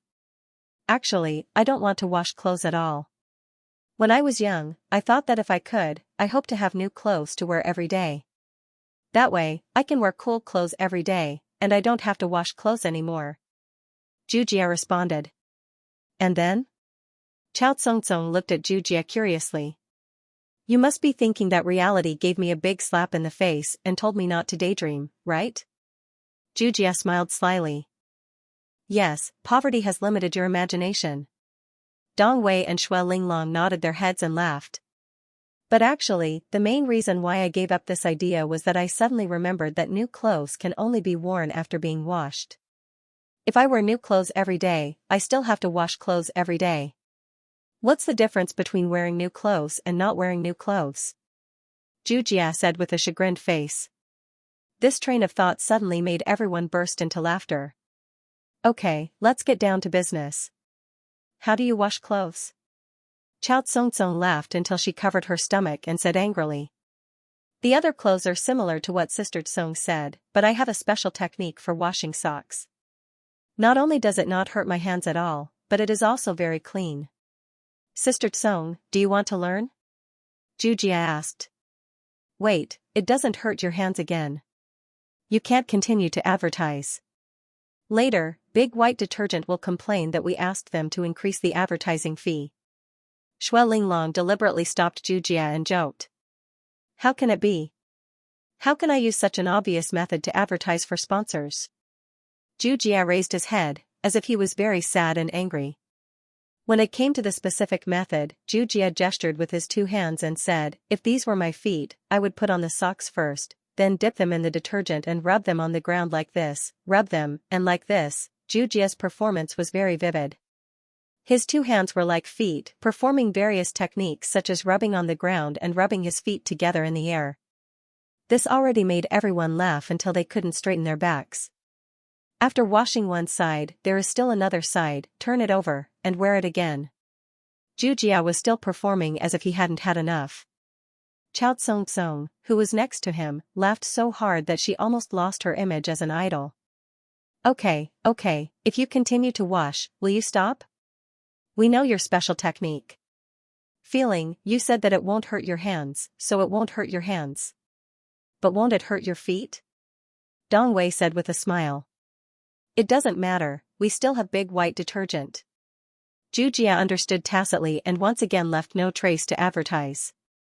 Everyone knows that Sahara Online Mall's Double 11 Super Shopping Festival is coming soon, right? Regardless of whether you are single or have a happy family, quickly turn on your computer and open the Sahara Online Mall's website. Big White Detergent has a super discount promotion on Double 11 Sahara Online Mall, 30 off for 100 units, 100 off for 200 units. If you buy it, you earn it.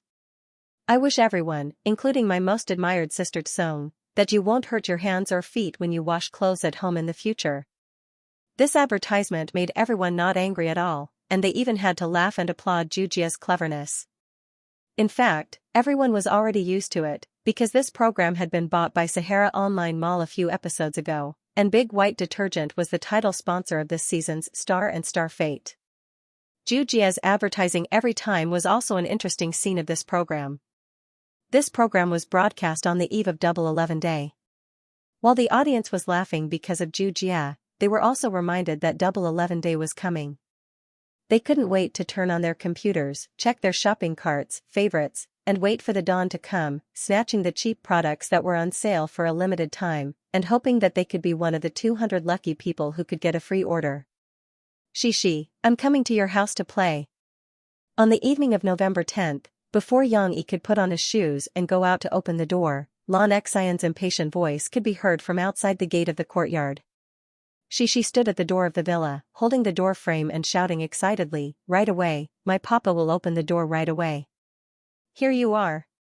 However, compared with the voices of the two girls, Lan Xian's voice was obviously louder. Xishi's delicate voice was very pleasant, but it would be blown away by the wind for a while. Therefore, after a while, Lan Xian's clear voice could be heard again. "What did you say? I can't hear you." Cece's chest was still heaving up and down with excitement, and she still wanted to repeat it at the top of her voice. But Mofe stopped her and said, okay, your papa will open the door for Xian now. After a while, the guests finally arrived. Lan Haokai and Yang Yi were going to have a remote meeting in Yangqing City tonight. Lan Xian shouted that she wanted to come over and play with Xishi.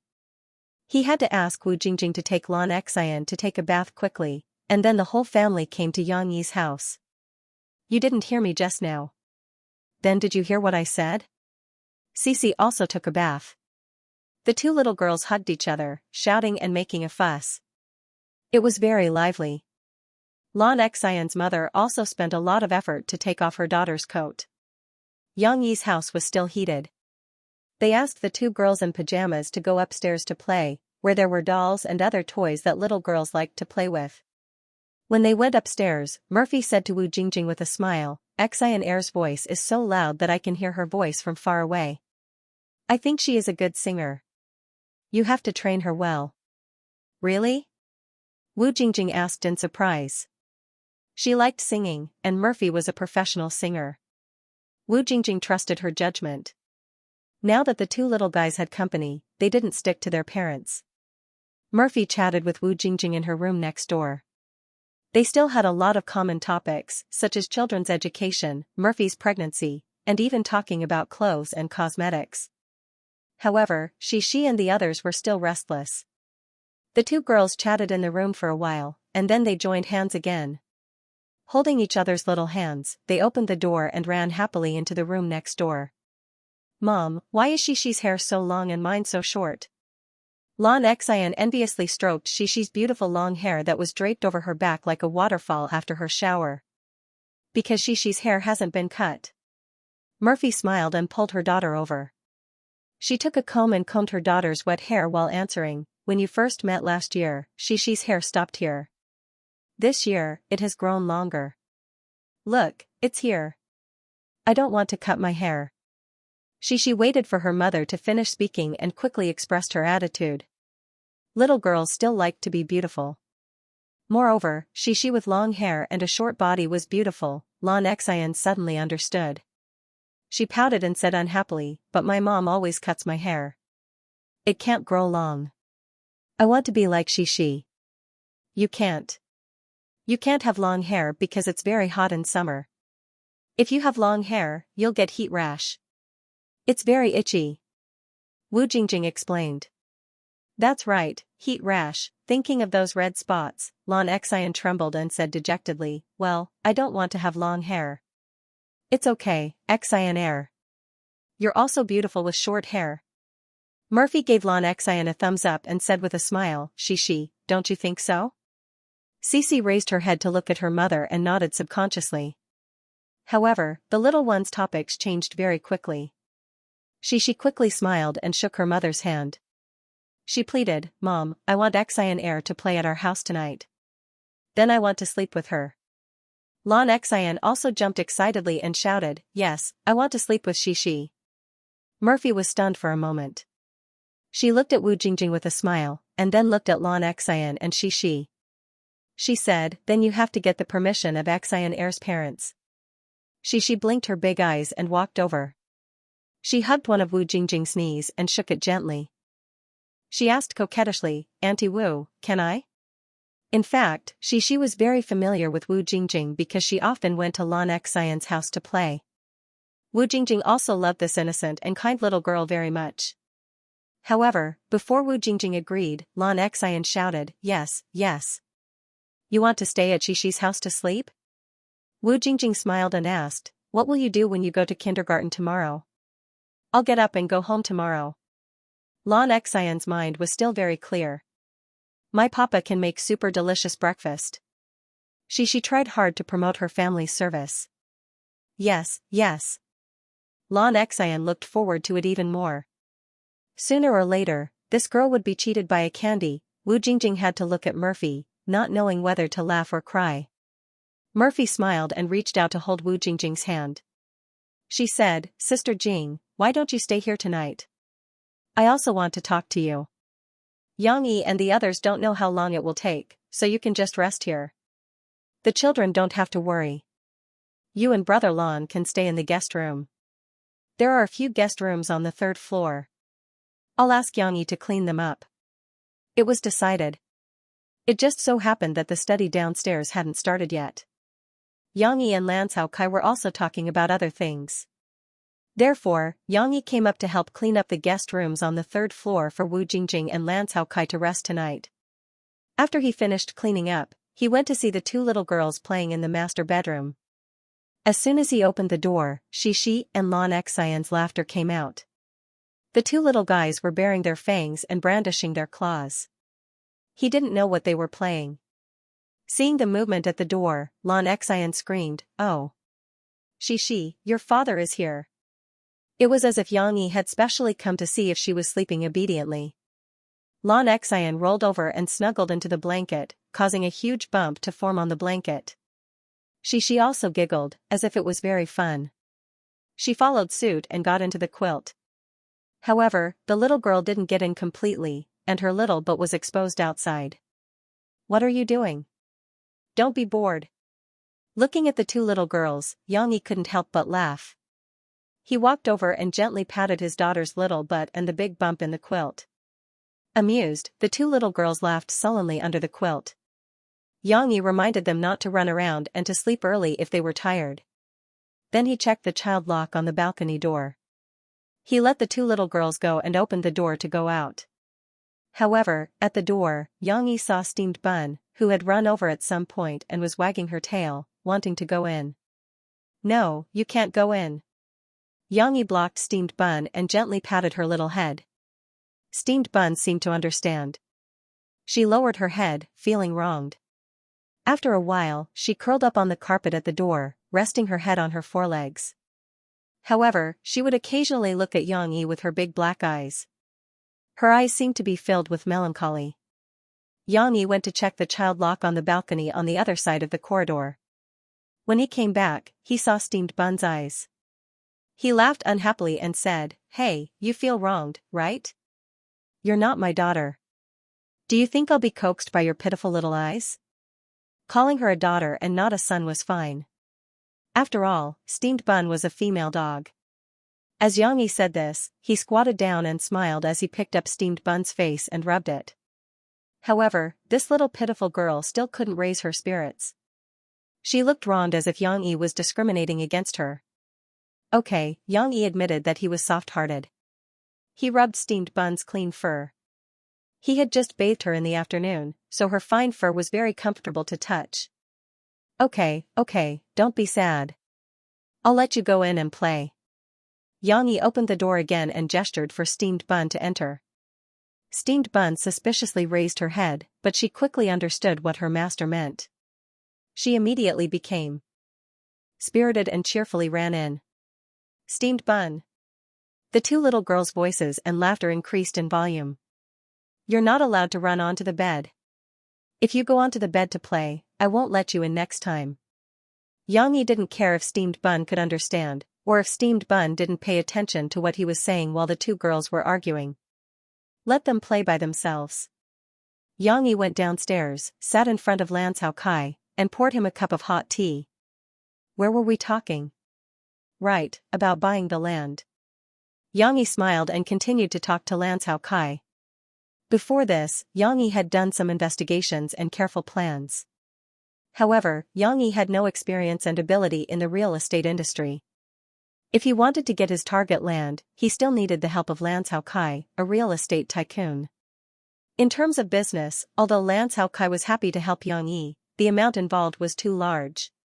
He needed to use nearly 800 million yuan in the initial stage. Obviously, this was not a small favor. Yang Yi also needed to offer the corresponding cooperation conditions. I still have 34% of the shares in the Sahara Online Mall. If I want to sell, you have the priority to buy within 5 years. Also, if I don't make a move within 5 years, I will sell you 4% of the shares at 80% of the market price at that time. Yang Yi's conditions were like an illusion. However, Lan Caokai's eyes lit up. He understood that the Sahara Online Mall was now a hot steamed bun. After more than a year of development, the market value had soared to almost 8 billion yuan. After tonight's doubles 11, the overall market value could increase by a lot. Before it was listed, Sahara was already a miracle. It was also the most cost-effective investment he had ever made. His investment advisor also analyzed with him that if Sahara was listed, then the 15% shares in his hands could definitely be sold at a sky-high price. If he really wanted to sell, it was not impossible to make a net profit of several times the amount. However, Lan Caokai was certainly reluctant to sell. Now, Yang Yi and Fu Jun were also holding on to the shares in their hands. They would not let go until it was listed, so Lan Caokai had no way to get more. Now, Yang Yi's condition really scratched Lan Caokai's itch. Of course, 5 years was still a long time. However, Lan Caokai felt that it was worth his help if he counted the favor of Yang Yi for pulling him into this. Why do you want to sell the shares of Sahara? However, Yang Yi's words also made Lan Caokai's heart beat faster. He asked puzzledly, is there any change in Sahara? Of course not. I just need to raise funds to build the world's largest and most luxurious amusement park for my daughter. Yang Yi shook his head with a wry smile. He didn't try to hide it. He told her that he had invested so much for his daughter's amusement park. This made Lan Caokai a little speechless. He couldn't help but shake his head and click his tongue. You started from scratch and earned so much in just a few years. In the end, you're telling me that you're just earning money to build a paradise for your daughter. I think all the rich people in the world would be ashamed to death. Without going too far, Lan Caokai solemnly began to talk to Yang Yi about the commercial land they wanted. It was slightly different from his previous life.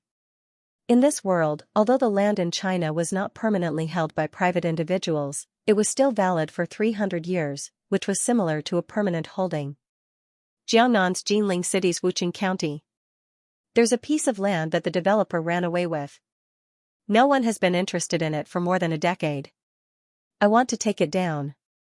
Yang Yi spread out the map of Jinling City's Wucheng County and said to Lan Caokai, you should be familiar with Jinling City. I've checked. You've also taken a few pieces of land there. There are 3 residential areas. Lan Caokai looked at the place Yang Yi was pointing at and couldn't help but look surprised. Why here?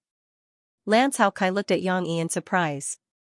Although this piece of land has been quiet for more than a decade, it's still very famous in Jiangnan's real estate industry. To be exact, it was a legend. In the 1970s, Wucheng County was considered a small industrial city. Like other coastal cities, it had developed industries, especially the plastic industry and the shoe industry. At that time, there were a few state-owned shoe factories that could be considered the leading shoe industry in Jiangnan. However, Wucheng County's terrain wasn't as flat as other cities. It had a hilly terrain. Compared to other cities in Jinling City, it had more mountains and rivers. It had a huge disadvantage in terms of transportation. As the leaders of Wucheng County's government were promoted and retired, the new leaders were eager to overturn the previous leaders' achievements and establish their own authority. The development of Wucheng County's shoe industry gradually slowed down. In addition to the poor geographical conditions, many factories moved to more suitable places. At the end of the 1980s and the beginning of the 1990s, Wucheng County seemed to have changed completely. However, the withdrawal of the shoe factories and the plastic industry wasn't a bad thing for Wucheng County.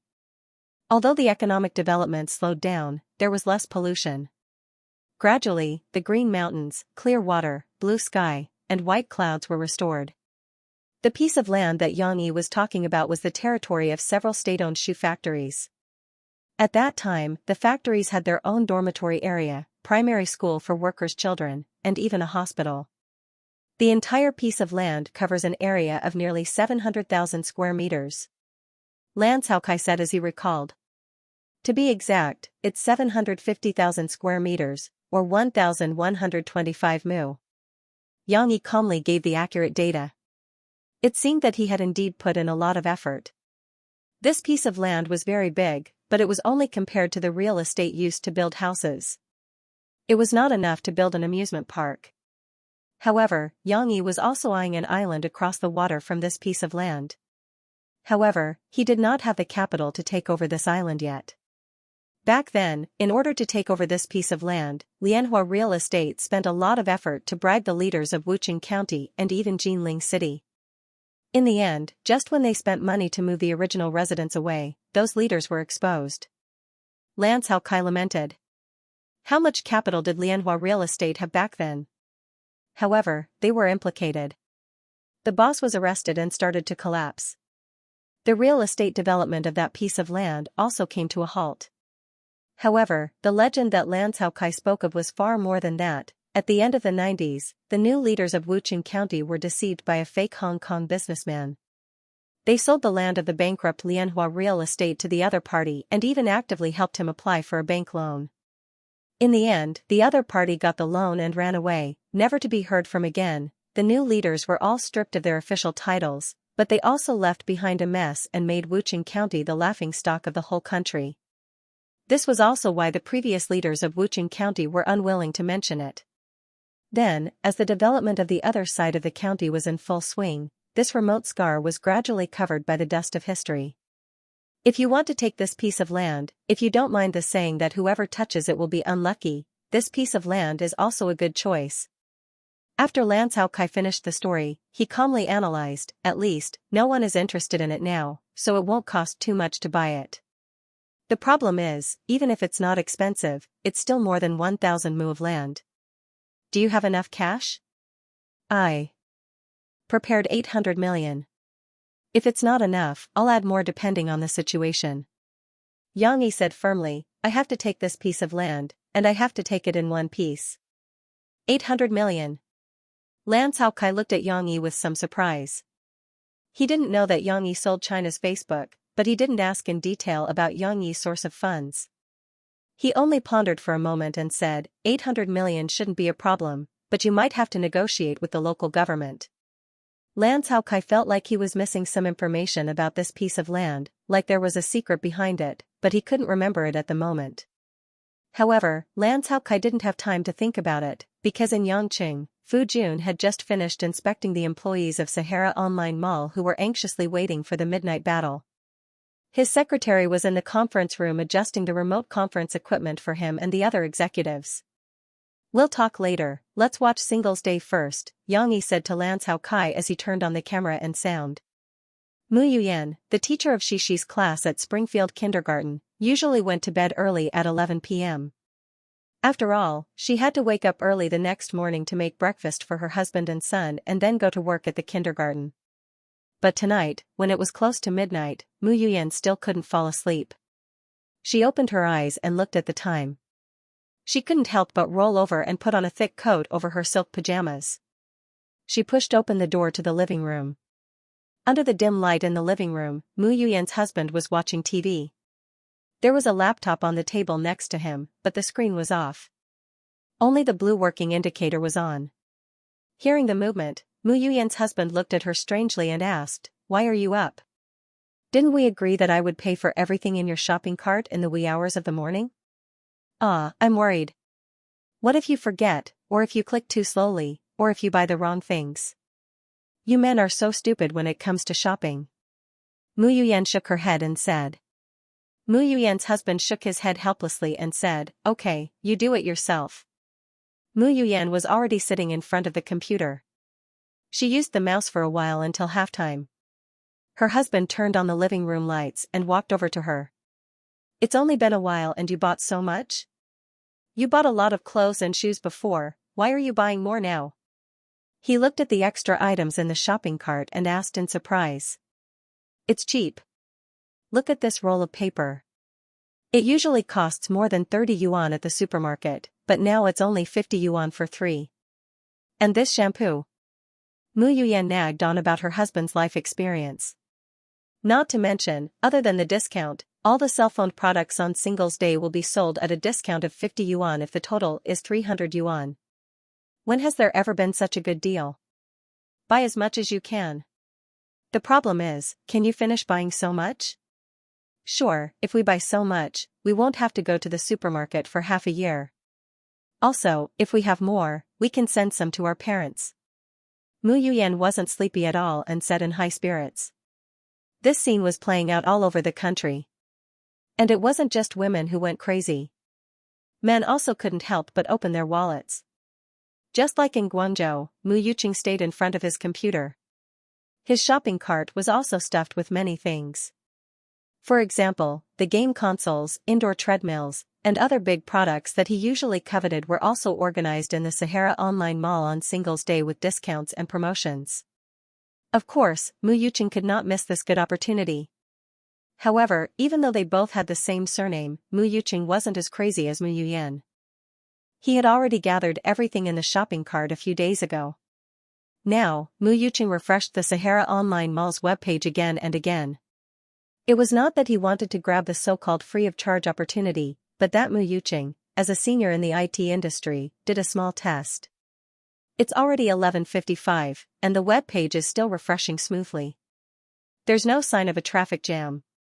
Mu Yuqing was a little surprised and muttered to himself, so what's the reason for this? Did the Sahara Online Mall's 11/11 promotion get messed up? No one came to join in the fun? Of course, Mu Yuqing himself didn't believe in this assumption. Since the end of October, Sahara Online Mall's promotion for the November 11th shopping festival had been fully launched. All the industry insiders were amazed by this shopping festival. Of course, the idea of a shopping festival was not very new. On New Year's Day this year, Sahara Online Mall had organized a promotion and the effect was not bad. However, what Mu Yuqing and the others valued was the hype of this shopping festival's operation. The November 11th that went viral early on the internet was a meme for Singles Day.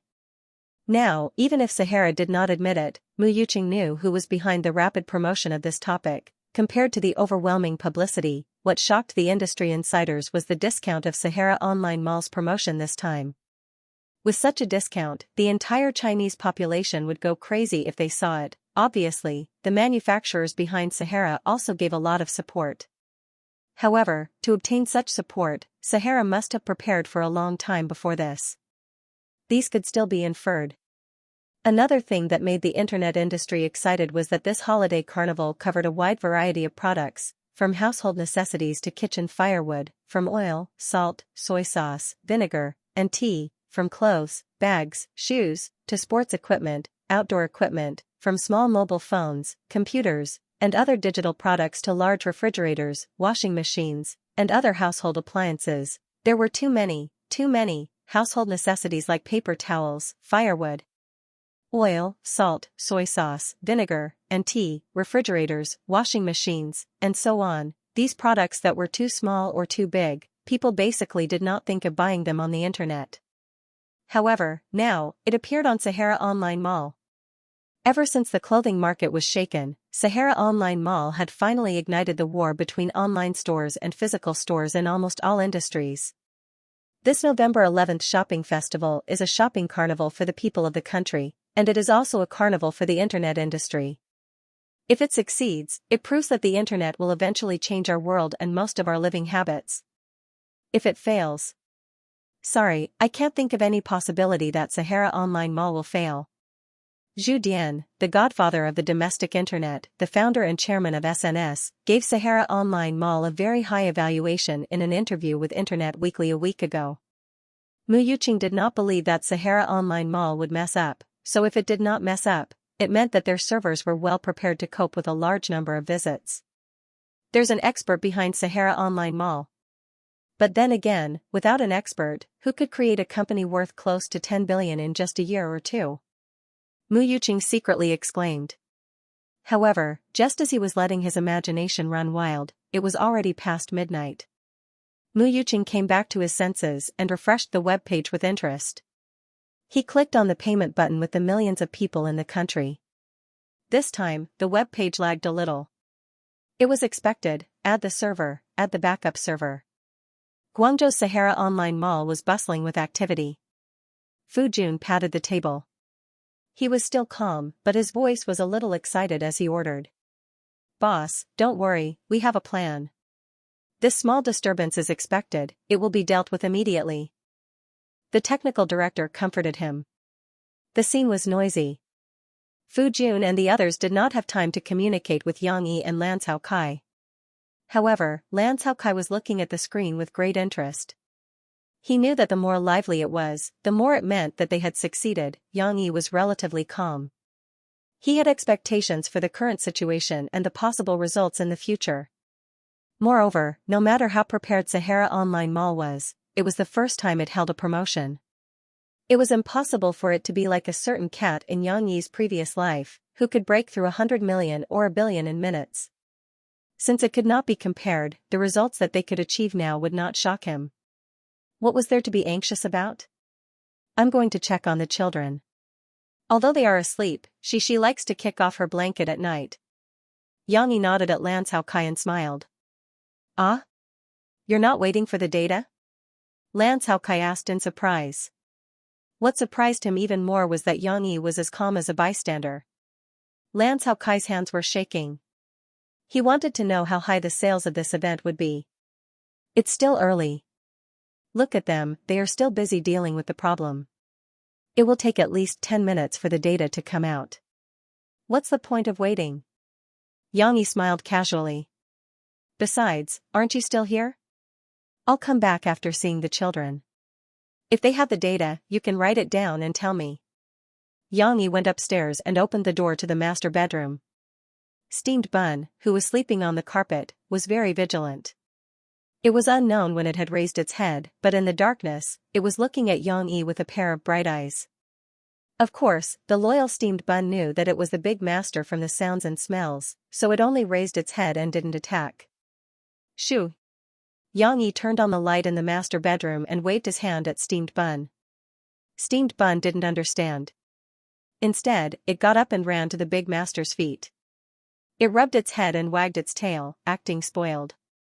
Yang Yi didn't care about it. Looking at the two little girls on the big bed, he couldn't help but smile. As expected, she kicked off her blanket. Fortunately, there was a heater in the master bedroom, so she didn't have to worry about catching a cold. But the scene in front of him was a bit interesting. Lan Xian slept on her stomach, her head turned to Yang Yi. Yang Yi could see that her small mouth was open, and her saliva had wet a pillow towel. Shi's sleeping posture wasn't any better. Although she slept on her back, she didn't sleep well. Her limbs were spread out, and she even turned around to form a perpendicular line with Lan Xian. Not only that, but the little girl's slender legs and cute little feet were resting on Lan Xian's chubby little butt, as if it was very comfortable to rest on it. Otherwise, why would there be a faintly discernible smile on the little girl's delicate face? After looking at his daughter's sleeping posture for a while, Yang Yi shook his head. He walked to the bedside, stretched out his arms, and lifted the little girl's legs. Then, he wrapped his arms around her back and gently lifted her up. He turned her body and let her sleep on her little pillow. Lan Xian was the same. Yang Yi let the little salted fish turn over and changed her pillow towel while he was at it. Finally, after covering them with a blanket, Yang Yi bent down and patted Steamed Bun's head, turned off the light, and left. When Yang Yi left, Lan Caokai was a bit bored. He casually flipped through the map of Wucheng County on the table. It was mainly about the piece of land that Yang Yi had mentioned. However, when Lan Caokai looked through it this time, he made a new discovery. General's Shrine? Seeing these 3 words, Lan Caokai's mind suddenly flashed with a flash of inspiration. He remembered the secret that he had forgotten to cut out earlier. However, Lan Caokai couldn't help but frown and muttered to himself, this doesn't make sense. Yang Yi is Anqing province, and his ancestors are farmers. Just as Lan Caokai was staring at the map with a frown, Yang Yi returned. "What are you looking at?" asked Yang just as Lan Cao Kai was about to ask his question. There was finally a response from Yangqing City. A staff member waved his hands excitedly and shouted, "It's out, the data is out." Urgent matters were more important, so Lan Cao Kai and Yang Yi quickly turned to look at the screen on the wall. Fu Jun, who was dressed in a suit but had loosened his tie, smiled. He waved his fingers and shouted, "Put it on the big screen." Very quickly, rows and rows of data appeared on the screen. "Yang Yi, Boss Lan, did you guys see it?" Fu Jun moved closer to the secondary camera and said excitedly to Yang Yi and the others, 1 minute and 47 seconds, the transaction amount broke 10 million. Was it that scary? The fat on Lan Cao Kai's face couldn't help but tremble. Of course, Yang Yi was still very calm. After all, in his previous life, it wasn't as if he hadn't seen figures like breaking 100 million, a billion, or even 10 billion in a few minutes. Fu Jun was beyond excited. This number was even higher than his highest expectations. After calming himself down, he said, "From the current performance of the data, it will probably break 100 million in the next half an hour or so." There was no need to wait for it to break 100 million, such an exciting number was already enough for them to celebrate. Lan Cao Kai opened the red wine he had brought and poured Yang Yi a glass as well. They clinked glasses with Fu Jun, who was far away in Yangqing, and the other executives and staff in the conference room to celebrate their success. Yang Yi took a sip and stopped. He no longer drank alcohol. After everyone had calmed down, Yang Yi said to Fu Jun, "The most important thing is to know the final transaction amount. It can be used as a guide for our future manufacturers. However, the most important thing now is to wait until the transaction amount breaks 100 million, then announce the good news on micro-broadcasting." "Wouldn't that be too ostentatious?" Fu Jun asked doubtfully. Yang Yi's lips curled up slightly and said, "Yes, we have to be ostentatious. Our November 11th shopping carnival is like a party. The more lively it is, the more people will participate. Think about it, our transaction amount broke 100 million in less than half an hour. Wouldn't the spectators who saw everyone buying and buying rush to join in as well?" This logic wasn't hard to understand. People had the mentality of following the crowd. Therefore, Fu Jun quickly understood. He nodded, called his secretary, and ordered him to do so. Fu Jun and the others still had work to do in the Sahara Desert. Yang Yi and Lan Cao Kai turned off the sound and continued to discuss their matters. "Brother Yang, tell me honestly. Aside from the amusement park you mentioned, do you have any other intentions for taking this piece of land?" Lan Cao Kai's face finally turned serious as he asked Yang Yi seriously. "What other intentions?" Yang Yi felt a chill in his heart. However, he controlled his expression very well and didn't show any fluctuations in his heart. Instead, he showed his doubts. "What do you mean?" "This general's shrine." Lan Cao Kai pointed at the map and said.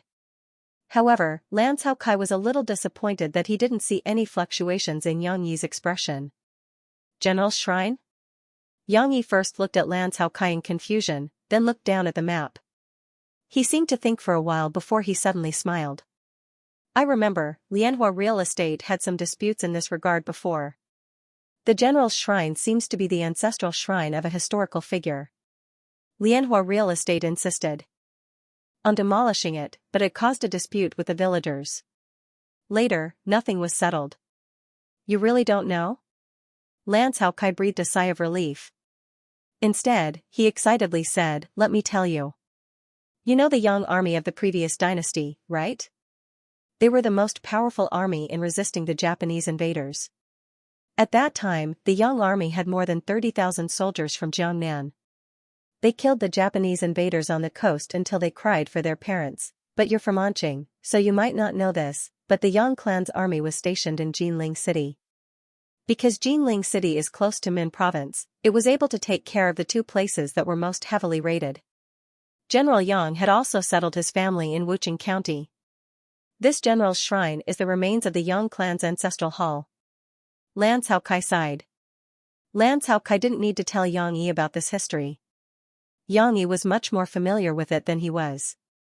Moreover, Yang Yi also knew why his ancestors settled his family in Wuchang County.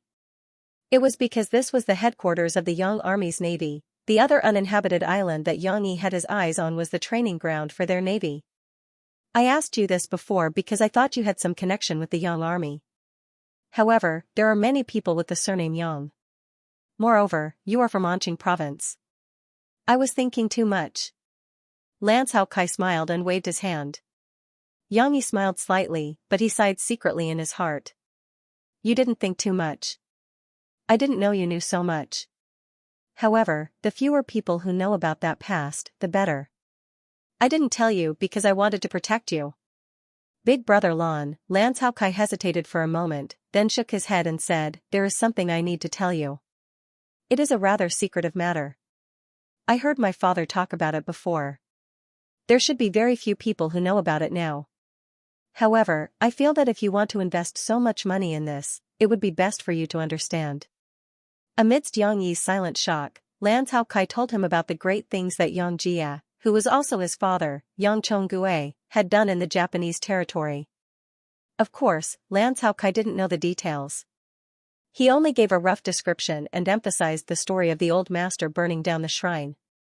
Lan Caokai was exultant as he spoke, as if he had personally experienced it. I heard that the person who did this was a descendant of the Yang army. Then, the Japanese diplomats even came to investigate. It was my father who told me about this. My father had some friends who were high officials in Jiangnan in his early years, so he knew about this. Lan Caokai's face was full of admiration as he said ruefully, it's a pity that I didn't get to know this great hero. Moreover, after so many years, the hero is probably no longer around. Xianxi's stomach was about to cramp from laughing.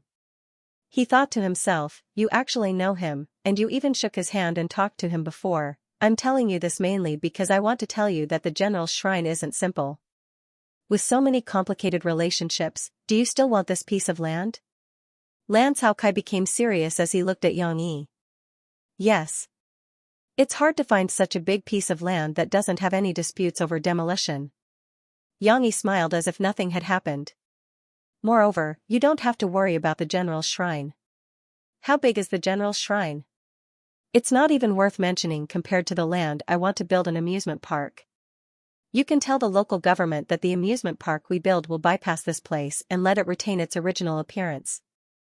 That's not what I meant. Lan Caokai said helplessly. Xianxia knew that Lan Caokai didn't mean that, but he wasn't worried because Xianxia had also gone to Wuchang County to investigate. The entire land was like a ghost town, deserted and full of grass. Moreover, near the general's shrine, not to mention the Japanese, it was more likely that there would be ghosts. He believed that after so many years, the people that Yang Chonggue mentioned would have already left. After all, no matter how big the matter was, it would fade with time. The Japanese couldn't possibly spend money to hire people to watch over it. Lan Caokai was more considerate than Xianxia. He touched his stomach and pondered, although you're not a member of the Yang family army, your surname is still Yang.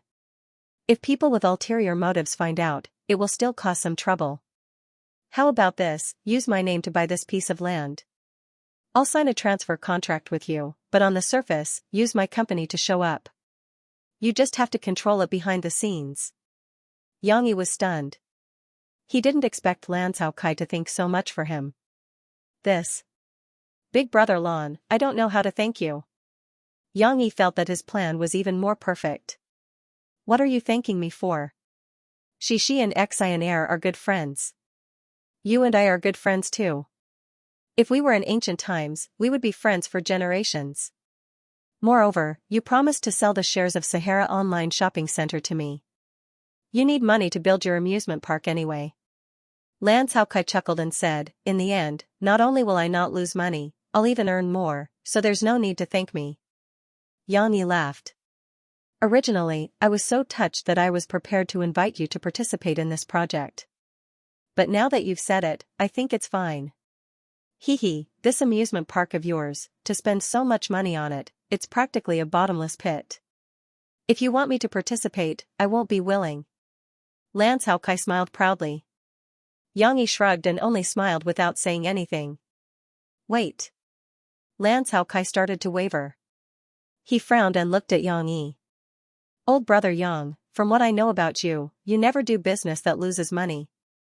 Could your amusement park be profitable? Yang Yi laughed meaningfully. Yang Yi and Lan Cao Kai talked about the amusement park until very late into the night.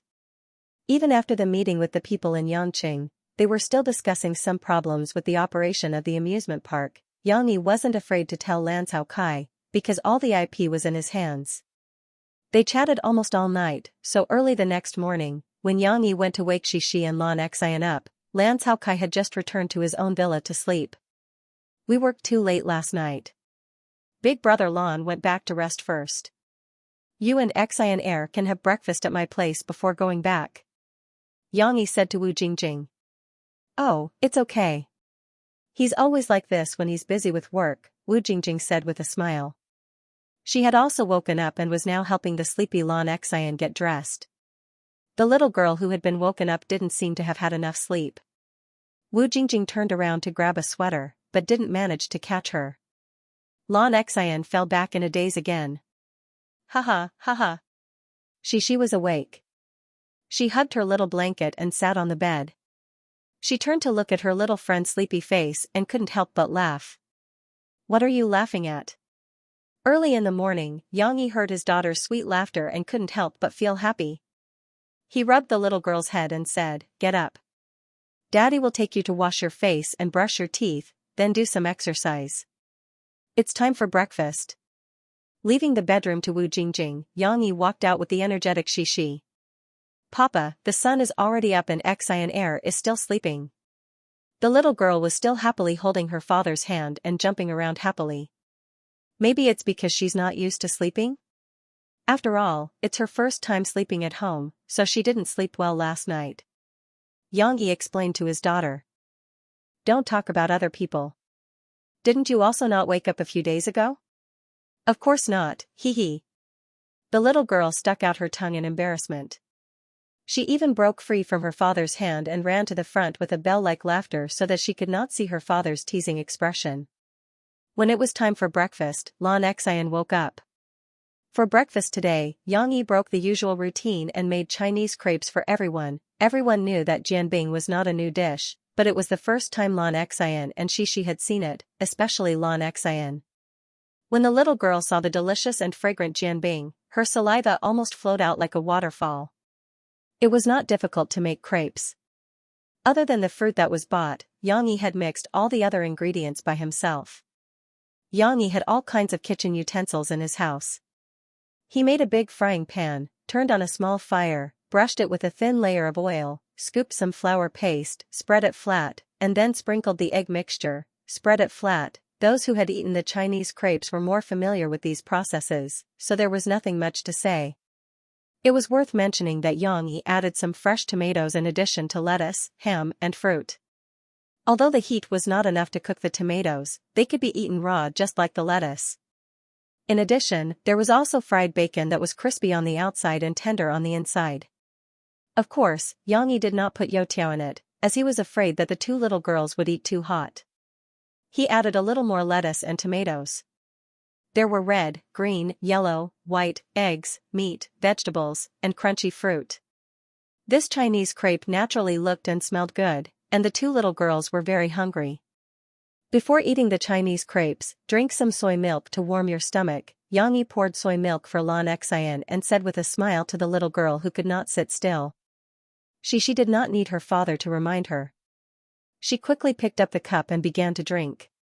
She gulped down a few mouthfuls, and then she did not forget to lick the soy milk on her lips. Xian, the soy milk is delicious. She turned her head and said to Lan Xian with a smile. The little girl was eating breakfast with her friends, so she was in a very good mood. She unconsciously played the role of the little host and persuaded her friends to drink the soy milk. Is the soy milk in your house freshly ground? It tastes very good. Wu Jingjing was full of praise. Well, I bought the soy milk myself. The soy milk made from it is thicker, and there is no need to add sugar. If you add a little coconut powder, the taste will be sweeter, Murphy said to Wu Jingjing.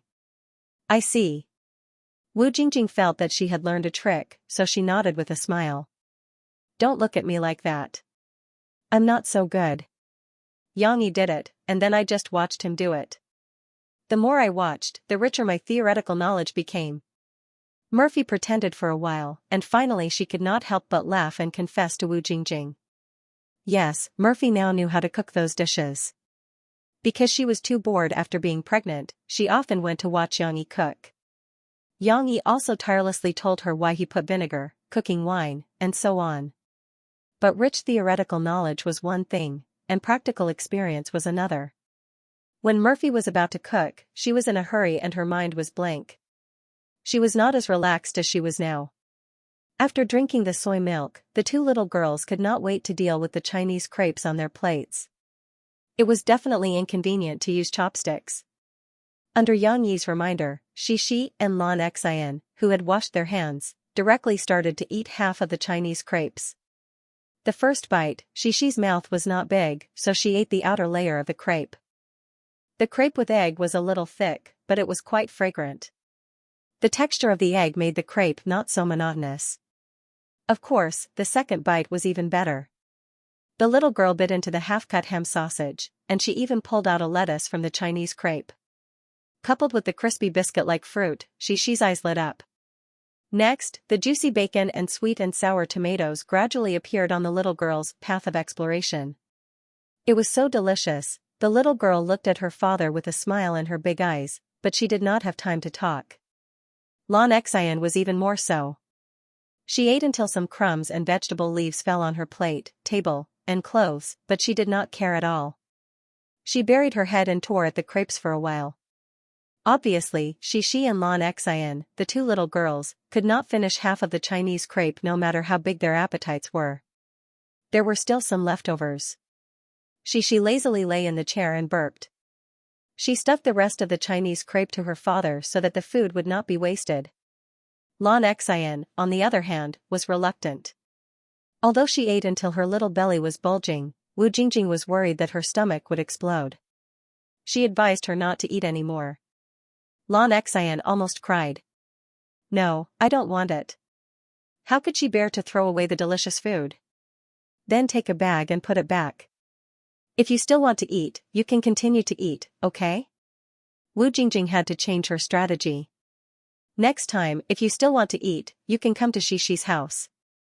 Uncle will make it for you. Murphy also helped to coax Lan Xian. The little foodie reluctantly put it down. The excitement of the Sahara Singles Day shopping festival became the focus of major media reports the next day. It even became the headline.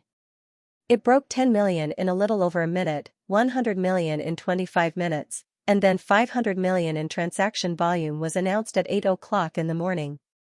It shocked the world that had not experienced the online shopping craze. In just a few hours, the Sahara Online Mall had sold so many goods, this number, on other online shopping platforms, probably could not reach this amount in a year and a half, right? Not to mention the physical stores. How many shopping malls could have annual sales exceeding 100 million? Of course, this was just the beginning. The next day, the official micro-broadcasting of the Sahara Online Mall announced that the total transaction volume for the day reached 1.93 billion. Almost all the media reported this phenomenal result. If the Sahara Online Mall is listed now, it will probably become another internet company with a market value of 10 billion. Someone was already calculating the impact of the Sahara Online Mall on the Singles Day shopping festival. In fact, the market value of 10 billion was still underestimating the Sahara Online Mall. If an investment bank wanted to invest in Fujun with a market value of 10 billion, Fujun would not even look at it. Moreover, if it was listed, with the power of capital, the Sahara Online Mall could reach a market value of at least 20 billion, and then it could still climb all the way. Of course, the Sahara Online Mall had not reached a bottleneck in its development. Whether it was Fujun, Yang Yi, or Lancao Kai, none of them had the idea of going public to earn money. Some powerful media and television stations even invited some economists and internet experts to discuss and analyze the secret of the Sahara Online Mall's success. In particular, many people were eager to know the reason why the Singles Day shopping festival had such a terrifying impact. However, after much analysis, it did not help some online shopping platforms to surpass the Sahara Online Mall.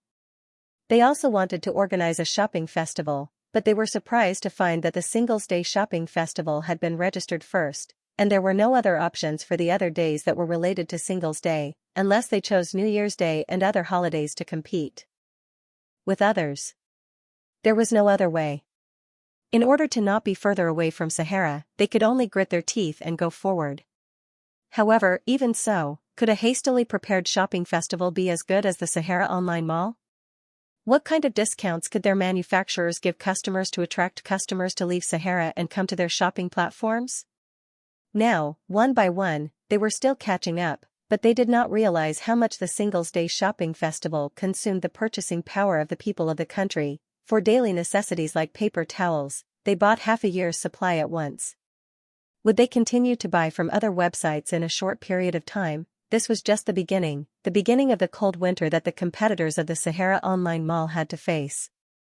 "Debeo, cover me!" his comrade roared as he kicked open the door and rushed in. Debeo followed closely behind. The two of them, one in front and one behind, one on the left and one on the right, carefully searched the room. No one. They bent their legs and carefully moved forward. Suddenly, a masked female figure appeared in the corridor behind them. Debeo felt something and subconsciously turned around. Seeing this figure, Debeo was stunned for a moment, but seeing the gun in the other party's hand, he quickly reacted and raised his hand to shoot. However, one shot was not enough to make the other party fall, so Debeo added 2 more shots. Finally, the masked female target fell to the ground. Continue. The comrade in front hurriedly glanced and they continued to search. After a fierce battle, the civilians in the training base were finally saved.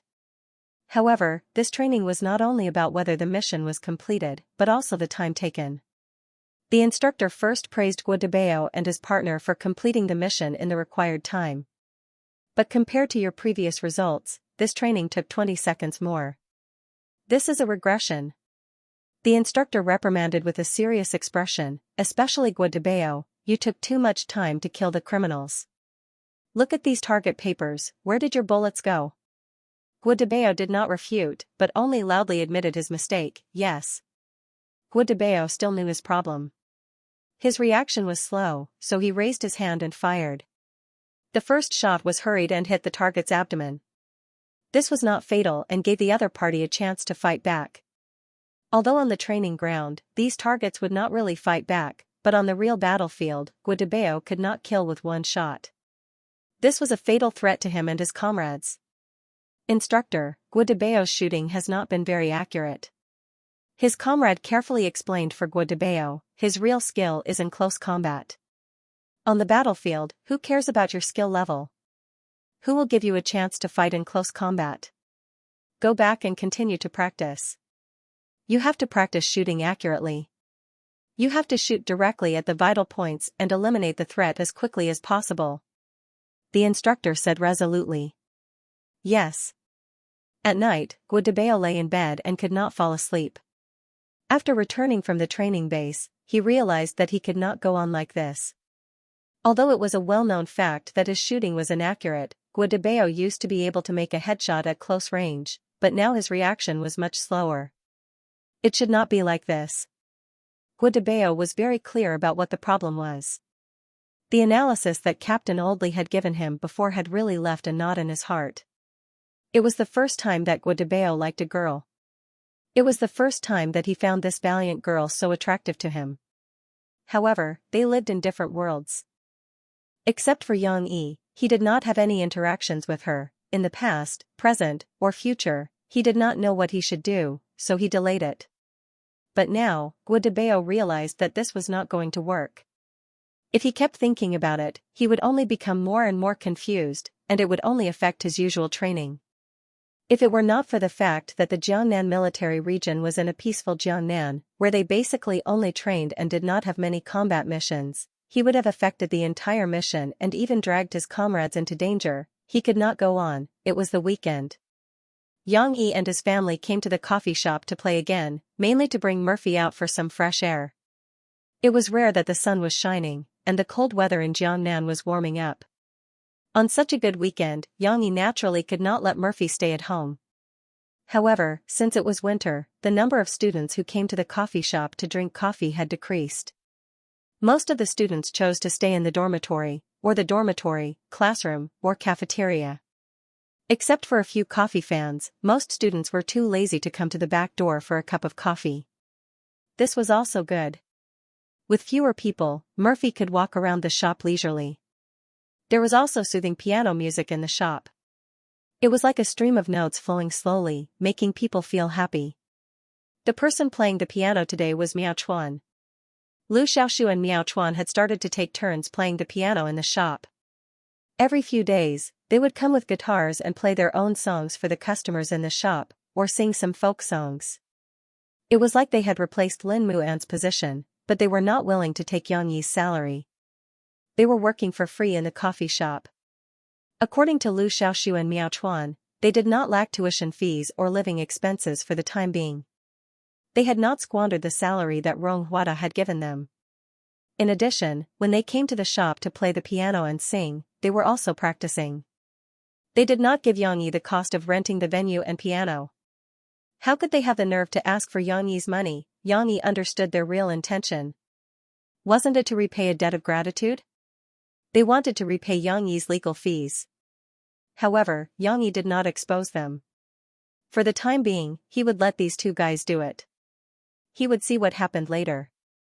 It had to be said that Yang Yi was not God. He could not let everything go as he wished. In the first half of November, he basically had a smooth sailing.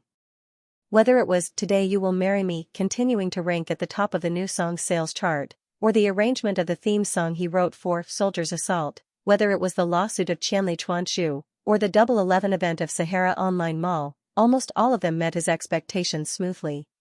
But today, Yang Yi finally encountered a problem. Knowing that Yang Yi was in the coffee shop, Du Yuanlei hurried to find him and told him that The Fugitive was not going well and was being suppressed by the cinema chain.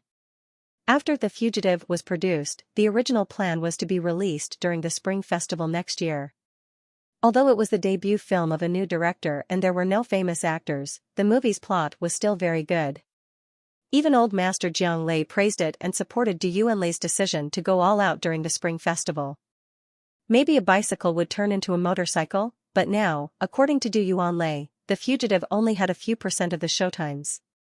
Compared to other movies that were released during the Spring Festival, its showtimes were the lowest. This was obviously unreasonable. After all, The Fugitive was considered an excellent independent film. Even if it was not as good as movies that were backed by a film company, its showtimes should not be so low. What's the reason? Yang Yi frowned and asked, "Do you know who is behind this?" Although Du Yuanlei did not have much influence. She was a graduate student in the directing department of Jiangchuan Film Academy. Whether it was the support of the school, the connections of some teachers, or some senior brothers and sisters who had a certain amount of authority in the industry, Du Yuanlei's connections were not big, but they were not small either. It was not difficult to find out who was affecting the showtimes of The Fugitive. Du Yuanlei hesitated, looked at Yang Yi, and said, "Global Pictures." Hearing this, Yang Yi understood everything. At the end of the day, it was his own influence. Prison Break had been pestering Global Pictures for so long, but in the end, it was given to Wolf TV. Su Zhongwei was able to become the CEO of the Zhonghua region, so he was obviously not a good person. He was wondering why Global Pictures was so calm. It turned out that they had been holding back and looking for an opportunity to make things difficult for him. But regarding this problem, Yang Yi did not have any solution. Yang Yi did not have any connections in the film industry. Chen Fengchen could not help him, and he could not fight over such a small matter. Luckily, Du Yuanlei did not come here to complain to Yang Yi. She also did not have the habit of relying on Yang Yi for everything. Du Yuanlei hesitated for a moment and said to Yang Yi, "There is a solution now. Teacher Xiang is helping us. If we arrange for the film to be released after the Spring Festival, that is, in March, we can get 8% of the film in the cinema." Why were there so many good films in the Spring Festival showtimes? Why were the Spring Festival showtimes and the summer holidays known as the Golden Period? It was because the audiences in the country were the most free and willing to go to the cinema during this period. During this period, the box office sales would be the highest. March would be the off-season. Not only would there be fewer audiences, but there would also be fewer exciting films. It would be even harder for people to be interested in going to the cinema. But it seemed that the fugitive did not have a better choice. Let's do as you said. Yang Yi did not really care about the box office sales. After all, this was not only the result of his and Du Yuanlei's hard work, but also the hard work of Guozi, Geng Sha, teacher Xiang, Xi, and many others. Yang Yi thought for a while and said to Du Yuanlei, "Go back and get someone to make English subtitles. I'll get Xiaowan to make the arrangements. You all can bring the film to the film festival in the US and see if the foreigners are interested in our film." After sending Du Yuanlei off, Yang Yi welcomed a special but expected customer at the cafe. When the wind chime at the door rang, Yang Yi was in their exclusive booth, talking and laughing with Murphy and Xi. If it was an ordinary customer, this wouldn't have attracted their attention. But Ding Xiang was greeting the customer in English. "Good morning, what can I do for you, sir?" "Good morning, sir. What would you like?" As expected of a top student, Ding Xiang's English was very fluent. She didn't stutter due to nervousness, and even her pronunciation was very accurate. Of course, when Ding Xiang was in high school in her hometown, Xianxia County, she was influenced by the teachers who were not good at speaking English. Many of the phonetic symbols were not accurate.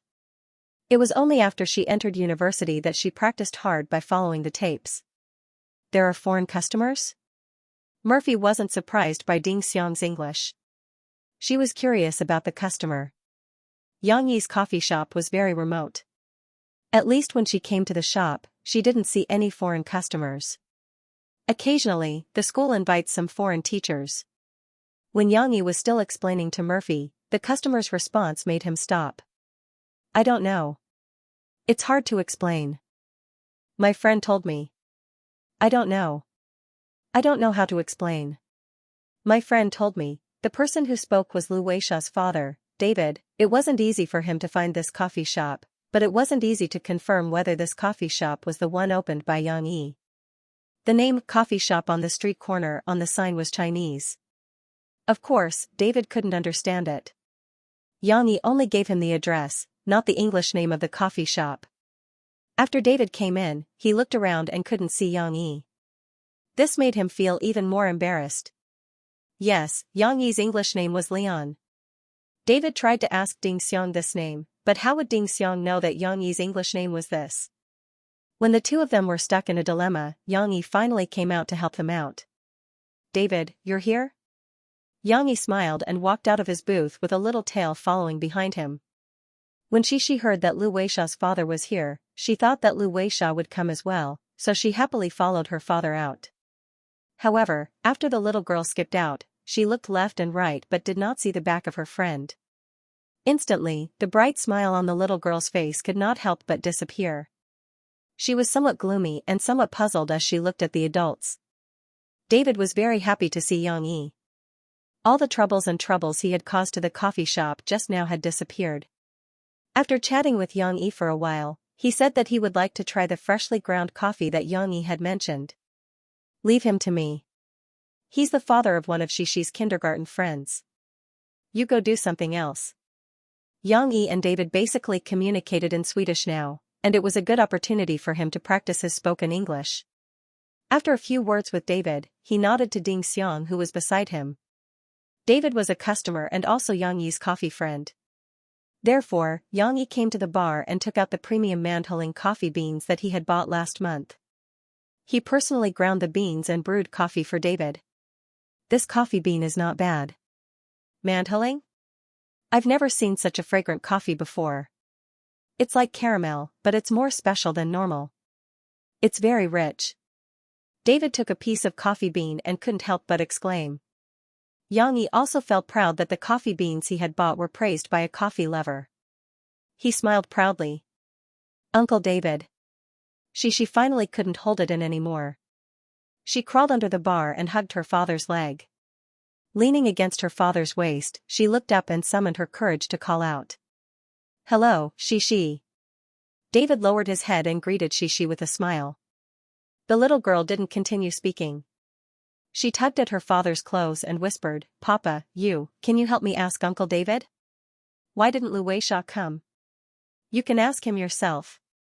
Yang Yi encouraged her. But I don't know how to say it." She was a little anxious and tugged at her father's clothes. You can ask Uncle David, where is Lu Weisha? Yang said the last sentence in Swedish. In fact, Yang had taught Shishi the pronunciation of a similar sentence, but Shishi didn't know how to draw inferences. David heard Yang words just now. Although he didn't understand the conversation between the father and daughter, he could roughly guess Shishi's intentions. Shishi repeated in a low voice, but she felt that she didn't speak well. Talking to Uncle David wasn't as natural as talking to Lu Weisha. She could say whatever she wanted to her friends, and it didn't matter if she said something wrong. But Shishi didn't have the courage to speak to adults in a language that she wasn't familiar with. Papa, help me. Cece pouted her small mouth and said with grievance. Lu Weisha is at home. She didn't come with me. David couldn't bear to see the little girl in a difficult position, so he took the initiative to answer. Shishi blinked her big eyes. She didn't understand. David repeated it in English. Shishi's English was better than Swedish, so she understood this time. The little girl lowered her head in disappointment. She thought she could play with her friends. I'm sorry. I didn't know you were also in the coffee shop. I should have brought Lu Weisha here. She also wanted to come out to play, but I didn't know if it was appropriate to bring her out. David apologized to Shishi in English. Looking at the little girl's appearance, David felt that he had done something wrong and made the little girl feel wronged. It's okay. Shishi, come here. Don't disturb your papa. When you go to kindergarten, you and Lu Weisha can still play. Murphy came out at some point. She waved at Shishi and smiled at David. This is my wife, Murphy. Yang introduced his wife to David. After chatting for a while, Murphy took the disappointed Shishi back to the booth to play, leaving Yang outside to entertain the guests. After the coffee was brewed, David drank it while it was hot. Just by smelling the aroma of the coffee, he was amazed. After taking a sip, he praised it even more. I saw the coffee that Ding made for the other guests. Although it was not as special as this one, he still put a lot of effort into it. Leon, you were right. Your coffee shop is really good. It's even better than some of the coffee shops in Sweden. David sighed with emotion. Starting from the coffee, Yang and David talked about all kinds of things. Fortunately, Yang was more knowledgeable, so it was not difficult for him to talk about the local conditions and customs of various countries with David. You should come to Sweden to play. Sweden is also a beautiful country. Not only do we have cities, but we also have beautiful forests and seashore. David said to Yang with joy. And Stonehenge. Yang pointed at David, and the two of them laughed. In the end, they still had to talk about the children. Although David was not a qualified stay-at-home dad, it was only because his cooking skills were not qualified. He still put a lot of effort into taking care of the children. I find it strange that as an executive, you have so much time to spend with your children? Yang asked in puzzlement. Actually, managers like us are similar to ordinary employees. We all go to work on time. Unless it's an emergency, I will not spend my time with my family on work. That's not right. Furthermore, it doesn't bring me a lot of income, David explained. It turned out that because of the high tax rate, the actual income of high-income people like him was much lower. It was not much higher than ordinary employees. There was definitely a difference, but it was only a few times. It was not the huge difference between a few thousand yuan a month and a few million yuan a year in China. However, David was willing to endure such a high tax rate. It's normal. The more tax I pay, the more benefits I get. Furthermore, it's also a guarantee for the future of our children and our country. Every country's system was different. It was hard to say which was good and which was bad. Only the one that suited oneself was the best. High tax and high welfare policies were not necessarily suitable for China's national conditions. After all, it was not uncommon to see high welfare policies supporting mediocre people in certain industries. Yang was not interested in politics, but he was more interested in David's way of educating his children. You said that you read with Lu Weisha every night? Yang asked curiously. Yes, at least half an hour. David sighed and said, I've talked to some Chinese employees. They didn't read with their children, which surprised me. You know what? This is a very important moment between parents and children. Please imagine, half an hour before bedtime, the children are like kittens, staying in their parents' arms. Then we read under the warm table lamp together. How warm is that? When they grow up and remember this memory, they will be very happy. David described the scene with a smile. Xianxia did not deny the happiness of such a scene, but he was just as happy telling Xianxia stories. But, can they understand those words? Xianxia frowned and said, "Isn't reading a bit beyond the scope of their abilities for children at this age? Take me for example. I always tell Cici stories, and she's always very happy when she hears them. Children of every age will have books that are suitable for their age." David and Xianxia talked loudly. He felt that they were only discussing the daily lives of parents and children. He did not know about Xianxia's various identities, nor did he know what impact these words would have in the future. David spoke with a flushed face as if he had drunk wine. Take Lu Weisha for example. When she was 3 or 4 years old, we would take her to read very simple children's books with colorful illustrations and words. Of course, there were very few of them. Often, there would only be one sentence per page, a few simple words, and then a few pages would form a short story. David could even give Xianxia an example, a bit like, "Hello, I'm Li Lei, hello, I'm Han Mimi." A simple greeting conversation could form a short story. That was when she was young. This kind of reading material is not enough to satisfy Lu Weisha. She would go and read some fairy tales. There are more illustrations in them, and the amount of text has increased accordingly. David spread out his hands and smiled. But it doesn't matter, because she can already read a lot of words by herself. You taught her to read in this way? Xianxia said with a sudden realization. This is only a small part. David pinched his left index finger and thumb together. His expression seemed to be dissatisfied with Xianxia's slightly utilitarian explanation. He explained, "We hoped that she would develop the good habit of reading from a young age. Children nowadays are more and more fond of computer games, but they should also have the hobby of reading. Reading can make people grow, enrich people's knowledge, and enrich people's lives." David's last words touched Xianxia. He realized that he had indeed neglected this point in the education of Xianxia. Indeed, Xianxia told stories to Xianxia, and even drew pictures to enrich the stories, but this still could not replace reading. It was like teaching a man to fish was better than giving him a fish. He told these stories to Xianxia like stuffing ducks.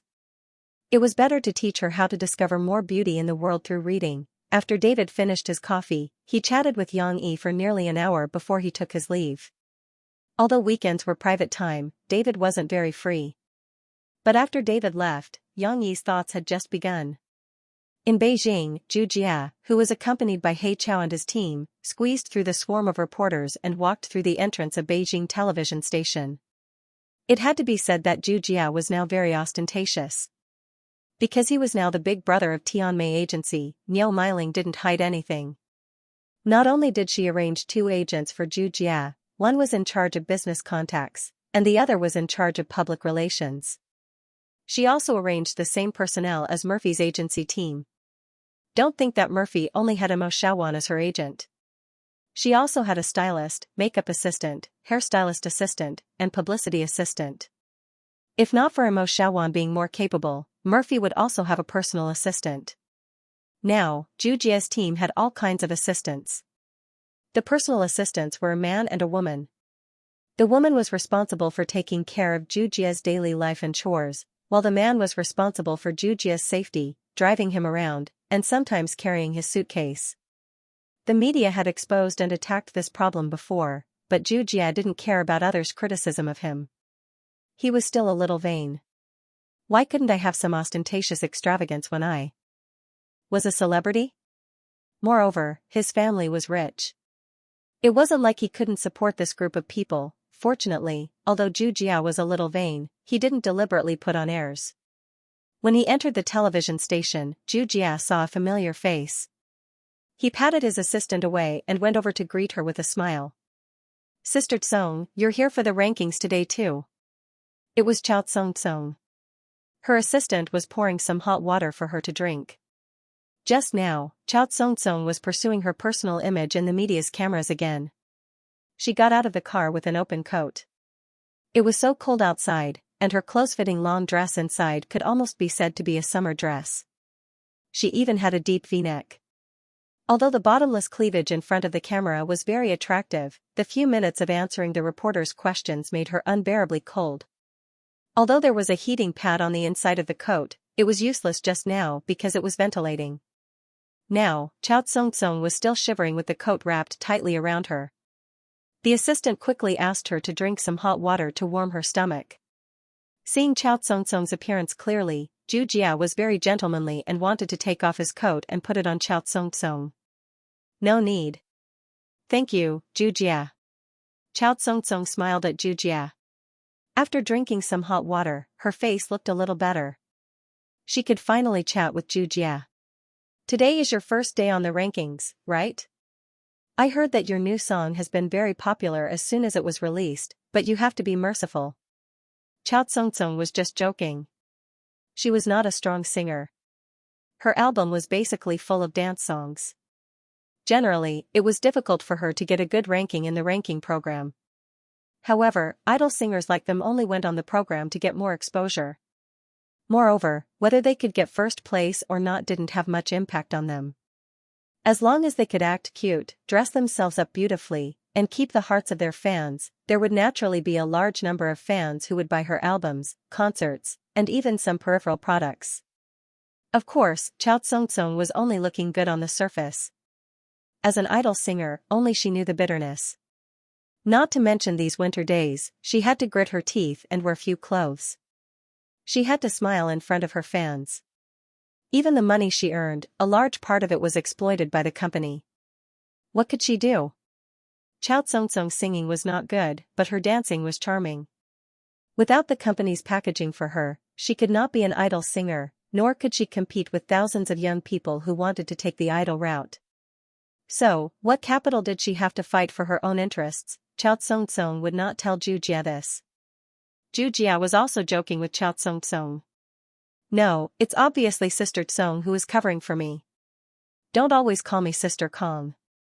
It makes me old. Chao Tsung felt relaxed chatting with Zhu Jia. They talked and laughed.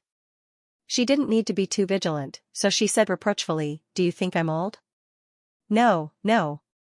You're as beautiful as a flower, youthful and beautiful. Who said you're old? I'll beat him up. Zhu Jia said, "The way I call you Sister Tsung has nothing to do with age. It's mainly because you're a senior in the singing industry and I'm a junior. So, it's cordial and respectful to call you that. Still call me Sister Tsung." Chao Tsung stamped her feet and said angrily. "Well, then what should I call you?" Zhu Jia asked with a smile. But before Chao Tsung could answer, the sound of high heels came from behind. A woman who was more beautiful than Chao Tsung, but also more mature and charming, came over. Li Man, the red flower that appeared on Fast Music with Murphy, who was still a green leaf. She didn't know if it was because her position had changed or because she had gone under the knife, but Li Man became sexier and more beautiful after a year. However, what didn't change was her position. A year ago, her popularity were close to the level of a song queen. She could be said to be a crane in a flock of chickens. A year later, she still hadn't made any progress. Li Man had always been eager to become a well-deserved song queen instead of a few media outlets that no one was willing to acknowledge. However, in this year, she could only watch with envy and jealousy as Murphy stole all the limelight, while she stayed in the same place and even had some popularity decline. But in any case, Li Man was still one of the top stars in the music industry. Walking in the hall of the TV station, her aura suddenly suppressed everyone. Although Li Man maintained a charming smile, but a small star like Chao Tsung still felt the pressure brought by her and didn't dare to continue to talk to Zhu Jia. "Tsung, come here, I have something to say to you." Li Man came over and directly found Chao Tsung, and said in a very gentle voice. "Ah? Sister Man, okay." Chao Tsung and Li Man were in the same company, but they rarely interacted. But how could she dare to not listen to her sister's words? Chao Tsung helplessly shook her head at Zhu Jia and made an apologetic expression. Li Man didn't make it too overbearing. She still smiled at Zhu Jia and said, Zhu Jia, I want to borrow Song Song for a while. Although he felt a little strange, Zhu Jia didn't care too much. After saying goodbye to them, Zhu Jia followed his agent team and reported to the program director of New Song Elite List. After a busy period, Zhu Jia returned to the lounge. Xiao, give me the phone. I want to listen to music for a while. It's too boring to wait like this. After closing the door, Zhu Jia comfortably reclined on the sofa with his feet raised high. He didn't have the image of an artist at all. Young Master Jia, here you are. Xiao was Zhu Jia's personal assistant. She quickly handed the phone to Zhu Jia from her bag. Text message? Zhu Jia just turned on the phone and received a text message. It was from Chao Song. She apologized to Zhu Jia for being suddenly pulled away. It's not a big deal. Oh right, you haven't told me what you want me to call you. I'm afraid that if I call you Sister Tsong again, you'll get mad at me. Haha. Zhu Jia replied with a text message. After a while he was listening to music and resting with his eyes closed, Chao Song sent a text message. Zhu Jia opened one eye and glanced at it. It was a short and simple message. Just call me Tsong. Okay, Tsong. Zhu Jia replied swiftly. Actually, he was just teasing Chao Tsong and did not have any strange feelings towards her. Chao Tsong was similar to some of the beautiful trainees under Tian Mei. She had delicate features and a slim figure, but it was hard to tell how outstanding she was. With Zhu Jia's temperament as a young master, whenever he saw a beautiful woman, except for Li Man, who was too mature, he couldn't help but want to flirt with her. Of course, Zhu Jia didn't play with other people's feelings casually. If they were as unrestrained as him, he might play with them for a while. If they were too innocent, Zhu Jia would flirt with them. If the situation was not good, he wouldn't go too deep. He didn't want to tie himself down. There were so many beautiful women in the world. This was also the reason why young Master Jia didn't cause any trouble for himself even though he liked to play with women. However, Chao Tsong seemed to feel sorry for Zhu Jia. She hesitated for a moment and sent another text message. Actually, Sister Man asked me to come over because she didn't want me to have too much contact with you. Don't tell others. I think you're a good person and suitable to be friends, so I told you secretly. Of course I won't tell others. X. But why didn't Li Man let you have too much contact with me? Zhu Jia was very unhappy, but it wasn't because of Chao Tsong. So he added a silent emoji to Chao Tsong's text message. Because the songs you sang weren't very good. Sister Man was worried that if I talked with you, it would be spread as a scandal by the reporters. Chao Tsong replied. However, Chao Tsong didn't tell Zhu Jia the other reason she guessed in her heart. What she said in the text message was only what Li Man told her. Chao Tsong didn't think that Li Man would be so kind to care about a small star like her. Chao Tsong guessed that Li Man did this because she was narrow-minded and wanted to disgust the artists of Tian Mei Company. Because Murphy had stolen Li Man's limelight before, Li Man had always been dissatisfied with Murphy and her former management company. But Chao Tsong's words made Zhu Jia angry with Li Man. He didn't vent his anger to Chao Tsong in the text message. Instead, he chatted with Chao Tsong for a while. After he put down his phone, he complained to his agent and assistant unhappily, "What's wrong with my songs? Tell me, are my songs so bad? Do I need Li Man to mock me?" Of course, Zhu Jia also knew that after he sang Mistress and that night, some mainstream media and even some seniors in the music industry didn't have a good impression of him. But it wasn't to the extent of pushing him to the point of a rat crossing the street. Even under the efforts of Tian Mei's public relations, most of the entertainment media now accepted Zhu Jia as the little prince of sad love songs who had been hurt by love. Even on the variety show, everyone's ridicule of Zhu Jia, or Zhu Jia's self-mockery, were all well-intentioned. Everyone was just joking and making the audience happy. Why did Li Man dislike him as if he was the plague? If Chao Tsong hadn't told him, Zhu Jia still had a good impression of Li Man. It doesn't matter, young Master Jia, we don't need to pay attention to this kind of person. Li Man isn't a good person either. Agent De Yong and Zhu Jia had a common enemy and said flatteringly, in the early years, she had a scandal with some male singers and actors. I don't know if it's true or not, but she also relied on hype to get to the top. Xiaochai asked curiously, but hasn't Li Manman's image changed for the better now? She also admitted her relationship with Dozun. It's said that the two are preparing to get married. Li Manman and Dozun are both in the same agency. Moreover, Li Manman was once rumored to be the mistress of their company's financier. Although it was later denied, it's still unclear. She has been involved in so many scandals for so many years. Suddenly, she was in a relationship with Dozun, a guy who was also involved in scandals, and got married. Can you believe it? De Yong laughed and said. Listening to their discussion, Zhu Jia became interested. He patted his head and said with a smile, now that you mention this, I also remember. My aunt and manager Jian analyzed that the combination of Li Manman and Dozun may be a hype. The hype that Zhu Jia was talking about was the hype with Murphy and Yang Yi, the loving couple. After Murphy and Yang Yi got together, not only did their career not decline, but it also had the effect of 1 + 1 greater than 2.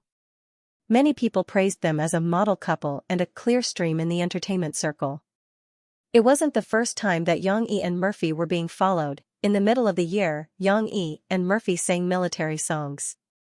Unexpectedly, the 4 military songs that Yang Yi wrote not only weren't criticized because of the outdated military songs, but also made the military songs popular. So later, many artists imitated them and also found songwriters to write military songs. They took advantage of the popularity and released them.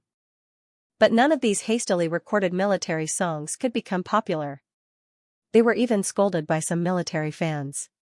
Obviously, there was a risk in following the trend. Yang Yi and Murphy were followed in many places, but none of them were as bold as Li Manman. She found a male artist and directly pretended to be in a relationship. They showed their affection in front of the camera and openly announced their marriage. This was definitely a dangerous move. If it went wrong, she was afraid that she would be scolded to death. But Li Manman didn't care about the consequences. She wanted to be a female artist at the top of the music circle. At least for now, her and Dozun's coupling was performing well. Her fans found it difficult to accept at first, but over the years, her scandals had made her fans have some psychological tolerance. Seeing Li Manman's happy appearance in the camera, the silly fans chose to bless her. After all, Li Manman was not young anymore. In addition, the model couple Yang Yi and Murphy had not appeared in front of the public for a long time. Li Manman and Dozun could be regarded as a supplement. Many passers-by who believed in true love began to join Li Manman's camp. Taking advantage of her rising popularity, Li Manman also released her new album. However, a fake was a fake after all. Zhu Jia looked down on Li Manman. Young Master Jia, in tonight's chart, your song was ranked after Li Manman's.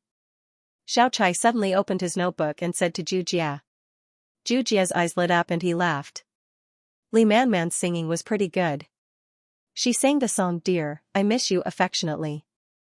Dozun seemed to surprise her when he suddenly appeared under the stage and shook Li Manman's support card like an ordinary fan. This scene was captured by the live camera.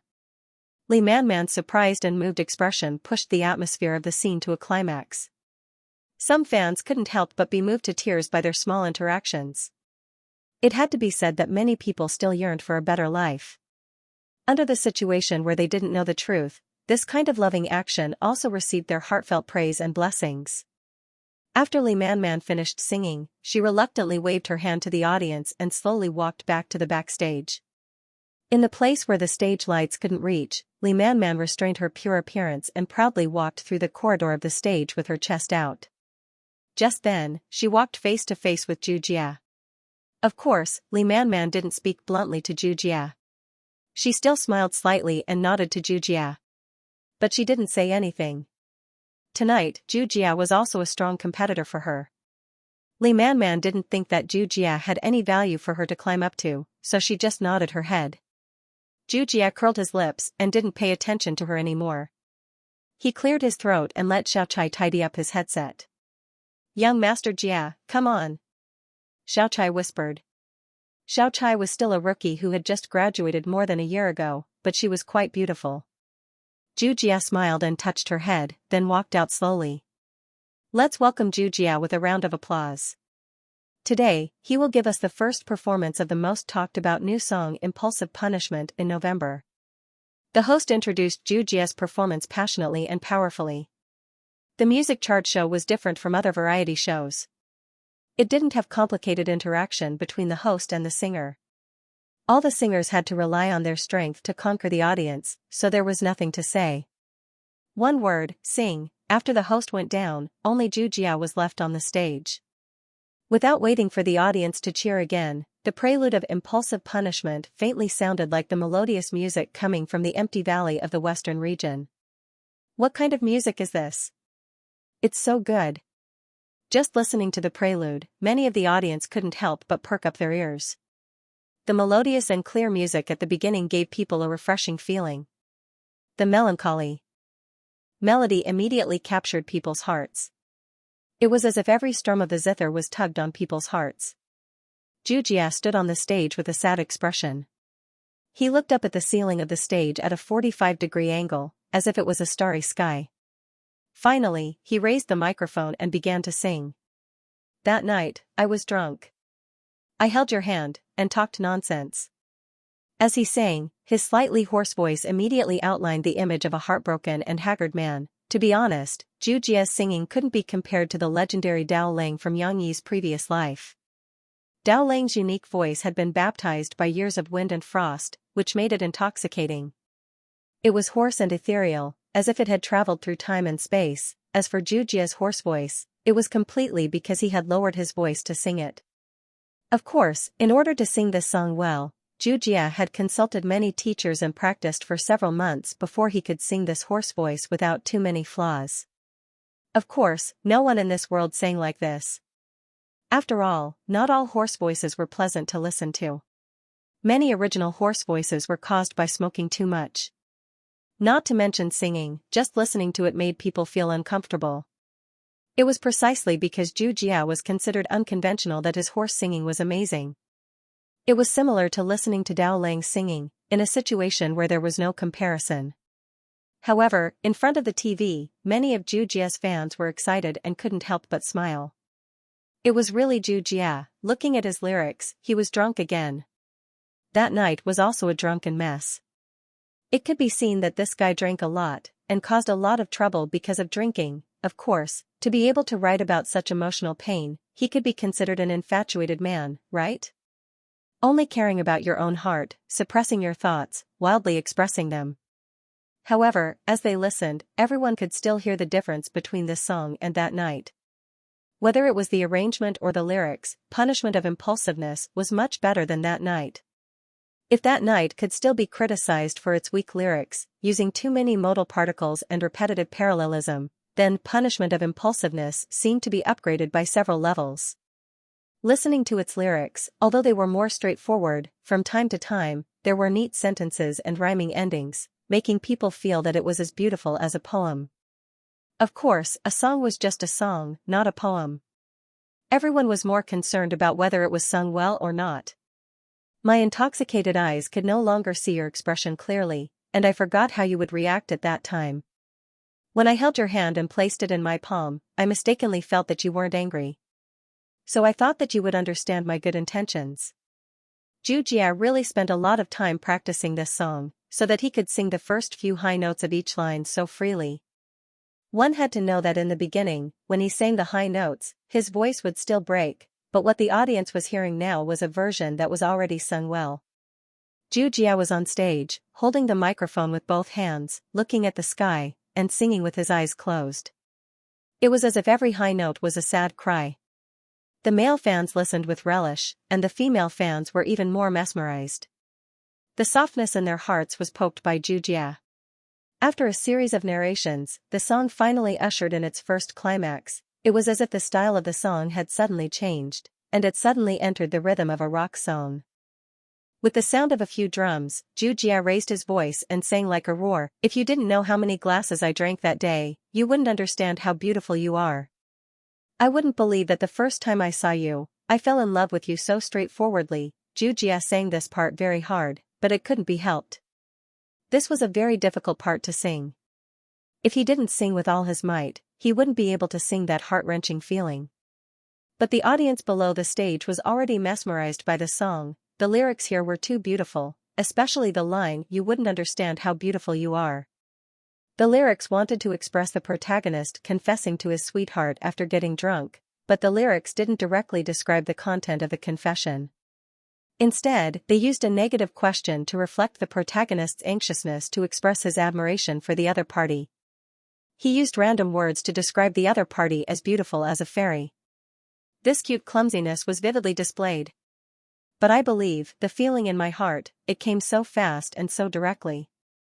Even if my heart is wild and can't extinguish the fire, I still believe that God let you and me meet. It was still a high-pitched voice. Without Dao Lang's level, Xianxia could only hold on. Looking at the way the veins on his neck bulged, people were a little worried that he would suddenly break his voice. Fortunately, Xianxia sang very well this time and held on until the end. And this struggling appearance aroused the sympathy of many fans. Who said that this song was as vulgar as that Knight and Mistress? It was obviously raised by several levels, okay? Such a good song, such a hard singing, such a touching melody, such lyrics, why not vote for it? The fans at the scene were swaying excitedly for Xianxia, and many people in front of the TV couldn't help but pick up their mobile phones and send text messages to Xianxia to vote for him. Yes, before Xianxia went on stage, many fans still thought that Li Manman's "Dear, I Miss You" was very good, but it had to be said that a sad love song was more emotional than a sweet love song. It could touch other people's emotions and arouse others' resonance. If it wasn't for God letting fate play tricks on me, I wouldn't be so heartbroken when I think of you. I'll forget you, I should forget you. This is the best punishment for impulsiveness. The song came to an end, and the lonely figure on the stage looked so pitiful. But think about it, in this world, how many people have not been hurt by love? As Xianxia sang, it was God letting fate play tricks on me. He was also a pitiful person who was played by God. How could they not vote for him? Whether it was in front of the TV or at the scene, punishment of impulsiveness had been interpreted to the extreme. After Xianxia finished singing, the audience stood up and applauded him. Perhaps there was a lot of sympathy. And this scene, through the TV screen, fell into the eyes of Li Manman in the lounge. Li Manman's face had become gloomy. In the face of this song, an absolutely high-quality song, Li Manman's original confidence was defeated and couldn't be found. How could it be like this? Last year, when she released her new album, she encountered Murphy, who came out of nowhere. This year, she finally ushered in the opportunity to become a god, and sacrificed so much to put on a good show. In the end, she met this annoying Xianxia. Damn, Tianmei, you're cutting off my way out. In a shopping mall in Jiangxing, Yang Yi stood in front of the TV store and just happened to see the scene of Xianxia winning the weekly champion of Beijing TV's new song Elite List with punishment of impulsiveness and then holding the trophy. The corners of his mouth couldn't help but curl up slightly. This feeling was still good, as if he had achieved a small achievement in a nurturing game. Papa. Let's go. Cece's voice brought Yang Yi back to his senses as she exerted force on his hand. Yang Yi lowered his head and saw the little girl, pouting her small mouth. He stood for too long, and she couldn't wait any longer. Well, let's go. Today's task is to buy books for you. Dad didn't forget. Yang Yi smiled and picked up the little girl and strode forward. Lu Weisha's father was right. A child's childhood should not only be accompanied by toys and TV sets, but also by books with words and illustrations. Yang Yi also wanted to cultivate Xishi's interest in reading. Therefore, after dinner, Yang Yi took Xishi out to buy children's books. Because Murphy was at home, Yang Yi was worried. He did not take Xishi to the Haihong Children's Mall in the Binhai district. Instead, he chose a nearby mall, which had the largest bookstore in Tingshan district. Naturally, there would also be a section for children's books.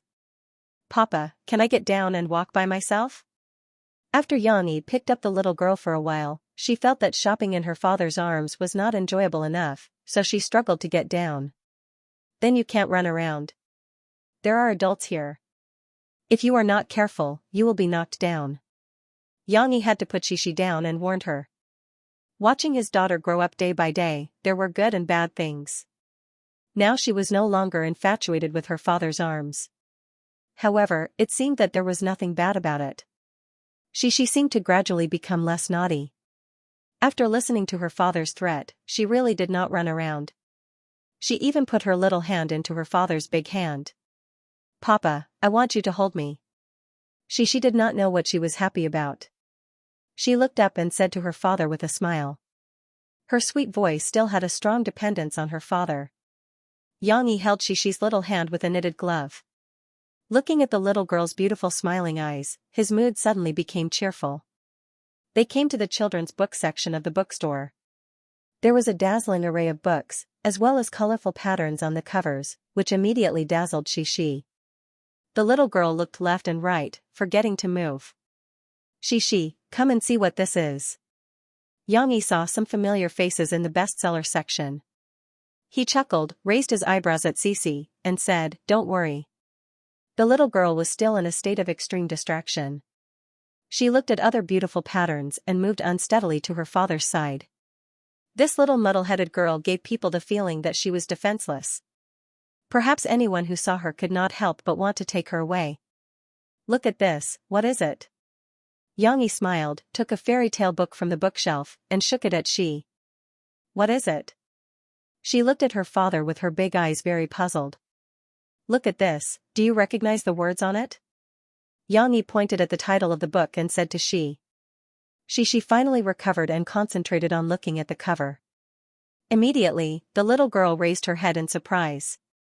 Her gloved little hand was still pressing the two words Xishi on the cover, and she said to her father, "Papa, this is my name." But soon, the little girl had self-doubt again. No, my name is Xianxia. These two characters are Xi. Xianxia said with a smile. "It's also my name." She finally made the final judgment. She looked up at her father with some surprise, as if it was her turn to tell her discovery. "Papa, this is my name." "Yes. Because this is the book that Papa wrote for you. Look at the pictures on it, don't they look familiar?" Xianxia smiled, pointing to the cartoon characters interspersed on the cover and said. "This is Pinocchio, this is Sid, this is Elephant, the woolly elephant." At this time, the little girl finally recognized them, and she said happily. "Yes, these are the stories that Papa told you, a collection of stories. This is called Xishi's Bedtime Story 2, and then here is Xishi's Bedtime Story, the first one, and Journey to the West." Xianxia picked up a few books and said to Xishi. "So many books." The little girl looked at her father with a smile.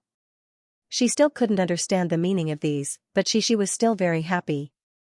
Lu Weisha's father said that when he returns to Sweden on vacation, he will bring you the storybooks of their country. Xianxia said with a smile, "So let's also buy some storybooks written by Papa and give them to Lu Weisha in a few days, okay?" There was a problem. These storybooks that Xianxia gave were all in Chinese.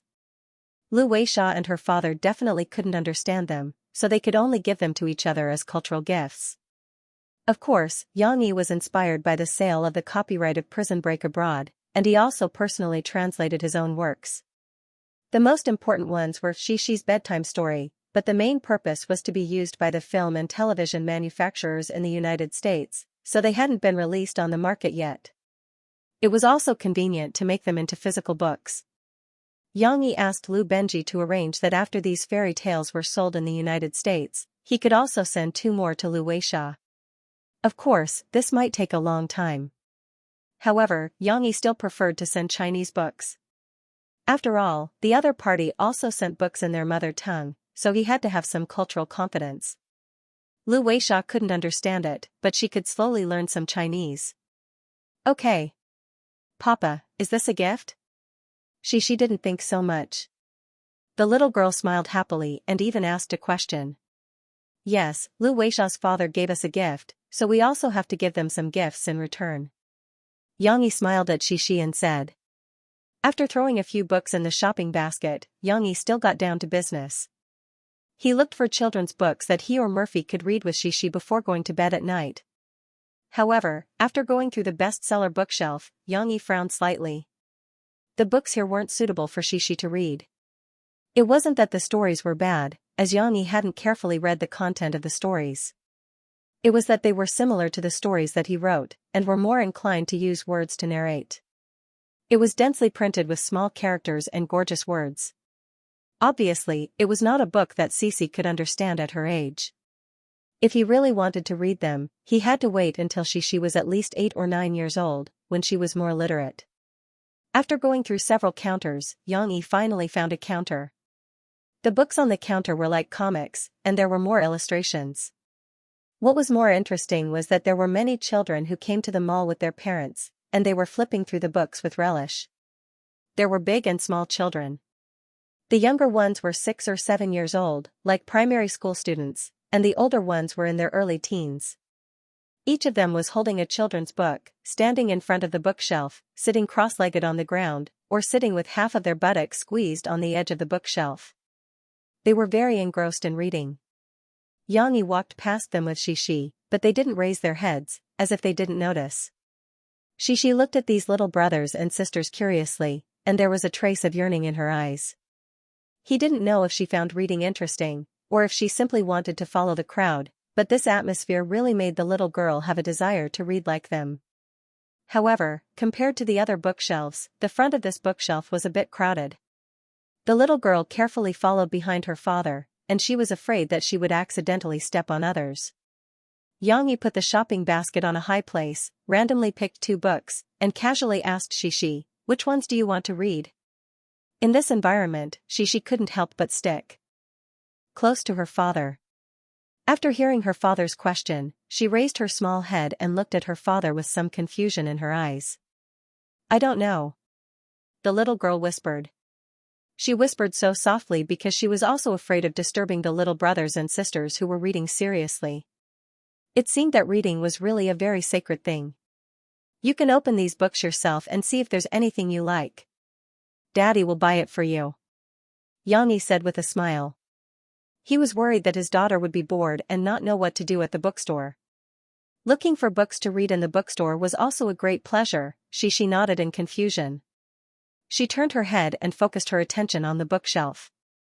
The children's books seemed to attract the little girl's attention like the wonderful pictures from before. However, Xianxia saw Xianxia look left and right, and finally reach for the large picture album. The little girl ignored the small and thicker children's books. Perhaps it was because the colors of the large books were brighter, and the pictures looked richer. He saw the little girl holding a large picture album tightly with both hands as if she was holding a bowl.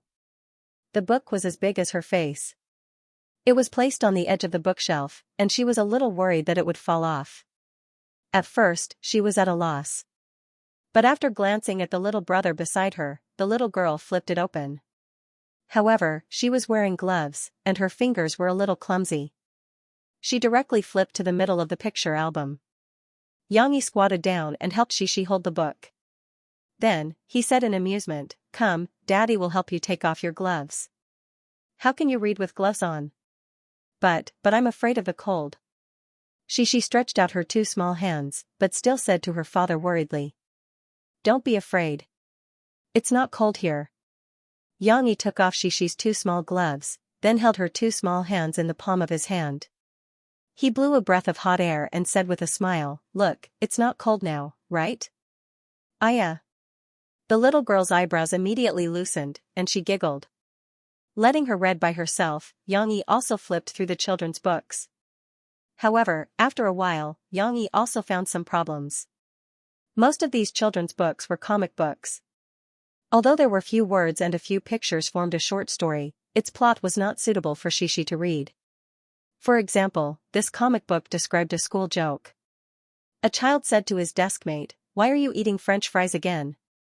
The second picture said, "What I hate the most is people who worship foreign things." As for the third picture, his deskmate asked him speechlessly, "You still have the nerve to tell me what's in that box on your table?" In the manga, there was also a large box of chips on the main character's table. It was exactly the same as the box of chips on his table. In the end, in the fourth picture, the protagonist smiled wickedly. "Who said that? This is clearly a fried dough stick." In the manga, when the box was opened, there were fried dough sticks stacked together like French fries. It wasn't that it wasn't beautiful, but the problem was that Xianxia couldn't help but chuckle. He found it very interesting. The stories and jokes in these children's books were not only for children, but for adults as well. Of course, Xianxia didn't mind letting Xianxia read this story alone. However, when he flipped through the other stories, Xianxia saw that the author used some jokes about excrement and urine, used some topics of love between young men and women, and even used jokes like asterisk asterisk, lipstick, and bras. To make a comparison, these children's books were like Crayon Shinchan. They were more like adult comics. Although Crayon Shinchan had lost a lot of sexual content in the later stages, the content was still more adult-oriented. So, how could this be called a children's comic? It was obviously not suitable for children like Xianxia who had yet to start school to read it. Xianxia didn't want Xianxia to come into contact with these adult ways of thinking at such a young age. What made Xianxia feel that the problem was very serious was that this type of comic wasn't a special case. Most of the comics in the children's book section were similar to it. Xianxia recalled that Fu Jun had shown him a newspaper column by a director of the Guangdong Province's Writers Association named Yu Qian. Although Fu Jun showed it to him because Yu Qian recommended his first book, Xixi's Bedtime Stories, which sold out his books in Guangdong Province, Xianxia still remembered Yu Qian's comments on children's literature in the article. She said that the children's literature in China had gone into a wrong direction. Many writers who wrote children's literature used adult thinking to conceptualize. The stories they wrote weren't suitable for children. Yu Qian was also a mother. As a writer, she had always encouraged her children to read. However, in her eyes, only Xixi's Bedtime Stories written by Xianxia was suitable for children to read. Not only was the story full of imagination, but it also didn't deliberately use flowery words. Xianxia finally understood Yu Qian's feelings when he brought Xixi out to buy books. After looking around, Xianxia only found a few children's books that were passable. One was called The Adventures of Little Fish. It described a small sea fish. After it was born, it began its adventure in the sea. There wasn't a particularly thrilling plot. Instead, it was a bit like a popular science book, allowing children to understand the world of the sea through beautiful illustrations. There was also a book called The Clown Pug. It was a bit like the story of the ugly duckling. The clown pug was despised by the other pets in the family. God knew why this family had so many pets. There was a cold cat, a fierce dog, an arrogant parrot, a naughty squirrel, a gluttonous pig, and an old lizard that could talk. However, unlike the ugly duckling, the clown pug didn't become prettier. It faced its dog life very positively and bravely faced challenges. It gained the friendship of the other pets in the family through its stories. Wait, there were a total of 4 books. These children's books were passable, and they were all large volumes with colorful illustrations. Although they were a little expensive, the little girl liked them very much when she saw them when Xianxia gave them to Xixi. However, the problem was that there were hundreds of children's books in the bookcase, and Xianxia only found less than 4 books that were suitable for Xixi. No, in the end, he still bought 5 books. Because Xixi had bravely explored by herself and found the book she liked. I want this. The little girl held a book the size of 20 carats and looked at her father with eyes full of hope. It was just like how she couldn't move her feet when she saw a beautiful doll and wanted her father to buy it for her. Xianxia took a look. This wasn't a storybook, but a popular science children's book with many cartoon illustrations that introduced the animals and plants in the forest. You like this? Xianxia asked, a little surprised. There are little rabbits and little mushrooms in it. Xixi nodded and said seriously to her father. It turned out that she also looked at the pictures in the book. For Xixi, she couldn't understand the stories described in those books. On the contrary, the more beautiful and colorful the pictures were, the more she liked them. Of course, Xianxia was still willing to buy popular science books for Xixi. On the way home, Xixi was very happy. Sometimes, she would sing the children's songs that she learned in kindergarten to her father, and sometimes she would talk to him excitedly. It was as if going out to the bookstore was just like going out to buy a bunch of dolls. It was so fun. However, Xianxia wasn't as happy as Xixi. From this shopping trip, he deeply understood the seriousness of the children's book problem described by Yu Qian. Although he didn't have the leisure to worry about the country and the people, he still had to consider what his daughter would read after reading these books. Even if Xixi grew up and had other books to read, what about his and Murphy's second child in the future? Xianxia couldn't avoid these problems. Of course, Xianxia could write his own books, but how many books could he write that were suitable for children? Xianxia was almost drained of inspiration by Xixi. In his previous life, he didn't read many children's stories. Most of them were made up by him according to the settings of some fairy tales that he knew. If he continued to make up nonsense, the things that he wrote would be like those children's books, with a lot of adult thinking patterns. What's more, there was a limit to what he could achieve with his own efforts. What should Yang do? Mom, let me tell you. There were so many people in the bookstore, and they were all sitting on the ground reading, but I felt that the ground was dirty. As soon as she came back, she couldn't wait to tell her mother about what she saw in the bookstore. Everything seemed to be very novel, whether it was those strange patterns or those little brothers and sisters reading books, for it was all knowledge that was worth sharing with her mother. Murphy listened patiently, and then said with a smile, "Show Mom, what books did you buy?" Now that Murphy was 9 months pregnant, she was only one step away from giving birth. Her belly was getting bigger and bigger, and she felt a little uncomfortable sitting down. Occasionally, she would have to get up and walk, but she couldn't walk for too long, because the heavy burden would aggravate the soreness of her waist and legs. Not only that, if the belly was too big, it would easily cause the stomach to be full, so Murphy couldn't eat too much at one time. In order to ensure adequate nutrition, she had to eat many times like a baby. Therefore, after coming back, Xianxia went to the kitchen to cook some fresh and delicious porridge for Murphy. Hearing that her mother wanted to see the book she bought, the little girl was full of energy. She turned around and ran to the shoe cabinet, tiptoed, and took the bag that her father put on top of it. Then, she ran over and smiled happily, "Mom, look, these are the books I bought with Papa." Murphy took out the books and looked through them one by one. She climbed onto the sofa and knelt on the side excitedly. She supported herself with one hand and stretched out the other hand, pointing at the books in her mother's hand and said, "Mom, this is the book I like to read, and this is the one Papa bought, and these two are my names. Papa said that he wanted to give them to Lu Weisha. Mom knows, these two are stories written by your Papa. They are very good, but I don't know if Lu Weisha can understand Chinese." Murphy couldn't help but laugh. The mother and daughter were chatting in the living room. Xianxia was cooking porridge for Murphy in the kitchen. However, he received a call from Yang Qing in the middle. For Xianxia to call so late at night, it wasn't bad news. Instead, it was good news that Xianxia had been looking forward to for a long time. Yang Chonggue had finally agreed to stay in Jiang City for a period of time. In fact, Xianxia had always wanted to bring the two elders to the city to enjoy life. However, Yang Chonggue was unwilling to leave the mountain. Even when Yang Huan was admitted to university, he did not send her to school. Although the old man said that he didn't want to leave his hometown because he was old, Xianxia could vaguely guess his father's thoughts. He was probably worried that his identity would be exposed if he went to the city, which would bring trouble to his family. But, how could that be? It had been decades since the incident. Not to mention that the country was as safe as a watertight iron bucket, those enemies abroad were probably dead or too old to walk. Why would they come all the way to China to look for him? Besides, who would know that Yang Chonggue would come to Jiang City? Who would have known that this white-haired old man was the great demon who had stirred up trouble in the Japanese's territory back in the day? However, Xianxia couldn't do anything if Yang Chonggue didn't want to come. If the old man didn't want to come, his mother wouldn't come either. Dong Yue said, "If I go to the city, who will take care of him?" This lasted for more than half a year.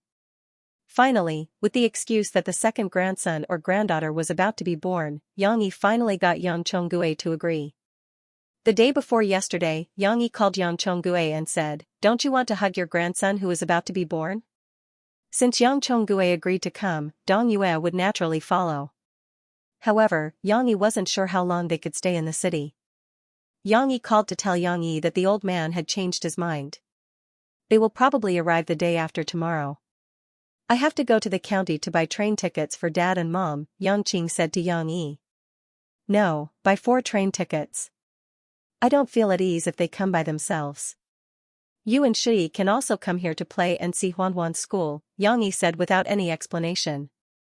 Although Yang Chonggue had roamed the world in his early years and had experience in roaming the world, after all, the times were different.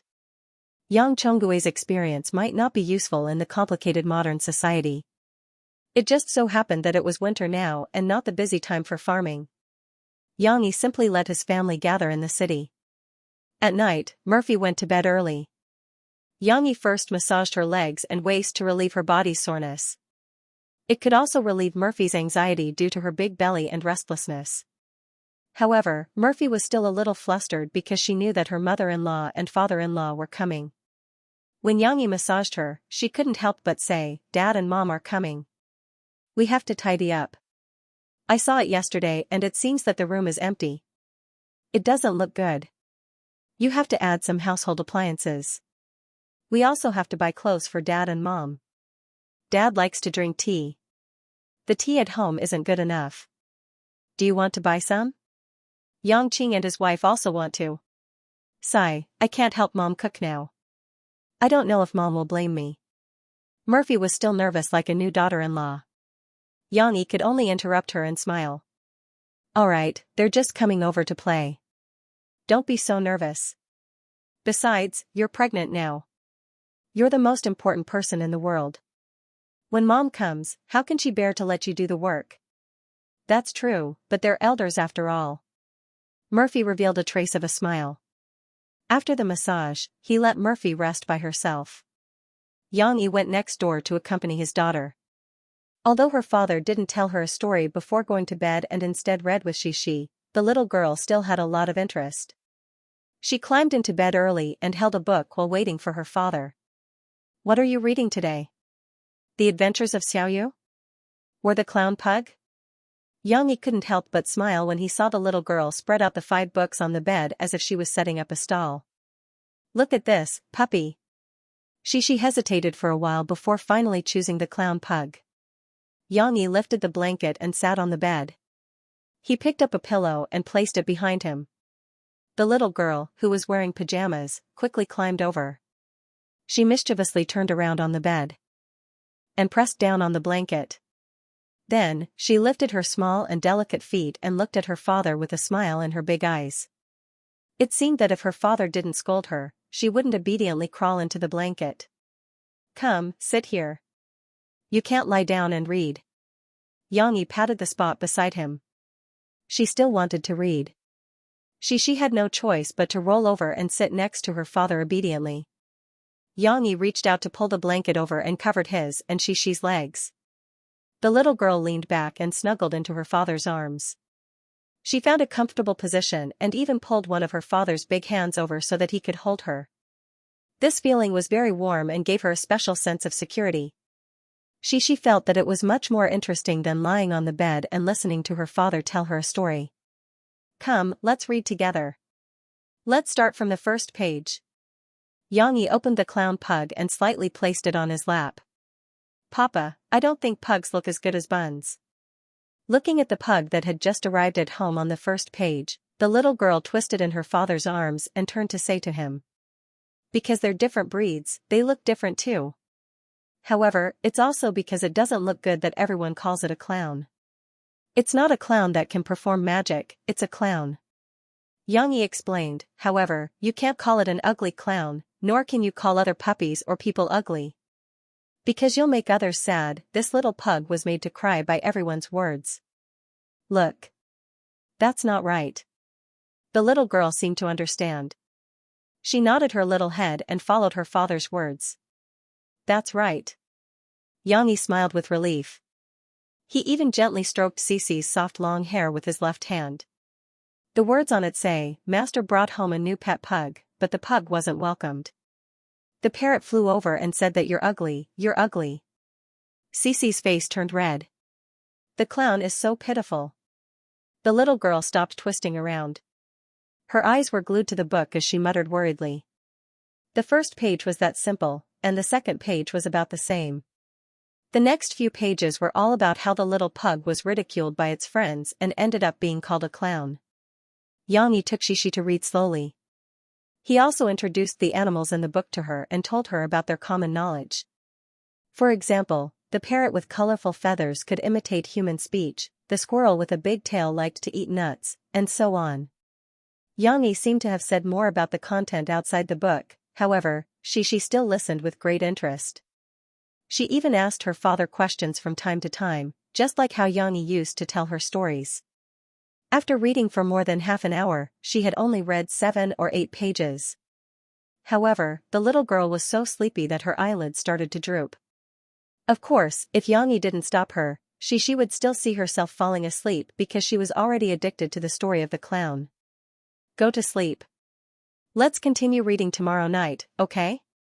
Xianxia said softly as he gently lifted the little girl who was beginning to doze off and laid her down on the bed. She lay on the pillow and closed her eyes. Her long eyelashes covered her eyes. Hearing her father's words, she was in a daze and almost subconsciously muttered, go to sleep. Xianxia kissed the little girl's forehead and turned off the room light. In the small building at the back of Jiangchuan, Yang Huan was staring at the computer screen and biting the end of his pen with a frown. Although he was watching a movie, Yang Huan was here with the mission of writing a short biography of a character. In order to figure out the psychology of the character and write the background story of the character, Yang Huan not only had to watch the movie over and over again, sometimes he even had to play the movie frame by frame so that he could see if the other party was cheating. No, he meant to see the changes in the character's expression. Obviously, this was not enjoyment, but torture. However, just like what the teacher said about her in the acting class, she had a good foundation. She might be lucky enough to play 1 or 2 roles, but her acting skills were mediocre. If she did not work hard to improve herself and become more well-rounded, even if she had a good starting point, she would not be able to make much progress in her life. Therefore, Yang Huan had to seize every opportunity to learn how to write a biography. She had to understand the psychological changes of the characters, so that she could understand why the actors acted the way they did in the movie and how she would behave in front of the camera. Of course, Yang Huan was not convinced at the beginning. However, Ding Xiang told her that although Guozi did not attend any classes in the film academy, he practiced harder than anyone else in private. He practiced more comprehensively than anyone else because he would shamelessly ask the students of the film academy for advice and learn all the methods of others. Otherwise, how could Guozi have played the important supporting role of Officer Du Jiang in The Fugitive so well? If the chubby boy could work so hard, Sister Huan would be laughed at by the boys if she fell behind. Therefore, Yang Huan began to work hard. However, it seemed that tonight was not a good time to study. Xianxia had called her earlier to tell her that his parents were coming. Now that she had finally calmed down, Ding Xiang knocked on her door happily and said, Huan, there is an audition in Jiangqing. Do you want to go? Did Ding Xiang look like an agent? Yes, in addition to being a student and a waitress in a coffee shop, she now had a third identity, Yang Huan and Guozi's intern agent. Since Yang Huan and Guozi were still studying, this job did not require a lot of work. Mo Xiaowan occasionally gave her some guidance and taught her what to do as an agent. Ding Xiang could understand and adapt in advance. Once she graduated, she would be able to work in the company directly. However, Ding Xiang did not slack off. Every night, after she finished her homework, she would actively help Yang Huan and Guozi find opportunities to film and train themselves. For example, Guozi would be going to Shanghai for an audition the day after tomorrow. That was the unexpected reward Ding Xiang got after she sent out Guozi's resume. Because Guozi was fat, there weren't many suitable roles for him. Good and important roles were even rarer. Now, there was a big production comedy movie called The Fat Agent that was willing to give him an audition for the lead role. It was uncertain whether he would be selected, but Guozi certainly couldn't miss such an opportunity. He said that he would go even if he had to skip class. When he heard the news, Guozi was so happy that he picked up the skinny Ding Xiang and almost kissed her when she blushed and wanted to beat him up. However, compared to Guozi, there were fewer opportunities. She had to seize every opportunity that came her way. Yang Huan had a good image and knew martial arts. If she wanted to film, she would have plenty of opportunities. However, Ding Xiang did not send out Yang Huan's resume because Yang Huan's studies were more important. She could not let filming affect her classes and foundation. This time, however, Ding Xiang felt that Yang Huan was suitable for the role. In fact, she needed to fight for it. What role is the audition for? Yang Huan asked Ding Xiang curiously. It was very convenient to audition in River Town. It's Brother Yang's book, Drawing Sword. Li Yunlong's first wife, Shou Qin. Director Chen Fengchen is already preparing to film this TV series in River Town. Ding Xiang said to Yang Huan, although this character won't have many scenes and will die after a few episodes, I think this character will leave a deep impression. If played well, it will be very outstanding. Ding Xiang had read Yang Yi's book. To be honest, Xiaoqin was her favorite character in Drawing Sword. Did my brother tell you this? Yang Huan asked in surprise. Didn't he say that he won't be able to help me on the path of acting? Brother Yang didn't say that. I got the news from someone else. You know that I joined some cameo groups that recruit actors, Ding Xiang said in embarrassment. Ding Xiang was a little embarrassed as she continued, everyone in Rivertown is talking about this. I tried to submit your resume, but I didn't expect to receive a reply. Wait, are you sure my brother doesn't know? Yang Huan asked curiously. He shouldn't know because your resume doesn't mention your relationships. Ding Xiang looked at Yang Huan in confusion, not knowing why she cared about that. Then let's give it a try. Don't tell my brother. If I can get this role. Hee hee. Yang Huan smiled proudly, as if she could already see the scene of her showing off. However, she restrained herself after a while. She coughed twice and said, if you can't get it, don't tell him. I don't want my brother to ridicule me. Ding Xiang frowned. She was very quick-witted and immediately thought of some flaws in the plan. She said, but you know Director Chen. Did you forget that Director Chen met you when you and Little Guo went to visit the army last year? Although Ding Xiang was not there, she heard Yang Huan and Guozi talk about the incident. You remember that? Yang Huan looked at Ding Xiang in surprise, but immediately waved her hand casually and said with a smile, hey, Sister Ding Xiang, don't worry. Not everyone has such a good memory like you. At that time, Director Chen was talking to my brother. How could he remember a small character like me? Well, I'll help you reply and see when they arrange the audition. Ding Xiang nodded. Sister Ding Xiang, do you have Drawing Sword? Although I've seen a little of it, I've forgotten most of it. Since I'm going to challenge this role, I have to prepare well. Yang Huan said excitedly, rubbing her hands together. Finish your homework first. I'll find you a book and study the role with you later. Ding Xiang smiled. Sister Ding Xiang is still the best to me. Yang Huan smiled and hugged Ding Xiang's arm coquettishly. Unaware that Yang Huan was going to the audition behind his back, Yang Yi's attention was now focused on his wife and children, as well as his parents who were about to arrive. Yang Yi did not know the effect of accompanying Shishi to read before going to bed, but the effect was soon apparent. The next night, Yang Yi called Yang Qing to confirm the train number and departure time for them to come to Jiangqing the next day. As soon as he put down his phone, Lan Cao Kai's call came in. Little brother Yang, the next time you do something, can you also let me know? Xianxia came back and asked me to read with her. Where am I going to find a book to read with her in the middle of the night? Lan Cao Kai complained. It turned out that she went to kindergarten that day and happily told her friends about her father reading with her. No one knew how the little girl described it, but it attracted Lan Xian to come back and pester Lan Cao Kai to read with her. Although to Lan Xian, reading books might only be 30% of her interest, the first 30% of her interest was a little too much. Lan Kai was pestered to the point that he had no choice but to ask Yang Yi for a solution. Come to me and pick 2 books. You can read with Xianxia first. Yang Yi suggested, not knowing whether to laugh or cry. I bought a lot anyway. I won't be able to read so much in such a short time. After reading, we'll exchange. This was a good idea. Lan Cao Kai came over to pick the books himself not long after.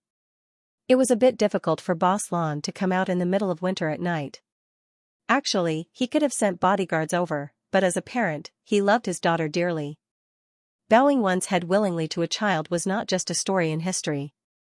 Yang Chonggue and his parents arrived in Jiangqing at around 8 in the evening. However, their clothes, including Yang Qing and his wife's, still looked out of place even though they were wearing the new clothes they bought for the spring festival. Walking in the station, they still attracted a lot of attention. Especially the 2 sacks of local specialties that Yang Qing was carrying. He looked like a country bumpkin entering the city. Passers-by avoided him in fear of bumping into him. Unfortunately, the passers-by didn't follow them to the end. Otherwise, they would have been shocked to see the country bumpkin in a Humvee SUV that was worth millions. Ignoring the gazes of others, after waiting for a long time, they finally received their parents safely. Xianxia breathed a sigh of relief. As soon as he came up, he directly grabbed their luggage, even his sister-in-law's. He and Yangqing took on the heavy responsibility. Humph. Seeing Yang Yi's filial behavior, Yang Chonggue didn't say anything. He was very satisfied, but he snorted reservedly. Have you guys eaten dinner? Yang Yi was worried that it would be too late and everyone would still be hungry. After all, it was more than an hour's drive to go home from the Binhai district station. In the car, Qing bought some food. We ate at around 5. Dong Yuer saw her son and was in a good mood. She smiled and said, "Don't worry, we're not hungry now.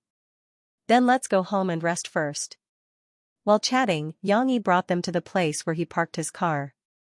"Brother, you changed your car again?" Yang Qing was surprised to see Yang Yi's new favorite. Yang Yi could be considered a car owner now. When he got married, Yang Qing gave him a new car as a wedding gift.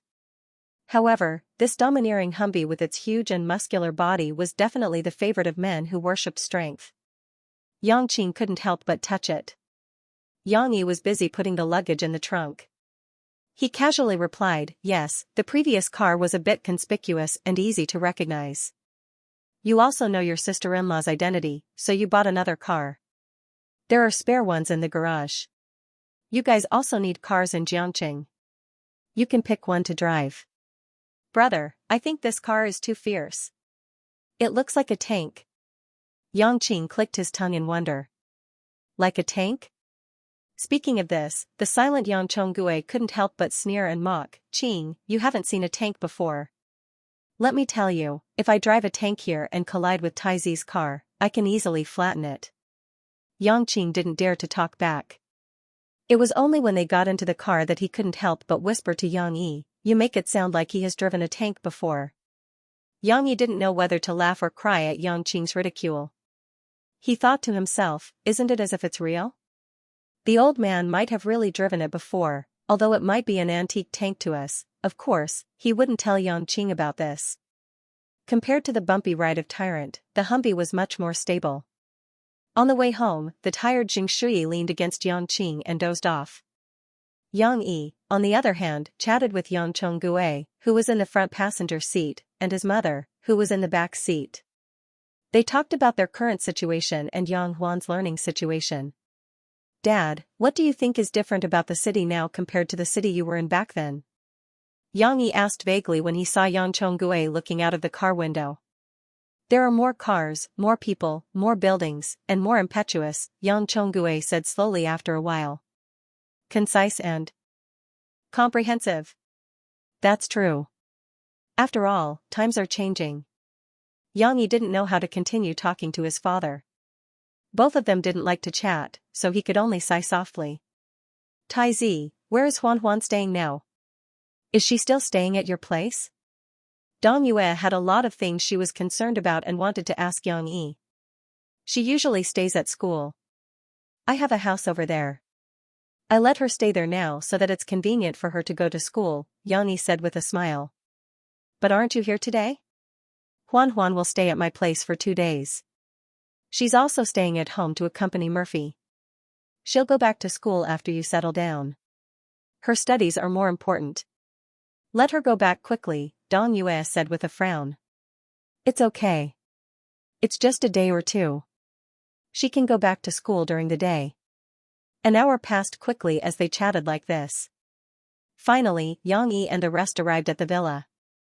Although they knew that Yang Yi and the rest lived in a villa and couldn't see clearly at night, they still couldn't help but gawk when they arrived home. The villa's luxury seemed to be a little beyond their imagination. "Brother Taizi, does this entire courtyard belong to you?" Xianxia couldn't help but ask in the car. If that was the case, then it was a little too exaggerated. Even the richest family in Jing village didn't have a courtyard as big as this. The lawn was so wide that it could be plowed and used to grow vegetables. They could be self-sufficient with their daily vegetables, yeah. What do you think? Is it okay? Yang Yi stopped the car and pulled the handbrake. He asked with a smile. It's beautiful. Before they could finish their thoughts, Murphy and Yang Huan had already come out of the door. Maybe it was because steamed bun smelled the strangers, but he had already run out and was circling around the car. Of course, when Yang got out of the car, he still wagged his tail, but he didn't let down his guard. This is the dog that Dabo's family brought back, right?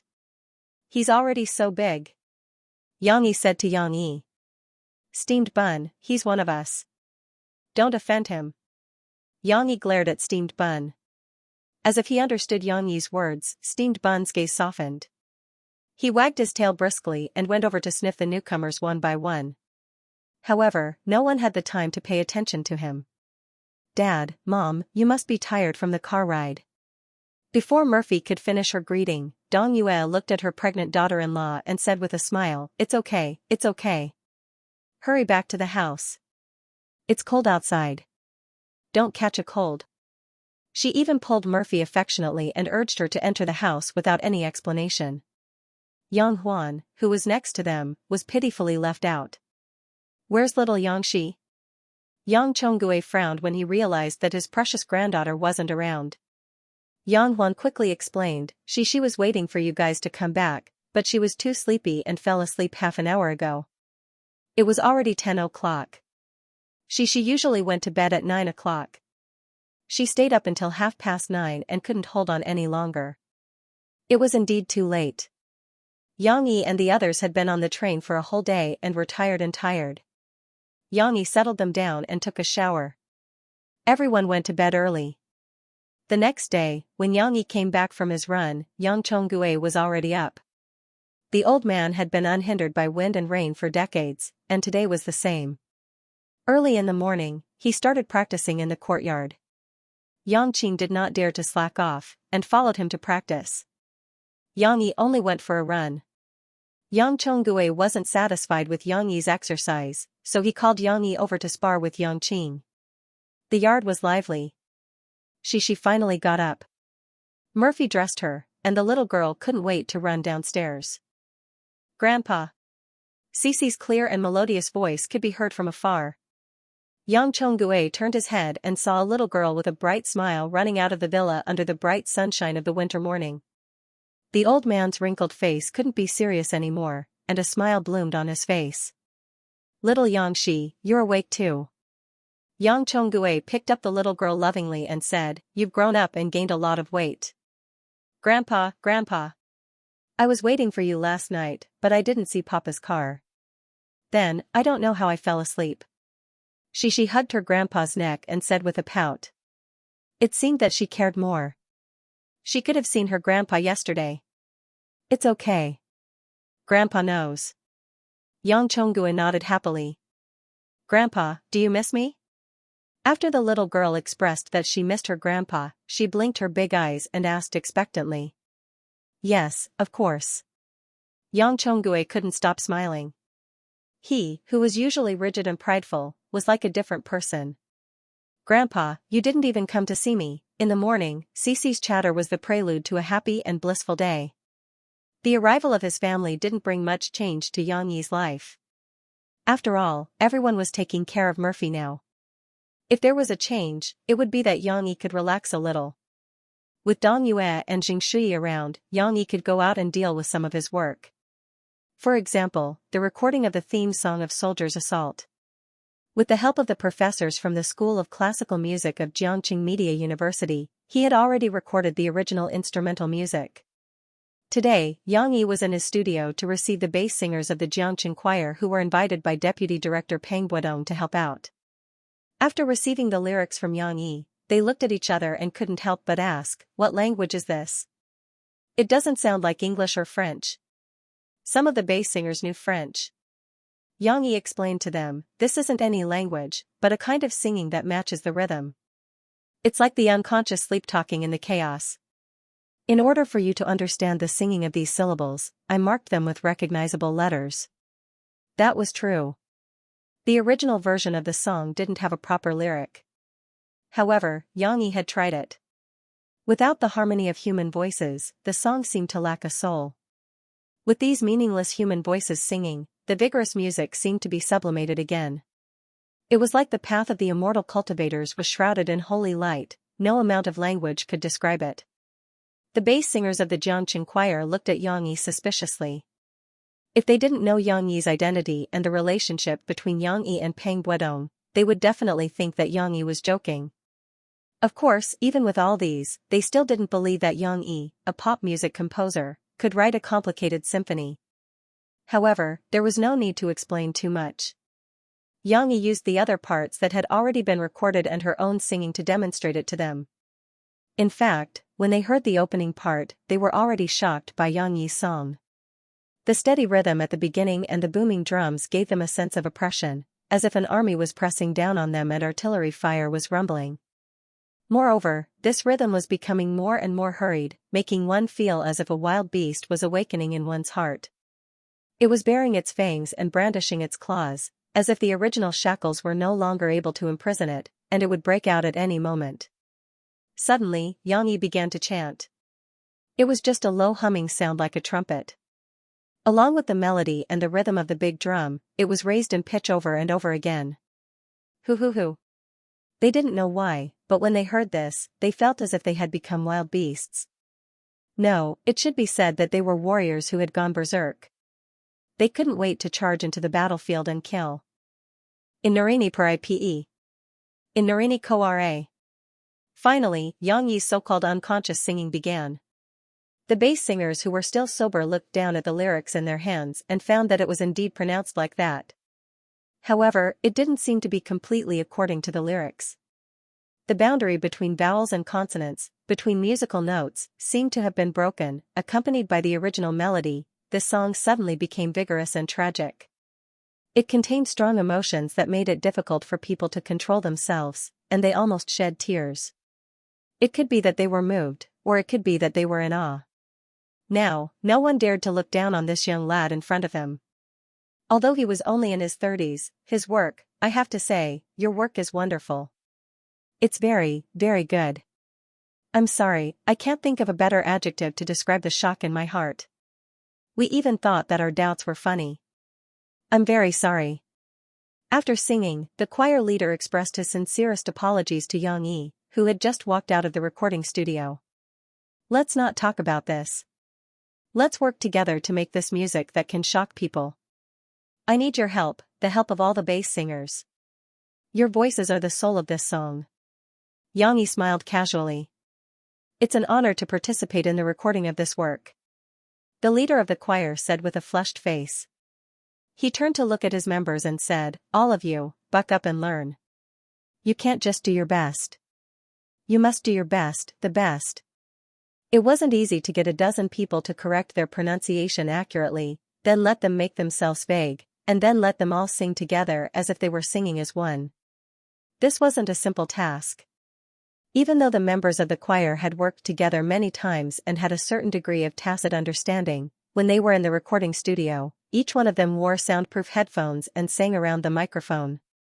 The monitoring headphones outside were able to detect the minute differences in their voices. Singing on the stage, this slight difference could be tolerated, but when it was recorded for people to listen to alone, this difference was a flaw. After repeated efforts, the recording of this music took Yang Yi and the bass singers 3 days, but in the end, they recorded a version that Yang Yi was satisfied with. What was left was the final music production. Yang Yi also had a special recording studio at home, so he could continue to work at home. Of course, Yang Yi didn't come to the company just to work on this work. He also talked to Mo Xiaowan about the auction of China Star Production. Yang Yi gave Mo Xiaowan the maximum capital of 260 million yuan and asked her and Xiao Ai to attend the bank auction at the end of this month. This money was all the money Yang Yi had left after deducting the money to buy the land for Lancao Kai. After buying China Star Production and selling the assets of the original TV series project, he could still get some liquidity for Sahara Publishing House. Otherwise, he could only wait for his copyright income next month. If 260 million yuan still couldn't buy China Star Production, Yang Yi had no choice but to use the backup plan and ask Mo Xiaowan to poach people. But then, he might not be able to gather a production team. Yang Yi didn't want to show himself because his goal was too obvious. Yang Yi didn't want this variety show production company to be marked by the reporters from the beginning. Plus, this money was indeed a lot. If the entertainment reporters knew that a small songwriter and best-selling author had 260 million yuan, they would definitely not be tired of digging up his background. In addition to financial support, Xianxia also transferred his own negotiation team from Sahara Publishing House for Imo Xiaowan to use. These people could help Imo Xiaowan in legal consultation, information investigation, business strategy, or some small tricks. It was worth mentioning that during this period, Xianxia also received a phone call from Zhu Jia. Punishment of Impulsiveness had been released for less than 5 days, and Zhu Jia had already reached the top of the new best-selling song list. Its results were amazing, exceeding the data of the third place by almost half. Presumably, it would continue to dominate the first place for a long time. That's right, the second place that was not mentioned was Xianxia and Murphy's "Today You Will Marry Me," because this song would soon pass the new song deadline and be removed from the list. But it had to be said that Punishment of Impulsiveness had indeed surpassed it and started Zhu Jia's dynasty. Xianxia didn't care about this. Zhu Jia didn't call to show off. He wanted to thank Xianxia. Mistress and that night both rushed into the top 10, but there was no hope of reaching the top. Zhu Jia had been looking forward to it for so long, and he could finally achieve his own breakthrough. He was about to cry with joy. Those bullshit experts said that it was impossible for me to sing this kind of song, but I wanted to prove to them that I succeeded. Thank you, boss. Without your help, I, Zhu Jia, would still be a third-rate artist who was laughed at by others. I can finally slap their faces.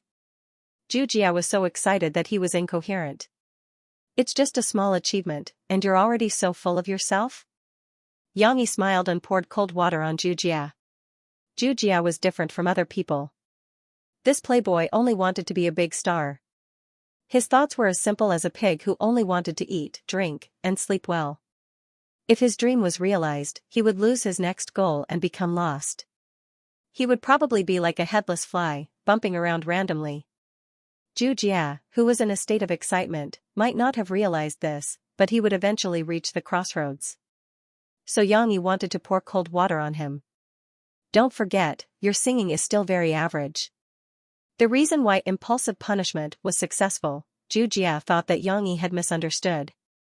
He hurriedly said, I know, it's all because you wrote this song.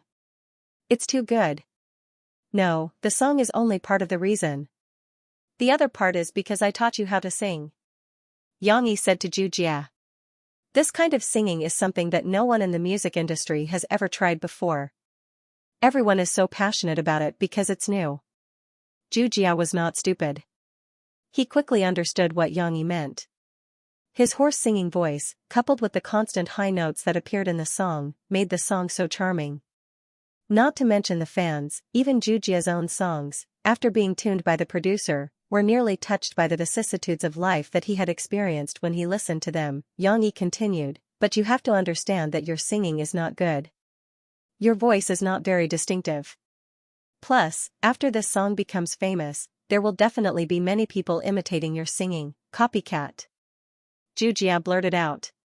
Yes, copycat. Xianxia said. If there are too many copycats, your singing will cause fans to feel tired. Maybe Impulsive Punishment will be popular for a month or two, but what about after that?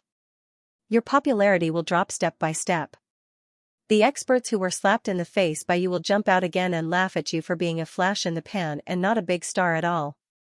Zhu Jia trembled, as if he felt the fear of falling from a high altar. As Xianxia peeled off the beautiful new clothes bit by bit, Zhu Jia realized that he hadn't changed much from before. He was only temporarily enveloped by a halo, but this halo could dissipate at any time. Do you know why Xianxia has only sung 2 of my songs, but his starlight has never faded? Xianxia asked. Because he has other classic songs of his own? Zhu Jia asked in confusion. No, it's because he has excellent singing skills. Even if you remove all his songs, he can still use his singing skills to sing other songs to move people's hearts. Xianxia said. Murphy is the same. Do you think she will sing my songs better? No, the classic songs of other singers, Mo Fei can sing them just as well. She can even sing better than them. Then what should I do? Zhu Jia asked in confusion. I can't sing as well as Xianxia and Sister Murphy, your singing skills can only be honed slowly, But if you want to continue being a superstar, you have to tap into your other potential. Or rather, what you're already very good at. Xianxia paused. Zhu Jie blurted out, variety ability? Many seniors have said that I have a strong sense of artistry. That's right. Xianxia smiled and said, it's variety ability. I've seen some of your variety shows, and your performance is very outstanding. Even if you're not the host or the main guest, your entertainment ability is very strong. Then what should I do? Zhu Jie was excited, as if he had found a new goal to strive for. Don't worry now. You can continue to hit the charts. Punishment of impulsiveness can still be popular for a while. I hope you can continue to occupy the top of the new best-selling chart. Xianxia said, I will have some new arrangements in this area.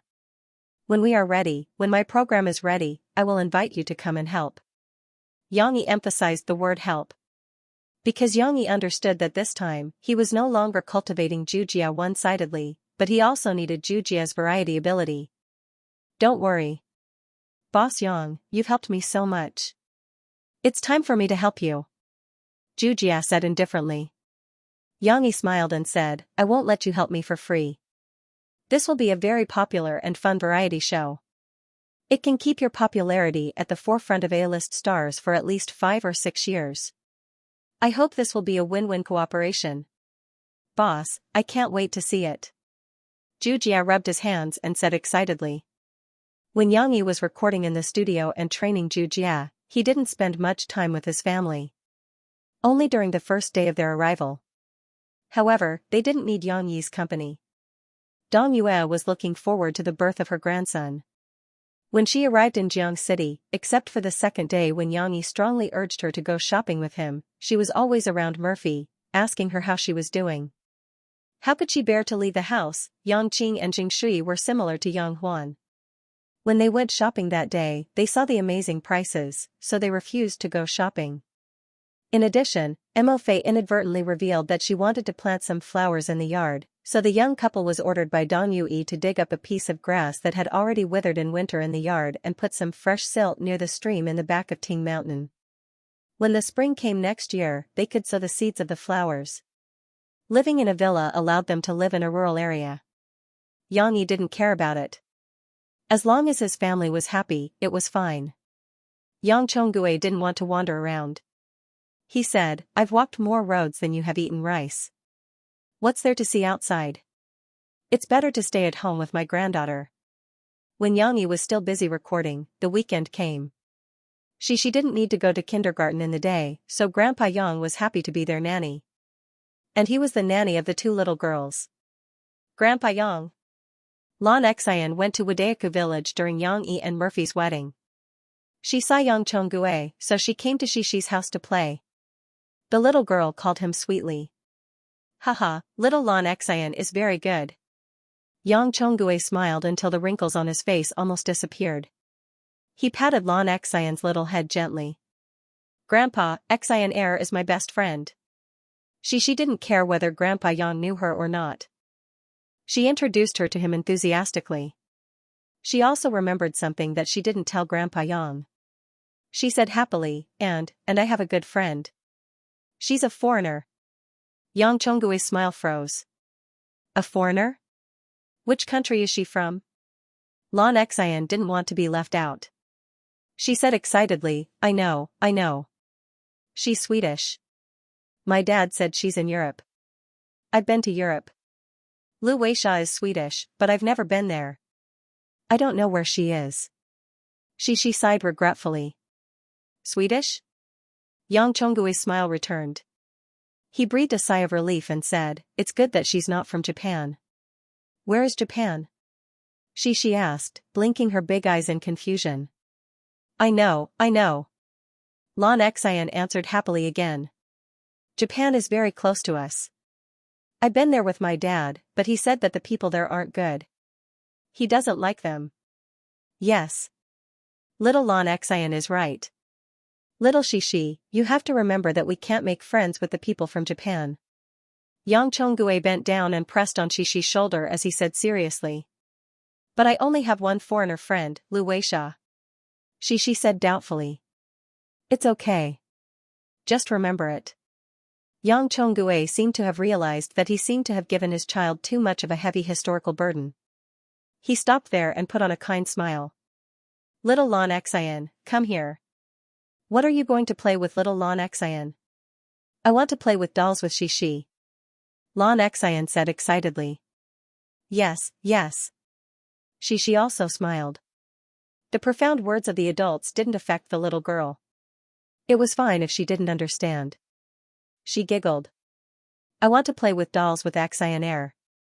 There are so many dolls. There's Papa, Mom, a baby, and a big bad wolf. Was this a fairy tale version of playing house? Yang Chonggue and Yang Yi's attitude towards Cici was still a little different. The old man doted on his granddaughter. They were playing house upstairs, but when Xi said that she wanted to play in the living room, a bigger place, the old man came down with a big box containing Xi's dolls and other toys. Then, Yang Chonggue sat on the sofa and smiled as he watched the two girls arrange the troops. This is Mom, this is Papa. Xi took out the dolls from the box. I want to be a mother. Lan Xian leaned over and shouted as she threw herself on the dolls. Why? Xi was a little unhappy. She also liked the dolls. Because you were a mother last time. It's my turn to be a mother. Lan Xian said.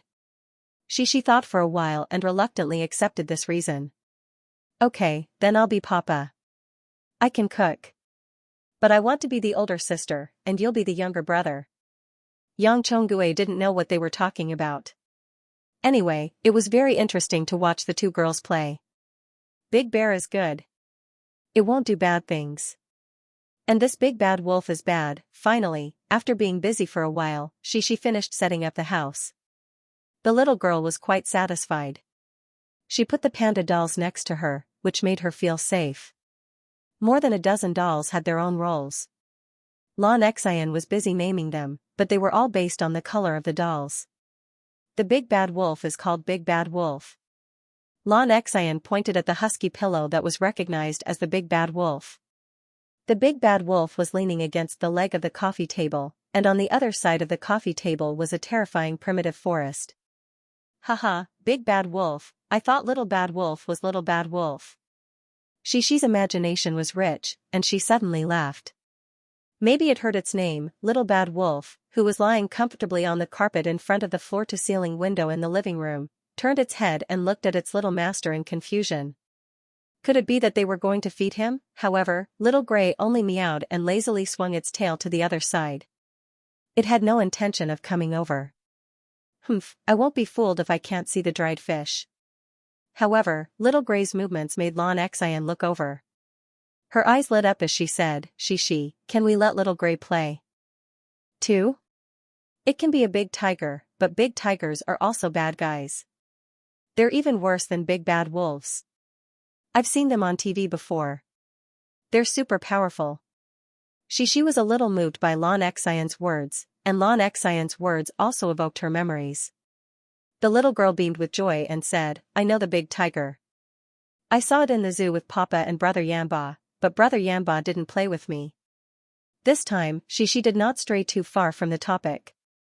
She also agreed to add a villain. She was a little tired of always playing the big bad wolf. However, Little Gray ignored Xi, who was eagerly inviting it to join. The two little girls had to get up and pull Little Gray away. However, when it saw Lan Xian, the big devil, walking towards it, Little Gray, who had a psychological trauma, shivered and hurriedly got up and slipped onto its own cat tree.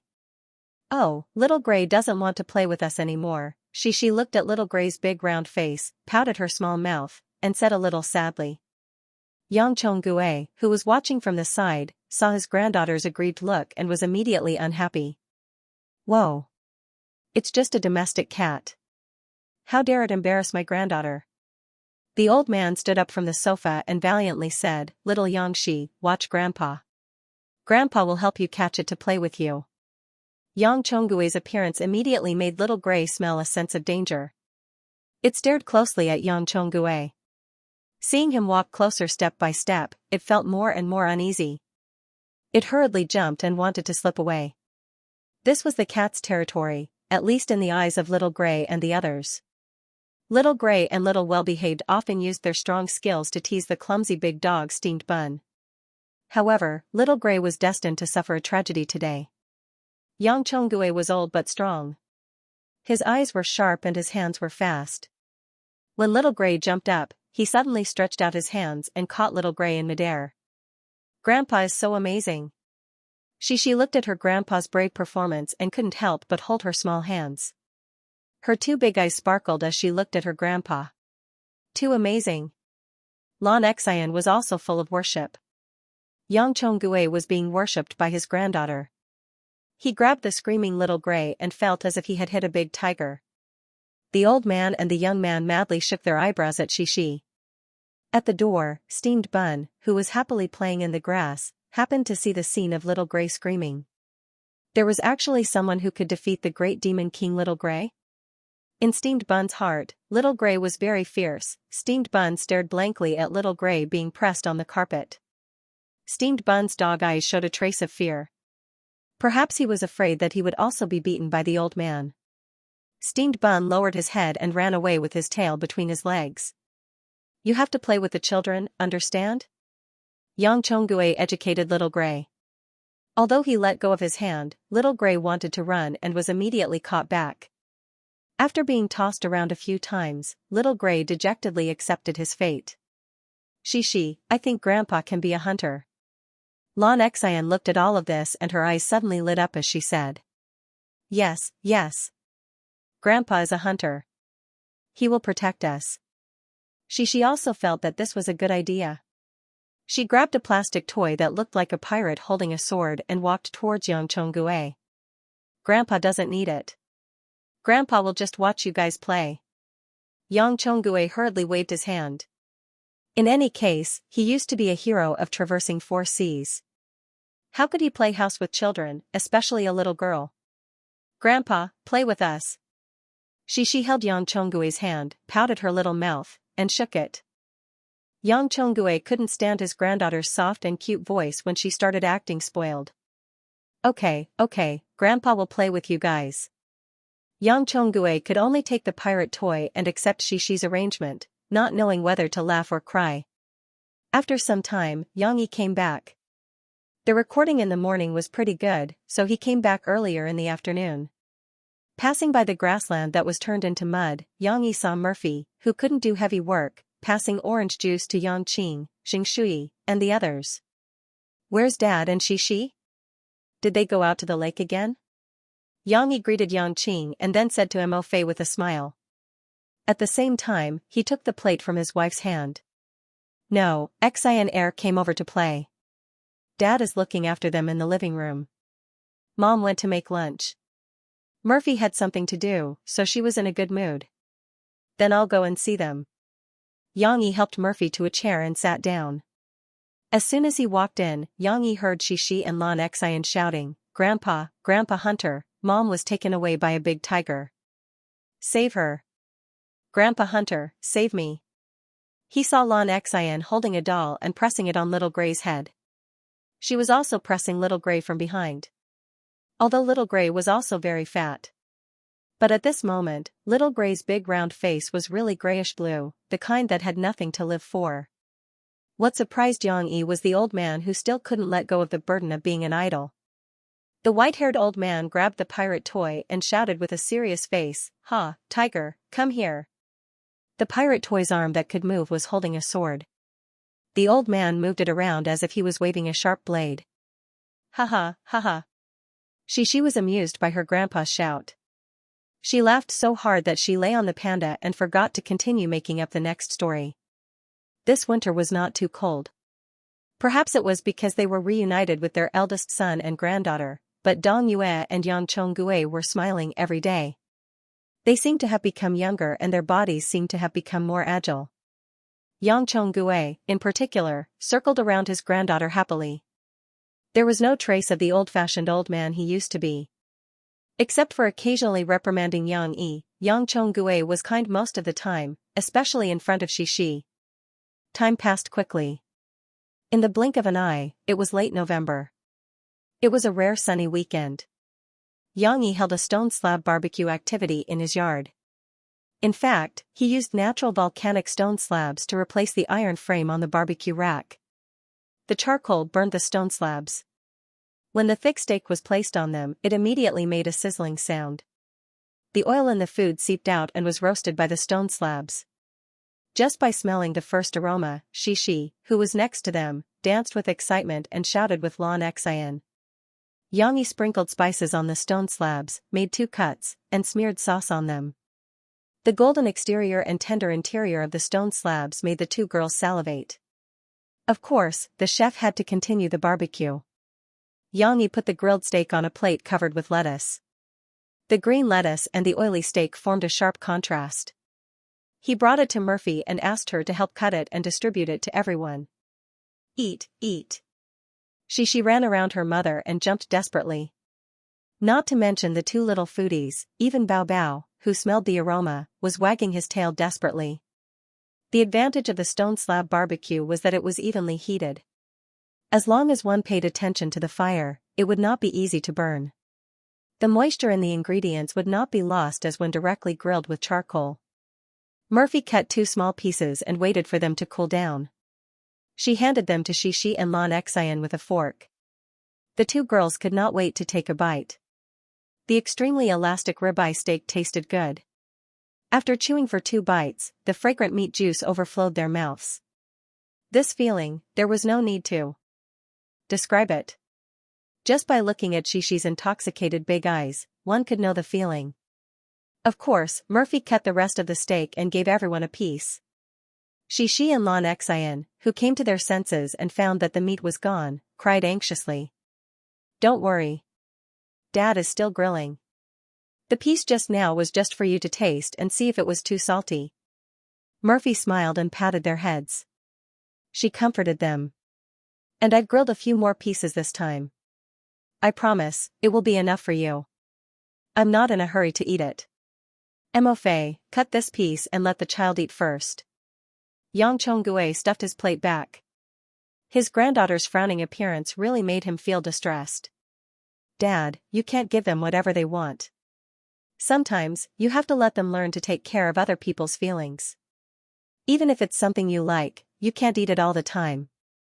You should share it with your friends and family at the same table. Murphy hesitated and said. Recently, Yang Chonggue's doting on Xianxia made Murphy feel a little inappropriate. She talked about this with Yang Yi in private. Yang Yi's attitude was that they were all his family. If there was anything wrong, he could point it out directly. There was no need to be too reserved.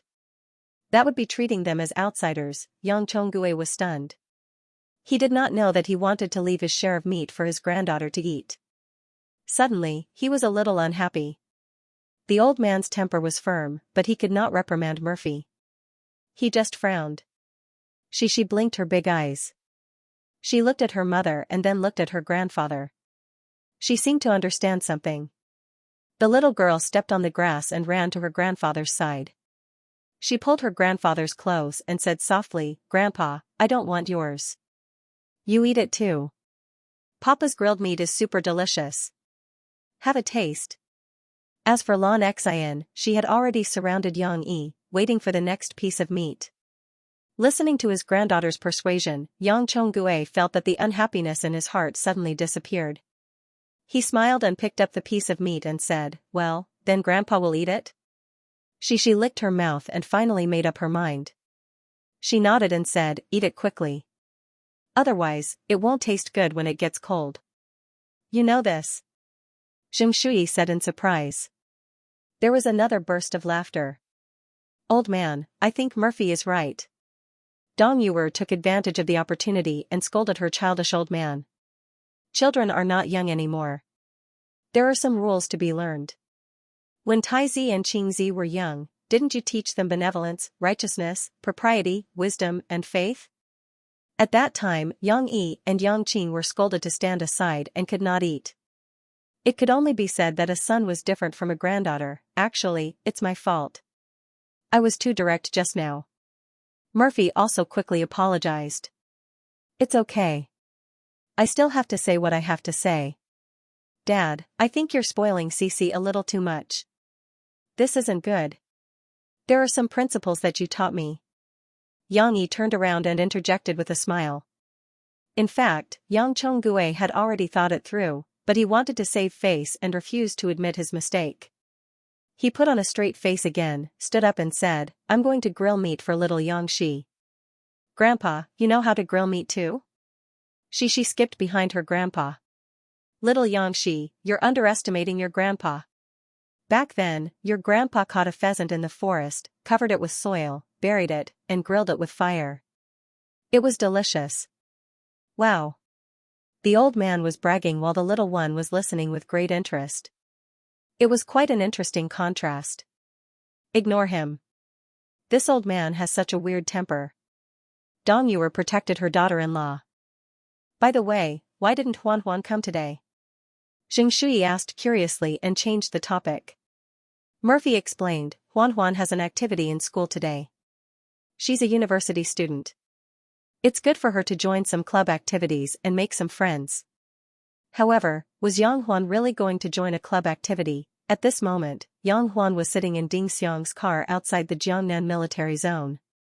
She had to come for an audition today. In order to hide it from Yang Yi, she had to make up an excuse. The audition venue was in the guest house outside the Jiangnan military zone. The filming of Drawing Sword was also a collaboration with the Jiangnan military zone. However, the crew had not yet moved into the zone and had to wait until everything was ready. Chen Fingchen's assistant would bring the crew's information to the army to apply for a pass.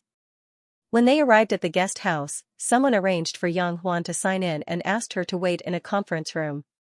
There were about 10 people in the conference room, all of them women. It seemed that they were there to audition for the role of Xiaoqin. Almost everyone had a hemp braid and a few of them were even wearing retro cotton padded jackets. Those were the characteristics of Xiaoqin in the book. So many people? Yang Huan's heart was pounding and she whispered to Ding Xiang. After all, it was a TV series directed by Chen Fengchen. For example, Soldier's Assault had been scheduled as a spring drama and aired during prime time. The TV series became popular before it even aired, and the story of Drawing Sword was no worse than that of Soldier's Assault. Naturally, there were many small-time actors who wanted to join Chen Fengchen's team. Moreover, they had the support of their respective management companies and were well prepared for the audition. Yang Huan and Ding Xiang were rookies. They had done nothing but study the original novel. Now, they had come here so casually. Yang Huan's confidence was greatly reduced when compared to them. "Don't be afraid. They're not necessarily better than you." Ding Xiang could only comfort Yang Huan in a low voice. "Huan Huan, do you want me to braid you too?" However, it was too late. While Ding Xiang and Yang Huan were talking, the staff was already in an uproar, saying that Chen Fengchen had arrived. They did not dare to move. After a while, Chen Fengchen appeared at the door of the conference room. "Welcome to Comrade Xiaoqin's audition. I believe that you've all read the original novel of Drawing Sword and have a certain understanding of the character. The staff will send you the audition script in a while. You'll be given 20 minutes to read it. After that, you'll audition according to the order of drawing lots." Chen Fengchen looked around and only glanced at Yang Huan. He then began to speak calmly. Chen Fengchen's voice was gentle, but the prestige he had built up over a long period of time still made the small-time actors keep quiet. It was not until Chen Fengchen turned around and left that the buzzing of voices in the conference room stopped. "He didn't seem to recognize me," Yang Huan said to Ding Xiang with a smile. "Why are you still concerned about that at a time like this?" Ding Xiang said angrily, "It's time to read the script." However, after Chen Fengchen left, an even fiercer man came. He held a thick stack of papers and said sternly, "Unrelated personnel, please leave. Including the agents who came with the actors. Only actors can stay here. You can wait in the guest hall." Ding Xiang had no choice but to leave with the other agents and assistants, leaving Yang Huan alone. Yang Huan was a little uneasy. When she received the script and drew lots, she became even more flustered. "Why am I the first one?" Yang Huan looked at the paper and was dumbfounded. Why did she draw such an unlucky lot? Being the first one meant that she would have to face a test right from the start. This also meant that she only had 20 minutes left to read the script. Unlike other actors, she could take advantage of the time. She took to read the script. Time ticked by. Yang Huan shook his head and felt that he could not afford to waste any more time. What are you afraid of? Worst comes to worst, we'll just go back to school and continue our lessons. We'll have plenty of chances in the future. Yang Huan gritted his teeth and roared in his heart. How could Sister Huan be frightened by such a small matter? Yang Huan made up his mind and read the script carefully. The script for the audition was just a thin page. The plot was about Xiaoqing picking up the blood bubbles on Li Yunlong's feet and then confessing her love for him. It was not the plot where Xiaoqing was held hostage by the Japanese and sacrificed herself on the city wall as Yang Huan and Ding Xiang had speculated. Regardless, Yang Huan had carefully studied the plot of Xiaoqing in Drawing Sword. What she needed to do now was to memorize the dialogue as soon as possible. It wasn't easy for Yang Huan, who wasn't a straight-A student, to memorize a textbook. 20 minutes later, the assistant who distributed the script asked solemnly, "Who drew number 1 just now?" "Come with me." Yang Huan quickly picked up the script in her hand and stood up. "Let's go." The assistant sized up Yang Huan and led the way out of the meeting room without saying much. Yang Huan left her seat and quickly followed. Before leaving, she couldn't help but glance at the meeting room from the corner of her eye. The other actors in the meeting room were also looking at her. Some tried to hide it, while others did not bother to hide the ridicule in their eyes. Perhaps they thought that Yang Huan had no chance since she was called out so early, or perhaps they thought that Yang Huan was not worthy of being their opponent when they saw her dressed like a modern person with her hair draped over her shoulders without any preparation. Yang Huan saw their eyes and felt a little unhappy, but she did not think too much about it. She was still memorizing the lines on the script as she walked up the stairs of the guest house. Finally, it was time for the test. Yang Huan returned the script to the assistant and pushed the door open. It was also a small meeting room, but the other furnishings had been moved out. There were only a few connected tables with a few people sitting behind them, including Chen Fengchen. In front of them, there was a chair, which was used as a prop for Yang Huan's performance. It was used as a bed. Before Yang Huan could speak, Chen Fengchen waved his hand and said nonchalantly, "All right, let's skip the pleasantries. You're Yang Huan, right? Or Jiangchuan student?" Chen Fengchen flipped through the resume that the assistant had given him and had a rough impression. He then turned around and introduced, "This is Mr. Shenwani. He will rehearse with you later, but he will only be responsible for reading the lines. You will perform the rest. Do you understand?" Actually, Chen Fengchen didn't need to personally host the audition, but the old man was a little stubborn. He believed that he had to be the one in charge of the audition and couldn't let anyone influence his judgment. There were still a lot of tricks that could be played during the audition. Yang Huan nodded quickly. "Shenwani?" Yang Huan glanced at the man sitting beside Chen Fengchen, who was about 50 years old. His face was as resolute as his name, and his every movement had a decisive aura. Yang Huan was familiar with this name. In class, the teacher had told him that this actor was an award-winning actor. His acting was comparable to Mr. Dao Ming and Mr. Shui Jian in Yang Yi's previous life. He had played many classic roles, leading roles, and supporting roles. However, it was not the roles themselves that were classic, but the roles became classic because of his excellent acting skills. Mr. Shenwani was going to play Li Yunlong. Director Chen Fengchen was really capable and had good taste. Yang Huan felt as if Li Yunlong was sitting in front of him when Mr. Shen was sitting there. "Are you ready?" Chen Fengchen repeated impatiently when Yang Huan's mind wandered. "Yes, I'm ready." Yang Huan nodded quickly. "Let's start with Monk Wei." Shenwani coughed and pressed the cigarette in his hand. He picked up the script and started reading. "Hey, Sister Xiaoqing, the leader is sleeping. Let's talk tomorrow." "Ah." Shenwani's voice sounded much younger when he played Monk Wei, and his solid acting skills were immediately reflected. Hearing this dialogue, Yang Huan suddenly thought of Guo, who was also a big bald guy. She remembered that she had accidentally entered Viper's military camp and confronted Guo. Of course, the two stories weren't similar, but Yang Huan suddenly found the right feeling. She felt a little unruly. "Hey, the leader hasn't chased me away yet, but you're here?" Yang Huan frowned and looked ahead with dissatisfaction, as if Guo was standing in front of her. The stubbornness in her heart was reflected on her face. I'm not here to look for you. You don't have to talk. Yang Huan rolled her eyes, but her tone wasn't that aggressive. She seemed to be mumbling stubbornly. Frankly speaking, Yang Huan's acting skills were average, but she was acting as herself after all.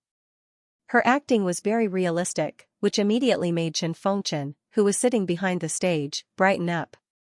Shenwani continued, Monk, how can you talk to your colleagues like that? Huh? Comrade Xiuqin is talking to me. That's a public conversation. Don't talk nonsense with him. Go back and sleep. Shenwani played two roles, but he didn't make a mess. When he was acting as Li Yunlong, he used his original voice, which was calm and controlled. When he scolded at the end, it was also very dignified. Yang Huan glanced at the non-existent Gua Debao proudly, just like when her brother came. The corners of her mouth curled up, and she was secretly happy. She even snorted softly. However, when Chen Fengchen saw this, he muttered in his heart, is this snort necessary? He was a little worried that this snort would ruin Xiuqin's image. Many thoughts flashed through his mind. However, when Yang Huan pretended to walk into Li Yunlong's room, her unruly attitude disappeared. She seemed to become a little shy. Regiment commander. Looking at her slowly walking in, she didn't know where to put her hands. Yang Huan had experience in this. When her second sister-in-law entered the house for the first time, Yang Huan was also there. She could understand this feeling of shyness. When Shenwani was reading Li Yunlong's lines, Yang Huan reached out to grab the hair on her shoulder. It would be great if it was a braid. No, Yang Huan could only pretend that it was a braid. She was afraid that her image would be ruined, and this small action reflected her chaotic thoughts. Chen Fengchen and Shenwani looked at each other and saw the admiration in each other's eyes. This girl is not bad. Ah, leader, why is there such a big blister on your leg? Yang Huan's eyes became worried as if she had seen something. She spoke nervously to the air in front of her. It was as if at this moment, her original thoughts were thrown to the back of her mind, and her first concern was Li Yunlong's condition. Shenwani played along and smiled awkwardly. Hee, let me see. Yang Huan sat down on a chair and reached out to grab something. Hey, don't. After the argument, Yang Huan lowered his head and watched for a while. Then, he raised his head and looked to the front. The heartache in his eyes was apparent. There was nothing wrong with the dialogue in the middle. When Yang Huan was acting, she gradually revealed her true nature. Just like Xiuqin, she couldn't hide it. Some of her brute force made her role more vivid. The more Chen Fengchen watched, the more he found it interesting. However, he didn't know that it wasn't because Yang Huan was good at acting, but because she really had such a personality. What Chen Fengchen found interesting was the part where Yang Huan used candlelight to disinfect the needles and then remove the blisters on Li Yunlong's body. Although there wasn't much to say from her expression, her actions were on point. After all, Yang Huan was a girl from the countryside. She even knew how to sew her own clothes. Although she had never done something as simple as removing blisters for others, she had done it for herself before. When it hurt, she didn't even frown, therefore, these performances were just simulations based on her life experience. However, the more Chen Fengchen watched, the better he felt Yang Huan's acting was.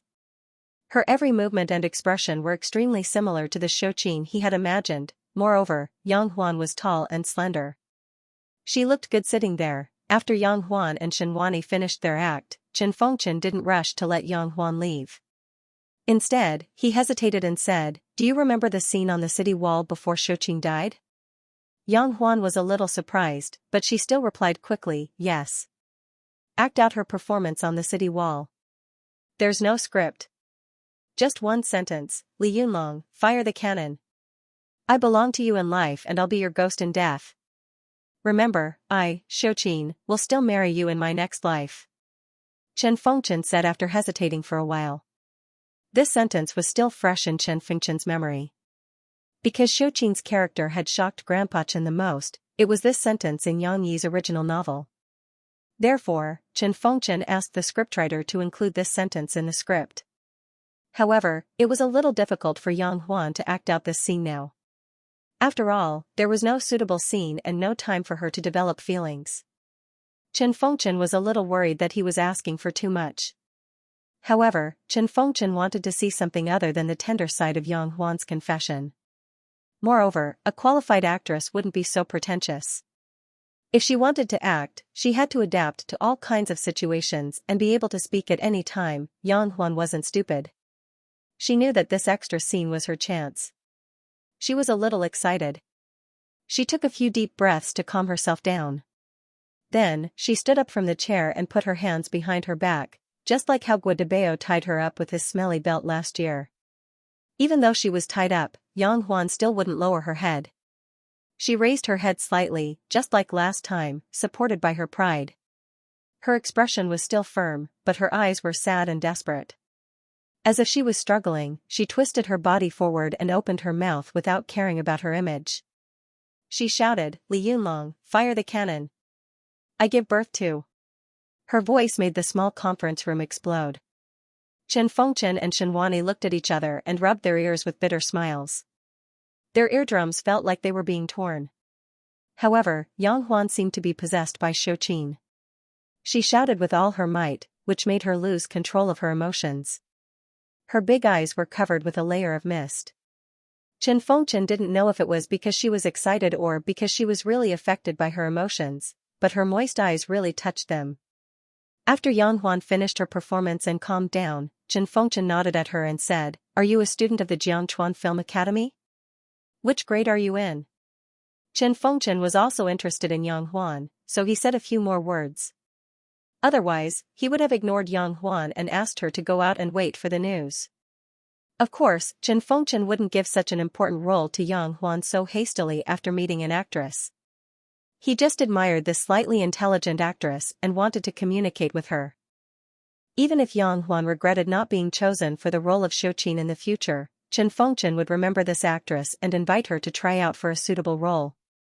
Yang Huan didn't know that. She quickly nodded and said, "I just started school this year. I'm a freshman. I used to go to school late at home." She was 20 years old, 2 years older than her classmates in the same grade. "I saw in your resume that you know martial arts. Do you really know it? Or are you faking it?" Chen Fengchen liked Yang Huan, so he kindly reminded her, "If you don't really know it, don't put it in your resume. Sometimes, when we need a real female fighting star, your fake resume may leave a bad impression on the director." "I really know it." Yang Huan had no choice but to show them her boxing skills on the spot. This gave her a lot of points, even if the role of Shouqin didn't require her to know martial arts. Chen Fengchen was satisfied and was about to end the small talk and let Yang Huan leave, but Shenhuani was one step ahead. He took Yang Huan's resume and looked at it with interest. He smiled and said, "Yang Huan, your name is quite interesting. Your surname is also Yang, the same as the author of the original novel. I wonder if you're from the same family." Haha. End of chapter 618. Don't forget to subscribe, like, and share the video to support the channel.